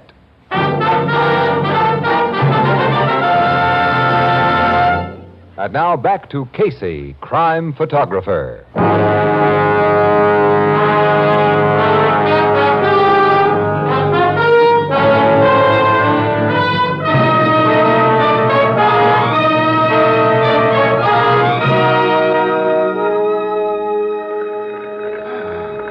Sure you're okay, Annie? Yeah, I didn't really black out, Casey. The wallop I got was just a glancing blow. There's a welt on my head the size of...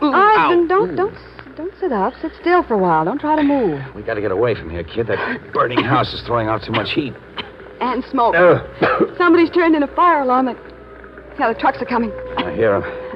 And it'll be too late to salvage much from that little shack. Any evidence we might have found there is ashes by now. The man who shot at us and slugged us set that fire. Sure did. Annie, we may find out something more. What you picked up? A gun. A hot revolver with an empty cylinder. Oh, that man dropped it after he hit us with it. And it might tell us who he is. Let's get it to Captain Logan. Wait a minute, Annie. Wait. The firemen will be on the job in a minute. They'll cool off that little house in a hurry. I want to see what's in the ashes.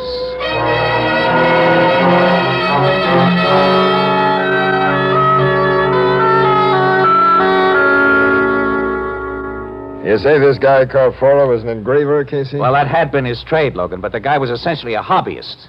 And among other things, he went in for chemistry and photography. Annie and I saw the remains of some swell equipment in the ruins of his home. Yeah, we checked our findings there with neighbors who'd known him, Captain. Nobody knew him really well, but we're told that his main interest was philately. Stamp collecting, dumbbell. Oh, stamp collecting. Well, anybody knows that. Yeah, well, get the connection, though. Carfora was an absolute bug on stamps. He bought them constantly and is supposed to have owned some very rare books on the subject. His collection apparently was destroyed by the fire. And that fire was no accident, pal. It was set by the guy who slugged Dan and me. Have you any idea why? Captain Logan. Yes, Sergeant? I just got the report on the gun Casey found, sir. Oh, good. Swell. Now, let's have it. A permit for a revolver of this make and serial number was issued 6 months ago to Arthur Hyden. Arthur? Well, that's the youngest son and his father's favorite. Arthur's the one who discovered Carfora's body. Sergeant, issue an order for the arrest of Arthur Hyden. Wait a minute, Logan, will you? Before any arrests are made, before anyone's told about that gun or our identification of the stranger, Let's have a talk with Robert Hayden. The old man. Yeah. He could have used his kid's gun tonight. He's the big stamp man, and stamps are the link with Carfora. All right, let's have a talk with Robert Hayden.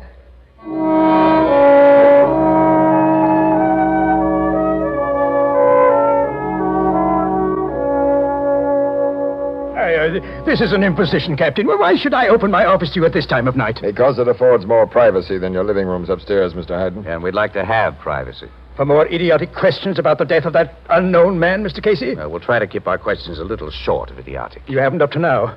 But citizens must cooperate with the police, I suppose. Please step into my office. Ladies first, Miss Williams. Thanks. Now, what can I tell you that I haven't already told you before? First, Mr. Hayden, what business did you do with Angelo Carfora? Angelo Carfora? Mm-hmm. Is the name familiar? Well, of course it is. I never forget a client, at least not a client who gave me cause to remember him, as this Carfora did. Well, Casey, we didn't expect him to admit, no. Well, tell us about Carfora. Well, he did business with me for a long time, buying only seconds, stamps that are damaged in one way or another and worth only a fraction of normal value. But quite frequently, he submitted undamaged stamps for my opinion as to their genuineness. I found all of them to be forgeries, except the last one he sent, which was a perfect postmaster provisional. Oh, his business meant little to me in a monetary way, but he had a feeling for stamps, and I enjoyed his interesting letters. I never met the man personally, but... You never met him? No. Why do you ask me about Carfora? I thought you were only concerned about that murder. Angelo Carfora was killed in your reception room this morning. What? He was the stranger. This is incredible. How long since you heard from Carfora? At least a year, maybe 2 years. Why was he killed in my place? Mr. Hayden, have you bought some very rare stamps in the last year or so? Stamps you paid a lot for? Yes. Less than a month ago, I was lucky enough to get a Mauritius twopenny blue. Several weeks before that, I acquired a 9-pence lilac brown of Ceylon, and but you don't know about stamps. These are among the blue chips of philately. I paid a high price for them, but they were perfect specimens. So who did you buy them from? Well, I've made all my best buys lately through the... That gunshot. Slug got hiding in the chest. Fired from that doorway. And then the door slammed shut. It's locked now. Lend me some of your weight, Casey. Right. That open it. Miss Williams, see what you can do for Hayden while we... Help him! Logan! I see. Break, you two. Break! This gun was on the floor beside him, Logan. A hot gun. It's Arthur's gun, Captain. I knocked it from his hand. You gave me no chance to explain, Uncle Ronald. You can explain now, Mr. Arthur. Both this gat and the one you dropped at Carfora's place tonight. But I don't know what... I heard a shot. What's happened here? Horace, your brother Arthur... shot his father. Arthur? No, I didn't. Captain Logan, I'm afraid nothing can be done for Hayden. He's dead. Arthur Hayden, I'm placing you under arrest for murder. No. Hold it, Logan. What? Let's get this picture straight before you The arrest picture's straight enough, Mr. Casey. I caught Arthur with the gun in his hand. But I didn't shoot him. I just picked up that gun when Uncle Ronald grabbed me. Just picked it up? Yes. I just come into this hall, through the street door in the back. And then I heard a shot and loud voices in Dad's office. I ran this way and I saw the gun on the carpet. Without thinking, I picked it up and just then... Is that the best story you can think of, Arthur? But it's true. Horace, I swear it's true. Whereabouts in the hall were you, Mr. Ronald, when you saw Arthur with that gun? At the foot of the back stairs. I was on the floor above, and when I heard that shot, I came down 3 steps at a time. The shot brought you too, Horace? Yes, down the front stairs. Now, you were the first on the scene, Arthur. Did you see whoever dropped that gun? No, he'd gotten away before This is nonsense. Nobody dropped that gun, and nobody got away. My brother is the killer, Captain. Sure, Casey, it's as plain I as... don't agree. Why not? Because Hayden was killed to cover up the murder of Carfora. And Arthur doesn't fit the Carfora picture as I see it now. Look, Casey, Arthur discovered Carfora's body. You were slugged with Arthur's gun outside Carfora's house. And now Mr. Arthur Hayden is found with the murder gun in his hand a few seconds after his father's been bumped off. What more do you want? A probable link to Carfora. Well, I don't understand. Arthur, you got a check from your father today, didn't you? Yes? How big was it? What was it for? It was for $2,000. I owed a gambling debt. Again? Okay, Horace, okay, I'm no good. Dad was always paying out money to get me out of trouble. The old man was my friend, as well as my father. As my brother's favorite son, Arthur, will inherit most of Robert's estate. But I never even thought of that. If you did, you never needed Carfora. But who is this Carfora? The name isn't familiar to you, Mr. Ronald? No. How about you, Horace? I never heard the name until you mentioned it. You're a liar. I beg your pardon? How long were you your father's secretary? About 10 years. During those 10 years, like any confidential secretary, you opened your boss's mail, read it, and took his dictation when he answered it, didn't you? Yes, but you never heard the name of Carfora? Say, what is this? You know what it is. Your father made you work while your brother was allowed to play. You hated both of them for that. You never had enough money. And through Carfora, you saw a way to make big money. I don't know what you're talking about. Oh, yes, you do. You played both your father and Carfora for suckers. It was easy to keep apart while you were on the job as secretary. But when you were taken sick and your uncle was put in your place, you foresaw trouble. You could think of only one way to avoid it. You knew Carfora would come to the office this morning. So you got out of bed against orders to be ready for him.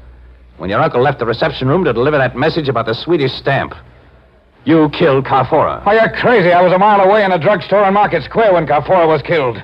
I talked to Uncle Ronald from a phone booth there. Yes, he did, Mr. Casey. How many phones are there in this big house, Mr. Ronald? Lines, I mean, not extensions. Why, 3. You used one of those 2 other lines to call the office line, Horace. You were nowhere near Market Square. You can't prove that. You know about the dermal nitrate test? Dermal nitrate? It'll show that you fired a gun tonight. You're not going to send me to the chair? Logan, Drop that knife, Horace. Oh, no, let me kill myself. You don't read any easy way out. Here. Casey, hang on to this knife while I slip the handcuffs on him. Okay, pal. Why did you do it, Horace? You've always had all the luck, Arthur. I've always been the fall guy. I was a fool to think I could change things. But, Mr. Casey, I don't quite understand. Why did Horace kill my brother, and what was there between him and this man Carfora? Yeah, I don't get it either, Casey. Neither do I. Well, I'll tell all of you what Horace is going to put in his full confession after I take a lot of pictures.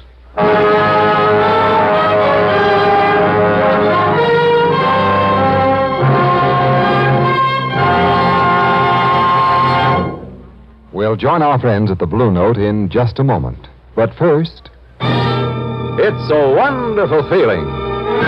It's a wonderful feeling. It's a wonderful, wonderful feeling to wake up fresh with no cigarette hangover.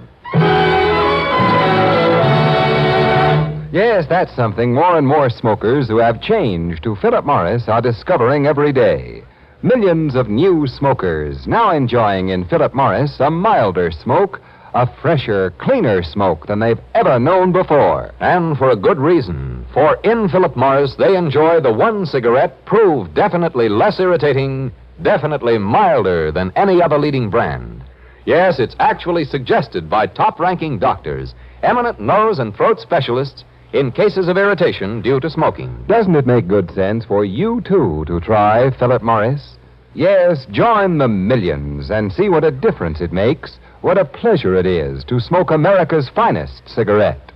Next time you step up to a cigarette counter, call for Philip Morris. And remember, you'll be glad tomorrow you smoked Philip Morris today.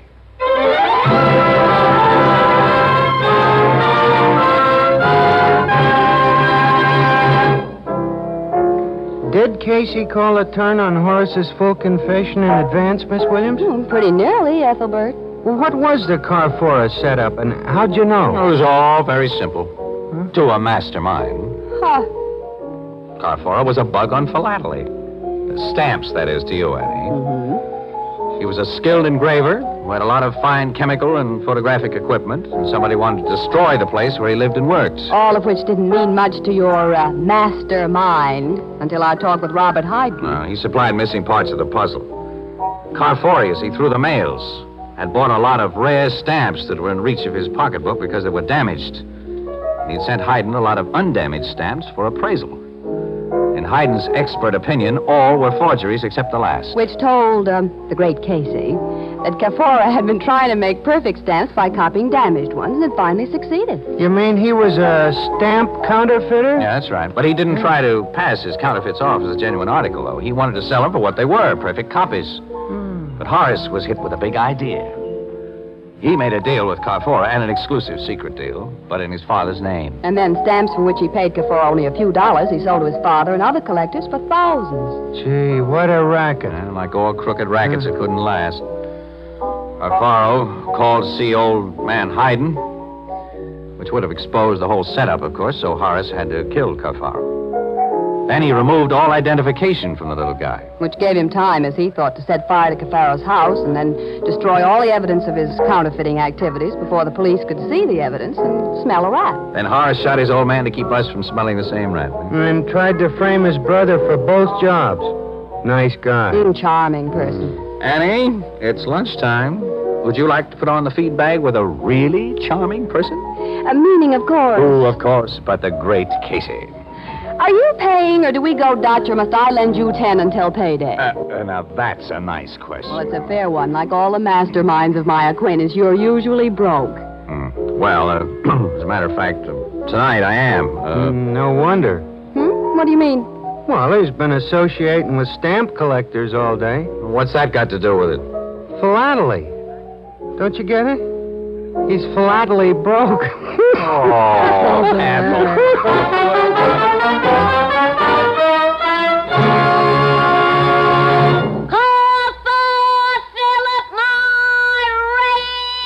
Friends, remember this. If you're tired of cigarette hangover, call for the one cigarette that gives you a milder, fresher, cleaner smoke. Yes, from now on...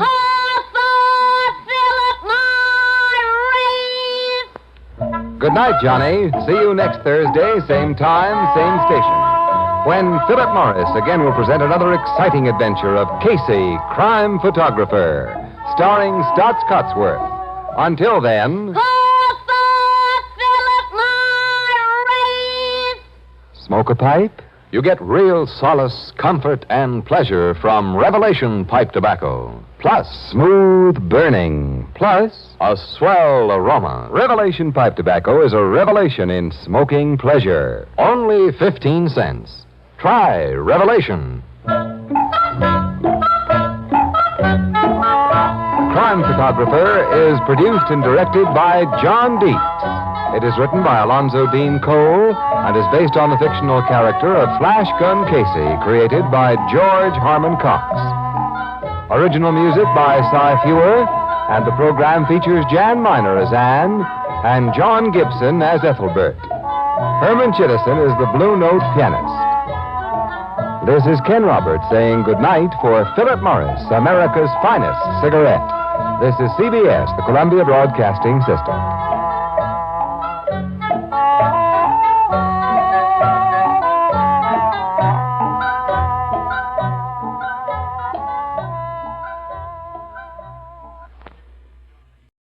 Flash Gun Casey, press photographer.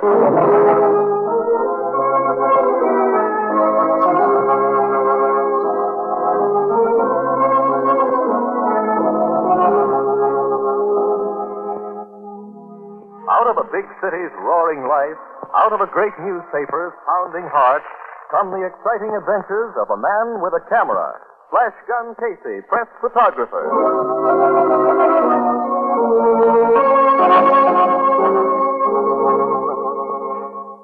Columbia presents a new adventure character, Flash Gun Casey, press photographer.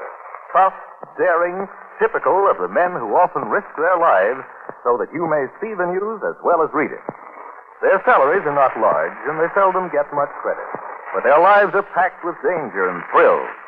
Tonight and every Wednesday night at this time, Columbia invites you to follow the story of Flash Gun Casey and the people who pass in swift-moving parade before the shutters of his camera. Tonight's story, the case of the switched plate.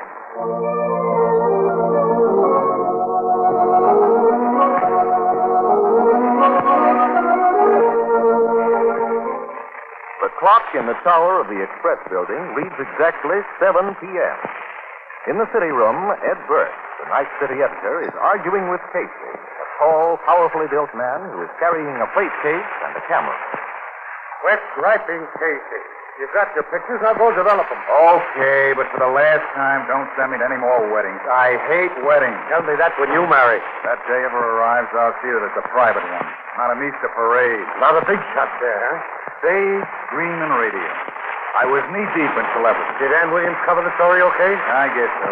My job was to take pictures of the clam bake, not to write about it. Many a guy would give a month's salary to be in the same room with Gloria Dolores. Ouch. What's the matter now? That name, Gloria Dolores. I wonder who dug that one up. Miss Dolores is one of our most famous movie stars. With all that's going on in the world today, a mere wedding is unimportant.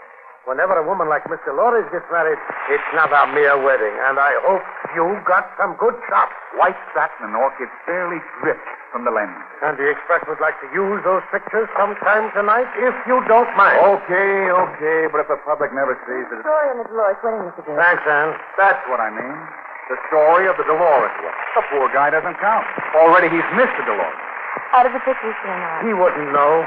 He's been too busy arguing against that wonderful institution known as marriage. I'm not arguing against it. I only say send someone else when our dear paper wants pictures of the happy dear paper. We'll cover a lot of assignments like the Dolores wedding. That doesn't mean I'll have to like him any better. You mean you'd rather be taking pictures of Constance? Are you kidding? But Miss Dolores did look sweet, didn't? Did look Yeah. sweet. And so did the groom, Mr. Dolores.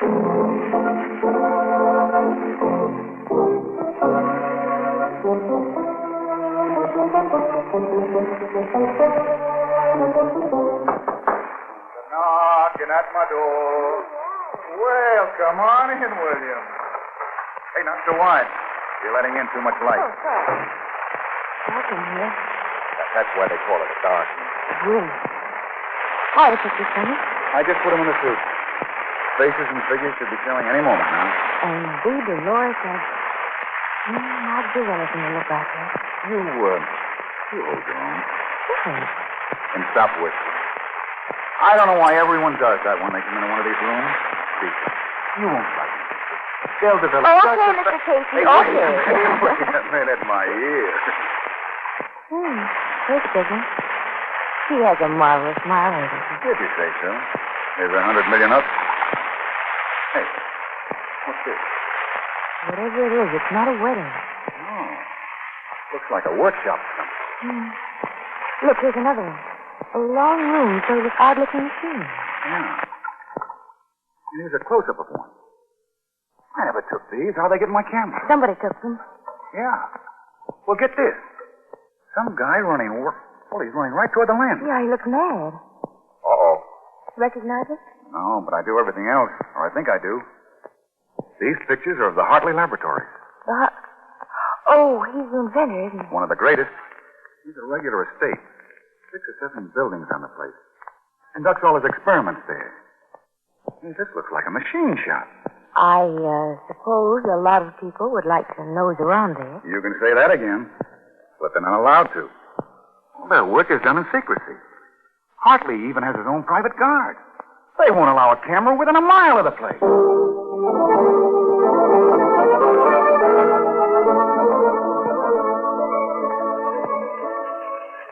I send a guy to take pictures of a wedding, and he comes back with the Hartley Laboratory. But I tell you, I never took those shots. You think I'm crazy? I know. And the ones of the wedding, you didn't take those either. No, someone picked up my plate case by mistake. I got his. See? It's almost exactly like mine. The gentleman was very careless. It was a natural mistake. Why, we were stumbling over each other. That shindig was represented by every news photographer in town. Not forgetting the ones from the magazine. Yeah. Well, whoever he is, I'm glad he didn't hold the laboratories to an exclusive. At least he took some pictures of the wedding, too. Well, we'll have to run them. I doubt if that plate case of yours will ever turn up. I'll get it back. You're lucky you didn't walk off with your camera. And that must be like mine, too. Hey, look, Burke, this is serious. The guy who took these pictures had no right being on that property. I suppose I don't know that. Well, what's so funny? I'm thinking how surprised the guy was when he developed your pictures. All that glamour and no machine. You know, what I can't understand is this man here. He's running right toward the camera. Yes, that is odd. It looks as though he... Hey, wait a minute. Who were you near at the wedding, Casey? I've been trying to think. Blake of the Star is a good man. Yeah. Raymond of the Inquirer. John's a fashion magazine. Mm-hmm.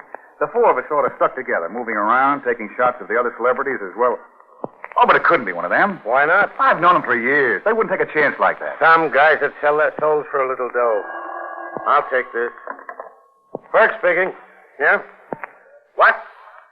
That's very interesting. About 6 hours ago, eh? Thanks. Okay, I'll switch you to a rewrite. Dixon, take this. That was Kelly. Kelly, who covers the police? Yeah. They just found a plainclothes guard out at Hartley Laboratories. 2 bullets in his chest. Killed about 6 hours ago. Does that mean anything to you, Casey?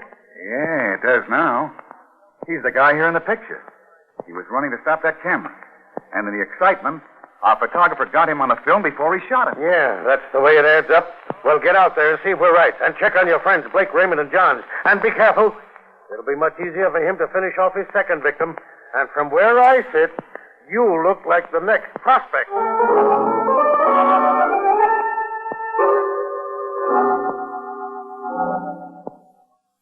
What a beautiful woman. Miss Dolores looks extremely lovely. The guest chart. The ballroom and tables beautifully decorated. But I can't see where any of it helps me. But I've explained, Mr. Koch. I never took those pictures. Then who did? Well, I don't know. I suppose you do know that he has the ones you took. Well, he must have. Like these, no doubt, developed by him. I don't remember my plate case being out of my hands for a moment. A moment would be enough.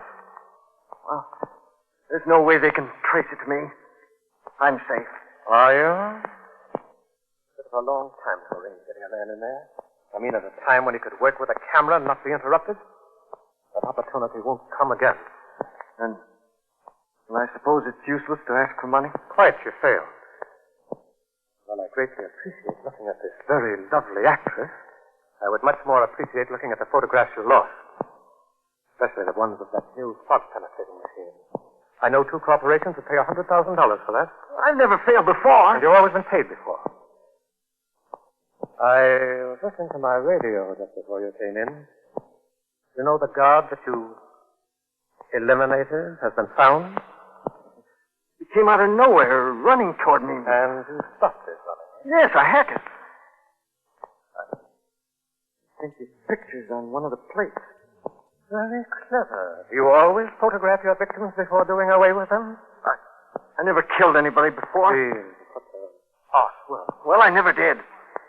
I didn't think I'd ever have to. The first one does leave you a trifle shaken. After that, you become easy. But if you'd brought the photograph directly to me... But I had to be at that wedding, Mr. Koch. As it was, I barely made it. Yes, of course, your job, which is such a wonderful blind. Tell me, how did it feel walking into all that luxury immediately after disposing of the lamp? Blood in that socket, Pepperson. Socket, Pepperson. Socket, Pepperson. I wonder what your employers would do if they even dreamed of the pictures you sometimes take with their camera. Remember, that was my idea. The same camera for both my ordinary work and the work I do for you. That way no one will ever become suspicious. No? I don't doubt that someone is at this very moment. And he knows that the photographer is not only a thief, but also, shall we say, someone who doesn't hesitate to stop another's breathing. Hey, you're right. But how's he going to know it's me? Well, maybe he won't, but if one of your picture-taking friends should start to ask questions, no matter how subtly put, be careful. I will. And if he should become too inquisitive, you can always handle him as you did the guard. Yes, when that gentleman makes his appearance, remember, he's the man who has your bag. And you've been left holding one.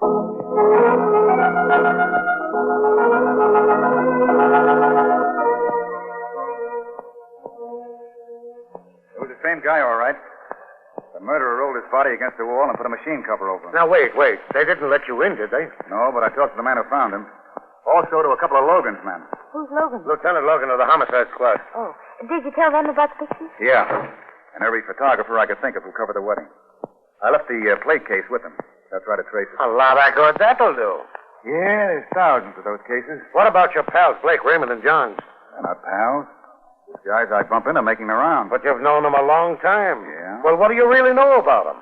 They all have cameras and plate cases like mine. I mean personal. That's personal. Now, look, this is no time All for... right, all If right. you two feel like using some stronger language, I can always leave the room. Oh, forget it, Williams, forget it. Blake is married. He has 2 kids. I found him at home reading Our Hearts Were Young and Gay. I wish ours were. Well, go on, go on. He was sort of surprised to see me, as I don't usually make those little social visits. We know you're strictly a nightclub guy. Quiet. Anyway, I asked him what he'd been doing before the wedding. With finesse, I hope. I'm always subtle. Yeah, like a tank. And what was Mr. Blake doing? Roaming around? Oh, fine. You see, that guard was murdered around 2 o'clock. The wedding took place at 3. The reception at 4. So the guy who You did don't have to draw a blueprint. Where did you find Raymond of the Inquirer? At a bar? With a blonde. No, redhead. Not the one you know, Bert. Oh. There are a lot of redheads in the world. And what had he been doing prior to 3 o'clock? Roaming around. That's just dandy. Just dandy. And Johns of the fashion magazine. Also found at a bar. The one at the fantasy club. Alone. Yeah, but his girlfriend works there. And early this afternoon... Now, wait. he was... Don't tell me. Don't tell me. Let me guess. Don't tell me. Let me guess. He was roaming around. Right. Not an alibi in the bunch. I still can't believe one of them did it. It must be. Well, I found 2 of them at bars, and that's where I'm going. Can I tag along, Casey? Where I'm going. Can I tag along, Casey? Why not? Down the Blue Note, huh? Yeah. Where's that? It's a musician. Where's that? It's a musician's hangout. Casey always goes there when he wants to think. They have a piano player there. With his nerve. And sometimes helps me solve a problem. Well, I hope he can help you with this one. And you'd better warn Williams about that bartender. Yeah. His name is Ethelbert. And he reads the Atlantic Monthly in Lord Dunsany. And he's tough. Sometimes he has to be the bouncer, but you'll enjoy him.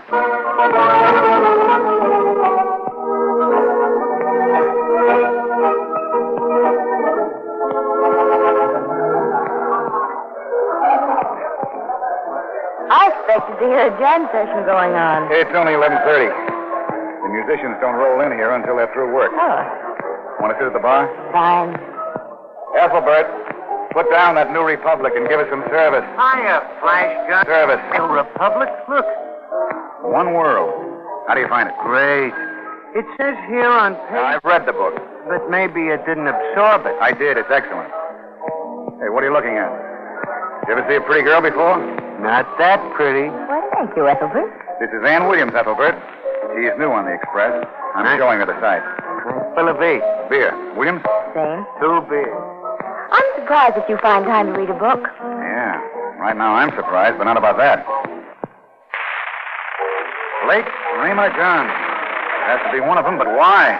Well, what they were after must be worth a fortune. Yeah, they wouldn't talk about it out there today. 2 beers, no heads on them. Thanks, Ethelbert. What'd you think of Thomas Paine, Flash Gun? He was a very great man. Yeah. Quote, "These are the times which try men's souls." Unquote. I know all about Thomas Paine, Miss Williams. I'm going over the piano. Want to come along? Listen, Flash Gun. It's not that I don't want to lend you an ear, Ethelbert, but I have a lot on my mind. Maybe Ernie and his music can help straighten me out. Well, I'll stay put and hear about the famous revolutionary figure. Thanks, Miss Williams. I said you'd enjoy it. As you no doubt know, Miss Williams, Thomas Paine was not...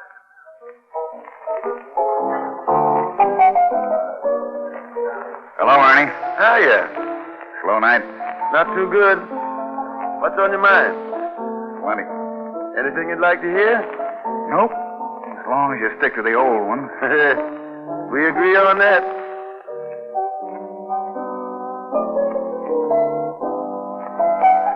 Remember this one?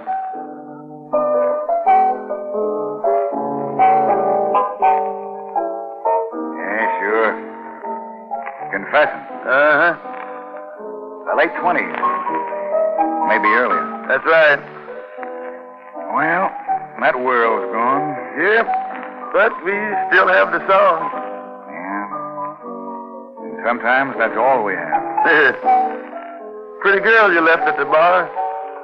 Yeah. Ann Williams, reporter. Only been in town a few weeks. Thinking, aren't you? And getting nowhere fast. Want to talk about it? I can't. Nicest looking girl I've ever seen you with. You ought to marry, Casey. How about yourself? I tried it once. And? She left me. Just like that? Just like that.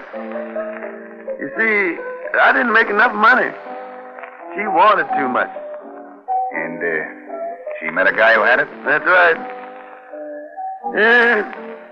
Funny the way a guy thinks when he's losing a woman. There's nothing he wouldn't do for her. To give her the things she wants, he'd almost commit murder. Some guys do. Yeah. What's the matter, Casey? Did I say something? I think you did. You going? Yeah. And thanks, Ernie. You've been a great help. I may see you later on.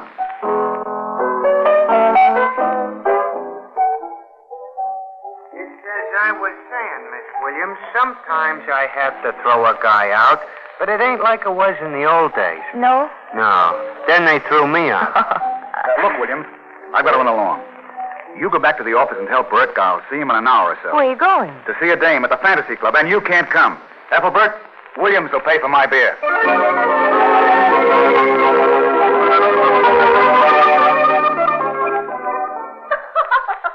Okay, Ma.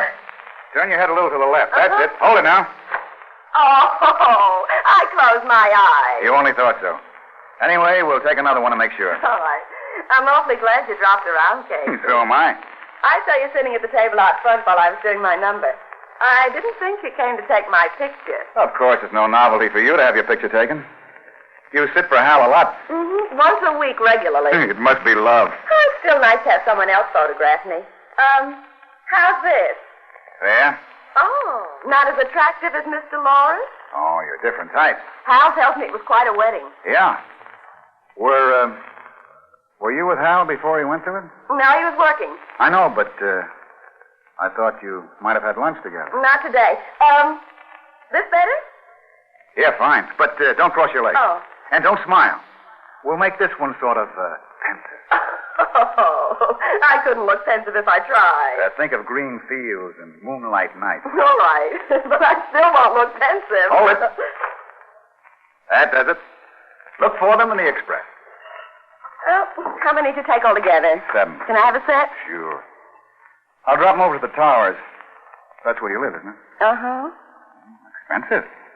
Perhaps we could have lunch together. And get Hal sorted me? We wouldn't have to have lunch there. As far as that goes, we could have it here. Yeah. I never thought the Fantasy Club would have dressing rooms like this. This dressing room looks more like an apartment. Just a few personal touches that I've added. Just a few personal touches, huh? Mm-hmm. Very elaborate. And those rocks I've been photographing on your lovely arms. They almost reach the elbows. They're real, I imagine. Everything I wear is real. I noticed that mink you were sporting around this past winter. Do you like it? Swell. Those foxes over there are nice, too. Oh, gosh, it must be great to have an income. Are you kidding? Well, you don't buy those things singing at nightclubs. At least not one like this. Why do you work in a nightclub, Ma? Apparently you don't have to. I like to be seen, and it's something to do. I don't have to tell you I'm not much of a singer. But you're really something to look at. Oh, thanks. Then, we have a date for lunch? If it weren't for Hal, I wouldn't hesitate a moment. Oh, forget Hal. I'd like to marry sometime. How long have you two been going together? Almost 2 years. That's amazing. Why? He's very generous. Yeah, I can see that. I like to live well. You don't know what it is not to have anything. Oh, don't I? I'd rather be dead than to live like some people. Nothing but the best for you, huh, Mary? Oh. Don't you think I deserve it? Mm-hmm. But so do thousands of other girls in the world. There are girls who haven't even enough to eat. Are you giving me a lecture? No, but that's why we're not going to have lunch together. You're too expensive for me. Perhaps for you, I wouldn't be too expensive. It wouldn't last. You'd miss those lovely gifts that Hal passes out. I still don't see any reason why we shouldn't see each other once in a while. By the way, where is Hal? Oh, he usually drops in around this time. Shall I tell him you were here? Well, why not? Would you like to wait for him? No, I'll run along. I think I'll develop these pictures tonight. Oh, that's wonderful. The Express thanks you, and I thank you. Do you think one of them might be on the theatrical page tomorrow? The theatrical page? You underrate old Casey. There's a possibility you'll find one on the front page. So long.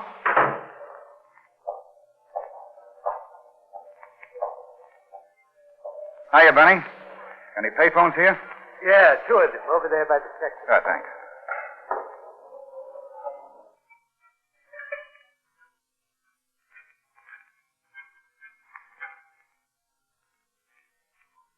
Burke speaking.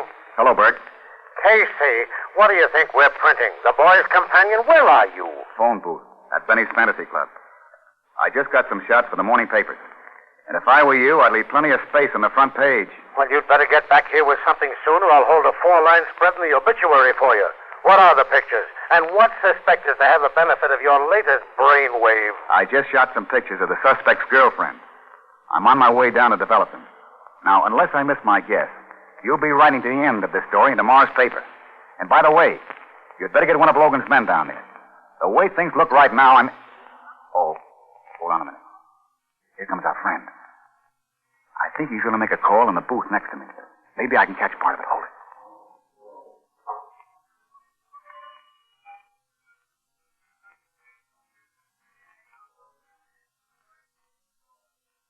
Hello, Mr. Cox. He talked to me earlier tonight, and then took some pictures of Mara. For his paper, he told me. But why at 1 in the morning? No, I'm certain he's the one. Okay. Yeah, I'll be careful. Where'll I come for the money? Above your antique shop on Sedgwick Avenue. You mean I've got to take care of him tonight? What do you think I'm made of? It was only this afternoon that I know, Mr. Koch, but I never expected that to happen. All right. You think so? I'll do it tonight. Now.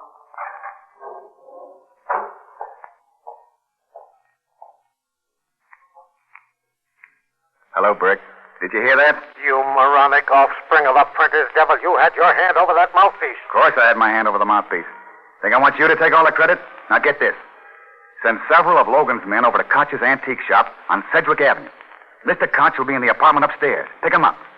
And I may need one of Logan's men while I'm developing these pictures. After all the runaround you've given Logan, you know how he'll feel about sending a man out to protect you. Okay, but you know what happens to your story if they miss Koch and our friend gets me? Well, Logan will probably take that chance, but I'll ask him. And I doubt if a man could have time to get here anyway. If that's the way it is, maybe you better frame that obituary in purple satin under glass. For me. So long.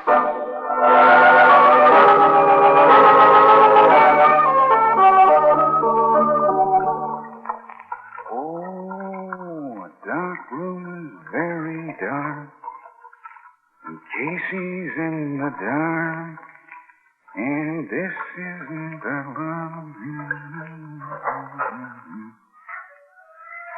You're letting in a lot of light, Hal. Afraid it'll spoil Mara's pictures? Yeah. You want to see him? No. Why turn on the light? I might miss you in the dark. You seem to know your way around. What'd you do? Come up the back stairs? I've been in the express building before. Lonely at 2 in the morning, isn't it? And it's pretty steady. So you finally noticed what it's holding? I noticed it when you first opened the door. But, relax. Relax, Hal. We're old friends. John's the fashion magazine and Casey the Express. Just a couple of guys around town. Cut it. Got the same gun you used on the guard? In one respect, it doesn't make much noise. I see. What made you suspect me, Casey? I could have sworn that was coming. Why is it that all criminals insist on knowing why they were suspected? Well, if it'll gladden your heart any, I'll tell you. It was a piano player. He said something which made me think of you and Mara. Then I thought of your salary as a photographer. You made a mistake when you went back to the fantasy club the second time, Casey. You shouldn't have tried to pump Mara. Doesn't she know what you're doing? No. Where'd you think the money came from? She never asked. Just as long as it came in, huh? But I don't think it was a mistake. I gambled that Mara would repeat our conversation word for word, except the part where I wouldn't take her to lunch. You're right. Oh, no. Incidentally, the police picked up a friend of yours about 15 minutes ago. Name of Koch.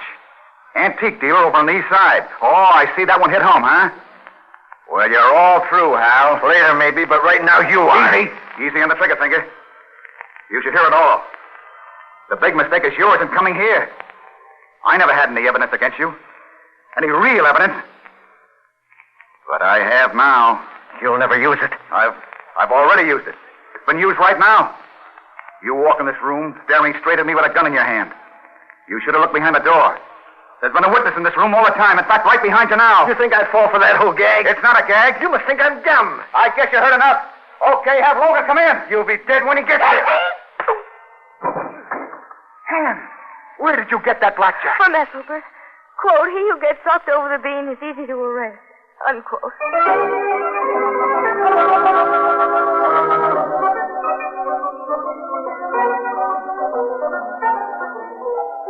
Put down that American Mercury, Ethelbert, and draw me a beer. It's not the American Mercury. It's... I know. It's still one world. Hiya, Miss Williams. Hello, Ethelbert. Oh, thanks for the loan of the persuader. That's all right. She was really worried when you tore out of here, Casey. Yeah? Yeah. Been busy, Ethelbert? I had to break away from this book for a while tonight, but I managed to sandwich in a very interesting article. Would you mind drawing my beer for me, Ethelbert? I want to sit over by Ernie and listen to a couple of numbers. Not at all. But this article was about guys who steal industrial designs by photographing them. And you know what I think? What? Well, just for a starter, understand? They all ought to be socked over the head, but hard. Quote, he who gets clunked over the conch is out of commission and easy to put in the clink. Unquote. Please, Ethelbert, our beer. Yes, Ethelbert, our beer. And this time be sure he pays for it.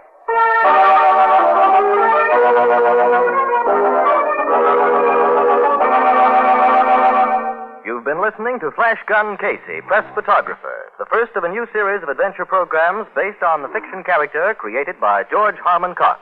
This series is written by Ashley Buck in collaboration with Mr. Cox. The program tonight was directed by Albert Ward and produced for Columbia by Chester Rainier. Join us again next Wednesday night at this same time for another swift-moving story of a press photographer, Flash Gun Casey. The adventure, Murder Off the Record.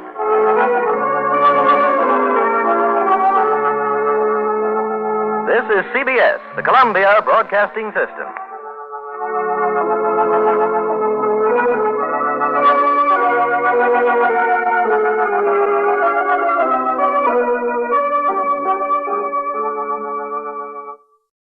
The Anchor Hocking Glass Corporation brings you Crime Photographer.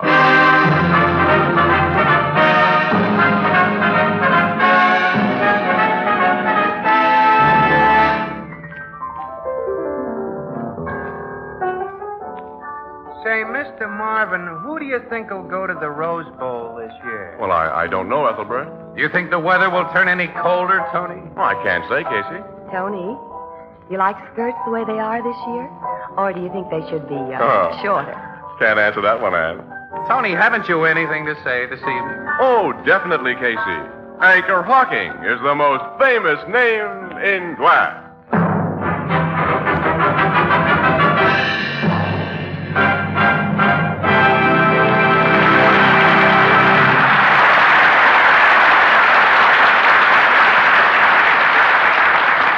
Good evening, ladies and gentlemen. This is Tony Marvin. Every week at this time, the Anchor Hocking Glass Corporation of Lancaster, Ohio, and its more than 10,000 employees bring you another adventure of Casey, crime photographer, ace cameraman who covers the crime news of a great city. Written by Alonzo Dean Cole, our adventure for tonight, The Camera Bug.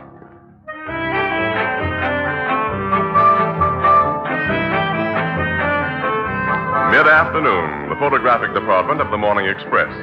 Casey sits sprawled at his battered desk, wearing the scowl of a man who began his day with a dull razor and cold coffee. The door opens and a young man enters. Excuse me, Mr. Casey in? Yeah, that's me. My name's Forster, Mr. Casey. Alan Forster. I've heard a lot about you. Yeah, I know. I'm on all the sucker lists. What are you selling? Oh, nothing. That is, well, you see, I'm a photographer. Huh? Who isn't? Sometimes I think every guy in the world is a camera bug. What's on your mind? Looking for a job? Yeah. See the city editor. His name's Burke. Fourth floor above here. Well, I've already seen Mr. Burke, and he says there aren't any vacancies here. Oh. I've been to all the other papers, too. I thought you might advise me how to get a start. How old are you? 21. You got a job now? I work in a camera supply store. I know a lot about taking pictures, honest I do. And, well, my wife and I decided that it's time for me to break into the line I've always wanted. And You got a wife? You got a job with regular hours, and you want to break into my kind of racket? Yeah. Oh, boy. My advice is forget it. This is the lousiest game there is. You're out at all hours. People shove you around. You can risk your hide to get a good shot, and the city desk may stick it on page 10 if it's used at all. This is a dog's life, kid. Keep out of it. Yeah, but you get around and you see things. Oh, you see things. I guess you believe all you hear on the radio, huh? Well, okay, camera bug. Here's the only way I know how to break in. You put in about 12 hours a day on the streets with your eyes open and your camera ready. Occasionally, you'll get a news picture you can sell. If you're lucky, you may get a real hot shot that you can trade to the city editor for a steady job. But you got to be lucky. Huh? That's all I can tell you. Oh, thanks a million, Mr. Casey. I'll do exactly as you say. If you do, you're letting yourself in for a lot of grief. Excuse me, man. Hello. This is Ann, Casey. You busy? Not very. Oh, I got an awful cold. How about going over to the Blue Note? I'll meet you there in 5 minutes. Okay. Gee, you got to rush somewhere in 5 minutes. That means an important assignment, huh? Yeah, very important. Well, I won't keep you, but thanks again a lot. Good luck to you, kid. What's your name again? Forster. Alan Forster. Well, so long, Alan. Drop in again sometime, and remember, I've warned you. Guys in this racket lead a dog's life.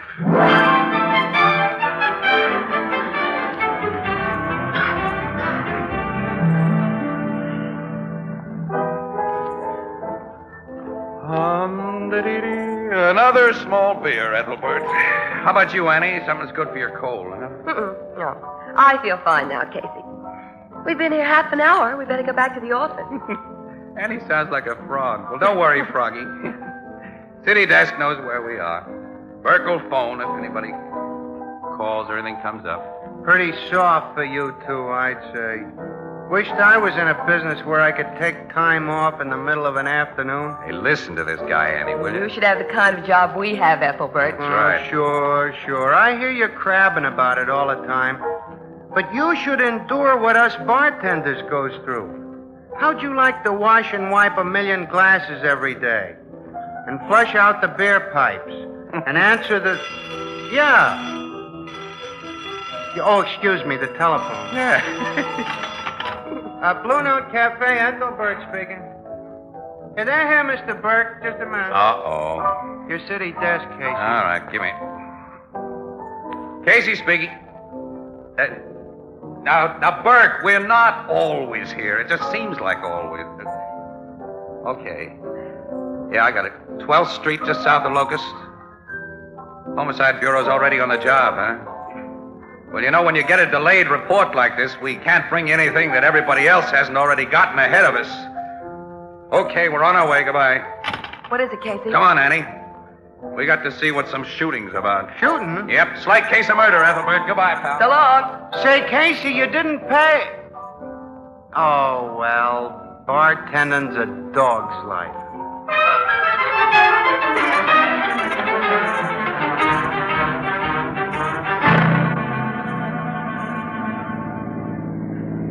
Hey, they got the street roped off, Casey. Yeah, we'll leave the car here, Annie. Come on. They're lifting a stretcher into the morgue there. Oh, I gotta get a shot of that. Okay. Well, that means the medical examiner's finished his Now, job. let's get inside those lines. Will you let us Okay. through, please? Oh, there's Sergeant Flanagan. Hey, Flanagan. Oh, hey, Casey. Hi. Hello, Miss Williams. Hi. You two are getting here kind of late, aren't you? Now, don't rub it in. Hey, who did they just haul away in that meat wagon? The not too much lamented murder victim was a gent unfavorably known as Max Blake. Max Blake? The lawyer? Oh, don't let decent lawyers hear you call him that, Miss Williams. Max Blake was a shyster. That rat wasn't even straight with his own clients. Well, the cops know who killed him? We not only know who killed him, but we've already got the mugs who did it. This case is all sewed up. Give, Sergeant. Let's have the details so I can get them to my paper. Okay. According to eyewitnesses, the late Max Blake, who just stepped out of the barber shop behind us here, suddenly flopped in the middle of the sidewalk about where you're standing now. The same time a gunshot was heard, and a second later, a green sedan which had been standing across the street started away in such a big hurry that it crashed into the back of a truck, only a few feet away from the traffic cop on the corner. Who do you think they were? Santa Claus and the Easter Bunny, huh? They were Butch Silver and Tony Russo. Boy, they're a nice pair of hot shots. Two of the sweetest gorillas in town. And you've got 'em dead to rights, Sergeant? I've told you and Casey all I'm allowed to say now to the newspapers. You'll have to get anything else from Captain Logan. Yeah, where is Logan, by the way? In the back room of the barber shop there, questioning witnesses. All right, come on, Annie, let's go in. Wait a minute, Casey. Nobody goes in there. Now, Flanagan. I got my orders, Casey. Look, you and I are pals. Sure, but you keep out of that barber shop, pal. Is that nice? It's what goes. Now, if you'll be a nice guy, Casey, and won't try any tricks to get where you're not wanted, as you've done too many times before, I'll give Miss Williams a tip.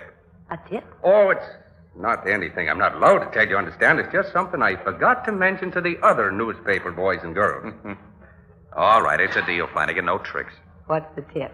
One of the witnesses to the shooting is quite an important guy. Who? Richard M. Krager. What, the contractor? Biggest in town. Hey, I interviewed Clago when he got the city paving contract last year. His offices are somewhere around here. Right across the street. Yeah, of course. I recognize the funny old-fashioned building now. The only elevator it's got is hidden in back of the stairs. Of course, I couldn't find it. I had to walk up to Clago's office on the 3rd floor. Say, Flanagan, did Clago see those gorillas in the car shoot Blake? Well, he says that... Oh, here he comes out of the barber shop. You can ask him yourself. Oh, Mr. Clago. I'm Ann Williams of the Morning Express. We met last year. Oh, yes. How do you do, Miss Williams? Hold it, will you? Huh? Thanks. I hope you don't mind my snapping a picture of you, Mr. Clago. Well, no, not at all. Mr. Clago, will you give us an eyewitness account of what happened? Well, as I just told Captain Logan in there, I happened to be at the window of my private office just across the street when the shot was fired. Oh, your private office is on the 3rd floor, as I remember, right? That's right. I saw this man Blake fall. Then I saw a green sedan start up and crash into a truck. I hurried out to the elevator. The operator brought me downstairs. I saw the man in the sedan arrested, and, well, that's all. Well, did you see the shot fired from the sedan? No, I can't say that, Miss Williams. But the sedan is obviously where the bullet came from. The medical examiner says it must have been fired from about 5 feet above the street level, which means the killer sat in an automobile or stood on the sidewalk or street. Yeah, only one shot was fired, huh? That's all. Mr. Casey's the name. Both gorillas in that sedan are dead shots, Casey. Sergeant Flanagan, come in here. Oh, yes, sir. Captain Logan wants me. I'll see you later. Yeah, tell Logan I want to see him, Sarge, will you? Mr. Casey. Mr. Casey. Huh? I'm Alan Forster. You remember we were talking? Oh, sure, kid. But what were you doing in that barber shop? I was a witness to the shooting. Wasn't I, Mr. Clago? The police questioned us both. That's right, young man. I did as you told me, Mr. Casey. I was on the spot when things happened, and I had a camera with me. And I got 2 shots of that Blake fella from almost where we're standing now. One almost as I heard the gun fired, and the other right after he hit the ground. You didn't tell the police about taking any pictures? Oh, no, Mr. Clago. I wanted Casey to have these shots. I've got hot stuff, haven't I, Casey? Exclusive news pictures, the kind that'll get me a job on the Express? Now, well, let's get to my office, develop your film, and see just what you got. Oh, no, let me develop the film at home, Mr. Casey. I'd like to do a complete job on it. Huh? Well, all right, but blow them up to 8 by 10 and be sure to use a fine-grained developer. Oh, you'll see the kind of job I can do.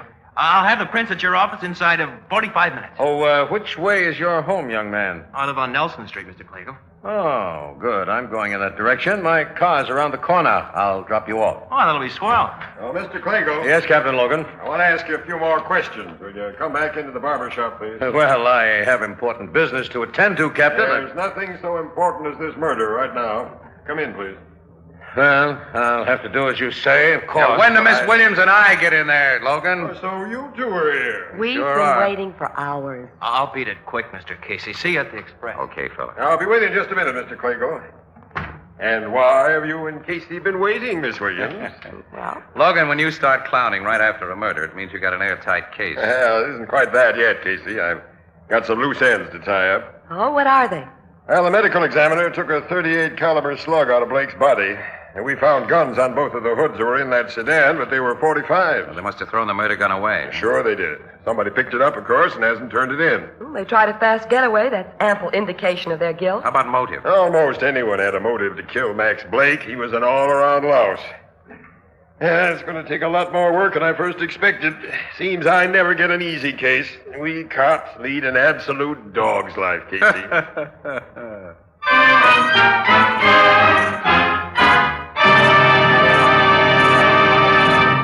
Our story will continue in just a moment. You know, Alex, I really like good, wholesome beer and ale. So do I, Tony. But there's one thing that's always bothered me, and that's the way empty bottles clutter up the back porch and basement. And that's one of the big reasons for the new Anchor Glass one-way no-deposit bottle. Oh, you're right, Alex. You never have to bother about returning empties to the store. When the bottle is empty, you get rid of it as you would any other food container. And you don't have to bother about deposits. No more fussing with extra pennies. And the new Anchor Glass one-way no-deposit bottle is a glass bottle. And because it's a glass bottle, it brings you beer and ale that tastes as beer and ale should taste. Clean, clear, sparkling, unaffected by any foreign flavors. No cloudiness, no discoloration. Beer that's brewery bright. Is it any wonder that the new Anchor Glass one-way no-deposit bottle is sweeping America? For perfect flavor, demand beer in glass bottles. For extra convenience, demand your favorite brand in the new Anchor Glass one-way no-deposit bottle. A product of Anchor Hocking. The most famous name in glass.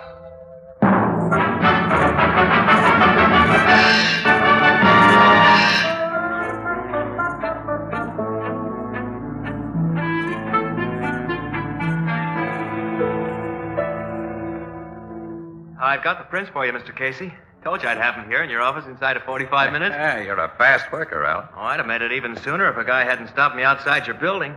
Guy wanted to buy the pictures. Who? Oh, he's from another paper, the Globe.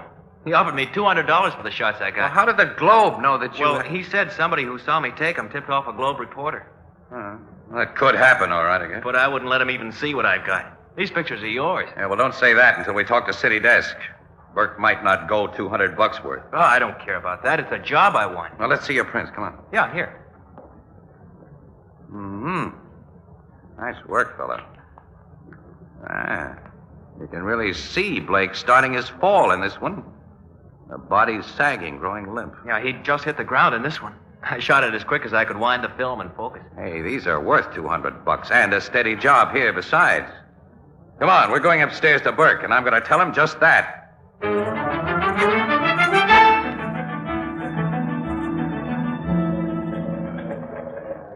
Well, $100 for the two pictures is my limit, Casey. And we don't need any new staff photographers. Burke, no other paper in town will have these shots. They're worth every cent of the $200 the Globe has already offered, and we can use this young fella. Are you telling me how to run this paper? It's okay, Mr. Casey. I'll take the 100. You're crazy if you do, Alan. You seem to be acting as this young man's agent rather than as an employee of the Express, Casey. What's to be your rake-off on this deal? What? You don't mean that, do you, Burke? No. But 100 is tops. Come on, kid, let's go. Okay. Casey, you know I didn't... Sure, but someday you'll make one of your... nuts to you. Oh, gee, Mr. Casey, I'm terribly sorry. Never mind. It's all right. I told you this newspaper racket was a dog's life, fellow. Now maybe you believe me. Take these pictures to the Globe and get you $200. Well, I hate Well, you'd be crazy to do anything else. Did you, make any extra prints of those shots? Yeah, 2 of each. Well, could I have the extras? I won't use them, of course. Just that they're nice, clean camera jobs. I'd like them to remember Burke by. Sure, here they are. Thanks. Now, take the others to your Globe guy right now. In this racket, a guy has to sell to the highest bidder. I tell you, it's a dog's life.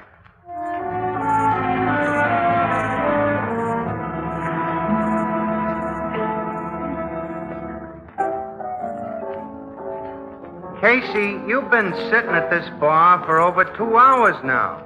Ain't you ever going back to work? Well, not sure I am, Ethelbert, at the Express. Oh, now stop being sore at Burke. You know he's pretty decent sort underneath. Underneath. And I'm tired of digging underneath Burke to look for his good points. You know, for 2 cents, I'd go over to the Globe myself and strike Curtis for a job. Now, there's a city editor who knows values, and he's also an okay guy, too. Well, thank you very much, Casey. Huh? Mr. Curtis. Hello, Miss Williams. And when do you want to start work on the Globe, Casey? Well, I haven't exactly made up my mind to make any change, Mr. Curtis. You're just crabbing about something, eh? You'll never leave the Express. The Express? Well, good paper. Okay. Yeah, but we sure let you pull one over on us today, getting those exclusive murder pictures for only $200. What exclusive murder picture? The Blake killing, of course. Give Mr. Curtis a drink on me, Ethelbert, will you? Sure. Oh, excuse me, there's the bar phone. We didn't get any exclusives of the Blue Blake Note killing. Cafe, Well, you bought the Ethelbert stuff that speaking. Forster kid got. Forster kid? Sure, Alan Forster. He's a young camera bug. I never heard of him. You'll have to speak louder, Say, ma'am. wait I a minute. can't hear Say, what, Curtis, huh? didn't you send a guy from the Globe to buy those shots from... Casey, I haven't the vaguest idea of what you're talking about. The call's for you, Casey, and Mrs. Forster on the wire. Mrs. Forster? Uh-huh, you want to talk to her? I'll say I do. Miss Give me Williams, that. will you be good enough, if you can, please, to tell me something? Hey, hello, Casey speaking. They told me at the Express to call this number, Mr. Casey. I'm Alan Forrester's wife. He's with you, isn't he? No. Oh, but you know where he is. No? Oh, that something's happened to him. Huh? What do you mean? Well, almost 3 hours ago, he phoned me at the place where I work about the pictures he'd taken of that murder. Yeah? He said he was going to develop them, then meet you and phone me back. But he didn't phone, and somebody's been in our apartment. Somebody's Well, I found the lock on our door broken, and the closet Alan uses for his darkroom, the things had been broken and knocked around. Has anything else in the apartment been disturbed? No, just the things in the darkroom. Oh, Mr. Casey, what do you think's happened to him? I don't know. But I'll do my best to locate your husband. Do you think you can? Now, take it easy and don't worry. Goodbye for now. Goodbye. Annie, come on. Excuse us, Mr. Curtis, will you? Where are we going, Casey? My car across the street. The copies of those murder pictures are there in my equipment case. And I want to take a very careful look at them.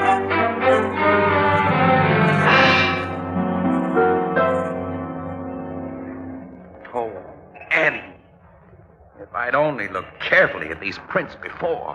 What do you see, Casey? How Blake was murdered. How, Blake? Yes, look. Look. When Forster took the pictures, his lens was stopped down to get a good depth of focus. Yeah? He got not only Blake, but a sharp picture of the building across the street. Yeah, Well, in the first picture, the bullet has just struck Blake. He's slumping. He's beginning to fall. And a ground floor window of that building is partially open, Annie. Look. Yeah, just a few inches. Yeah, but in the second picture, which shows Blake lying on the sidewalk, that window's closed. He was shot from behind that window, and the killer closed it right after he fired. Right, that's it. Now, look at this third floor window in both pictures. It's the one that Richard M. Clegel said he was standing behind when he heard the shot. Well, did you see anybody there? No, Casey.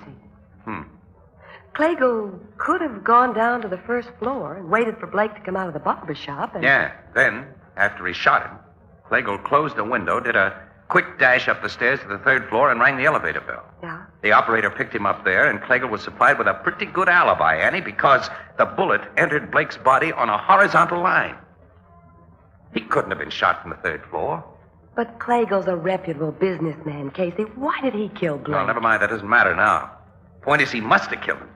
And Clegel is the only person beside you, Forster, Burke, and me who knew about those pictures. He was with us when the kid told about taking him, remember? Oh, yeah. And he offered to take the kid home right afterwards. And if Captain Logan hadn't detained Yeah, him... he'd have gotten the films then, sure. He sent somebody to wait outside the Express building to buy those pictures. But Forster wouldn't sell until after he'd seen me. And then I played into his hands by telling the kid not to accept Burke's chiseling offer. You know, the phony Globe reporter got him into a car after he left you and kidnapped him. Because the kid only had prints of the pictures, Annie. Clegel had to have the negatives, too. So he or the guy working with him broke into Forster's apartment and got him. Evidently, Forster didn't let on that he'd given me a set of prints, or I'd have received a call from him, too. Well, maybe they've killed him by now. Oh, Annie, if they've killed that kid, I'm partly responsible. Oh, that's crazy. I gotta find Logan right away. We're gonna start for headquarters as soon as I can unlock this ignition. Don't make a move. Clegel. There's a gun in this pocket, Casey. You remember that, too, Miss Williams, and that a man in danger of the electric chair will stop at nothing to protect himself. I'm getting into the back seat. Start your motor, Casey, and drive as I direct. Okay. Guess you heard what we were talking about. And not by accident. Young Foster did say you had prints of those pictures. I waited a long time for you. Now start driving. Straight ahead for the time being. That gun makes you the boss. Mind giving us a hint of where we're going? We're joining young Foster. He hasn't been harmed yet.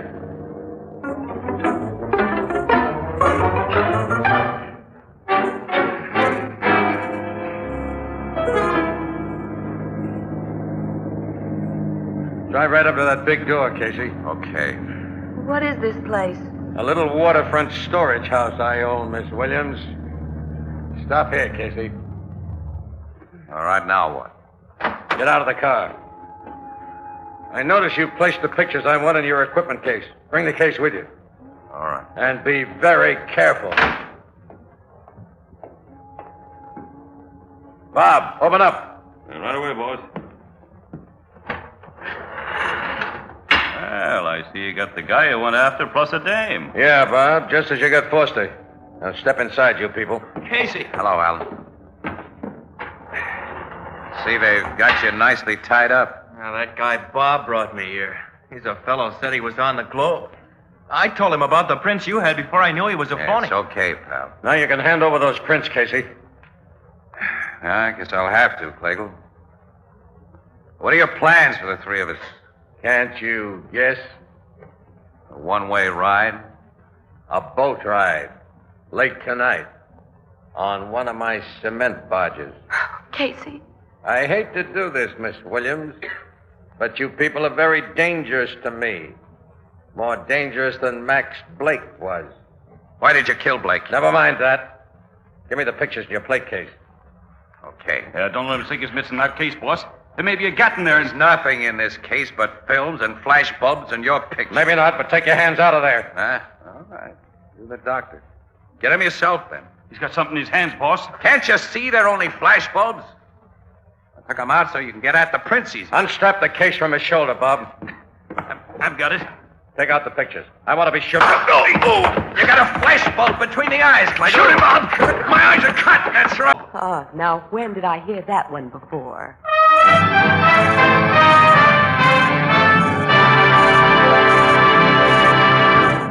We'll join the crowd at the Blue Note in just a moment. If men had to clean pots and pans every night, they'd really do something about it. They'd go right out and invest in a complete set of Fire King oven glass. If only because Fire King oven glass is so amazingly easy to clean. Now, if you've been using ordinary pots and pans, you have no idea how much kitchen drudgery Fire King oven glass will save you. You see, Fire King oven glass has a special non-porous surface that's literally mirror smooth, the result of a scientific process exclusive with Fire King. And then, too, you save dishwashing by using a single Fire King baking dish to serve, bake, and store leftovers. Now, you'll find a wide variety of Fire King casseroles, pie plates, and baking dishes in all sizes at your favorite chain and other retail stores where household glass is sold, all at amazingly low prices, all guaranteed for 2 years against oven breakage. Beautiful, practical, inexpensive Fire King oven glass, a product of Anchor Hocking. The most famous name in glass.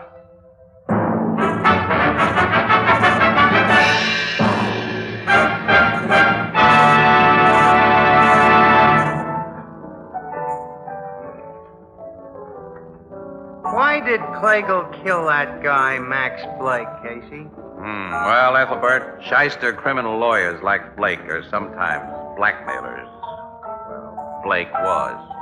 Clagle was paying him and finally got tired of it. Yeah. Clagle knew that Blake patronized the barber shop across from his office building and invariably went there on Saturday afternoon. All he had to do was to watch and to wait for him. He figured on a pretty good alibi from the elevator operator. He made it look better by bringing those two gunmen, Silver and Russo, to the neighborhood with a phony telephone message. Yeah, you see, they thought they were to meet somebody there. But Clagle had framed them as a pair of natural suspects. They knew that with their record, it wasn't healthy to be caught at the scene of a killing, so when they heard the shot, they tried to beat it, which made them really look guilty, you think? I see. After what the Forster kid went through, I guess he'll be glad to go on working in a store. Yeah? Oh, no. He's got the stuff it takes, the kid. Casey's browbeaten Burke into putting Alan Forster on the regular staff, Ethelbert. Yeah? Oh, well, he's taking the job on his own responsibility, though. Yes, sir. I've warned the kid. And now he's seen for himself that Press photographers. Lead a dog's life. Yeah, that's right. We certainly do. Casey, as my sister Edna says, quote, Demas complains about leading a dog's life, seldom want to trade places with any other breed of animal. Yeah, unquote. Give Casey another Fido biscuit, Ethelbert. Pour it in his usual glass.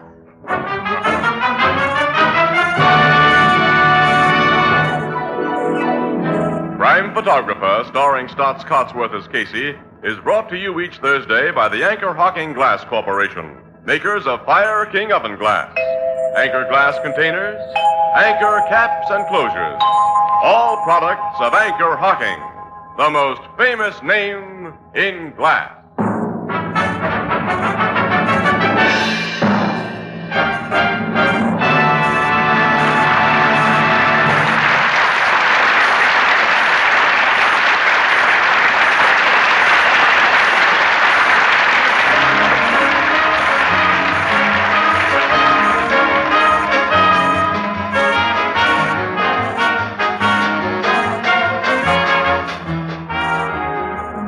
Photographer is directed by John Dietz. The original music is by Archie Blyer, and the program features Miss Jan Miner as Anne and John Gibson as Ethelbert.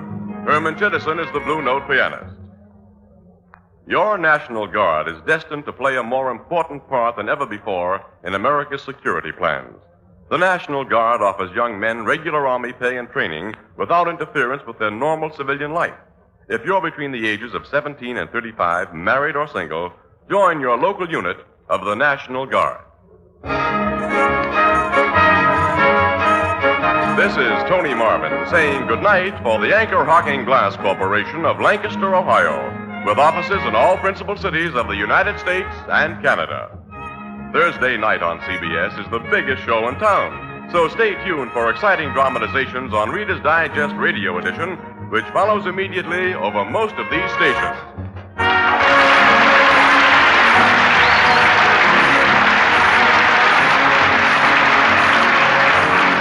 This is CBS, the Columbia Broadcasting System.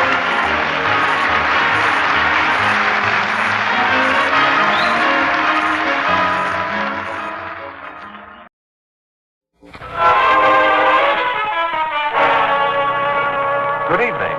This is Ken Roberts inviting you to listen to another adventure of Casey, crime photographer. Ace cameraman who covers the crime news of a great city. Our adventure for tonight, Thunderbolt.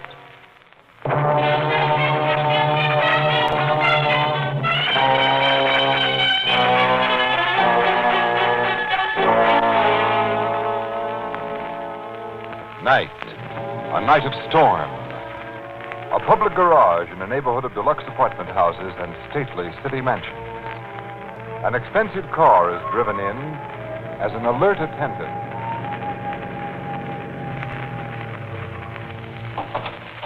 Good evening, Dr. Foley. Hardly a good evening, Jim. By the way, this thing will need a wash and polish before you put it away. I can see that, sir. Pretty bad weather out. It's filthy. I'll get a man to run you home, Doctor. Don't bother. I'm dressed for rain and need exercise, so I'll walk as usual. Whatever you say, sir. No. Good night, Jim. Night, Dr. Foley.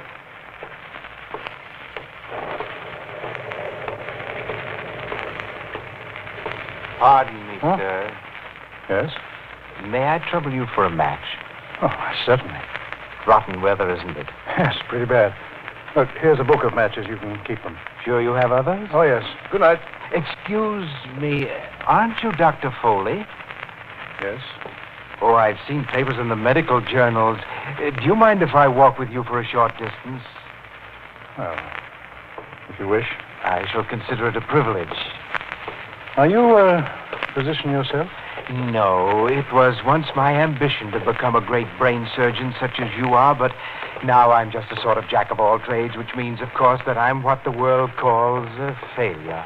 Well, success and failure are matters of viewpoint. Oh, how true. A man can be as he thinks. He can rise above misfortune and live in Valhalla with the gods. That thunder. To me, that is Thor, the mighty, wielding his hammer, forging his thunderbolts to strike the mountain giants. Do I sound mad? Well, you sound interesting, Mr. Thorson is my name, Doctor. Thorson? Yes. Oh, one of the streetlights is out here. Makes things quite dark.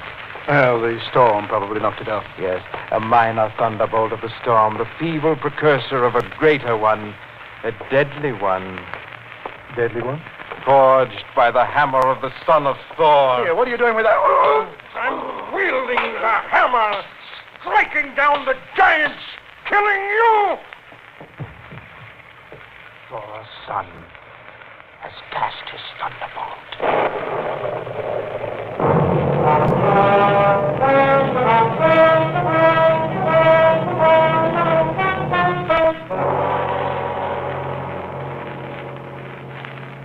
The murdered man is Dr. Bernard Foley, Captain Logan? Yeah, the big brain surgeon, Miss Williams. Casey, will this killing make headlines? I'll say. The kind of headlines that'll be followed by editorial blasts against us cops. So that means you haven't got any leads, pal. All we've been able to learn so far is that Dr. Foley left his car in the Ardmore garage. And at 11:15, a patrolman found his dead body sprawled across the sidewalk, as you can see it now.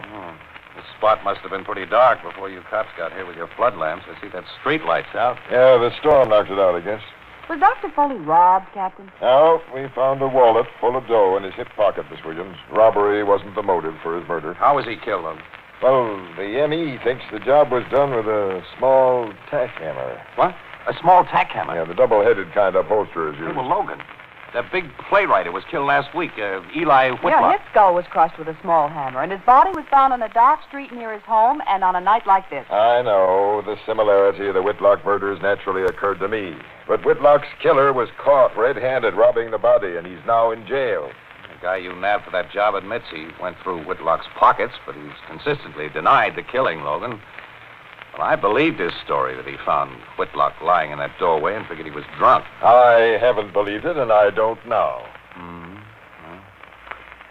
Well, Logan, I have a hunch that you're at the beginning of a very tough case.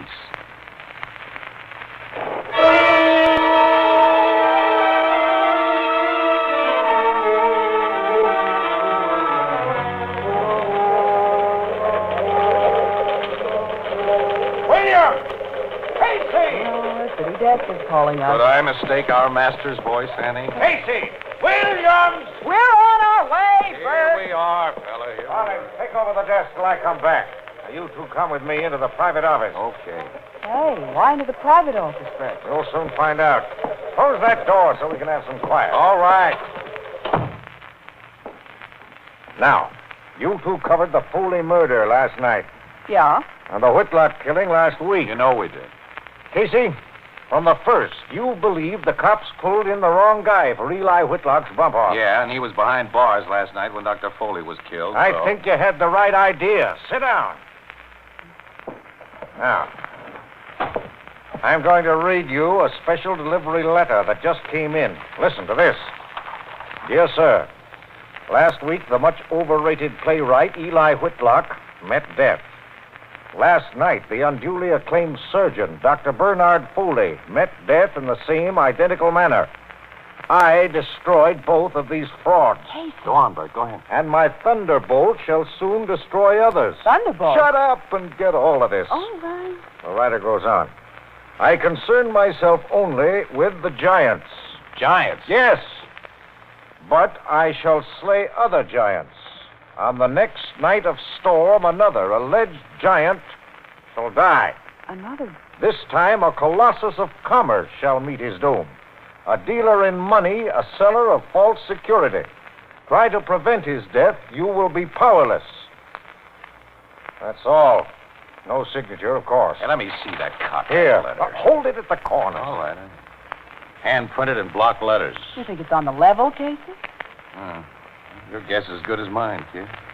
The writer's obviously a screwball. Well, if but- the letter isn't a gag, the screwball must believe he's Thor. Who? The ancient god of the Norsemen. Thor. The Thunderbolt. Don't you know anything about the classics, Casey? Thor, strongest of gods, a magic hammer. I know.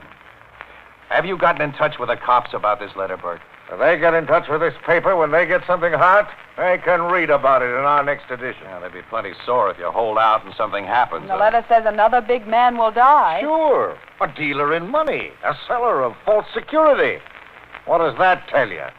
The best protection for whoever it means is to read a copy of this letter in tomorrow's Express. Yeah, that's true. And, of course, the threat may be strictly phony. And anyway, the threat's made for the next night it storms. Sure, and the weather report for tonight and tomorrow is clear and mild. Burke. What? Look out the window. Huh? Rain. I hope, Burke, that this letter is as phony as your weather forecast.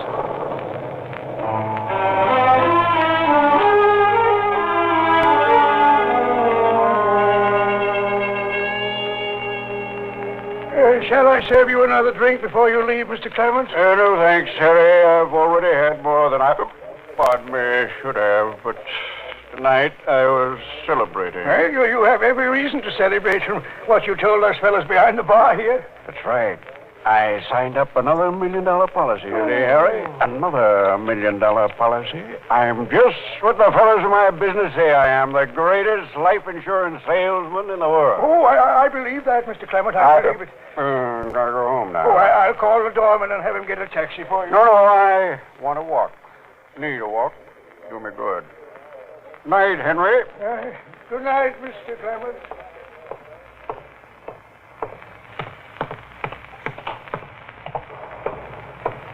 Leaving, Mr. Clement? Yes, George. Thanks for opening the door for me. Yeah, feels good. Rain feels good. Pardon me, sir. Huh? May I trouble you for a match? Match? Oh, sure. Thank you. Aren't you Mr. Alan Clammert? Well, how'd you know? You were pointed out to me at the Underwriters' Convention several months ago as the greatest life insurance salesman in the business. That's so. Do you mind if I walk along with you? Oh, come along. Glad to have your company, Mr. Thank you. And my name is Thorson.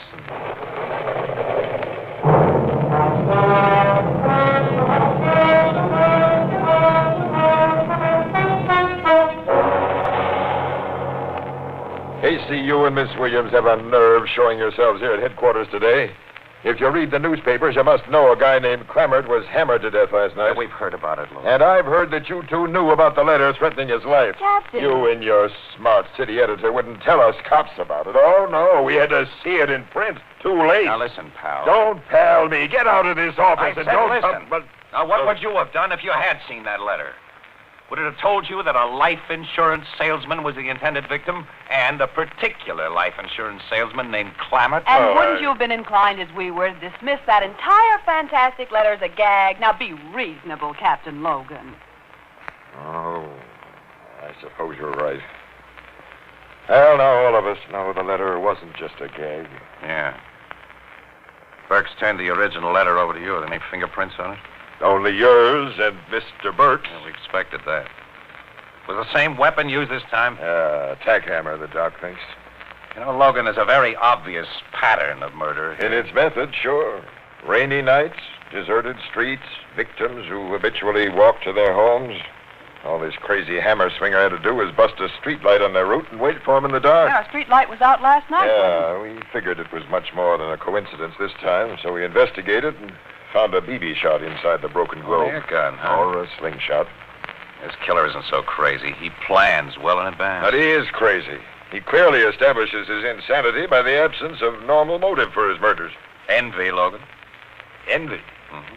Push to abnormal lengths by failure. You mean because the killer's a failure, he wants to destroy men who are successful? Well, to me, that seems to be his mania. Yeah, you may be right in your theory, but it'd take my guys forever to check up on all the failures in town. Well, I'm not a cop. This Thunderbolt screwball is your headache, Logan. And you newspaper mugs will be handing me anything but aspirin.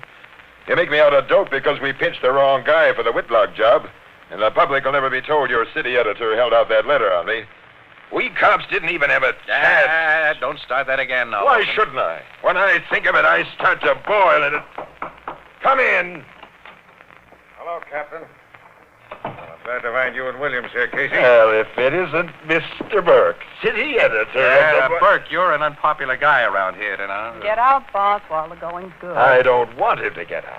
I want your city editor to stay until I've told him exactly what I think of him. Wait, Captain! Hold everything. Come down here to make amends. With another Thunderbolt letter. Thunderbolt letter? Thunderbolt. Came special delivery like the first. Give it to me. Here. What's it say? Ryder brags about keeping his promise last night and promises another murder when it rains again. Another? This time he's more explicit about his next victim. I think he means to kill a press photographer. What? Yes. A press photographer? You, Casey. Burke, you're kidding. Read that letter and see for yourself. He isn't kidding, Miss Williams. Oh. Casey, this is just my headache. The second letter from that Thunderbolt nut says he's going to kill a press photographer, Miss Williams? It promises to kill Casey, Ethelbert. Huh? It doesn't promise anything of the kind. Only you, Logan, and Bert claim to see the inference, Annie. All right, well, let's try it out on Ethelbert. I want to see. Show him that photostatic copy of the letter, but don't you try to rib me now, pal. Here, Ethelbert, read this. Lincoln Photostat Company Incorporated. No, Ethelbert, down here. Oh. The next to fall by my thunderbolt shall be a very little giant. Little giant. Shut up, Casey. Let him read. You can't. He practices press photography, a minor art. A minor art, Kitten. He dabbles in a field other than his own, crime detection, in which they credit him with brilliance when the fool is merely lucky. Yeah, now that's something. The Thunderbolt is forged and ready and will strike on the next night of storm. Now, I ask you, Ethelbert, as a pal, can you find anything in that bunch of dribble that could possibly apply to me? Casey, now I'm worried about you. What? The guy practically draws your picture and writes your name under it. He means you.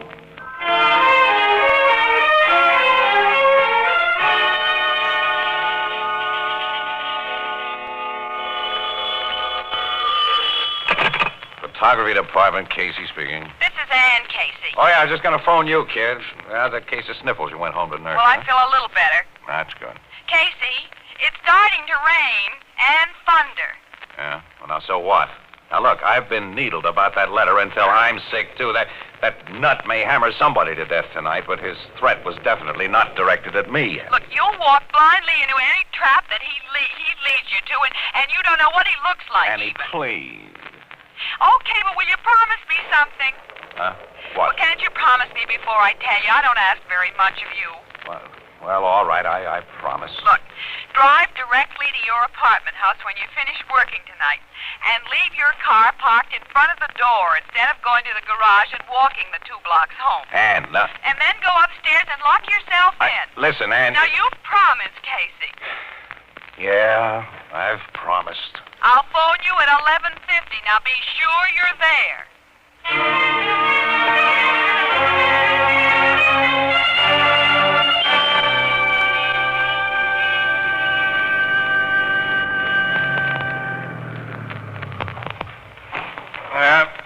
Here's the old crate, Charlie. Put it away. Want me to wash your car tonight, Mr. Casey? It'll be pretty spotty from this rain.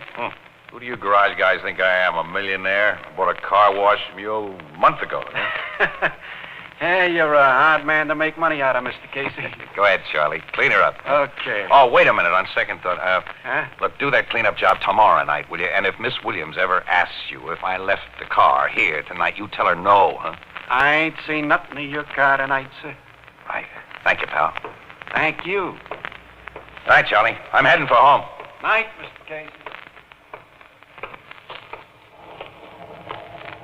Pardon me, sir. Go on. May I trouble you for a match? Oh, I guess so, yeah. Miserable weather, isn't it? Yeah, pretty stinking. Here's my lighter. Thank you. Say, aren't you Mr. Casey, the famous crime photographer? Well, Don't know about the famous part, but I'm Casey. I thought so. You've been pointed out to me at police headquarters. What were you doing there? Well, nothing in the business way. I was paying a social call on a detective friend of mine, Sergeant McCloskey. Oh, you know him? I know McCloskey. Do you mind if I walk along with you? Why, no. I've long been one of your admirers, Mr. Casey. Huh? Little men like myself can't help but envy you giants. Giants? I borrowed the word from your paper's publication of those so-called Thunderbolt letters. Interesting mystery, that. Yeah. What's your racket, Mr. Thorson is my name. Thorson? Thorson? I see. Streetlights out just ahead of us. Dark stretch there. It is dark. And listen to that thunder. An inspiring phenomenon, thunder. Yes, I've heard that like full moonlight, it does things to some people. Yes, to those whom the gods make mad. To the wise people of ancient times, that which we call insanity was a God-given gift. Mr. Casey, it meant freedom. And so I've read. We're coming into that dark stretch, Mr. Thorson. Yes, we are.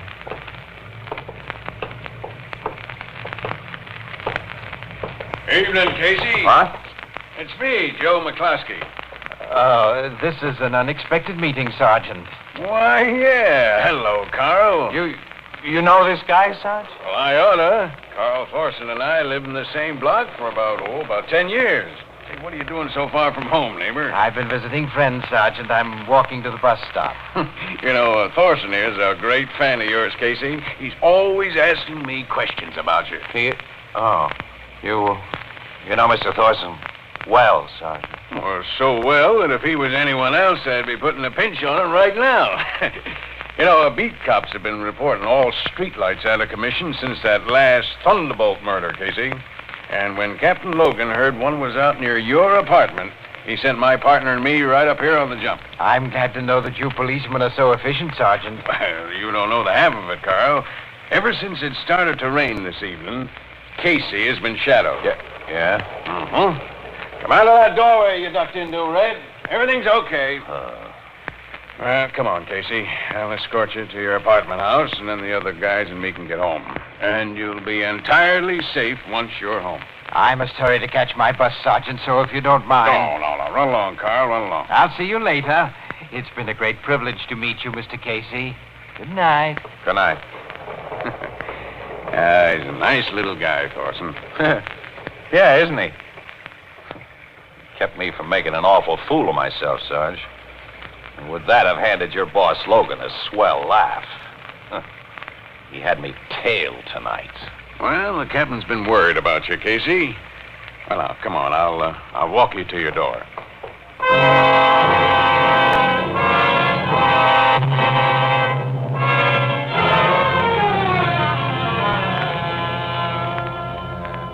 Knew that phone would be ringing. Till I unlock my door. Now, where's that light?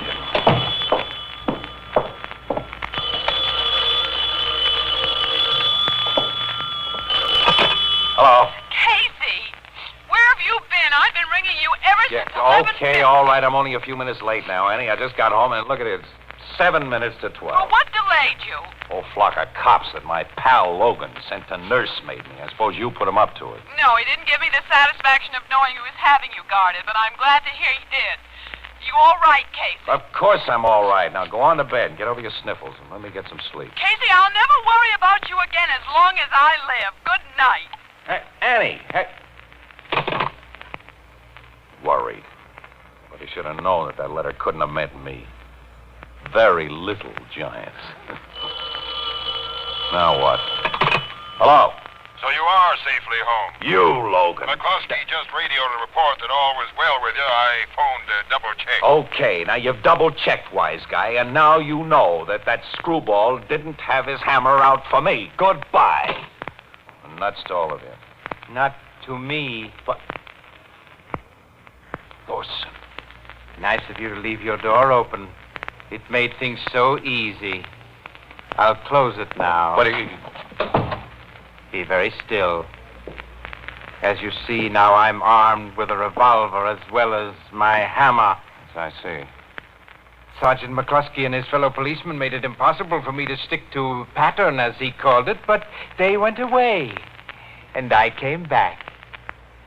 Wasn't it fortunate that McCluskey is a neighbor of mine? He couldn't believe that the man he sees nearly every day is not the personage he thinks. You certainly threw me off the track. That doesn't matter. I shall keep my promise. Your promise? That you shall die tonight. Gods, unlike men, are bound by their promises. Yeah, I see. Well, of course, you know, you've got to finish me off by 12 o'clock. And I shall. Yeah, you've got almost 5 minutes, fella. Plenty of time. I'll watch the time. You're thinking, Mr. Casey, that when I approach you with my hammer, you'll seize it from me, and my gun also. But I shall throw the hammer as my father Thor throws it, with the speed of lightning and unerring aim. Yeah, but you didn't kill those other guys by throwing your hammer. You held it in your hand and you hit them many times. There was a reason for that. Yeah, but a guy can neither throw a hammer or fire a gun with any accuracy in the dark. You've smashed the lamp. Thorson, you've shot your last Thunderbolt. Oh! Now, turn on another light.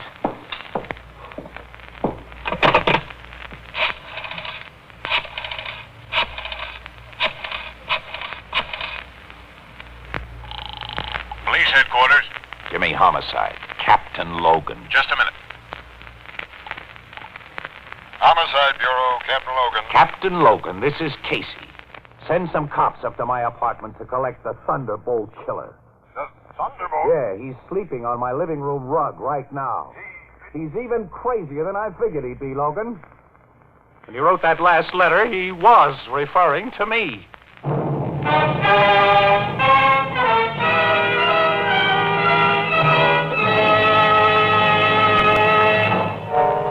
They took Thorson to the insane asylum, huh, Miss Williams? Yeah, he's safely tucked away in a padded cell. Ethelbert, what do you think of a man who's so eager to get his name into the obituary column that he disregards all warnings and even breaks a solemn promise exacted for his safety? No, I'd say that guy was a suicidal lunatic, Miss Williams. And I know just who you mean. Suicidal lunatic. That's pretty good. This is the United States Armed Forces Radio Service, the voice of information and education.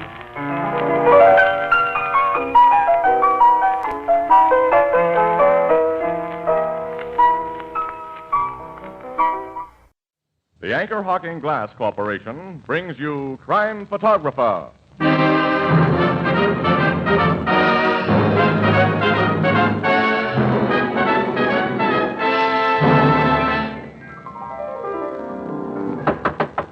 Open the door, Richard. Open the door, Richard. Hey, what's wrong with you, Mr. Marvin? Huh? There ain't no door to open. You're already inside. Why, Ethelbert, haven't you heard that song? You mean that is the name of a song? Certainly. Haven't you heard it on the radio? You know, Mr. Marvin, I never get a chance to listen to the radio. What I mostly hear is Anchor Hocking is... That's right. Anchor Hocking Glass Corporation is the world's largest makers of household glass.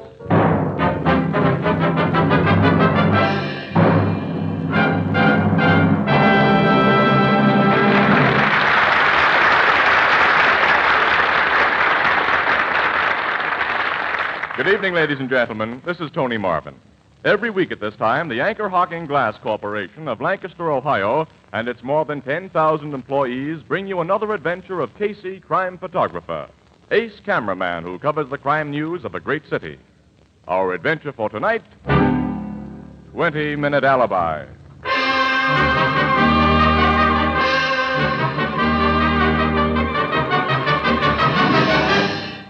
Late afternoon, in the office of the Acme Insurance Company. A telephone rings on the desk of Mr. Edward Phillips. Acme Insurance, Phillips speaking. Mr. Phillips? Yes? This is Mr. Prescott. Travis Prescott. I've got to talk to you about my life insurance policy. Yes, Mr. Prescott. I've been having trouble raising the money for the premium. How much more time have I got? Well, I sent you a final notice sometime last week. Yes, you did, but what'll happen if I can't meet the payment? Why, after today, I'm afraid the policy will have to lapse, Mr. Prescott. Lapse? Yes. In other words, you won't be insured after today. What time is it now? Why, 4:45. And I have until midnight to pay the premium? That's right, sir. But if anything happened to me before, the policy is still good now, isn't it? Yes, sir. That's all I wanted to know. Just a moment, Mr. Prescott. Mr. Prescott? What happened? Mr. Prescott? Mr. Prescott!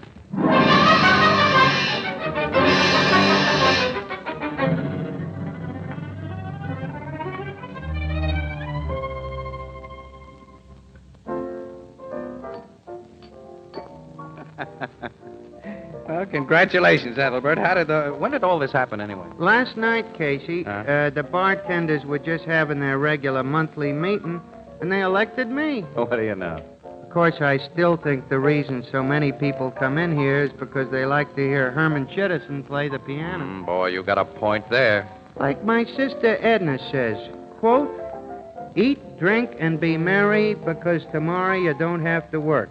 That is, if it's Saturday night. Unquote. But you know Edna. Yeah, I know Edna. Hello, Ethelbert. Good night. Oh, hello, Miss Williams. Hi, Annie. Pull up a stool. You're crazy. What do you have, honey? Not now, Casey. We got a job. Why? Well, where? What's up? Man got killed over at the Milton Hotel, shot in the head with his own revolver. Suicide? That's what Captain Logan's men seem to think. We better get over there right away. Well, what's the rush? Because I know you, Casey. If Logan says it's suicide, you're going to think it's murder.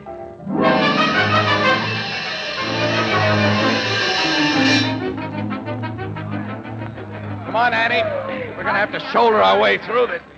Gosh, there's enough cops in this hall to launch a battleship. Here, where are you going? Press, Commissioner. Gentlemen of the press. Her, too? No, officer, I'm a lady. It's all right, Dolan. They can come in. Yes, sir. Thank you, Logan.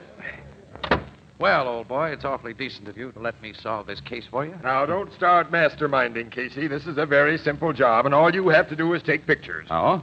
The murderer's confessed, has he? The murderer has not confessed. There isn't any murderer, understand? This is a simple case of suicide, and let's keep it that way. Okay. I didn't say anything. Maybe not, but you're thinking. Well, one of us has to think, huh, Logan? Oh, don't pay any attention to him, Captain. He just got up on the right side of bed this morning. Well, he won't get up at all tomorrow if he doesn't watch his Well, come on. Where's the body, Captain? Over here, behind the sofa, right next to the telephone stand. This where you found him? I didn't find him, Casey. My men found him. What's his name? Prescott. Travis Prescott. He live here in this hotel? Oh, he was a salesman, lived uptown, but used this room as a sort of downtown office. Watch it, Logan. What's the matter? Just taking a picture. Don't get scared. Now, you can put your clodhoppers anywhere you want. Thank you. Say, what makes you think it's suicide, Logan? Oh, just a wild hunch. Prescott was found with a gun in his hand and a bullet hole through his right temple.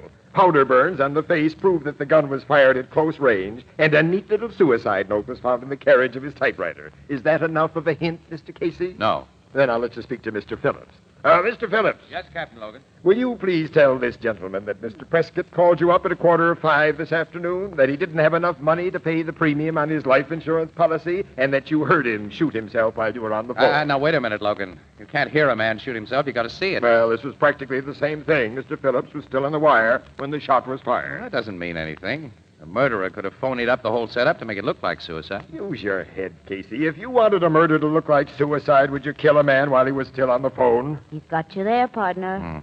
Oh, okay, mastermind. You go to your church and I'll go to mine. Now, just a second, Logan. Has anything in this room been moved since Prescott's body was discovered? You know better than that. Not till my tech men get finished. Then it's murder, my friend. Good old premeditated homicide. What do you mean? Look at the telephone, Logan. Didn't you say Mr. Phillips here heard the shot over the wire? But I did hear. Well, then if Mr. Prescott committed suicide, how did the receiver get back on the hook? Only one person could have hung up that phone after Prescott was dead, Logan, and that's the murderer. Now, wait a minute, Casey. I thought of that, too. It's just probable that Prescott put it back himself. Well, after he'd been shot through the head. Well, it's possible, isn't it? He could have staggered and dropped it back into place as he fell to the floor. Sure. He could have played a violin concerto on the way down. So will you shut up? It doesn't make sense, Captain. Casey's right about this being murder, and you know it. I don't know anything of the kind yet. Mr. Phillips, tell me, did you hear the phone click after the shot was fired? Why, now that I think about it, Yes, I am sure I heard a click, as though the receiver had been placed back on the hook. Funny you're remembering it now. What do you mean by that? Nothing. I'm just passing the time of day until Captain Logan decides to start looking for some suspects. Yeah, how about that, Captain? Doesn't this Mr. Prescott have any friends or relatives? He's got a wife. Yeah? Why isn't she here? Yeah, she probably will be any minute. I sent word to her just before you came in. What was her reaction to the news, Captain? I don't know. I wasn't the one who broke it to her. Can't go in there. That sounds like her now. Hey, lady. Let go of me, please. It's all right, Dolan. She can come in. We were expecting her. Yes, sir. Where is the officer? What have they done with him? No. Just a minute, please. Is he dead? Is he really dead? Tell me, how did it happen? Please. Now, you've got to... Oh, the name of heaven, officer. Why are you keeping me from him? Why don't you let me see him? Travis! No. You mustn't do it. Travis, darling. Well, for Pete's sake, will you take her away from him? No, I love him. I love Oh, him. I know how you feel, but you've got to pull yourself together now. Oh, let me stay with him just a little while. Don't you understand? I love him more than anything in the world. I'm terribly sorry. I know it's a shock to you. Oh, it's all right. Only I can't understand why anybody would want it. Who killed him, officer? Who killed him? Why, I don't know. I'm not entirely sure he was killed. Captain Logan thinks he might have committed suicide. Oh, but that's ridiculous. He had everything to live for. He told me so this afternoon. You saw your husband this afternoon, Mrs. Prescott? Husband? Yeah. Aren't you his wife? Why, no. I'm Evelyn Warner. I'm Mr. Prescott's secretary.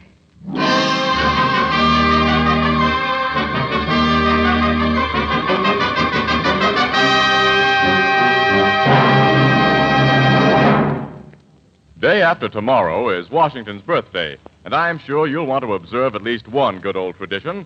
So how about serving a delicious home-baked cherry pie for dinner? You'll find mouth-watering recipes in any good cookbook. But to make those recipes turn out right, to ensure flaky crusts, evenly and lightly browned with no danger of scorching, be sure to use a Fire King oven glass pie plate. You see, Fire King oven glass absorbs oven heat so uniformly that it practically ensures baking results. Now, you'll find a wide selection of Fire King oven glass at your favorite chain, variety, hardware, and department stores, separate pie plates in different sizes, as well as casseroles with pie plate covers, and smaller pieces for baking individual deep dish cherry pies. Fire King oven glass prices are unbelievably low, and each piece is guaranteed for 2 years against oven breakage. Ask for Fire King oven glass by name, another product of Anchor Hocking. A great name in glass.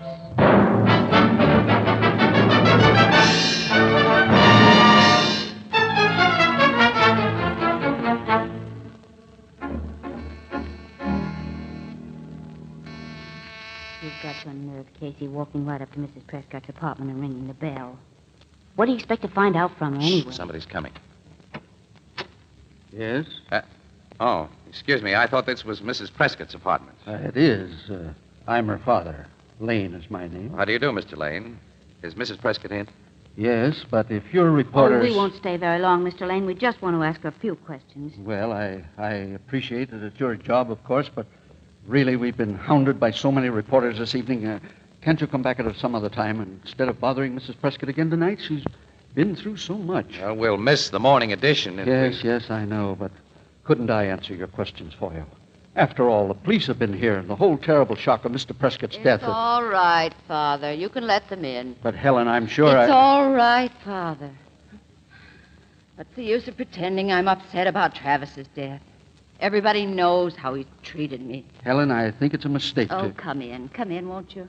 Let's get these press interviews over once and for all. Well, we'll make this a short one, Mrs. Prescott. Thank you. Helen, I think you're giving these people the wrong What's impression. the good of keeping up appearances? It's all over now. Once I can really act the way I feel. You sound as if you were almost glad your husband is dead, Mrs. Prescott. Don't say that. I'm not glad. But I'm not sorry either. See, I've been hurt so much these past few years. I'm just sort of numb about it. Does that seem very cold to you? Well, frankly, a little. Well, maybe it is. Then you didn't know Travis. You didn't know the pain or the heartache he could bring to those who tried to love him. He was a scoundrel. Really he was. I hate to say so now, but he treated Mrs. Prescott abominably when he was alive. In what way, Mr. Lane? In every way. He drank, gambled, spent my daughter's money. Spent it on other women. Women like that secretary of his. Oh, you know about her? Yes. She wasn't the only one. A little fool. He didn't care any more about her than he did about me. You think she might have killed him? If she was in love with him. Anybody who was in love with him might have killed him. Including you? I wasn't in love with him. Well, it doesn't really matter very much. The police think he committed suicide. Who, Travis? Not in a million years. My father's right. Travis wouldn't take his own life. He was much too fond of living. Then you think that he was murdered? I'm sure of it. By whom? Any ideas? That's something for the police to figure out.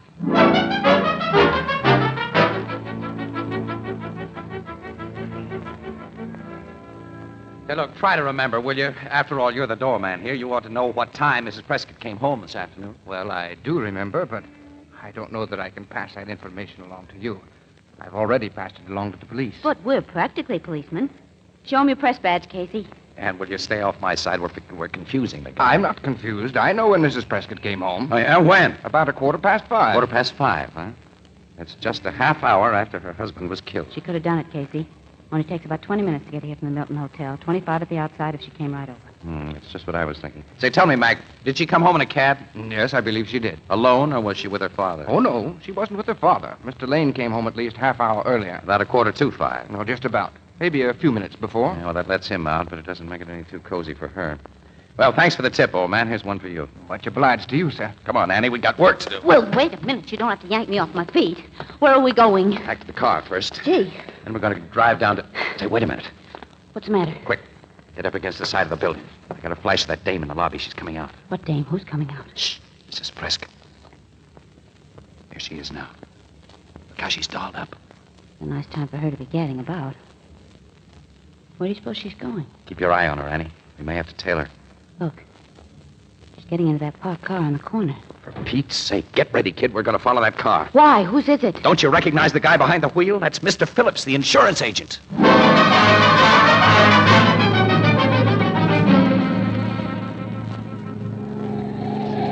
Casey, we'll both be killed if you keep driving this way. Don't worry, Annie. I've still got 2 wheels on the ground. Well, let one of the others down anyway. Right, we're coming down for a landing now. Stopping up ahead. I wonder why. Everything looks closed up around here. Where are we? Downtown, near River Street. These are all office buildings. Wait, they're going inside that gray one on the corner. Well, don't give them a chance to get away.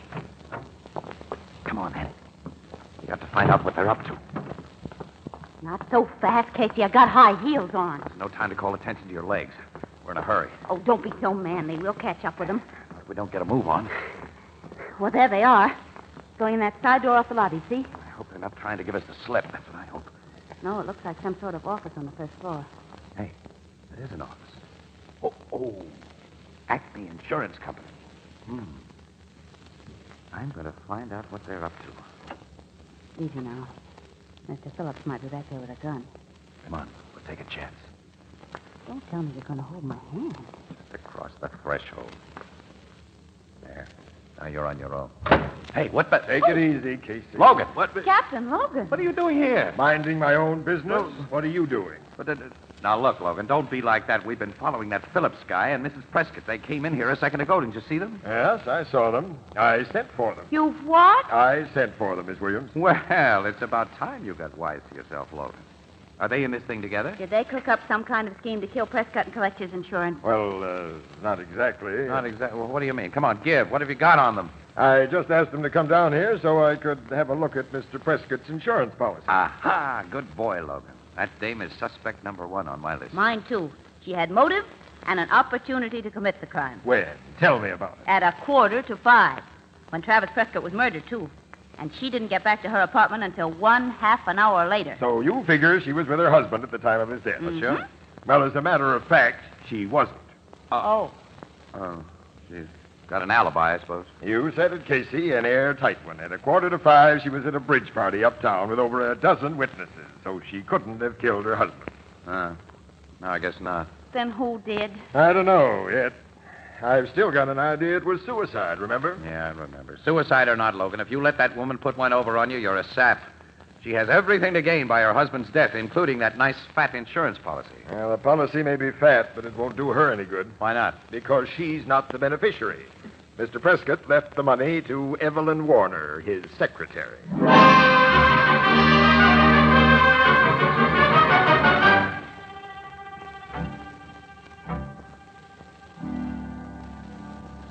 What do you want, Mr. Casey? Well, I'll tell you, Miss Warner, if you'll just take your foot away from the door and let us come in. No, please. I'm awfully busy right now. Can't you two come back some other time? And find you gone? Why, no, of course not. What makes you think I was going anywhere? Don't you dare come in here. Why? What are you hiding? Nothing. Nothing but a half-packed suitcase. I can see that from here. Go away. I will in a minute, Miss Warner. Come on in, Annie. Like you are. Big idea, sister. But you know it's bad news to run away at a time like this. It's practically an admission of guilt. I don't care what it is. You mean you killed Mr. Prescott? No. According to what Logan tells me, you were at the office with him this afternoon. Of course I was. I was his secretary, wasn't I? I was there until 4 o'clock. And where were you after 4 o'clock? Mr. Prescott sent me out on an errand. And why are you so anxious to get away now? Because I know what'll happen. They'll send me to the chair for something I didn't do. If you didn't do it, you got nothing to worry about, Miss Warner. But all the evidence points to me. The insurance policy, the fact that I worked for him, even the fact that I was in love with him. There's only one fact that really counts. Can you prove you were not with Mr. Prescott at 4:45 this afternoon? No. The only man who could prove it for me won't help me. Who's that? Mrs. Prescott's father, Mr. Lane. He knows I wasn't at the office at 4:45 this afternoon, but he'll never tell the police that. Why not? Because he hates me. I'm sure he does. Any man would hate me for breaking up his daughter's marriage. But he wouldn't send you to the chair for it. Besides, Mr. Lane doesn't strike me as the kind of a guy who'd blame you for what happened. He would. I know he would. I can't take a chance. You can't take a chance because you killed Travis Prescott. No! You'll have a hard time convincing him. Stand back. Hey, what are you Look doing out, there Kissy, with that? She's got a gun. Stand back, both of you. I know how to use it, and I will if you get in my way. Don't be an idiot. You can't get away with this. We'll see about that. Close my bag. Quick! Now, put it on the floor and stand back. You're a chump to walk out of here with that gun in your hand. I'm not asking your advice, Mr. Casey. Just don't move a muscle till I'm outside the door. Stand just where you are. I'll take that gun if you Mr. please. Lane! What's the meaning of this, Miss Warner? I was just about to ring your bell. Hold her, Mr. Lane. I'll take care of that gun. Let me go, you stupid fool. Let go of me. Thank you, Miss Warner. You might hurt somebody with that thing. What's the matter here? What has she done? Plenty, Mr. Lane. Murdered your son-in-law and tried to make it look like suicide. She just gave us a cock and bull story about you being able to fix her up with an alibi. I don't understand. Didn't Mr. Prescott die at 4:45 this afternoon? That's right. Then how could Miss Warner have killed him? Huh? What do you mean? Well, Miss Warner dropped some mail off for me at the apartment this afternoon. I was with her at almost exactly 4:45.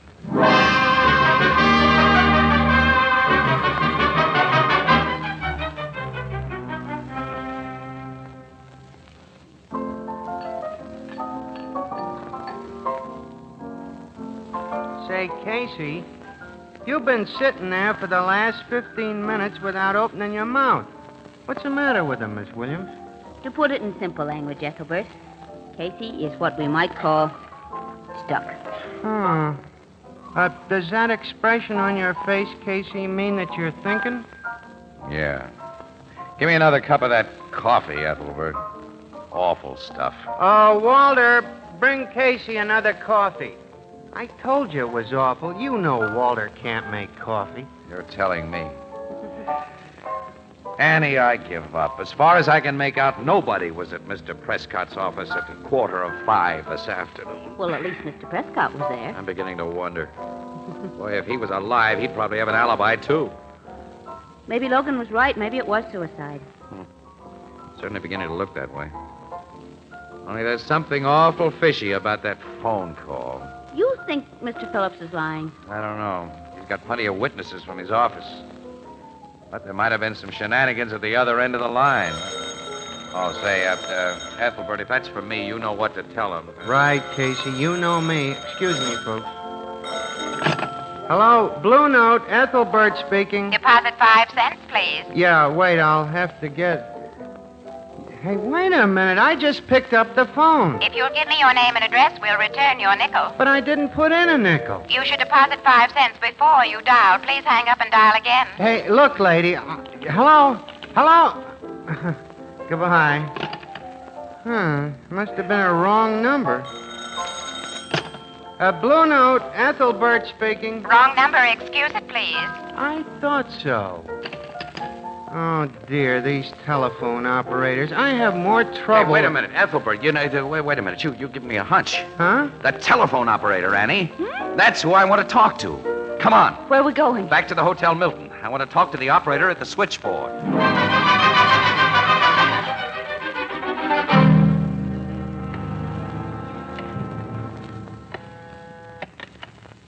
Milton Hotel. Just a moment, please. Now, what were you saying, Mr. Casey? Well, we wanted to have a look at the call sheet, miss. You keep a record of all outgoing calls, don't you? That's right. Are you from the telephone company? No, not exactly. But, look, if you'll do this little job for us, we can get your picture in the paper. See, he's got his camera and everything. Yeah, here it is, right here. Well, what do you want to know? Oh, just how many calls Mr. Prescott made from his room this afternoon between 4:30 and 5 o'clock? 4:30 and 5 o'clock. That's it. Did he make any other calls beside the one to the Acme Insurance Company? Between 4:30 and 5 o'clock? Yeah. Gee, that's funny. According to the sheet, Mr. Prescott didn't use the phone at all during that time. Last call he made was at 4 o'clock. Let me see that, will you? Sure. Casey, what's it mean? Annie, it means we're dealing with a pretty slick murderer. That phone call Mr. Phillips got wasn't made from this hotel. That's so. What's more, Prescott didn't even make it. His voice was impersonated by somebody else's after the murder was committed. Yes, but Here, hold on to this sheet, Annie. Okay. We got to get in touch with Logan right away. Operator, will you call headquarters, please? And... Hey, who turned off those lights? I don't know, but somebody slipped into this room, Casey. I saw the door close just as... Oh, Casey, help me! Somebody grabbed the call sheet out of my hand. He's got the list of calls. Don't worry, I've got him. Quick, turn on the lights while I hold him down. I'll find the switch, Mr. Casey. Now we'll see who murdered Travis Prescott. Mr. Lane. It's all right, Mr. Casey. I will try to get away. Go ahead and call the police. Okay, Mr. Lane. So you killed your son-in-law? Yes. I had every reason in the world for killing him. After the way he treated my daughter, he didn't deserve to live. I made up my mind to kill him when he tried to borrow money from me to meet his insurance policy. Policy that would only benefit that secretary. After you shot Prescott, you went back to your apartment and called up Mr. Phillips, the insurance man. You impersonated your son-in-law's voice, and while Mr. Phillips was still on the wire, you fired a shot for him to hear over the phone. Yes. I tried to make it look as if Prescott had died at 4:45. Because I was already at home at that time. With a perfect alibi. When did you kill Prescott, Mr. Lane? At exactly 25 minutes after 4. That gave you a perfect alibi, all right.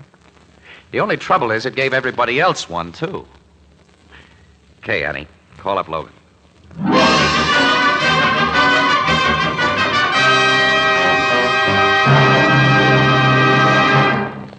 Back in the 1920s, the average grocery carried only a few hundred items.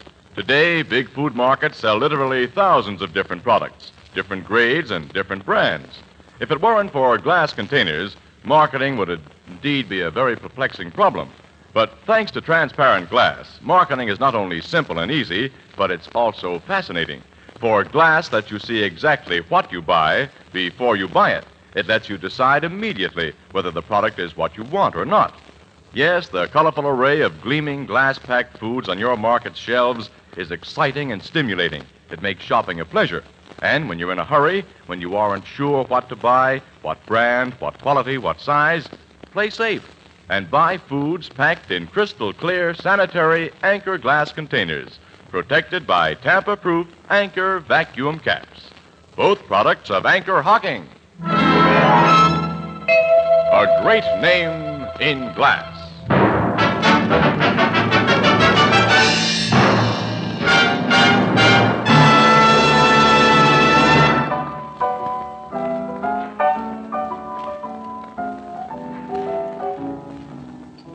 Well, you see, Ethelbert, it was a perfect alibi. I don't see how it's so perfect if the guy got caught. Well, he wouldn't have been caught if it hadn't been for our man Casey. Oh, I don't know about that, Annie. Logan was onto that call sheet long before I was. He had a photostatic copy of it the whole time. Well, then why didn't he do something with it? If this Lane guy hadn't followed you to the hotel and made that pass in the dark, he'd have been a free man. Oh, not necessarily. No, Logan was playing the whole thing cozy, letting it pass for suicide and keeping an eye on all the suspects all the time. Well, if I ever commit a murder, I'm not going to make it fancy. Oh, why not? Well, you see what happened to this Lane guy. He should have known you can't commit a murder and make it look like suicide. Why? Because any man that commits a murder is committing suicide at the same time.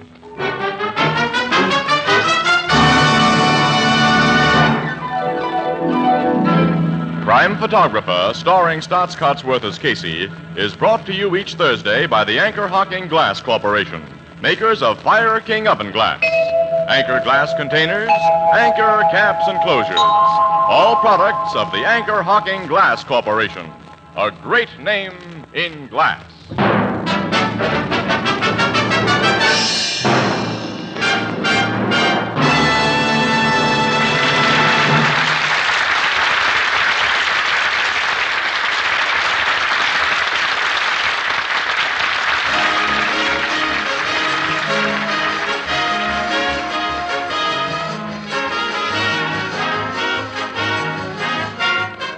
Crime Photographer is directed by John Dietz. Tonight's episode was written by Robert Sloan.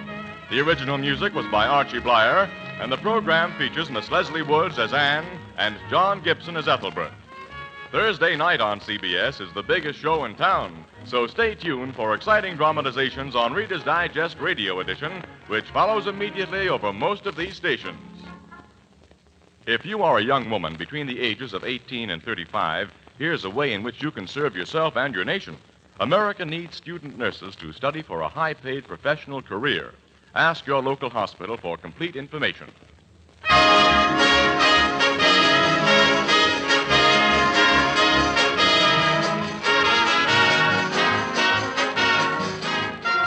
This is Tony Marvin saying goodnight for the Anchor Hocking Glass Corporation, the world's largest makers of household glass.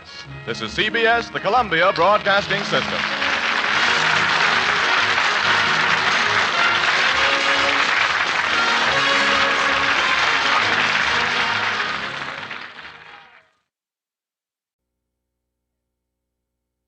The Anchor Hocking Glass Corporation brings you Crime Photographer.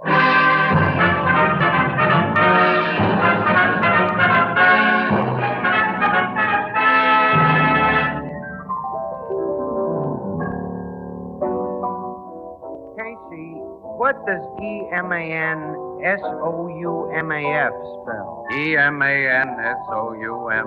Well, what? Spelled backward, it's famous name. Famous name? Did someone say Anchor Hocking? How come Anchor Hocking? Why, everyone knows that Anchor Hocking is the most famous name in glass.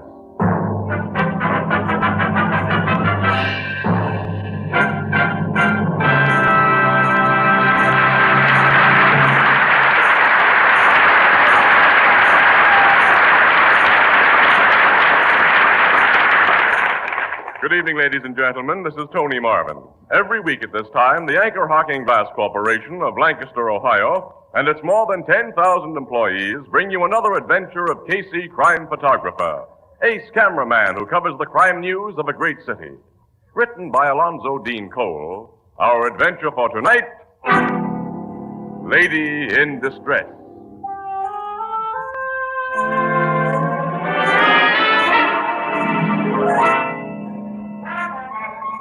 Early, about 2 o'clock, a narrow midtown street lined with raucous nightclubs. Wandering lazily along it is a tall, slim man whose costume in this metropolitan center is, well, bizarre to say the least. For from his 10-gallon hat to his high-heeled boots, he's every inch the cowboy. Suddenly, from a shadowed doorway, he hears... Mister. Huh? Mister, please. You talking to me, ma'am? Yes, come closer.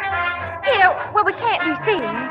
Well, sure, ma'am, but what? I'm in desperate trouble, and I simply can't go to the police. Not yet.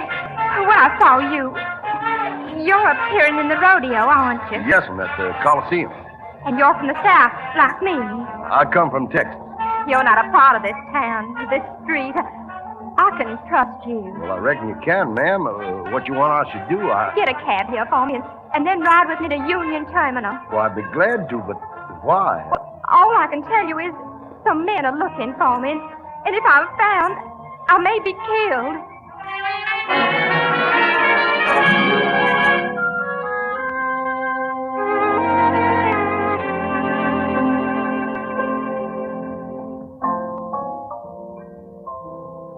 So you and Casey took in the rodeo last night, huh, Miss Williams? No. Casey went alone, Ethelbert. Yeah, I went alone. I saw a swell show, too. Poor Miss Williams. She had a date with her aunt and uncle. They spent the evening at Pinky Bannister's. That clip joint? Yeah, her aunt and uncle are the adventurous type. Well, we had a little excitement at Bannister's Club. That South American playboy. You've heard of him, Ethelbert. Senior Gallo? Oh, yeah. Well, he and another inebriated gentleman got into a fist fight and had to be gently removed by Bannister's muscle men.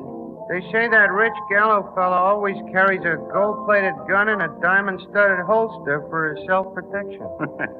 Did he? No, there were no fireworks. Boy, but I saw the real action at the rodeo, though. Guys bulldogging steers, roping wild longhorns. I really saw a show. Quite a few of them cowboys has been coming into this bar. See their fancy dresses, you know? Just like in them Gene Autry movies. Yeah, there's some swell fellas among them.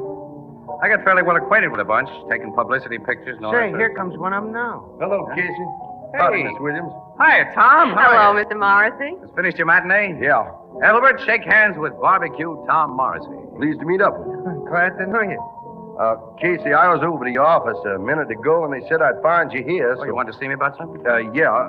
Would you excuse us, Miss Williams? Why, sure. Yes, of course. What's wrong, fella? You look kind of worried. I'm terribly worried. I know you well enough to figure you're a good man to come to for advice.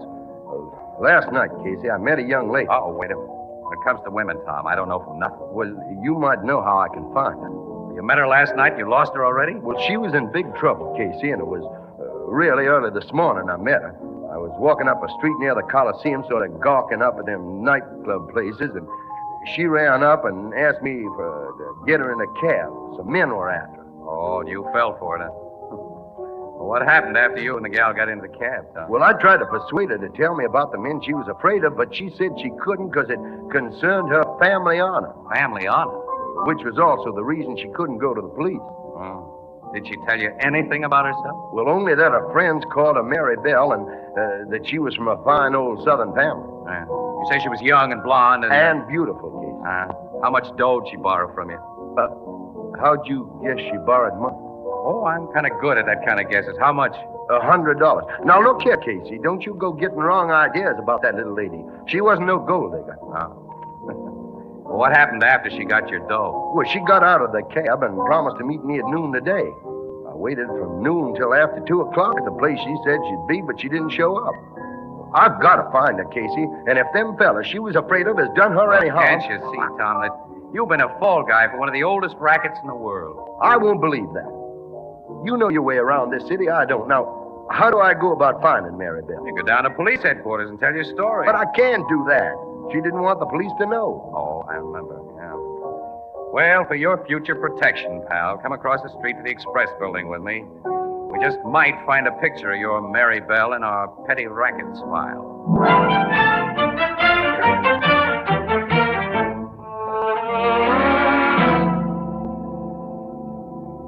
Casey, I told you I wouldn't find anyone who looked like that little lady among your pictures of female crooks. Well, she's been smart enough not to get mugged for our files, I guess, that's all. Will you do now as I asked you to do at first?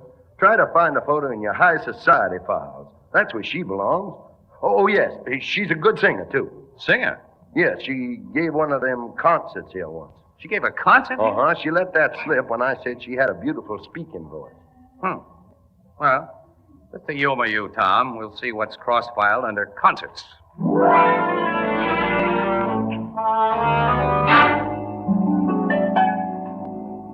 That's her, Casey.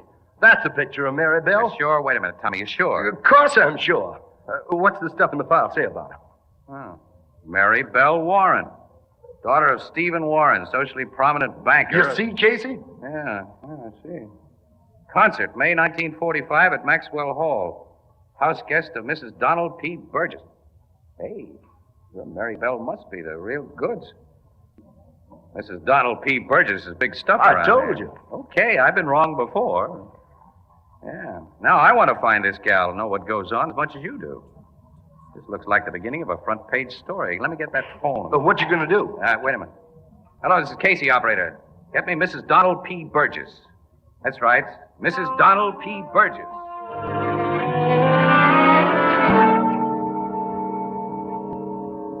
Yeah, thanks very much, Mrs. Burgess.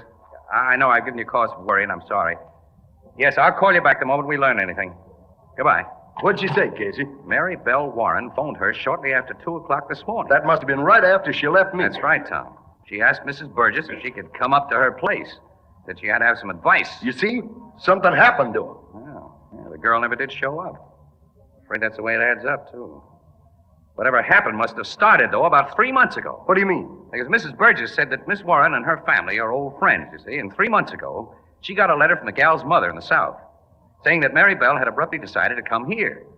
And that phone call this morning is the first that anyone has heard from her. Well, what in tarnation do you suppose? Well, what basis have I got to suppose anything? A strange babe takes you for $100 with what sounds like the gal in distress gag. Then she turns out to have a millionaire father and top-hat social connections. Well, we're wasting time here. We've got to find that little lady. Now, wait a minute. That's too big a job for you and me, pal. We gotta take this to the cops. Neil, guess you're right. Yeah, they'll probably crab my chance for an exclusive, but we'll take this picture of Miss Warren and get him started. Casey? Oh, hello, Annie. Hey, Annie, come in here a minute. Well, look, you get a lot of wound-page assignments. Ever run across the blonde in this picture? Face is familiar. Hey, Casey, I saw her last night. You what, huh? You saw her last night? Yeah, at Pink Bannister's Club. Pink Bannister? Yeah, she's a singer there. In that lousy joint? Oh, yeah, she did seem awfully out of place. She looked like a lady, and she had a sweet voice. Well, why have you got her picture? Come on, I'll tell you on our way to Pink Bannister's.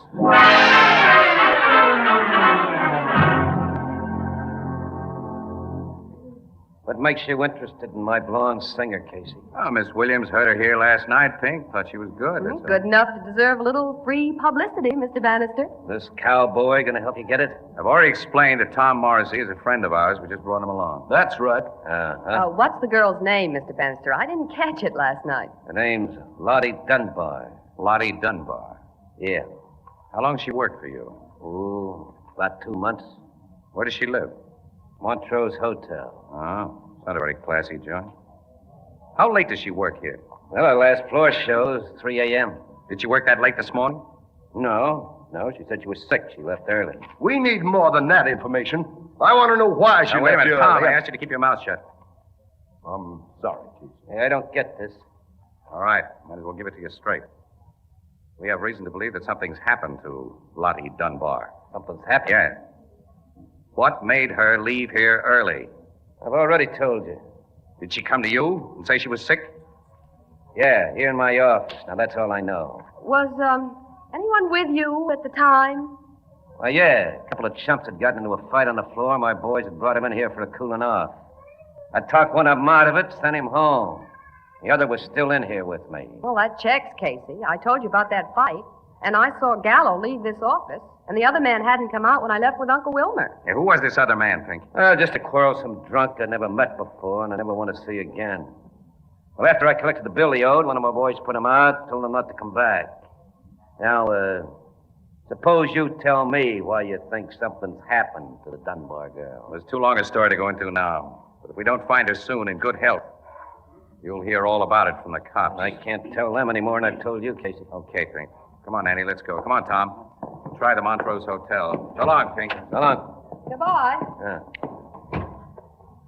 Huh? Hello? Yeah, boss. Come here. Want me I should follow them wise guys? Yeah, I want to know every place they go and about everyone they talk to.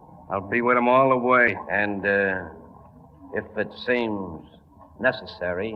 Sure, boss. I know what to do.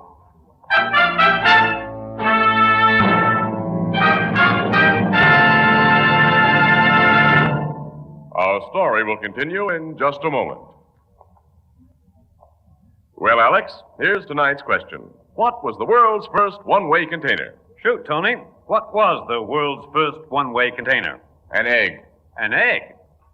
Say, you're right. When you open an eggshell, you know that you're the first and last to use it. And it's the same way with the new Anchor Glass one-way no-deposit bottle. It's never been used before. It will never be used again. The Anchor Glass one-way bottle brings you beer and ale as it's meant to taste. Clean, clear, sparkling. Beer that's brewery bright. Unaffected by any foreign flavor. And when you've enjoyed the beer, you dispose of the empty bottle as you would any other food container. No deposit, no fuss, no empties to be returned. The one-way bottle, the safest, most convenient way to buy beer. Yes, indeed. And that's why the revolutionary new Anchor Glass one-way no-deposit bottle is sweeping America.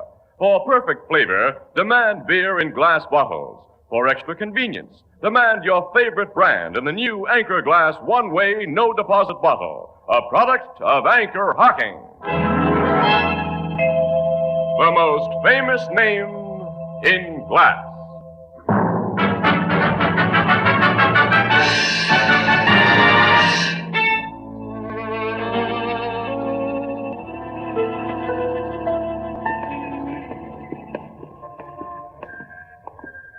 Well, the hotel manager told us Mary Bell didn't come home this morning and ain't been seen since yesterday, Miss Williams. No, I figured all this would be a waste of time.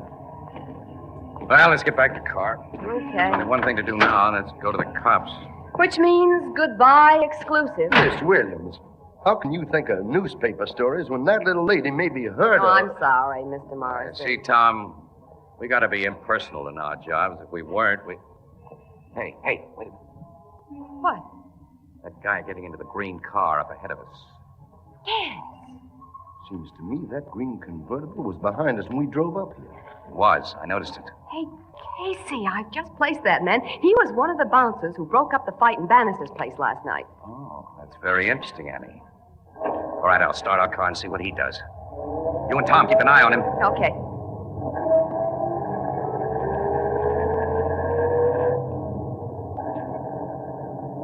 He's following us, all right. Is he alone in the car? Yeah. He may be closer to information about Mary Bell Warren than we figured a few minutes ago. If that guy is tailing us, I've got an idea.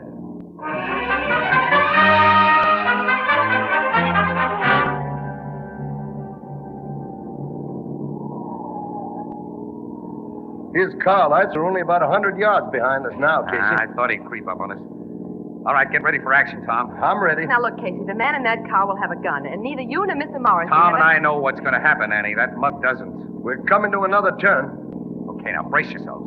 I'm shoving the brakes on hard. He's going to hit us, Casey. No, he's swerving off the road. Had to. We're in the middle of it. His car's in the ditch. All right, come on, Tom, quick. I'm with you. You stay here, Annie. Drive our car to the roadside. Yeah, okay, I know my part. Take your hands off me. I'll take that gun. That's a big idea. You guys forced me off the road and then Don't you play innocent. Are you going to tell us what you know about Mary Bell Warren? I don't know what you're talking about. You're one of Pink Bannister's gang. You've been following us. You got me wrong. We've got you right. You choked me, cowboy. I'll squeeze the daylights out unless you talk. What's happened to Mary Bell Warren? I never heard of that name before, I swear. Change your tune. Easy, Tom. Wait a minute. He doesn't know that name. What happened to Lottie Dunbar? The lady who was singing in your boss's place. Talk. You better talk, punk. You haven't got a gun now. But I Talk, I said. I will. If you won't go to work on me, I'll spill all I got. But it ain't much, honest. All right, spill what you got. Okay. Last night, there was a fight in the club, see? Between two drunks. Yeah, that South American guy, Gallo. And another guy I never seen before. Me and the head bouncer, Jim Robbins, we broke it up. And Pink had us shagged to scrap us into his private office. Pink told me to get back into the club, but Jim stayed in the office. All right, go on. Well, a little later, I get a rush call from Jim to go with him. And all he tells me is that this here babe, this Lottie Dunbar, has just been caught snooping on the boss's private business. For us to go get her. This was just before 2 o'clock. Yeah. Well, me and Jim rush out of the joint just in time to see her get into a cab with this here cowboy. So you followed us? No, I didn't follow. Jim sent me back to tell Pink everything was under control. Jim Robbins followed it. Yeah, in another cab. I don't know what happened after that, honest. You're lying. This is help me, I ain't. What did Pink say when you told him Robbins had everything under control? Well, He said to keep my mouth shut, that's all. And I ain't seen Jim Robbins since. I swear I don't know what's happened to that dame. Why? Tell the truth, you ornery skunk. Hold it, Tom, hold it. Bannister's a cagey guy. He wouldn't let a punk like this in on anything big. And kidnapping is plenty big. We'll go to Bannister. I'll beat the truth out of him. Wait a minute, wait. You, Mug. You said the girl was caught snooping while Gallo and that other guy were in Pink's office. That's the way I got it from Jim. I think Senor Gallo is the guy for us to call on next, Tom. Come on, Punk, you're traveling with us.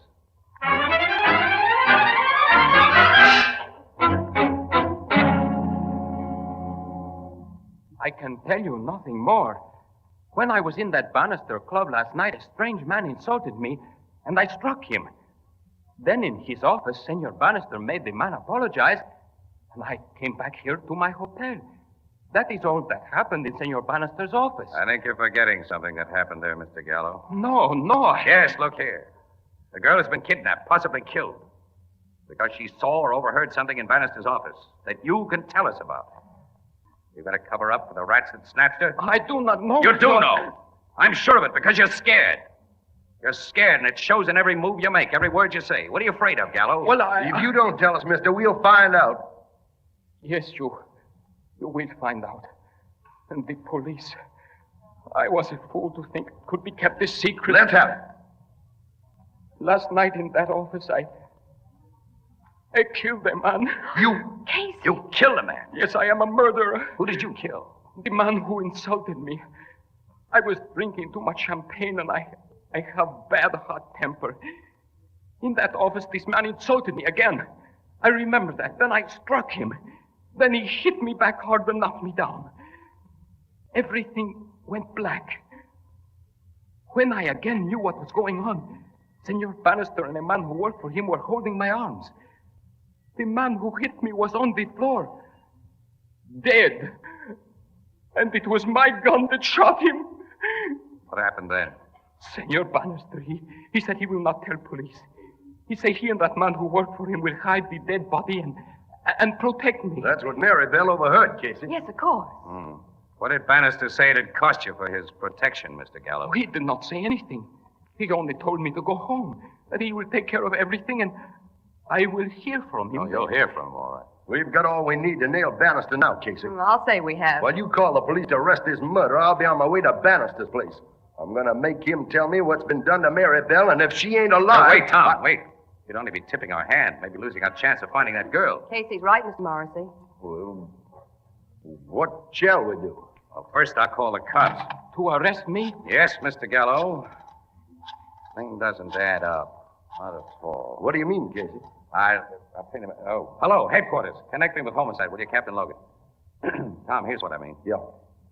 If Miss Warren was snooping on Bannister while he covered up a murder, he had reason for kidnapping her. But why was she snooping? Why was she working in his joint? Why didn't she run to the cops? Yeah, there's a lot of funny things. Yeah, including that crack about her family honor. And another thing. Oh, wait a minute. Hello, Logan. It's Casey speaking. Listen, Logan, I'm going to be down to headquarters in about 20 minutes with a very wealthy Senor Jose Gallo. Because he says he's a murderer. Yeah, he just made a confession. Yeah, well, wait a minute. Now, let me tell you something now that's really important. Put a tap on Pink Bannister's telephone lines, Logan. Yeah, right away, yes. And put a shadow on him, too, the best you got. I'll tell you why when I see you.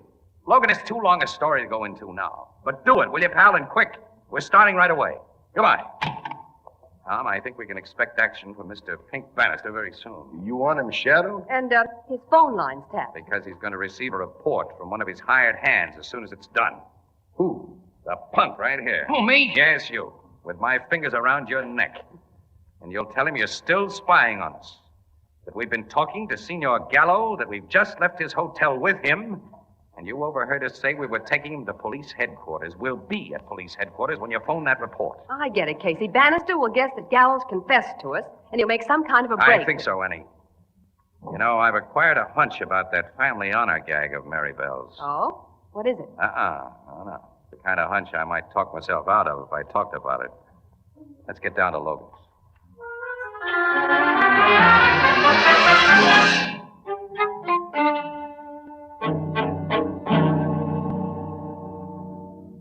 It's nearly 5 minutes since that mug phoned our dictated report, Casey. You figured Bannister'd make a move right after. Look, allow him a few minutes to think, Logan. The punk handed him a shock with that news about Gallo. Also, the man on his tapped wire and those covering the club have to have time to phone you after he does something, Captain. Now, this phone's completely cleared for their calls, Miss Williams, and if Casey hasn't guessed wrong... If Casey's guessed wrong, Miss Maribel's life won't be worth a nickel. Will you give my guess a chance, Tom? Hey, there's our ring. Logan speaking. Now, go ahead. Yeah? Yeah?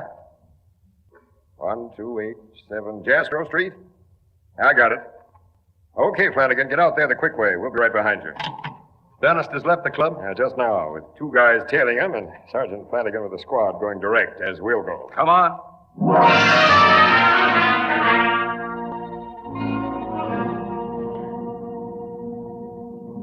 He's gone into the house, Captain. That's all I've been waiting for, cowboy. My men have the joint completely surrounded. Come on. That big window in front, Logan? Yeah, watch out for flying glass, Miss Williams. Yeah, my head's down, Captain. Here goes. Hands up, Bannister! You 2 other mugs. Now get the cuffs on the man. Come on, you 2 guys. Hey, that black-haired man, Casey. He's the one Gallo had the fight with. Alive. That proves my hunch, Annie. He's the guy Gallo was supposed to have murdered. Supposed to have murdered? Yes, Logan. There wasn't any killing. Those guys simply put on an act that was convincing to Gallo. They expected to collect millions for covering up his crime, but Miss Warren got wise to the gag, and Gallo confessed. Where's Miss Maribel? If you've harmed 1 hair of her head, Bannister... She hasn't been hurt. We found the girl, Captain. Maribel! Oh, Mr. Morrissey, I knew you'd find me. Well, that's a pretty picture. Hold it, will you? Looks like romance, Casey. At least a reasonable facsimile there. How'd you get wise to this fake murder business, Casey? Well, Logan, all the parts wouldn't fit together in any other pattern. Look, after I get a few more pictures, I'll tell you why. Smile for the camera, Bannister, will you? You dirty lousy. Such a sour disposition.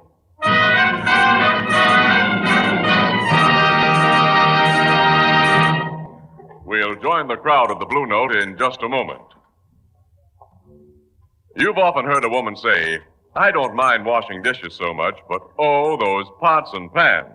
That's because she uses ordinary pots and pans. Now, when you use Fire King oven glass, you reduce that tiresome kitchen drudgery to a minimum.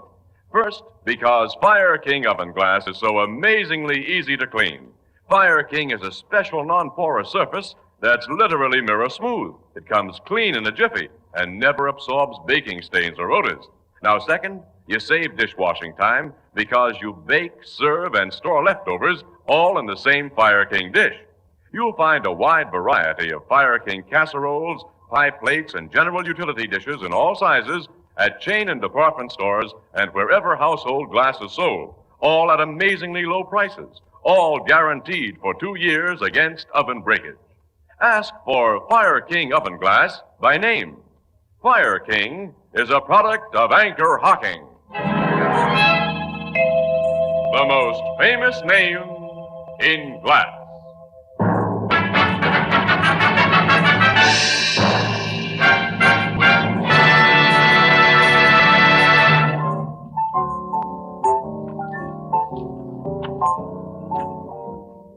Figured Mary Belle Warren had taken a job at Bannister's joint in order to spy on him, huh, Casey? Well, we know now, Ethelbert, that Bannister worked his fake murder gag on Miss Warren's brother about a year ago. Has been blackmailing him ever since. Her brother finally confessed the supposed killing to Maribel, and she refused to believe that he'd murder anyone. So she came down here under an assumed name to get the lowdown. That guy Bannister had some racket, making people believe they were murderers and then blackmailing them. Yep. That's exactly what they did to Maribel's brother, who, like Gallo, had been drinking too much to think straight, you know. There's one thing I don't quite get yet. What's that? Miss Maribel Warren had money. Why did she borrow 100 from that cowboy? Oh, she's a smart babe, pal. In case Bannister's mugs caught up with her, you see, as Jim Robbins did. Huh? Well, she figured the loss of $100 would make Tom try to find her. She's convinced now that he didn't need such an incentive. Think him and her are gonna team up this way? Looks like an order for a double harness. Yeah, it really does. You know, Ethelbert, I suppose your sister Edna would say, quote, Two can live as cheaply as one. Unquote. Oh, no, Casey. No? No, she knows better than that. Oh. She says, quote, anybody can be a cowboy. All you gotta do is sit on your kitchen stove and sing Home, Home on the Range. Unquote.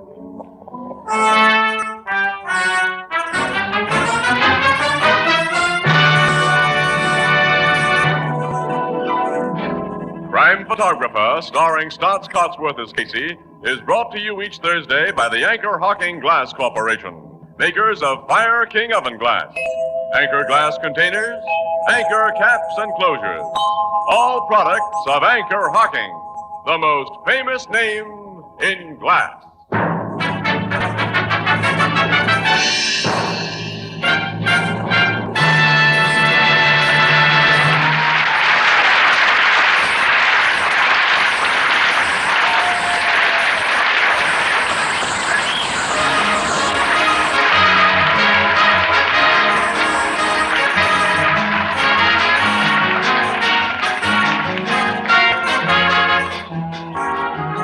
Crime Photographer is directed by John Dietz. The original music is by Archie Blyer, and the program features Miss Jan Miner as Anne and John Gibson as Ethelbert.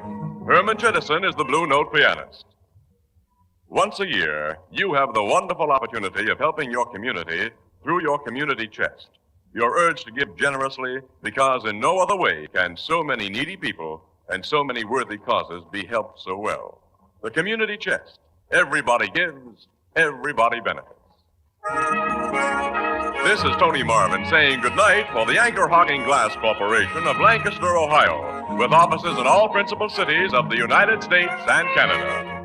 Say, Thursday night on CBS is the biggest show in town, so stay tuned for exciting dramatizations on Reader's Digest Radio Edition, which follows immediately over most of these stations.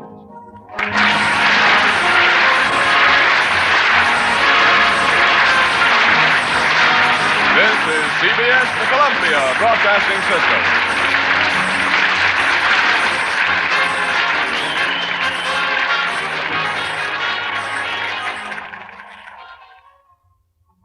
The Anchor Hocking Glass Corporation brings you Crime Photographer.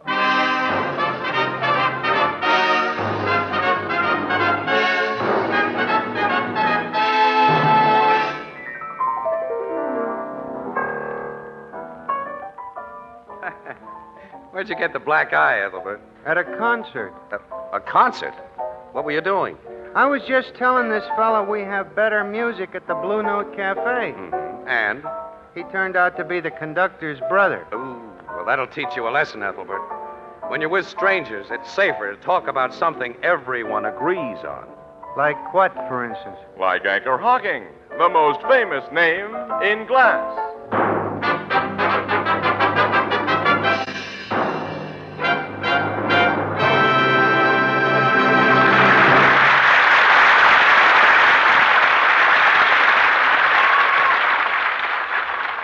Good evening, ladies and gentlemen. This is Tony Marvin. Every week at this time, the Anchor Hocking Glass Corporation of Lancaster, Ohio, and its more than 10,000 employees bring you another adventure of Casey, crime photographer, ace cameraman who covers the crime news of a great city. Written by Alonzo Dean Cole, our adventure for tonight, Bright New Star.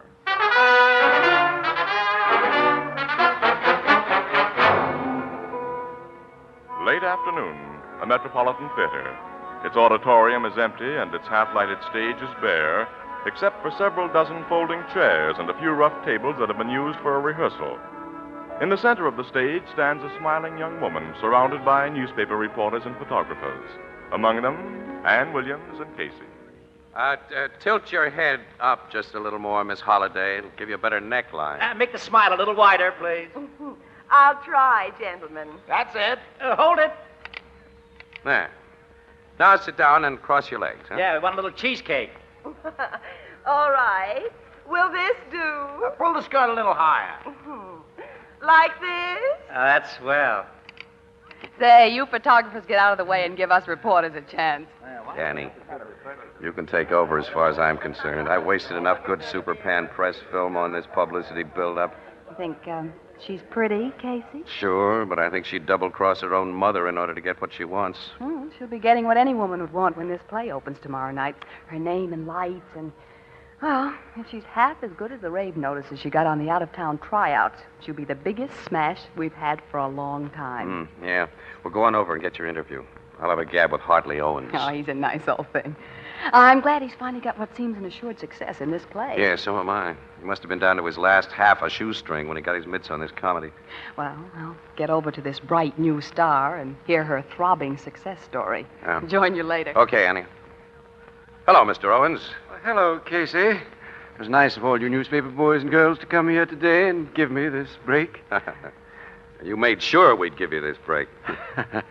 You mean the insurance story? Uh-huh.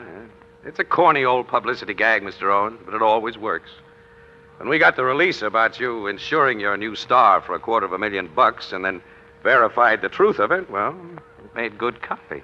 Well, the $250,000 life insurance policy I took out on Sandra Holliday wasn't merely a bid for publicity, Casey. Huh? With that little girl over there in my play, I've got an SRO hit that'll make me several millions. Without her, I've got another turkey. She's as good as all that, huh? She's sensational. Your press agent said you discovered her in a Chicago night spot, but he soft-pedaled beyond that. What's the dope on her? Well, strictly off the record, Casey. She was entertaining in a pretty low dive when I found her. One of Murray Solano's places. Uh-oh. I knew Solano when he was running a clip joint in this town. It was a honey. So is Solano. I'm very much afraid. Afraid of what? Of complications. Huh? Solano's crazy about this girl. He wants to marry her. Ooh. Well, if she does, the publicity will wreck both her and your show.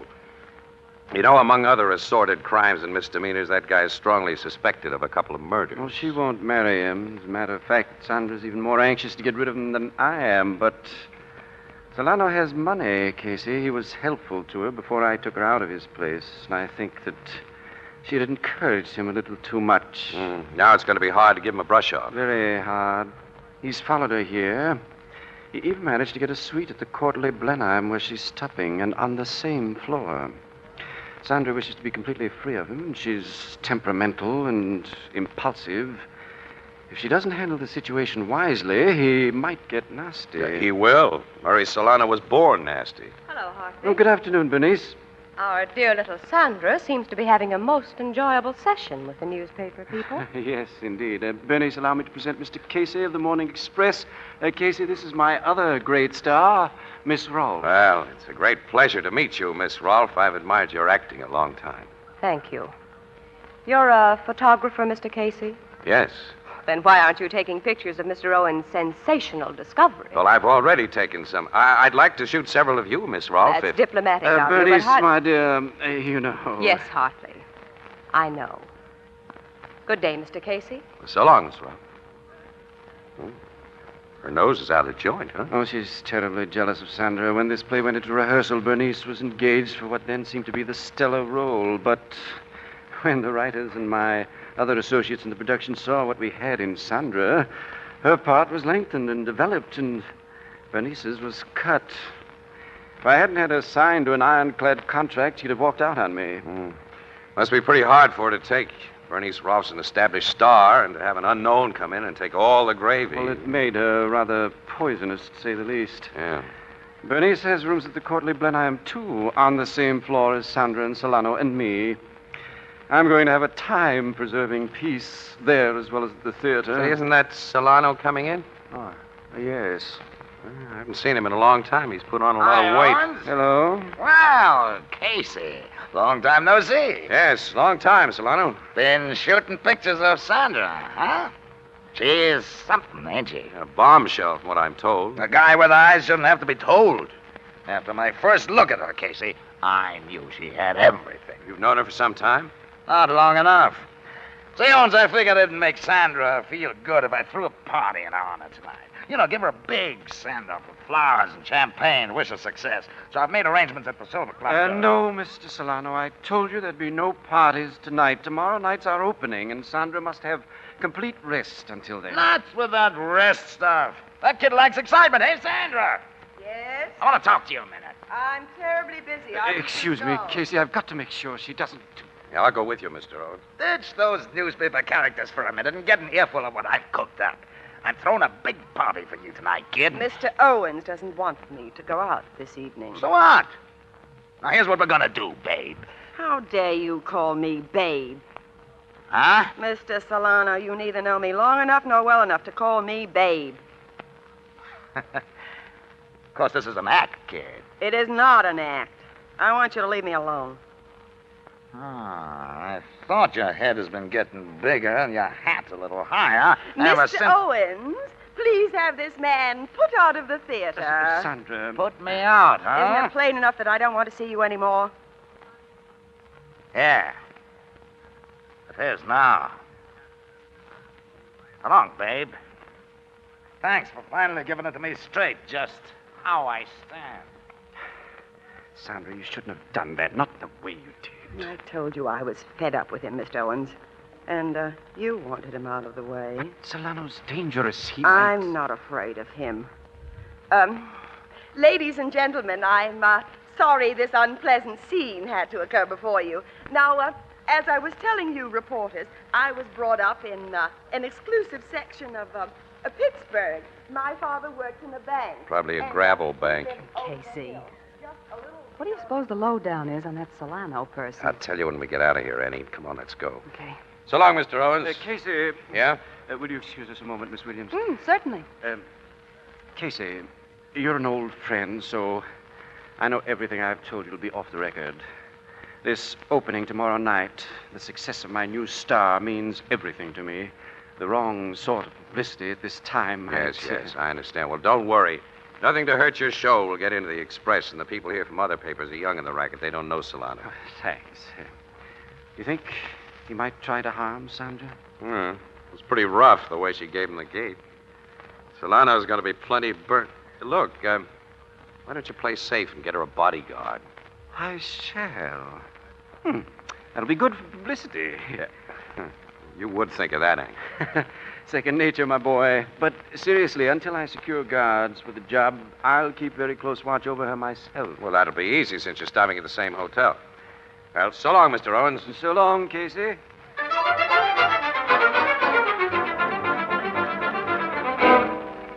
I'm sorry, Mr. Owens. Miss Sandra Holliday doesn't answer her telephone. Well, I'm sure she's in her suite, operator, probably sleeping soundly. She has a breakfast appointment with me this morning, and I promised to wake her with a call, so please try again. Very well, Mr. Owens.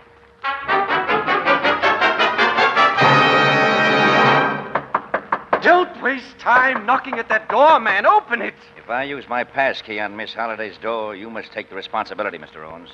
Ladies don't usually like it when house detectives barge in. I'll take all responsibility. I tell you, I've been trying to rouse her by phone for almost half an hour. Don't be worried, sir. She may have gone out. I told her not to go out. Open that door. Here you are, sir. But nothing ever happens to people in this hotel. Merciful Lord. Sandra. Her head's all bashed in. She's dead. Dead before she could open tonight. I've lost at least $1 million. You can think of money at a time like this? Yes. And of paying off the man I think has robbed me of it. He's in this hotel, on this floor, if he hasn't run away. Call the police and then arrest Murray Solano.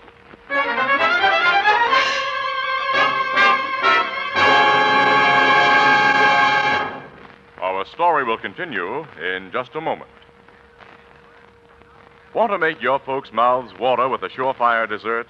Then let it be homemade pie, and set it on the table in a gleaming anchor-hocking oven glass pie plate. Its fluffy, light brown crust will give a tempting hint of the goodness within. Peaches, berries, or creamy lemon meringue. And those delicious pies will be even better when baked in a Fire King oven glass pie plate, because they bake all the way through. And after the last delicious piece is tucked away, that beautiful Fire King oven glass plate washes clean in a jiffy. Now, right now, your favorite 5 and 10 cent store and all other stores selling household glass are featuring an unusual bargain. A big 9 1/2 inch Fire King oven glass pie plate at only 25 cents. Slightly more in distant cities. Be sure to get your Fire King oven glass pie plate now while the supply lasts. You'll enjoy it for years because, like all Fire King oven glass, It's guaranteed for 2 years against oven breakage. Ask for Fire King oven glass by name. Another product of Anchor Hocking. The most famous name in glass.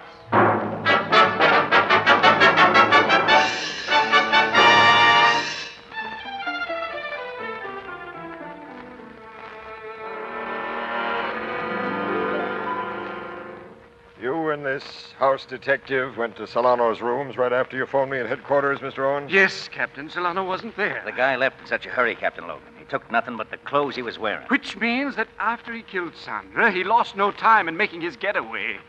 Casey, have you told Captain Logan what happened at the theater yesterday? Yes, on our way here, I happened to be in Logan's office when the murder report came in. You, house detective, what's your name? Bannon, sir. Have you made any check on Solano's movements, Bannon? Yes, Captain. He was last seen coming into the hotel about 12 o'clock last night.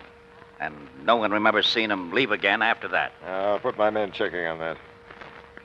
Well, until the medical examiner gets here and gives me the lowdown, I'd guess this woman's been dead about 8 hours. Since 2 o'clock this morning. Yeah, that's my guess, too, Logan. I'm glad to have your support, Casey. Happy to give it to you, pal.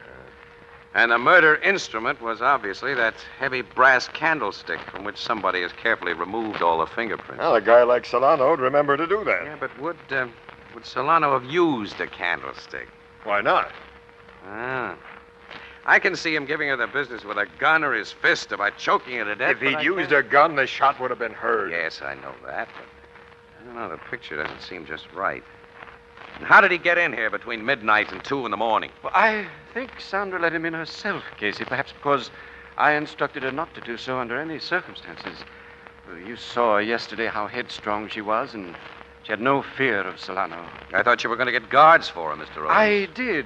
Men from the Phoenix Detective Agency would be close to her every minute after this morning. After this morning? Well, Sandra had promised me she wouldn't leave her suite until she accompanied me to breakfast, Captain. I was foolish enough to think she'd be safe there. I'm a man who makes big mistakes. I've made nothing else during the last half-dozen years.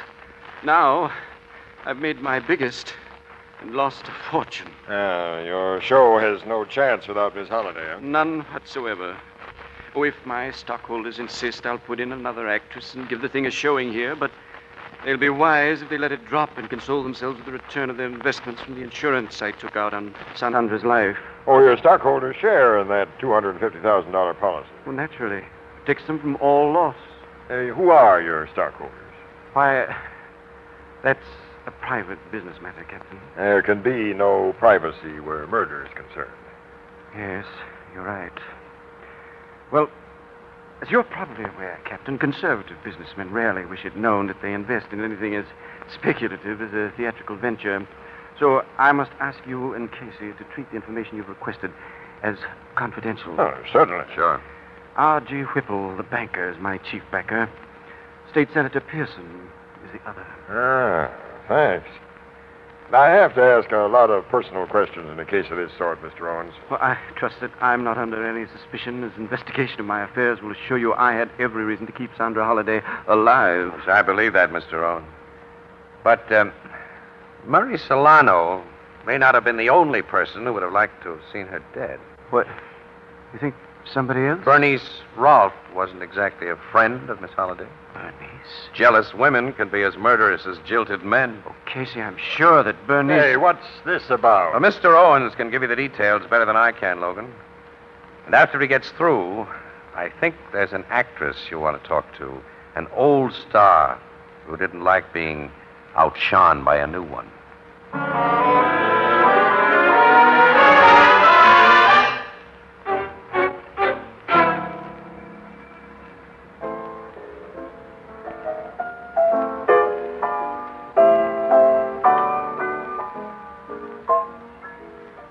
Hey, Joe. Yeah? Colonel Bernstein wants another mint julep, and we're all out of mint. I'll get some right away, Ethelbert. Yeah, make him the julep when you do. Okay. Joe just lets things go behind this bar. Joe does. Well, sure, Miss Williams. I'm not supposed to do everything. Huh? Everything. Now, go on with what you were saying, Casey. Captain Logan didn't get anything out of Bernice Rolfe, huh? No, nothing. Nothing except denials, pal. She had every opportunity last night to make a round trip from her rooms in that hotel to Miss Holliday's suite. As a member of the show, Holliday would naturally have let her come in. But Miss Rolfe says she didn't go near Sandra Holliday's suite last night, and nobody saw her go near it. Nobody saw Solano go near it either, Annie. Nobody saw anybody go near it, did they? Apparently not. Well, I think it's a waste of time to suspect anyone but Solano. The simple fact that he sneaked out of that hotel and that he's hiding from the cops now is proof of his guilt. Annie, that's circumstantial evidence. You don't believe Solano did the job, huh, Casey? Well, Ethelbert, I'm trying to keep an open mind about him.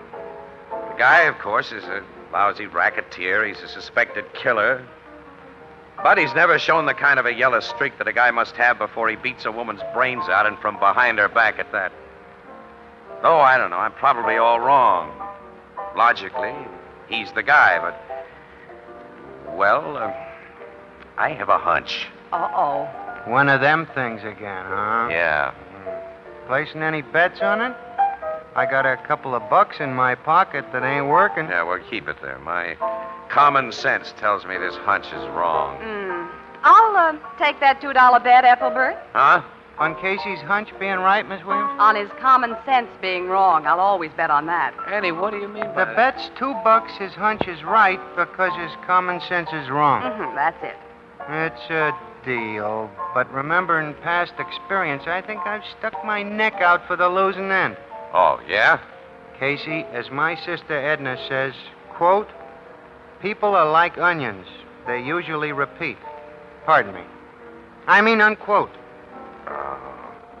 My admiring friend. How's Hartley Owens taking the whole thing, Casey? Everybody says he'd be riding high again if his show could have opened with that girl. Well, he's taking it like any guy would who lost a potential $1 or $2 million. He'll collect on that big insurance policy, of course. Only a small part of it, 20%. $50,000 is peanuts to what he would have made on the show with Sandra Holliday.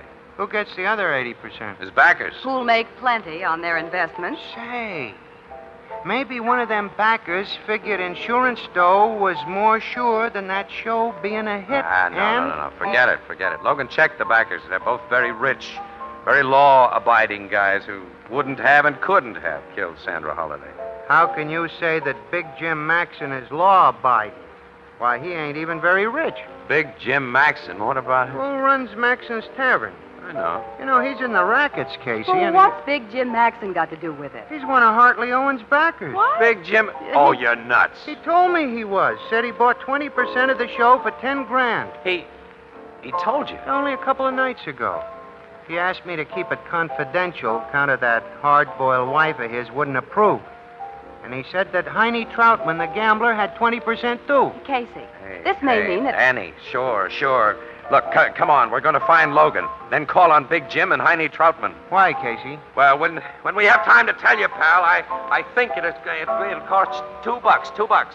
$2? Your bet to me, Ethelbert, against Casey's hunch.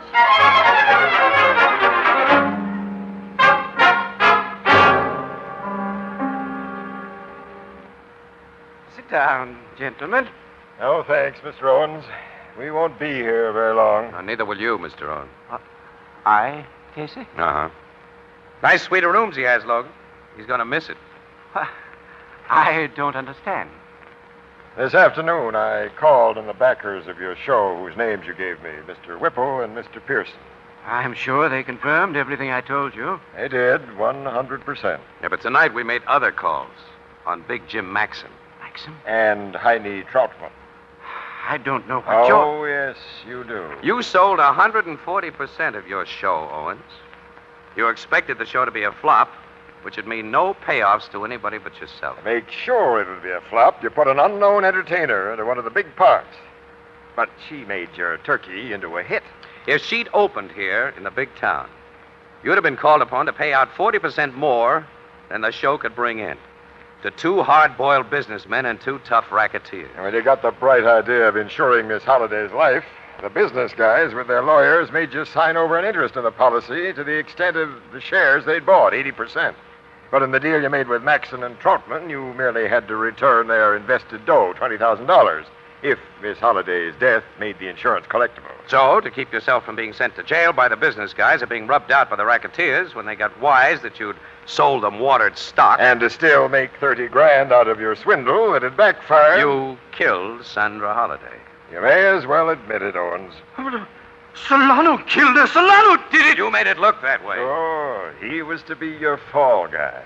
Yeah, stick out your wrist, Owens. I've got a pair of bracelets for you. Oh, no. Look, give me that gun. If either of you take a step, I'll shoot. You think I came here to arrest a murderer without posting 10 men in the hall outside to cover us? Nobody's going to get me.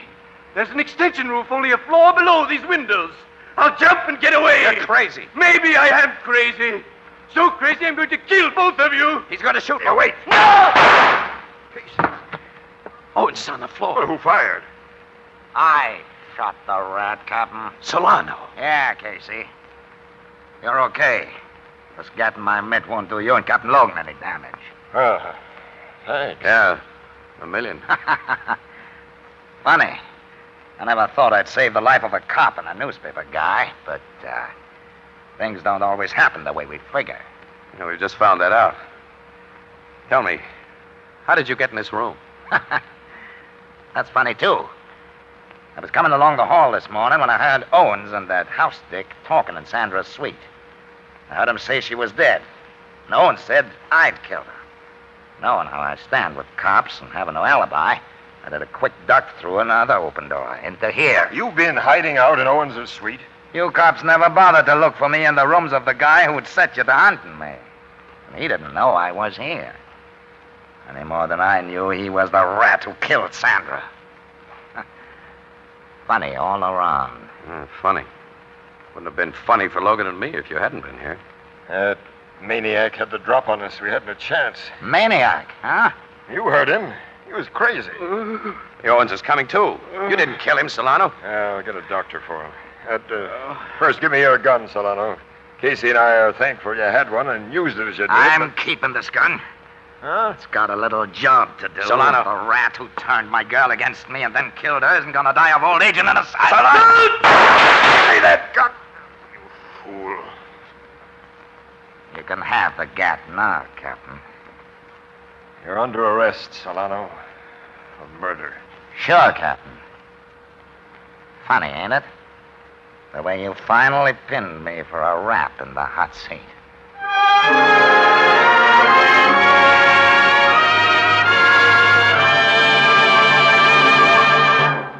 We'll join the crowd at the Blue Note in just a moment. If you enjoy really good beer, the most important thing to look for, aside from the label, is the kind of container it comes in. Be sure it's a bottle, a glass bottle, for glass and only glass can bring you beer and ale the way it's meant to taste, with no foreign flavor. Now, today, you can buy beer and ale in a brand new kind of glass bottle, so light and compact, so inexpensive to brewers, that it requires no deposit. Yes, sir, never again will you have to worry about those extra pennies or about returning empties to the store. Simply enjoy your favorite beer or ale, and when the bottle is empty, throw it away. This amazing new one-way bottle is a natural for picnics. It looks well on any table. For beer that's brewery bright, demand a glass bottle. And for convenience, demand your favorite brand in the Anchor Glass one-way, no-deposit bottle. A product of Anchor Hocking. The most famous name in glass.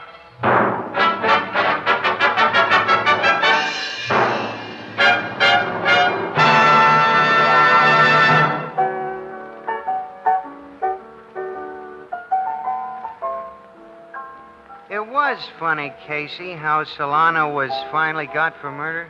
Well, I'm not laughing about it, Ethelbert. No, he saved Casey's life. And Logan. Well, not only that, Well, Solano's a bad guy. He's deserved a life sentence or the chair for a long time, but... No, nuts, I don't know. Say, Ethelbert, I just remembered. You owe me $2 on that bet. Yeah, my hunch was right. Terrible hot weather we've been having, ain't it? My $2, Ethelbert. Yeah, I hope it's cooler tomorrow. What'd you say, Miss Williams? You know, Ethelbert, a better always pays up promptly. Yeah, when it's cooler, it'll be much better.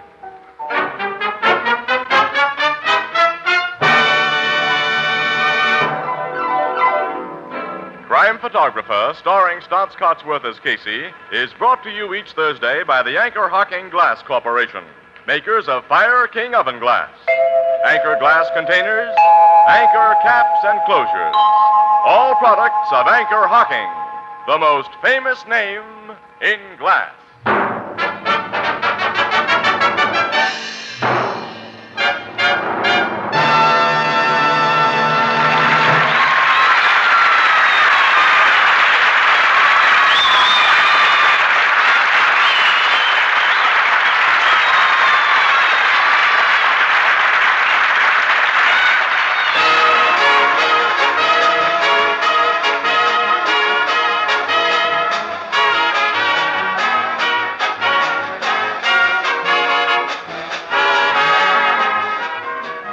Crime Photographer is directed by John Dietz. The original music is by Archie Blyer, and the program features Miss Jan Miner as Anne and John Gibson as Ethelbert. The part of Hartley Owens was played by Roger DeKoven. Herman Chittison is the Blue Note pianist.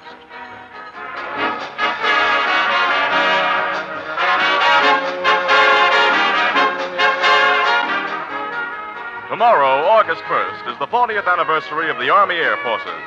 Anchor Hocking joins in saluting the men of this great organization and in reminding the nation they serve that air power is peace power. This is Tony Marvin saying goodnight for the Anchor Hocking Glass Corporation of Lancaster, Ohio, with offices in all principal cities of the United States and Canada. Thursday night on CBS is the biggest show in town, so stay tuned for exciting dramatizations on Reader's Digest Radio Edition, which follows immediately over most of these stations.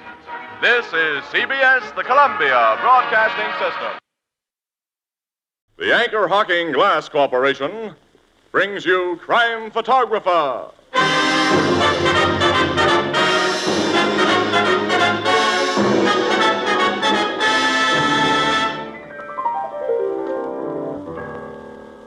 Hiya, Casey. Hi, Ethelbert. What's new? Did you read here what the president of the Columbia Broadcasting System says? He says one of these days we'll have radio sets so small you can wear them on your wrist. Oh, that'll be wonderful. Yeah, you can always have a radio with you. Oh, man, that'll be wonderful. You seem quite excited about this new wristwatch radio, Tony. Well, why shouldn't I be? It's wonderful. Then every Thursday, everybody will know the right time to hear me say, Anchor Hocking is the most famous name in glass.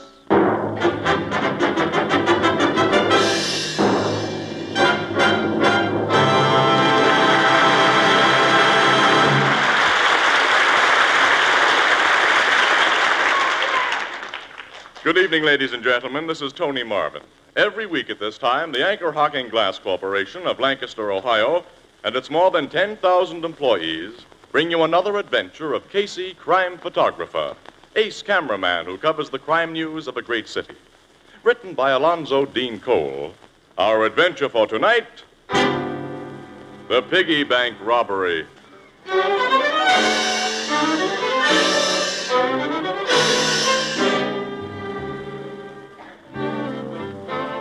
8:15 in the morning.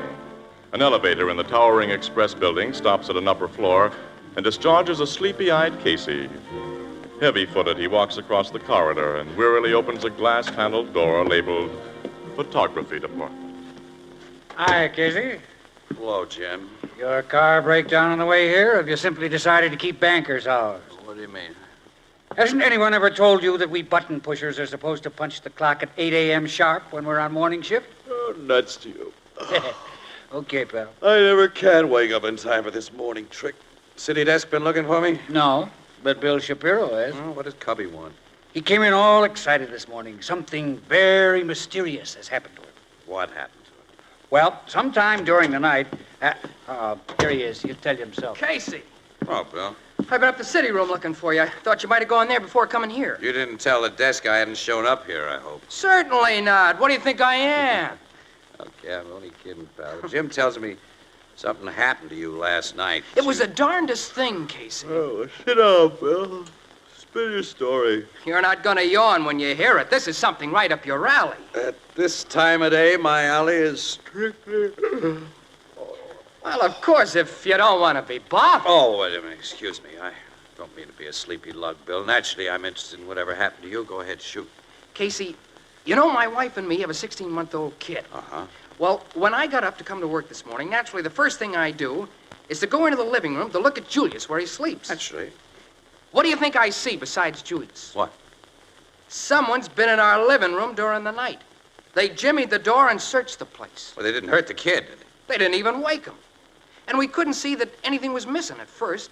The wife's gold wristwatch was laying out in plain sight, and so was $15. But the burglar hadn't touched him. What do you think was the one and only thing he took, Casey? Well, you tell me. Little Julius's piggy bank. Piggy bank? Much dough in it? Not over $1 in small change. Your burglar was either a goof or some kid. Wait a minute. Been around enough to know the kind of jobs house prowlers do, and our job was opened by an expert. Casey, I got an idea why that piggy bank was stolen. Huh? Why? What is it? This was a brand new piggy bank because Julius busted his old one yesterday morning. So? You see, Julius likes his piggy bank like some kids like a certain doll. Uh-huh. He always wants it with him when the wife takes him out in his carriage. And sometimes people who stop to look at him drop a couple of pennies in it. Well, someone dropped something else in that bank of his. The one that he busted. What? Now, this is something I ain't told anybody else, Casey, because if there's a big story in it, you're the guy who can get it, and I want you to have it. Thanks. You've been awful nice to me since I've been working here. You're not a hard guy to be nice to, Bill. Well, what did somebody drop in the kid's bank? This. It looks like a pass key. Uh-huh. Somebody who stopped to admire the kid must have stuck it in there. Now, I think it was some crook who had to get rid of it in a hurry, and last night he came to get it back. But he didn't know, of course, that the bank he took wasn't the same one he put the key in. Your wife didn't remember anybody dropping the key in at all. No. What do you think, Casey? Well, this may be just an old key to nothing at all that some chiseler dropped in the bank, like some guys drop slugs in the collection baskets at church. But it might be the key to a place where stolen dough is hid. Or jewels. If this was a key to a safety deposit box, I think you might have an idea, but it isn't. This is just an ordinary flat cylinder locked door key, that's all. My idea's all wet, huh? Well, it's pretty far-fetched, you know, Bill. Of course, you reported the burglary to the cops, huh? Yeah. What'd they say? What you said, that only a goof or a kid would steal a baby's piggy bank and nothing else. Mm-hmm. But I didn't tell them about the key. You keep this key and think about it, Casey. I still got a notion there's a mystery in it and a story. Okay, Bill.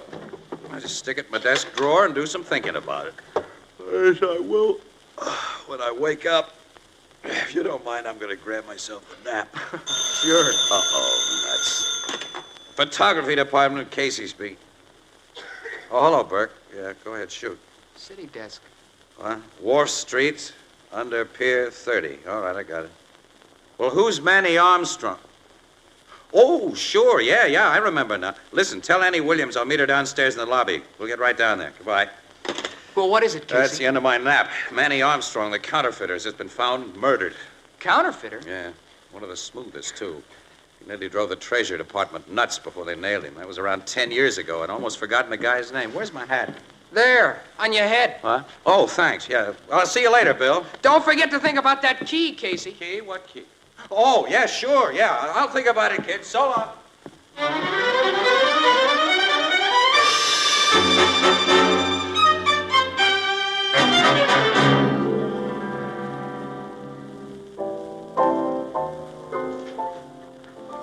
Hey, Walter, go down cellar and bring up some more sweet vermouth. We only got one bottle left the back of this bar here. And bring up some more lemons. Yeah, and some... huh? When did you two blow in? Never mind them lemons, Walter. We Just now. Oh, boy, do we feel beat up, You can say that again. We've stuck on an assignment for 12 solid hours, Ethelbert. What assignment, Miss Williams? The Manny Armstrong murder. I read about that in the evening papers. He's the old counterfeiter who was just freed from prison. Yeah, well, he didn't enjoy much freedom. He gets into this town yesterday morning after being sprung from the federal pen at Lewisburg, and this morning he's found dead under a barge pier. Beaten to death, the papers said. Not just beaten, Ethelbert. He was deliberately tortured. Yeah, well, that side of the murder's off the record. The cops don't want it known yet, Ethelbert, so... Of course, I won't say anything. Any clues as to who done it, Casey? Off the record? Well, only one. Yeah? Marks on his face and head indicate that the guy who beat him wore a heavy signet ring with a big, sharp-cornered letter E on it. That sounds like a hot clue. Well, that's what made us stick with the case so many hours, but it hasn't led us anywhere so far. Thank goodness we'll get time off tomorrow for those extra hours, Casey. I'll use them all as sleeping. Me too, Annie. Hey, Ethelbert, have some coffee brought here to the bar for us, will you, pal? Sure. Hey, Walt! Oh, Walter, have some coffee brought for Miss Williams and Casey. And take back them lemons. To get back to the subject, didn't this Manny Armstrong have some known enemies who might For a crook, he had very few enemies, pal. Anyway, the torture angle indicates that the killer was trying to make Armstrong cough up information. And the cops have another angle on that. The Treasury Department got a conviction against Armstrong 10 years ago for making and passing $5 and $10 bills that were good enough to fool anyone but experts. They weren't able to find the plates he made them with. Those engraved plates would be worth plenty to another crook who wanted to go into the counterfeiting racket. So the killer may have tried to make Armstrong tell where they was hid, huh? That's the idea. You think he did tell? It's doubtful if he was able to tell. Why? You see, during his last 5 years in prison, Armstrong was a very sick guy. He almost completely lost his memory. Prison doctors are convinced that Armstrong doesn't know where he hid those plates or recall much of anything else that he did before his sickness began. Which seems to explain why he was beaten to death, Ethelbert. He couldn't tell. Yeah, that's right. Say, where's that coffee? Hey, Walter, where's... Excuse me, there's the bar phone. Blue Note Cafe, Ethelbert speaking. Yeah, just a minute. For you, Casey, What? your city desk. City debt. Oh, we're not on duty. And we're not going to be. Give me that phone. Hello, Casey speak. Oh, there's an assignment you think I'd like to cover, huh? After I just put in 12 hours on a job. What do you think I am, anyway? Wait a minute. Say that again. I'll go up there right away. Thanks a million. Thanks for handing this to me, boss. This guy's sick, Miss Williams. What is it, Casey? Bill Shapiro's just been taken to the hospital. He may die. Bill Shapiro? The cub photographer you like? That's right, yeah. He was in here just this morning telling me about his apartment being robbed of a piggy bank. Tonight, he's been almost beaten to death. His wife's badly hurt, too. But why? Come on, Annie. We're going to find out why.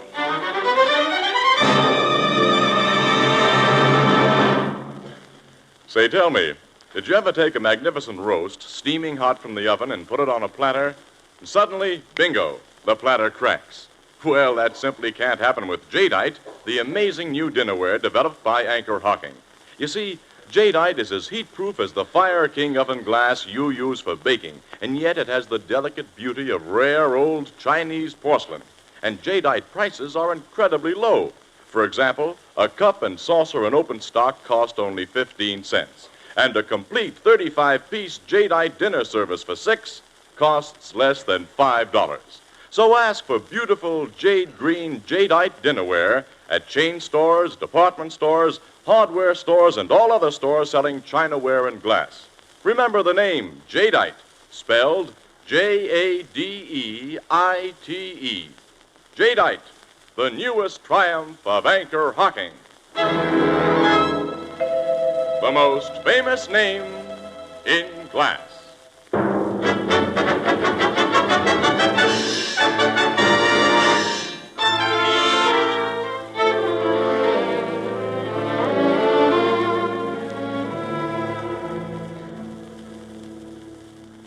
Since you're on the job here, Logan, I guess it means Shapiro is a homicide case. Fortunately, it doesn't, Casey. I just got word from the hospital that your friend's going to be okay. Oh, yeah? I'm so glad, Captain. Me, too. How about his wife and his baby? Yeah, the baby wasn't hurt at all.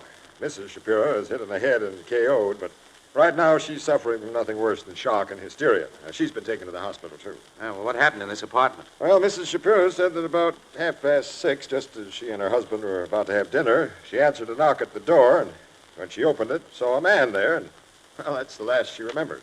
The man knocked her unconscious then? Yeah. And when she regained consciousness, she found her husband lying on the kitchen floor, dead, she thought, so I got a homicide report when she phoned headquarters. Was she able to describe the guy who hit her, Logan? No, he worked too fast. And her husband won't be able to tell us anything for at least a week. Of course, she told you about the burglary here last night. Yeah. Oh, you know about that piggy bank thing, eh? Yeah, Bill told me this morning. You think there's any connection there? I've been trying to figure one, Casey, but the parts don't fit. Anyone who prowls an apartment and steals nothing but a kid's penny bank isn't the sort of crook who comes back later and nearly kills a guy. Yeah, that's the way it seems to me, too. But I have found a connection with something else that's red hot. Yeah? What? Now, strictly off the record. Whoever beat up Shapiro wore a signet ring with a big, sharp initial E. Casey. You found the same marks on Bill as you found on Manny Armstrong? Mm-hmm. And the beating Shapiro got was like the one Armstrong took, blows to the head and face, only Shapiro lived through it. Yeah, but... What connection can Bill Shapiro, just a cub reporter, have with Armstrong? That's what I want to ask you and Casey, Miss Williams. You especially, pal. You know Shapiro. Well, he couldn't have any connection with Armstrong.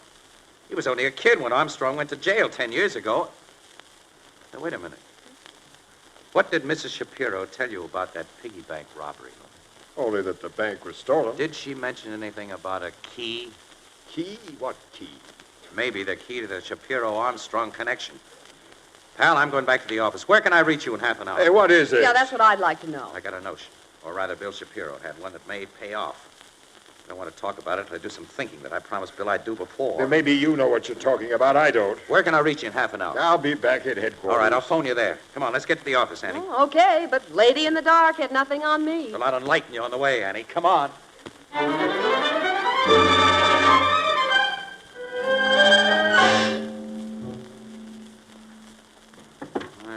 tossed it in a drawer of my desk this morning. Here it is. Here it is.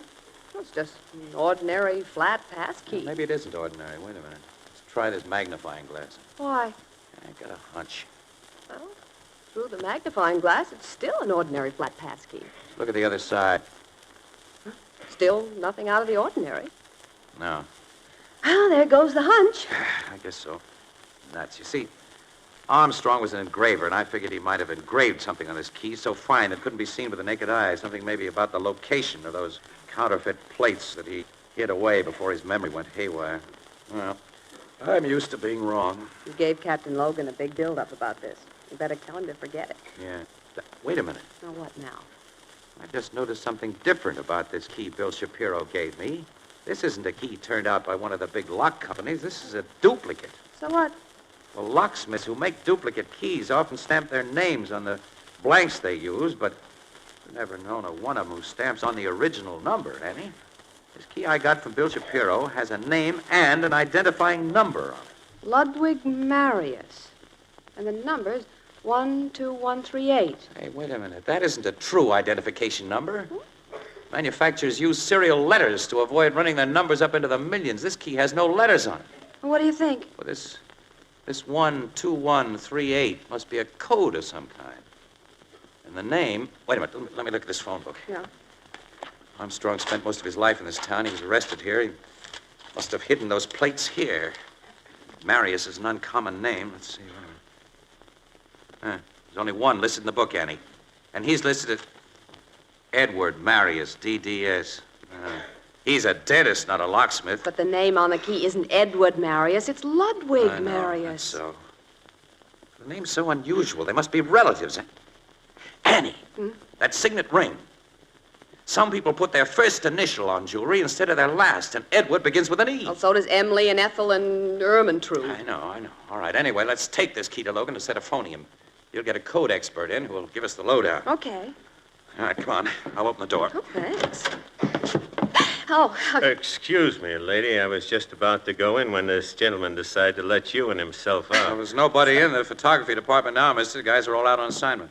Now I can see the place is empty, which saves me trouble, Casey. He's got a gun. What is this? Step back into that empty room, both of you, and quick. Go on, Annie. Yeah, okay. Now give me the key. What key? The key I've been hearing you talk about from the outside this door. Hand it over. No. Yes. You hit him. Look out. That's been done. Now you sit. No. And just to make sure you stay quiet, I'd put you both out for keeps if it wasn't too dangerous here. Thanks for the key, fella. So long. All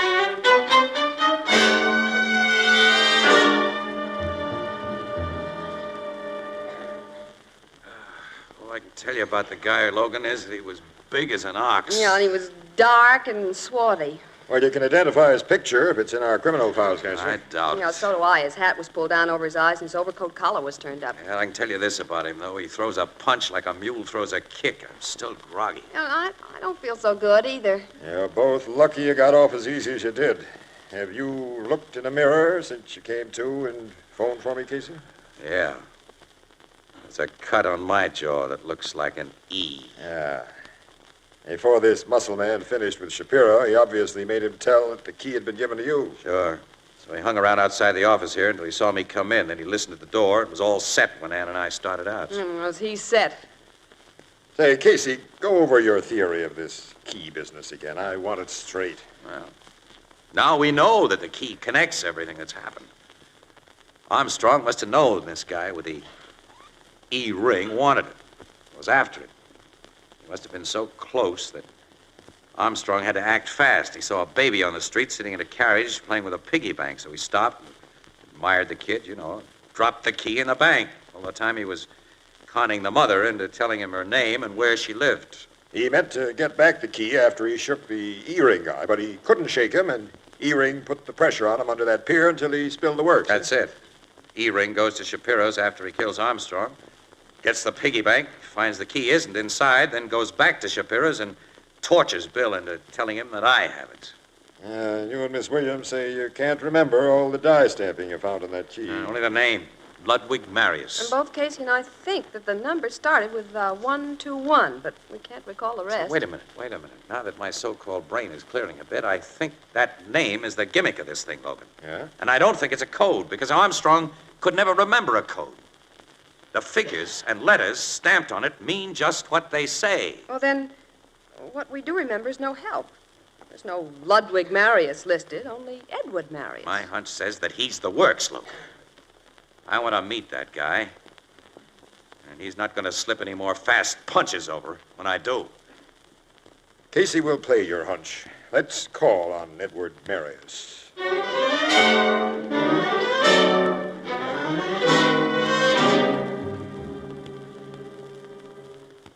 The maid said you people wish to see me.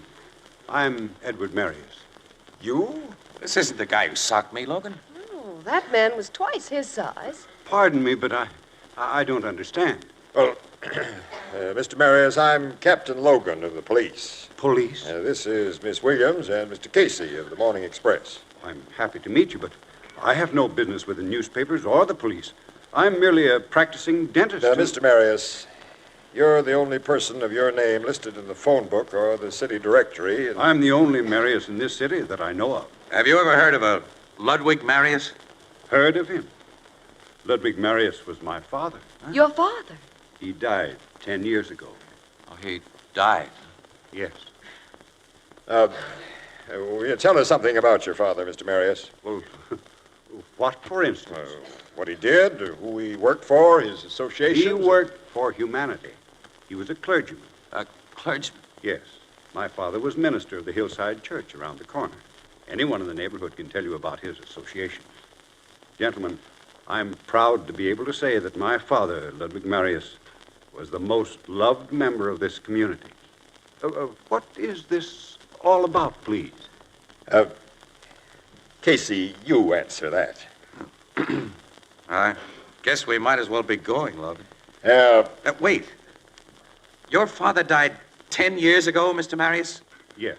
Logan, didn't Manny Armstrong live in this neighborhood just before his arrest? Yeah, on Burnham Street, about 6 blocks from here. Mr. Marius, did your father die on January 21st? Why, yes.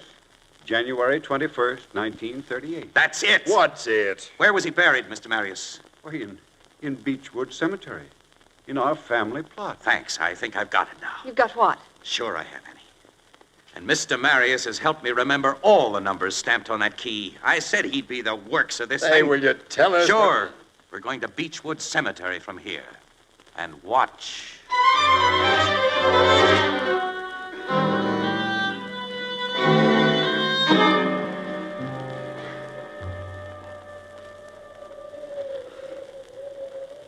Casey, someone's coming. I see, Logan. A man among those tombstones. He looks like a ghost. Ghosts don't carry a pick and shovel, Annie. I don't think. Casey, he's a big man. Bet he is. He's the guy who socked us. I won't forget him. That's your Mr. E-ring. Are you sure? I am. That's the overcoat he had on, and the hat. Well, if you're both positive in your identification, I'll step out from behind this monument right Oh, no, now. no, you won't, pal. This is my party. Casey, come back here. He's twice as big as you are. Yeah, but I'm twice as mad.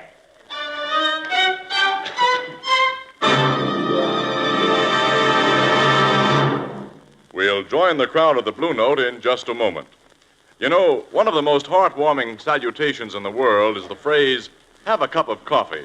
But how often comes the polite, hesitant response, oh, don't go to all that trouble?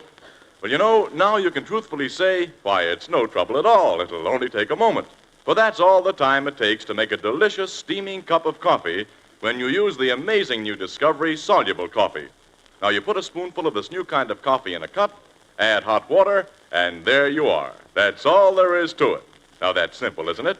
And if you haven't tried any of the perfected time-saving instant coffees now on the market, buy a jar tomorrow and give your family and friends a treat. Soluble coffee is particularly welcome at breakfast when time is at a premium. 2/3 of the soluble coffees now on the market are packed in sanitary Anchor glass jars and protected by Anchor caps. These Anchor glass jars and Anchor caps protect soluble coffee perfectly against harmful moisture. They're easy to open, easy to measure from, and easy to reseal. Anchor glass jars and Anchor caps are both products of Anchor Hocking, the most famous name in glass.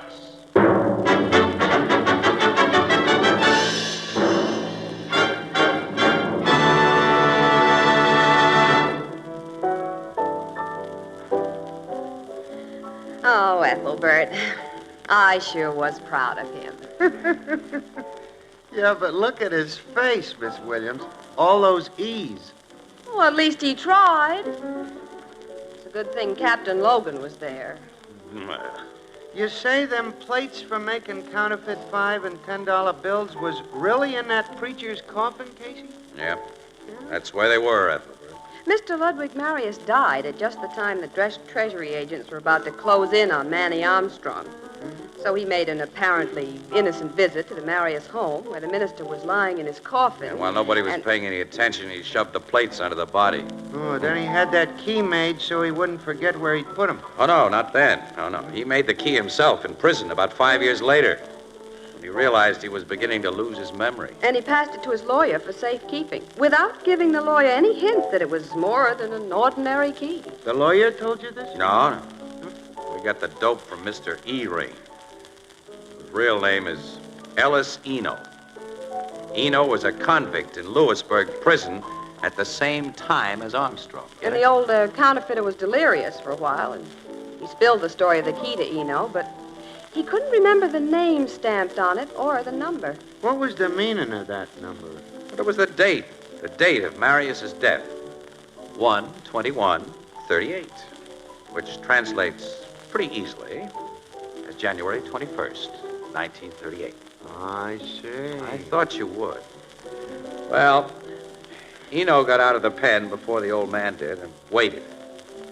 Armstrong saw Eno tailing him, and after he got the key from his lawyer, suspected why he was being tailed, dropped the key in a little Julius Shapiro's toy bank, and you know the rest. You know, and best of all, Bill Shapiro is going to get the reward for finding those plates.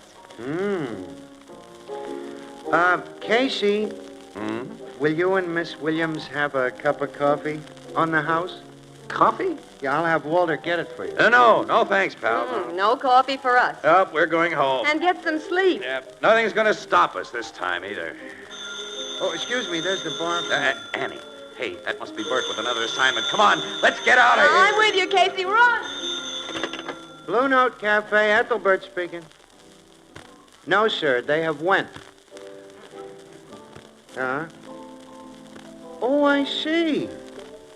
You just wanted to tell them that their pictures are in the February issue of Movie Star Parade magazine. Gee, swell. I'll tell them. Goodbye.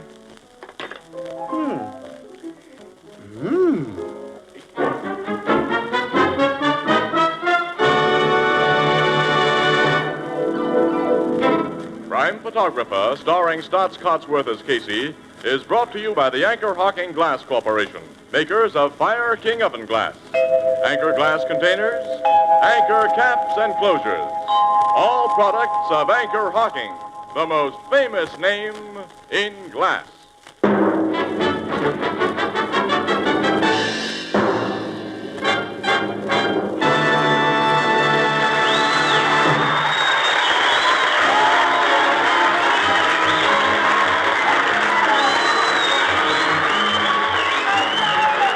Crime Photographer is directed by John Deese and is based on the fictional character of Flash Gun Casey created by George Harmon Cox. Original music is by Archie Blyer, and the program features Miss Jan Miner as Anne and John Gibson as Ethelbert. Herman Chittison is the Blue Note pianist. This is Tony Marvin saying goodnight for the Anchor Hocking Glass Corporation of Lancaster, Ohio, with offices in all principal cities of the United States and Canada. This is CBS, the Columbia Broadcasting System.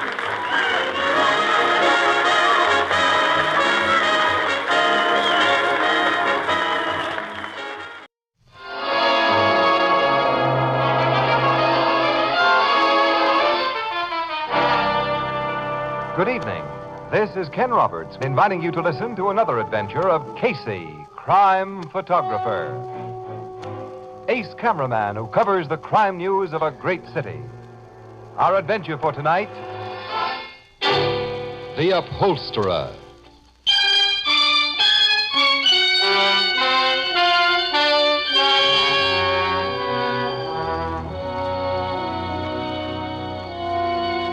Night. A gloomy street of small, grimy-looking shops, all of which are now closed and dark. In front of one of them... Goldblatt! Goldblatt! This is the Perucci. Is everything all right with you? Goldblatt! Hey, what are you doing, Perucci? Why are you trying to wake up old man Goldblatt? Is that your business? And what is a small boy like you, Joey, doing out so late? Late? It's only 10:30.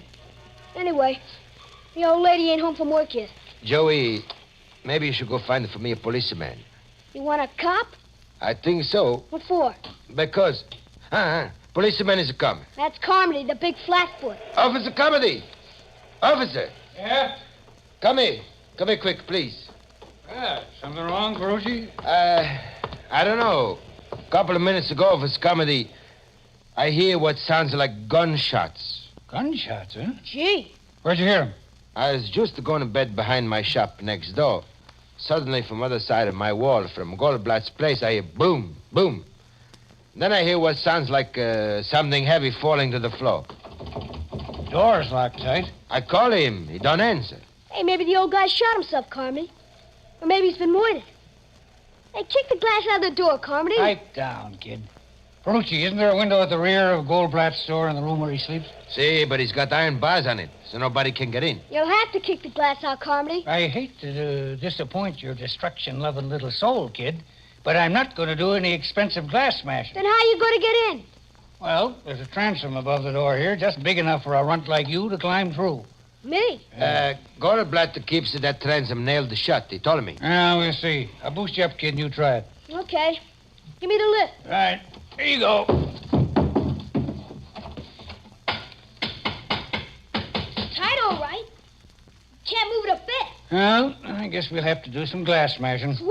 But it'll be cheaper to bust that transom than the door. Here, take my nightstick, kid. You gonna let me smash it? I can't reach it, and you can from my shoulders. I'll bust it, but good. That did it. All right, now I want you to climb through, but knock out all the glass so you won't get hurt. Okay. I won't hurt myself. I'll crawl through now.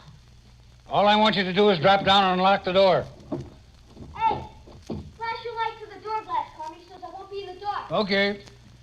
Joey, I see a big chair lying on its side just inside the door. Don't skin your legs on it when you drop. I'll keep an eye on that chair, Prucci. All set to go. Made it swell. Now, you have to move that chair out of the way so he can get at the locks. I'm doing it. Now.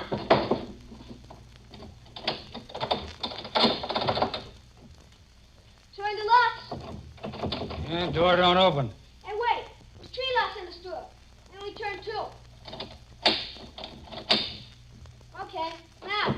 Okay, nothing. The door still don't open. Don't? You must have returned one of the 2 locks you'd already unlatched instead of getting the third one you missed. I'll get them all this time. Let go of the knob, Carmy. Let me open the door when I can. Okay, but hurry. This guy Goldblatt would have to have his door triple locked. Goldblatt is always afraid he's going to be robbed. I got it, Carmody. The door's open. Well, it's about time. Now I'll have a look behind that partition. Me too. Goldblatt's workroom is back at that door. At least this partition door wasn't locked. Here's a light switch. Now we'll see. Well, I don't see anything look wrong. Neither do I, and I didn't expect to. You imagined those gunshots, Perucci. Hey, look here behind this busted sofa. What? Holy. It's a Goldblatt. Officer Comedy. Is he dead? Guy has 2 bullet holes through his chest. He's dead, all right. He's been murdered. Just like the guys in the movies. Perucci, close that front door. The killer's still in this shop. He's not leaving. Lock that door. See, I lock him. Maybe the killer shoot to me. No, he won't. I'm keeping my eyes open, my gun ready. Not many places here to hide.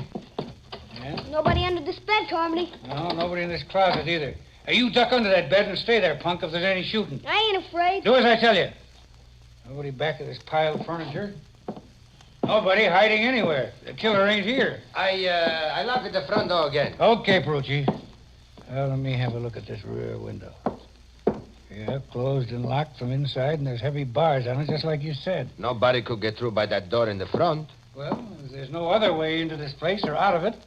And since nobody but us are here now, it's plain that poor old Goldblatt committed suicide. There's no gap beside him, Carmody. Oh, a gun probably fell under the sofa, kid. Here, I'll push it out of the way. No gun there, Copper. I see no gun anyplace. Neither do I. Must be under the body. I'll lift it up a little. Still no gap. No.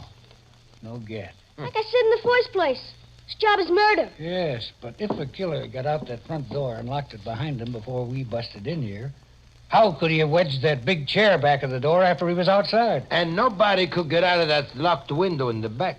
Hey, this is a mystery, ain't it? Yes, and too deep a one for me. Thank the Lord I'm just a plain uniform cop. I'm using this phone to call the station house.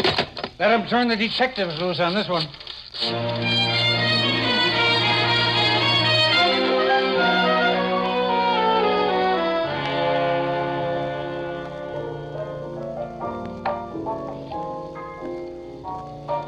The homicide dicks weren't able to find any gun in that upholsterer's joint, huh, Casey? No, Ethelbert. They practically tore the place apart looking for one. But when the medical examiner got there, he said Goldblatt couldn't have committed suicide anyway. Well, if the guy was murdered, how did the killer get out of the place? Well, Captain Logan and his men are having a sweet time trying to figure that. Yeah, they're going nuts, too. Miss Williams and I just came from headquarters where we talked with Logan and also the kid and the shoemaker and the cop who found the body. They all tell a straight story? Well, it sounded straight to me, yeah. This has all the earmarks of a very baffling mystery. You and Miss Williams ain't been to the scene of the crime yet, huh? No, we weren't working when it was reported last night. But we're assigned to it now. Let's go to the Goldblatt shop and have a look-see, Casey. Okay, Annie. Yeah, Logan said he'd be down there about now. Maybe I can help the poor guy crack the case, huh? How you hate yourself. I? Why, Annie, how can anyone have anything but affection for a charming character like me?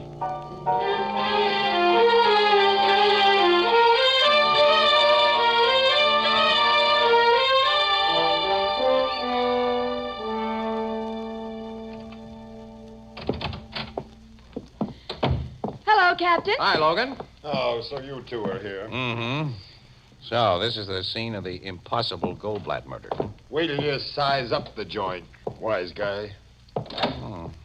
3 good, solid locks on this door. And the door was locked tight by at least one of these locks when the cop and that kid and Ferrucci tried to get in.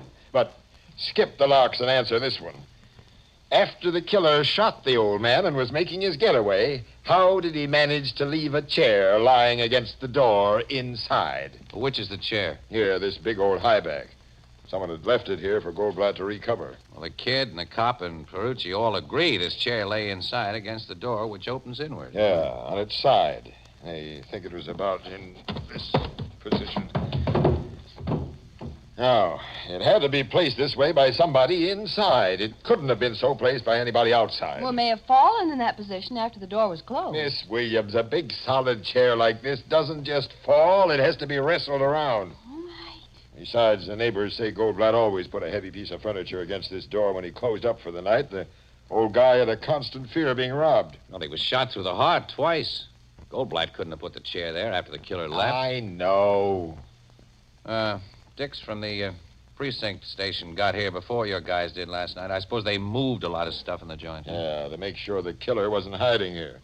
About the only thing they didn't shove around was this sewing machine because it was bolted to the floor. Let me see where they found the body, Lloyd. Come on.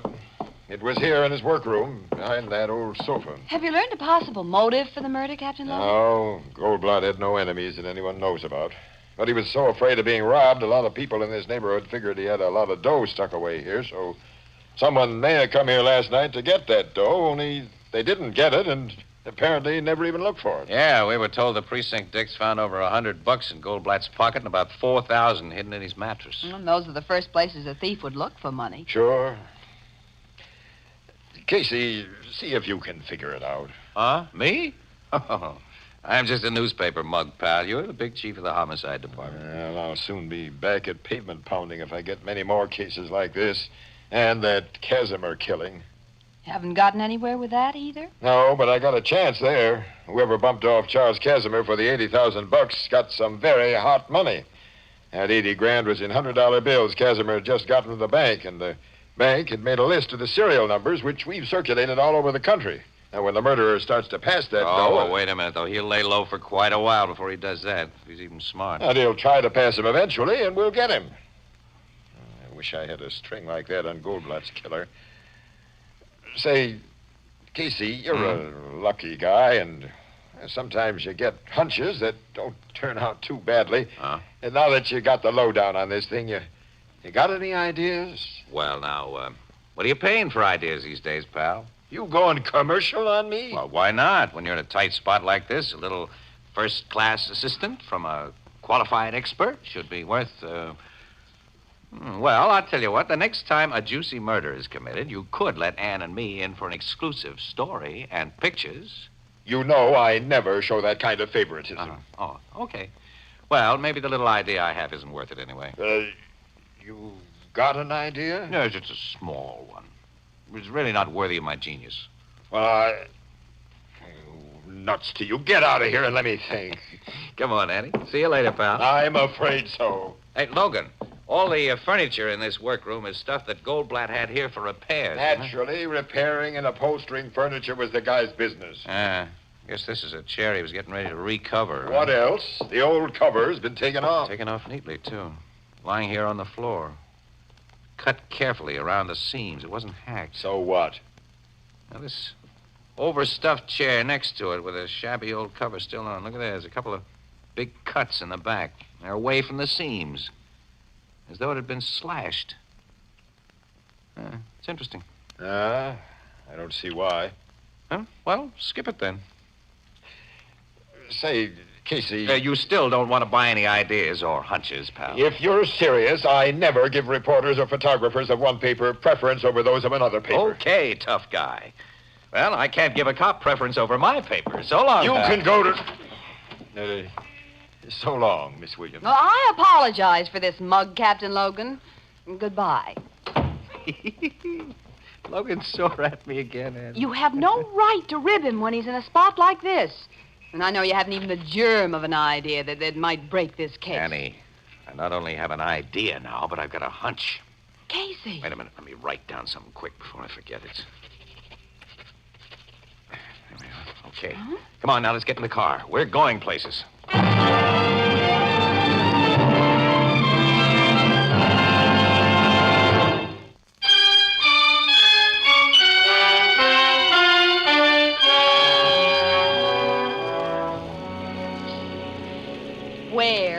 we going, Casey? Not very far, Annie. Oh, will you please tell me? Okay. All right, now.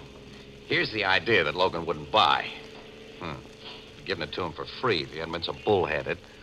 As it is, we'll prove it ourselves before he gets it. Well, what is the idea? Look, Goldblatt's neighbor, Perucci. He says that after he heard shots last night, he heard something heavy fall in Goldblatt's shop. Mm-hmm. And everybody, including myself, figured he heard Goldblatt fall. And apparently that's what Logan still figures.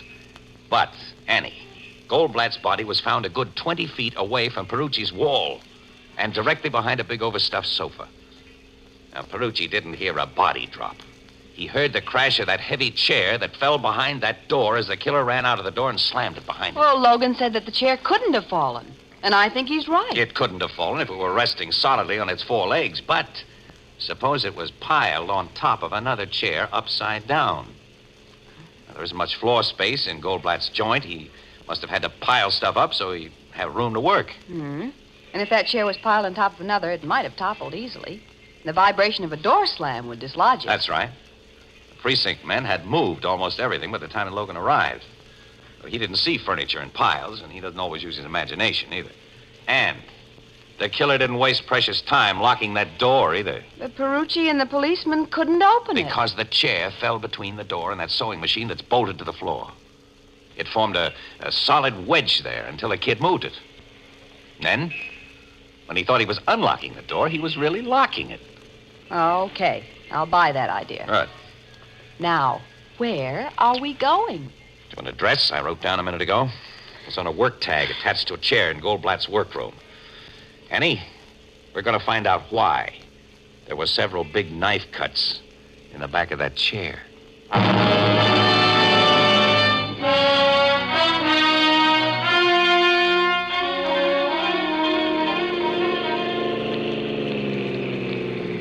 Yeah, there's the address, Annie. It's across the street there. Furnished room to let sign in the window. Yeah, rooming house. Mm-hmm. And it'll be the landlady who sent that chair to Goldblatt for recovery. Now, what's the full extent of your hunch about that chair, Casey? It tells me to get acquainted with the Mrs. Potter whose name was on it. And I hope that she'll give me some information. Now, look, Annie, you wait right here in the car. I will not. If there's information to get that may make news, I'm going to be where it's gotten. Annie, look, I'm not going to her as a newspaper guy. I'm going to let on I want to rent a room, see, and try to get her talking. Well, both of us can be renting a room. But together? I've heard such things have been done. We'll pose as husband and wife. Oh, well, that's something that hasn't been done yet. By us. Well, it's being done now. Huh? For very impersonal reasons. Come on. Oh, well, okay. Hope I can act like your husband. Well, you'll never learn any younger. Maybe you'll never learn, period. What? Nothing. Well, you must have some sort of a plan, so you do the talking and I'll just stand by. Yeah, that'll be best. Okay, here goes the doorbell. You'd better begin to look wifely, huh? Don't worry about me. Hey, someone's coming. Now, remember, let me do the talking. Yeah, okay. Good afternoon. How do you do? We're looking for a room and saw your sign. Oh, won't you and your husband come in? Thank you. I have a very nice supper room on this floor that's just been vacated. Do you mind the lower floor? Not at all. Well, then come this way. Oh, what's your name? Mr. Casey. And Mrs. Casey. Oh, it's a pleasure to know you. I'm Mrs. Potter. Well, it's nice to know you, Mrs. Potter. Yeah. Well, now, let's see the room. One of my best. Was our back parlor when my husband was alive, but since I had to take in paying guests... Yes. Do you like it, Casey? You call your husband by his last name, Mrs. Casey? Why, It's a habit she got into before we were married. Yeah. Oh, it's a little unusual. Yes. Well, I have a most unusual wife, Mrs. Potter. One thing, she lets me do all the talking while she just stands by. I can see she's just a shy little thing. Shy. Shut up. Suppose you try it.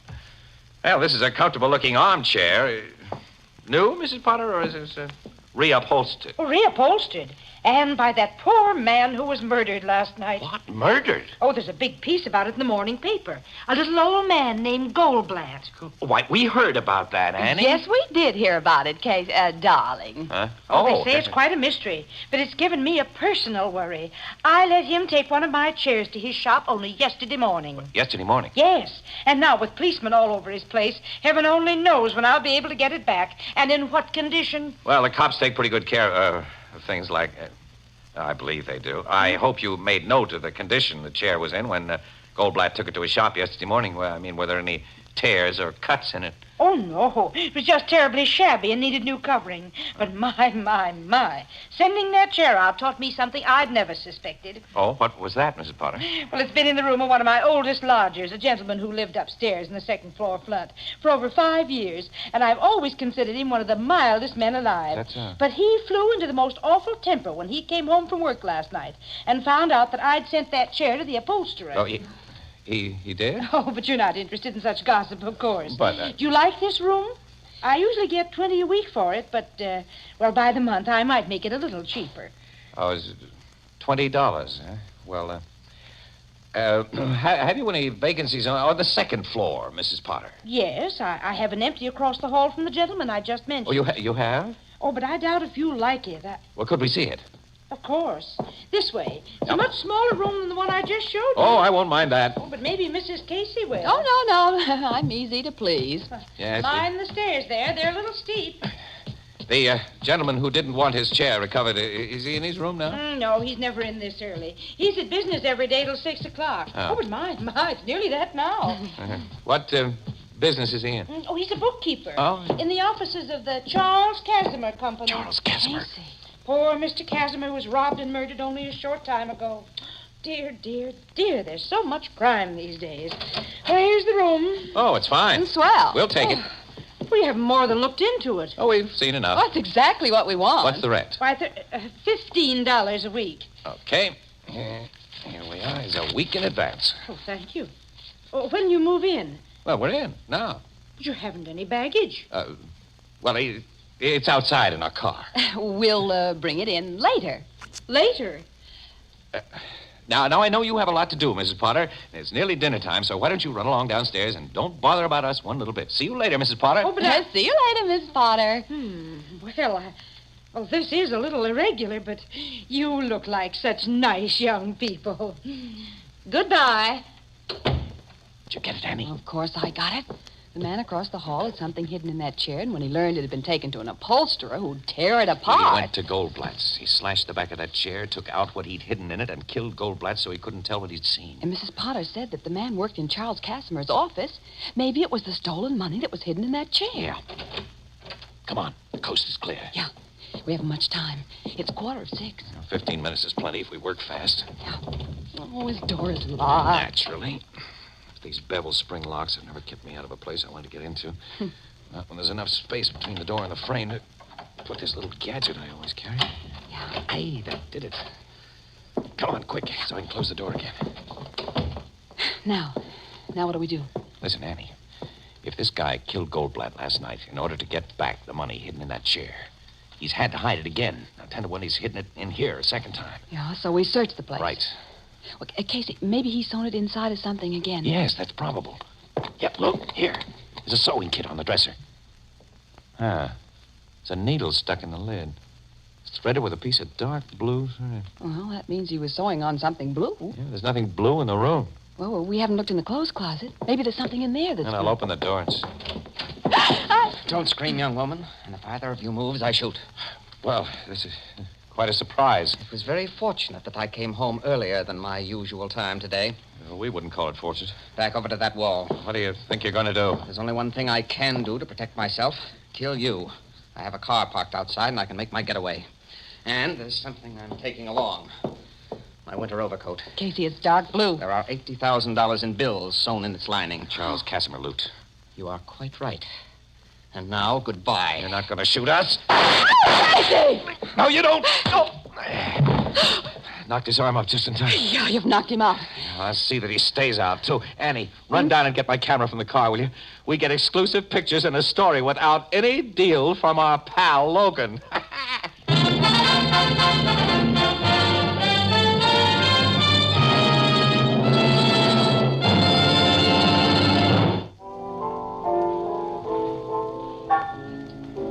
So this guy was the killer of Charles Casimir as well as the murderer of that poor little Goldblatt fella, huh, Casey? That's right, Ethelburn.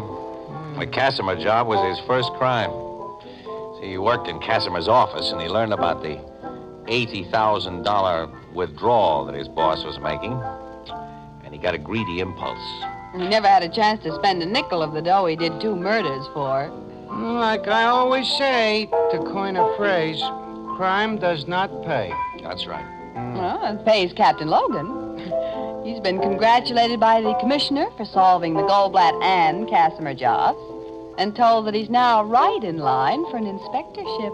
How did Captain Logan get the credit? Oh, hey, he deserved it. Yeah, that guy's a swell cop. Just because a pair of newspaper stiffs like Miss Williams and I run into a little luck. Our Mr. Casey, whom I sometimes like, Ethelbert, called Logan in to make an exclusive arrest of the killer. What do you and Casey get out of the deal? An exclusive story, plus pictures. Casey got a bullet hole through the sleeve of his best coat when the killer shot at him. Well, I never liked that coat. And I've got a blasted reputation with Mrs. Potter. She's found out that I'm not really Mrs. Casey. This is the United States Armed Forces Radio Service, the voice of information and education.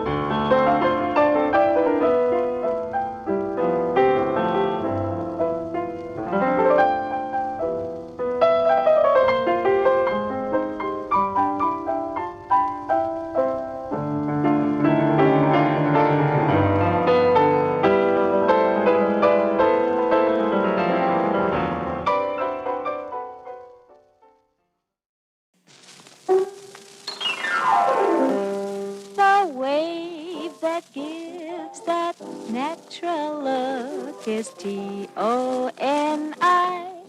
Toni. Toni. Toni Home Permanent, the wave that gives that natural look, brings you Crime Photographer.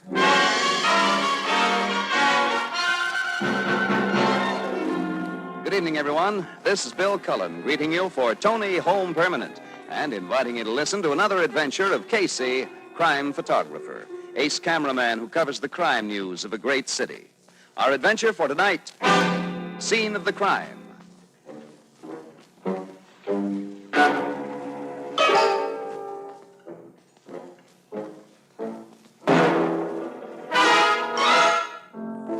Evening in the Blue Note Cafe. Yeah, but, Casey, what's so funny? Look, Casey, I don't want to be in the Blue Note all my life. I'm only striving for self-improvement, like the ad said. I am dissatisfied with my present lot. Well, Bert, that's fine. I admire you. And I guess there are a lot of things that you can learn by correspondence course, but why did you pick on being a detective? Well, gee whiz, Casey. I want to be like you. You? Oh. Well, I'm flattered. Well, in that case, why did you take a course in photography? Well, you see... Yeah? Well, Casey, I don't like to say this, Well, go on now. Go on. I think you're a lousy photographer. What? But I think you're a swell detective. Swell. I am the best confounded photographer the Express ever had. The way you go out and solve cases, the way you catch criminals, I think that's wonderful. Well, you'll never learn to do that by some correspondence course. The ad says satisfaction guaranteed. Oh, sure. What do they call this course, anyway? How to be a detective in 10 easy lessons? 12 easy lessons. 12. Yeah, I just got the third one this morning. Look. How to identify an unidentified corpse. Yes, sir. It tells all about how to identify corpses. It's... Oh, hello, Miss Williams. Hello, Ethelbert. Come on, Casey. Huh? Where? Out to the county turnpike. A murder was just committed there, and the corpse is still unidentified.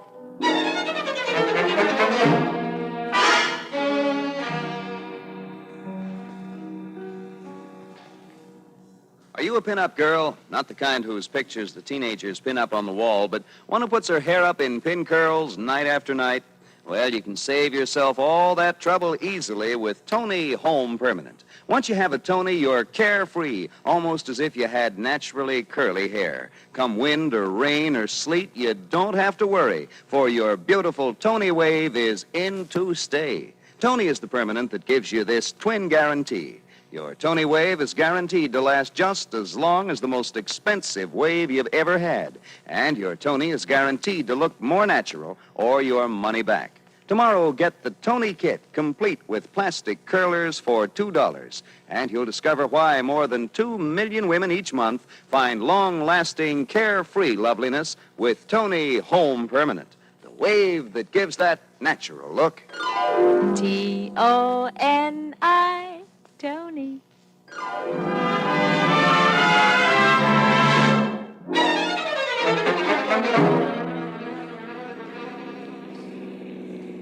Andy, I wonder how Logan's going to feel about this. I know how he'll feel. Terrible. Hey, Casey, it sure was a lucky break for you. Joe coming in to relieve me at the Blue Note just as you and Miss Williams was leaving, huh? Yeah. Now I can identify your body for you. Yeah, sure. Well, come on, kids. Let's have a look at it. Right. Right. Hiya, Logan. What you got there? We got the report on the murder. Oh, hello, Casey, Miss Williams. Murder was committed, all right. A blow on the head so far. We haven't identified the body. No billfold or anything else that might give us a lead. Robbery, the motive? Looks that way, Miss Williams. Tech man over All there. right, everybody. All right. Stand back. Give him the air. Ethelbert. Ethelbert, what are you doing here? Oh, hello, Captain Logan. I'm taking a course in detecting, and I just... What? You heard him, Logan. Ethelbert's going to give us a hand detecting. Oh. It's not bad enough, Casey, to have you on my neck everywhere I Now, go. Logan, you know you love It's not bad enough to have Miss Williams trailing me around. Why, Captain Logan, how can you be so ungallant? That's not enough. Now I have to have this... No, wait a minute, Logan. Just a minute. Come over here, pal, just a minute. I want to talk to you. Casey, I won't have it. Now, Logan, you listen to me. I've done some favors for you. You have not. I have, and you know it. I'll keep on working with you and doing my darndest to cooperate. What is this, Casey, an inaugural address? I'm just asking a favor of you. Now, don't hurt Ethelbert's feelings, or so help me, I'll scuff up every footprint I can find and wipe off every fingerprint in sight. You wouldn't. No, I know, I wouldn't. But you wouldn't hurt Ethelbert's feelings either, now, would you, pal? You're a nice guy, Casey. You really are. The trouble is you got too many dumb friends. All right, let Ethelbert go to work. My tech men have finished anyway. Yeah, I know, look. Okay. Did you find out who the dead guy is yet, Ethelbert? Yeah. How about it, Ethelbert? Well, it's this way. I've checked the deceased for laundry marks, physical characteristics, signs of recent struggle, and other highly indicative points. Yes? But I didn't find out who he was. I see. Okay, boys, cover him up. Note, however, the state of the cranial section. It has obviously been shattered by a projectile blow, which, for reasons not yet apparent, Hey. Hey, what? Hey, I know this guy. His name's Dave Wilson.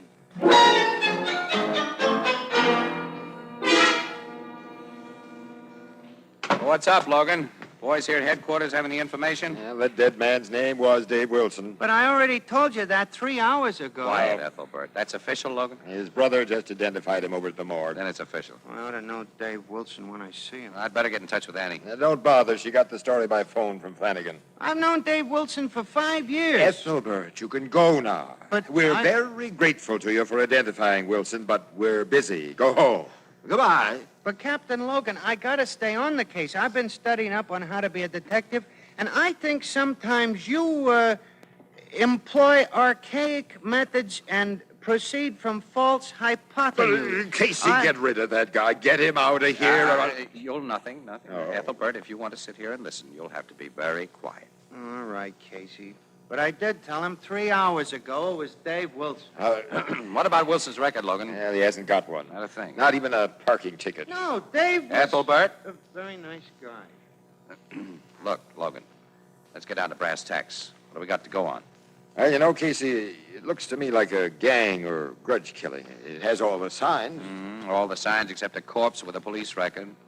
far as we know, this Wilson was a perfectly law-abiding citizen. Well, as far as we know, sure. Dave Wilson wasn't no criminal. Ethelbert, be quiet. Dave Wilson wouldn't have got bumped off in no gang killing. How do you know? Because Dave Wilson wasn't no crook. He was a very nice guy. Oh, shut up, Ethelbert. You don't know anything about Dave Wilson. I know he was a very nice guy. He used to come around the Blue Note almost every week to make a collection. Collection? Sure, that was Dave's business. He took bets on the numbers. Oh. He what? Well, you know, you place a bet on the numbers. Holy Dave... jumping Jupiter. Why didn't you say so before? Huh? That's the answer. Gang killing, huh, Logan? Yeah, you bet. Who's the top dog in the numbers racket now? Muggs Benson, and he's been trying to pressure all the little guys out of the business. Well, it looks like he pressured Dave Wilson out of it. And it looks like we've got him. We'll just pick up Muggs, and he'd better have a darn good alibi or else. Yeah, he's... say, Ethelbert, that's the second time today you've come up with the right answer. If you're not careful, you'll turn out to be a success.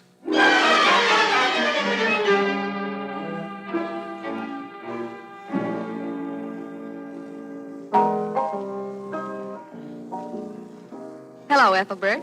How's our private eye this evening? Oh, hello, Miss Williams. I was just reading the paper. You were, huh? What page? Well,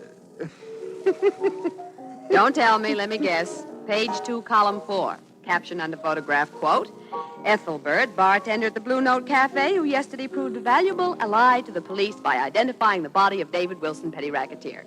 Unquote. Yeah, that's it. It was awful nice of you and Casey to put my picture in the paper, Miss Williams. Well, you deserved it, Ethelbert. Yeah. Say, Miss Williams, do you like this picture of me? Maybe a little too much tie? No. I don't know. Sometimes Casey's lighting ain't so good. You know, Miss Williams, I think he ought to stick to detective. I think he ought to stick to photography. What do you mean? He's been following Logan's men around all day trying to find Muggs Benson. Any luck? Nope. Miss Williams, it pains me to say this, but the reason nobody can't find Muggs Benson is that they ain't looking in the right place. Ethelbert, they've looked everywhere. Not the right place. It just so happens that I happen to have here with me Chapter 4 of my detecting course, wherein it is printed, and I quote, the criminal always returns to the scene of the crime, unquote. Ethelbert, criminals do not return to the scene of the crime anymore. Yeah, but, Miss Williams, it's what it says right here in print. You can't believe everything you read, Ethelbert. Well, that's a fine thing for you to say, Miss Williams, a reporter. Who should know better? As soon as Joe comes in to relieve me at the bar, I'll drive you out to the scene of the crime. What for? To prove the criminal will be there. Oh, Ethelbert, you can't just drive to the scene of the crime and conveniently find a criminal waiting there for you. You'll see, Miss Williams. You'll see. When we arrive at the scene of the crime, there will be a shadowy figure creeping about in the moonlight, searching for telltale clues to remove.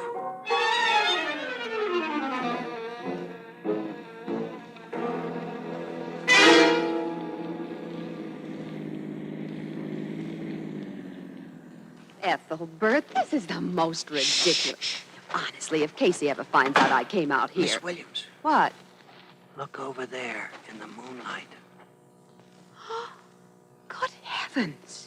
A shadowy figure creeping about in the moonlight. What's he doing there? Searching for telltale clues to remove.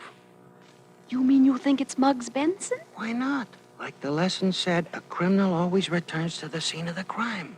Did the lesson tell you what to do with the criminal when you found him? Well, in such cases, the approved solution is to detain the fugitive until such time as such help as can be obtained is obtained. I see. Well, do you think you could detain while I obtain? Huh? Do you think you can slug that man and sit on him while I go for help? Gee, I don't know. No, if only Casey were here. What would Casey do? He'd creep up behind Benson and slug him. Okay. Ethelbert, what are you going to do? Creep up behind Benson and slug him. Oh, Ethelbert, be careful, please. Remember, it's a murderer. I'll remember. Okay, you. I got him! I got him, Miss Williams, I got him. Wonderful, Ethelbert. Can you keep him there while I go and get help? Sure, he's out cold. And anyhow, I'm sitting on his head. Well, if he's unconscious, let's take a look at him. Okay. Gosh, won't Casey be proud of us, Miss You Williams? certainly will. Have you got a match? Yeah, sure. Here. Oh, fine. I can't wait to see Casey's face. Ethelbert! What is it, Miss Williams? Ethelbert, you said you couldn't wait to see Casey's face. Yeah, that's right. Well, then take a good look. This isn't Muggs Benson, Ethelbert. The man you just slugged is Casey. Huh?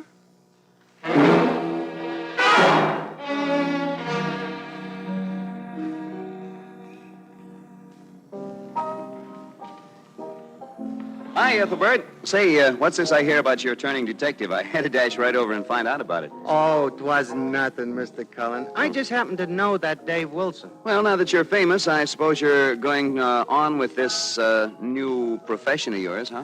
Yeah, I guess it's going to be really easy for me to be a detective, especially when I get some more lessons. Yeah. But I'd like to go around with Casey all I can for practice, you know. Mm-hmm.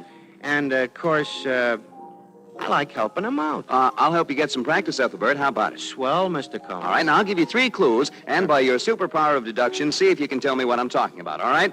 1, it's a home permanent that's used by more women than all other cold waves combined. Maybe 2, you mean... it's the wave that gives that natural look. Oh, that... 3, it's the home wave that's guaranteed to last as long as the most expensive beauty shop wave. Well, give me a Ethelbert, chance. I know right what you're going to say. Tony Home Permanent. You see, everybody knows that Tony gives a wave that's soft and easy to manage, natural looking from the very first moment. With Tony, you get waves so soft they look like naturally curly hair. With Tony, there's no frizzy stage. What's more, it's Tony that gives you this twin guarantee. Your Tony is guaranteed to last just as long as the most expensive wave you've ever had. And your Tony is guaranteed to look more natural or your money back. So get a Tony kit tomorrow. It costs just $1. With plastic curlers that can be used again and again, only $2. When you see how much lovelier you look and how long your Tony lasts, you'll know why each month more than 2 million women use Tony Home Permanent. More than 2 million? Mm-hmm.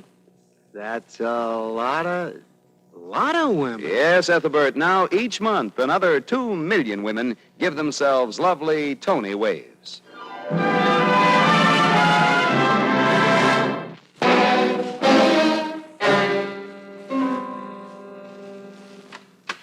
Here, Miss Williams. Bring him into my office. All right, Captain Logan. Here, Casey. Sit down. I don't want to sit down. Leave me alone. Logan, how'd you like to pinch that nitwit Ethelbert for assault and battery? I wouldn't think of it. Oh, Does your eye still hurt? of course it hurts. What are you laughing at, Logan? You, Hawkshaw. It sure is a beautiful shiner. Who'd have thought Ethelbert pegged such a wallop? Just wait till I get my hands on that bird brain. Now, Casey, you leave Ethelbert alone. He didn't mean any harm. What was the idea of going out to the murder spot anyhow, Casey? Logan, occasionally, evidence is found at the scene of the crime. It has happened. My boys went over the place. And occasionally your boys miss things. That has happened, too. Well, here's something they didn't miss. All right, Flanagan, send him in. Send who in? Muggs Benson. My boys picked him up a half hour ago. They did? Yep, he's in. Oh, hello, Muggs. Greetings, Captain. Sit down. Thanks. I hear you've been looking for me. That's putting it mildly, Muggs. I also hear you got a notion that I bumped off Dave Wilson. Right again. Well, for old time's sake, Captain, I'm going to give you a little tip. You're wrong. Pretty sure of yourself, huh, Muggs? Oh, hi, Casey. Yeah, I'm pretty sure of myself. Yeah? All right, let's have it. What's your alibi this time? Well, according to the time Sergeant Flanagan tells me the killing took place, I happened to be at a basketball game at the Armory. Can you prove that? Sure, I can prove it. I was sitting right next to Judge Sibley. Have a cigar, Captain.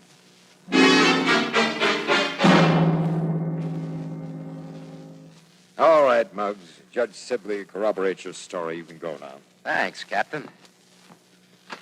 But don't go too far. Why should I? So long, all. Muggs didn't have a thing to do with this killing, Logan. Call me in the morning if you need any help. Call you? I happen to have a police department at my disposal. Doing great, too, isn't it? Call me in the morning. Oh, Ethelbert, what? Casey, when you opened that door, you got me right in the eye. That makes us even. What was your eye doing there anyhow? I was looking through the keyhole at Muggs Benson. Casey, he ain't the criminal type. The criminal type has got broad, flat features, small eyes, jutting chin, and... Gee whiz, Captain Logan, you are a perfect criminal type. Yeah. What? Ethelbert, look, suppose you just go back to the Blue Note Cafe. Joe's and over start- there relieving me. I gotta stay on this case. Sorry, Ethelbert, but I'm afraid there isn't any case. A guy got killed, wasn't he? Yeah, we haven't got a case against anyone. Well, then we gotta make one. Justice has gotta triumph. Yeah, well, it doesn't have to triumph tonight. I'm going home. Oh, no, you're not. Burke wants a story and some pictures of the bereaved family. We've got to take a run over there. Swell, I'll go with you. Like it says in Lesson 2. Huh? Lesson 2. The answer to a perplexing problem is often to be found in the daily trivia of the personages involved therein. Come on, what are we waiting for?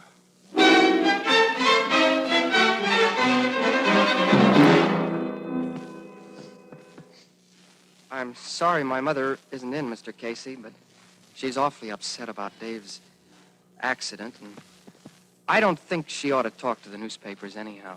Oh, I see. Well, Mr. Wilson. Buddy. My name's Buddy Wilson. Yeah, well, Buddy, I'd like to get a few shots of the house and of you, and Miss Williams here would like a few facts. Well, gee, sure. I'll wait in the next room, Casey. Yeah, sure, Ethelbert. We won't be long. All right, now your name is Buddy Wilson, That's right. and the murdered man was your brother. Uh-huh.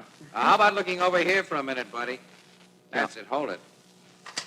Thank you. Your older brother, Buddy? Yes. Dave was 30, but I'm older than I look. Oh, how old? 21. You have no idea who might have killed your brother, Buddy.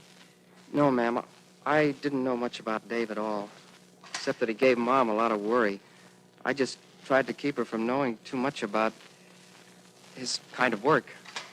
Well, okay, that does it for me. How about you, Annie? Yeah, I've got what I want. Ethelbert. You call me, Casey? Yeah, we're ready to go now. Just pack up these film holders. Just a minute. Mr. Wilson, would you turn around that way for a minute?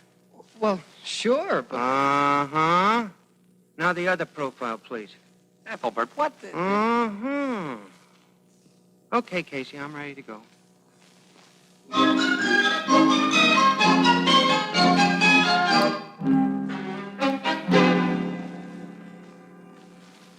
Ethelbert, what in the name of heaven was the idea of that last rigmarole about Buddy Wilson's profile? Casey, Miss Williams, that man is the murderer. I can tell. What do you mean you can tell? Criminal type written all over his face. I was studying his contours. That blue-eyed, blonde-haired little cherub, Ethelbert, he's got a baby face. So had Babyface Nelson. That man is a killer, Miss Williams, and I got the proof of it on this box. Ethelbert, where'd you get that cigarette box? From Buddy Wilson's house. I swiped Are you crazy? You could be arrested for stealing that. Casey, don't touch. I'm going to take it back as soon as I look for fingerprints. Oh, well, what good are fingerprints? We don't have any of the murderer to compare these with. This box is going to be lousy with Buddy Wilson's fingerprints. Well, of course it is. It's his cigarette box. Why wouldn't it have his prints on it? Casey, you're just belittling on account of you didn't think of it yourself. Oh, Ethelbert. All right. But if I was you, I'd investigate Buddy Wilson right away. Well, I'm certainly not going to. All right. Let a criminal escape. Ignore justice. I'm not ignoring justice. Might as well just open the jail doors. Might as well give everybody a gun. That has nothing to do with it. Can't even take the trouble to investigate a vicious criminal. You can't All right. Now, all right. I'll investigate Buddy Wilson. But for one reason only, understand? What's that? To keep you quiet.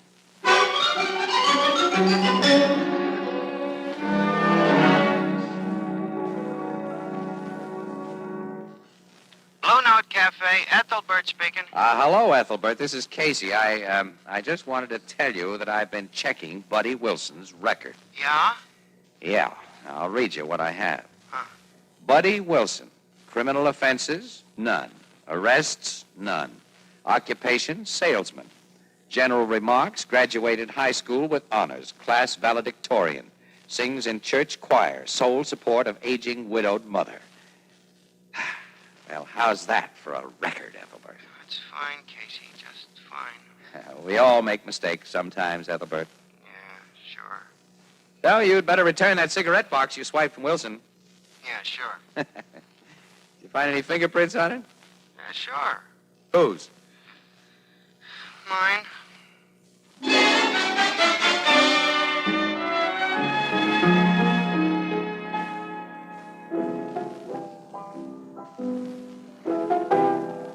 Hey, Herman, Walter says your dinner's ready in the back room and there's no customers in the place, so why don't you knock off?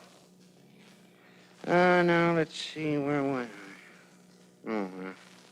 The study of ballistics is extremely complicated. Excuse me. This particular phase of detection is... Excuse me. Oh, I didn't hear you come in, sir. What'll it... Hey, you're Buddy Wilson. That's right. Well, what do you know? Buddy Wilson. What can I do for you? I'd like my cigarette box, please. Oh, sure. I was planning to take it back to you tomorrow, but now that you're here... I'll save you the trip. May I have it, please? Well, sure. I got it right here. Your cigarettes are all still in it. I couldn't get the box open. It's a trick Chinese box. You have to know the right combination to get it open. Yeah, I guess you have to know just where to press. It's a pretty box. Here you are. Oh, I'm sorry. I dropped it. I didn't break. Money. You awkward fool. There was money in it. That's right. $10,000. I didn't know that. Honest, I wasn't trying to swipe no money. I only took the box because I figured you was the man who murdered your brother. I was. That's how I got the $10,000. Yeah, I figured there might have been some reason why you might have done it. I'm studying up on how to be a detective, and I... Oh, my God. Oh, my gosh, you killed him. You're the killer. When I came here for my box, I figured you to be stupid enough not to open it, so I had some hope of recovering some money I desperately need. But now, come with me. Why? I'll have to kill you, too.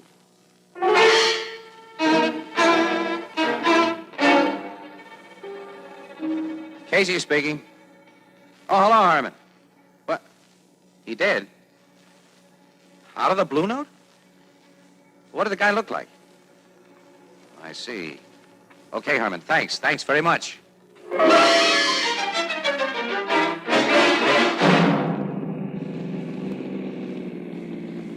Look, Logan, I don't know who he was. I don't know at all, but Herman said, Herman, you know, the piano player at the Blue Note, he said he'd never seen the guy before, but the description sounded like Buddy Wilson. And Herman said it looked as though he forced Ethelbert to leave at the point of a gun. Well, I still don't see why we're driving out here. Because if Buddy Wilson is the one who picked up Ethelbert, it's my guess that he took him to the same spot he took his brother for the same purpose. Well, the murder spot's right around this bend. All right. Pull up beside the road now and be quiet. Get your gun ready. What for? Just get your gun ready. I don't see anybody. No. Let's move up this way.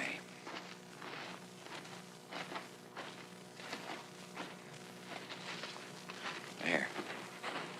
Just beyond that fir tree. Why, see? Yeah, that's Buddy Wilson, all right. He's got a gun on Ethelbert. Logan, don't miss. Hurry, but don't miss. Good boy. Ethelbert, are you all right? Hello, Casey. Hello, Captain Logan. Hey, Logan. Logan, quick. Get some water. Ethelbert just fainted.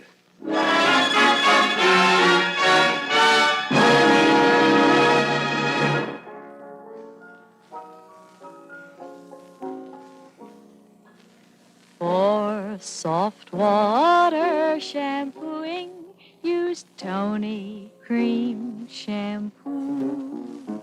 Even in the hardest water, Tony Cream Shampoo. Yes, even in the hardest water, Tony Cream Shampoo gives soft water shampooing that rinses away dandruff in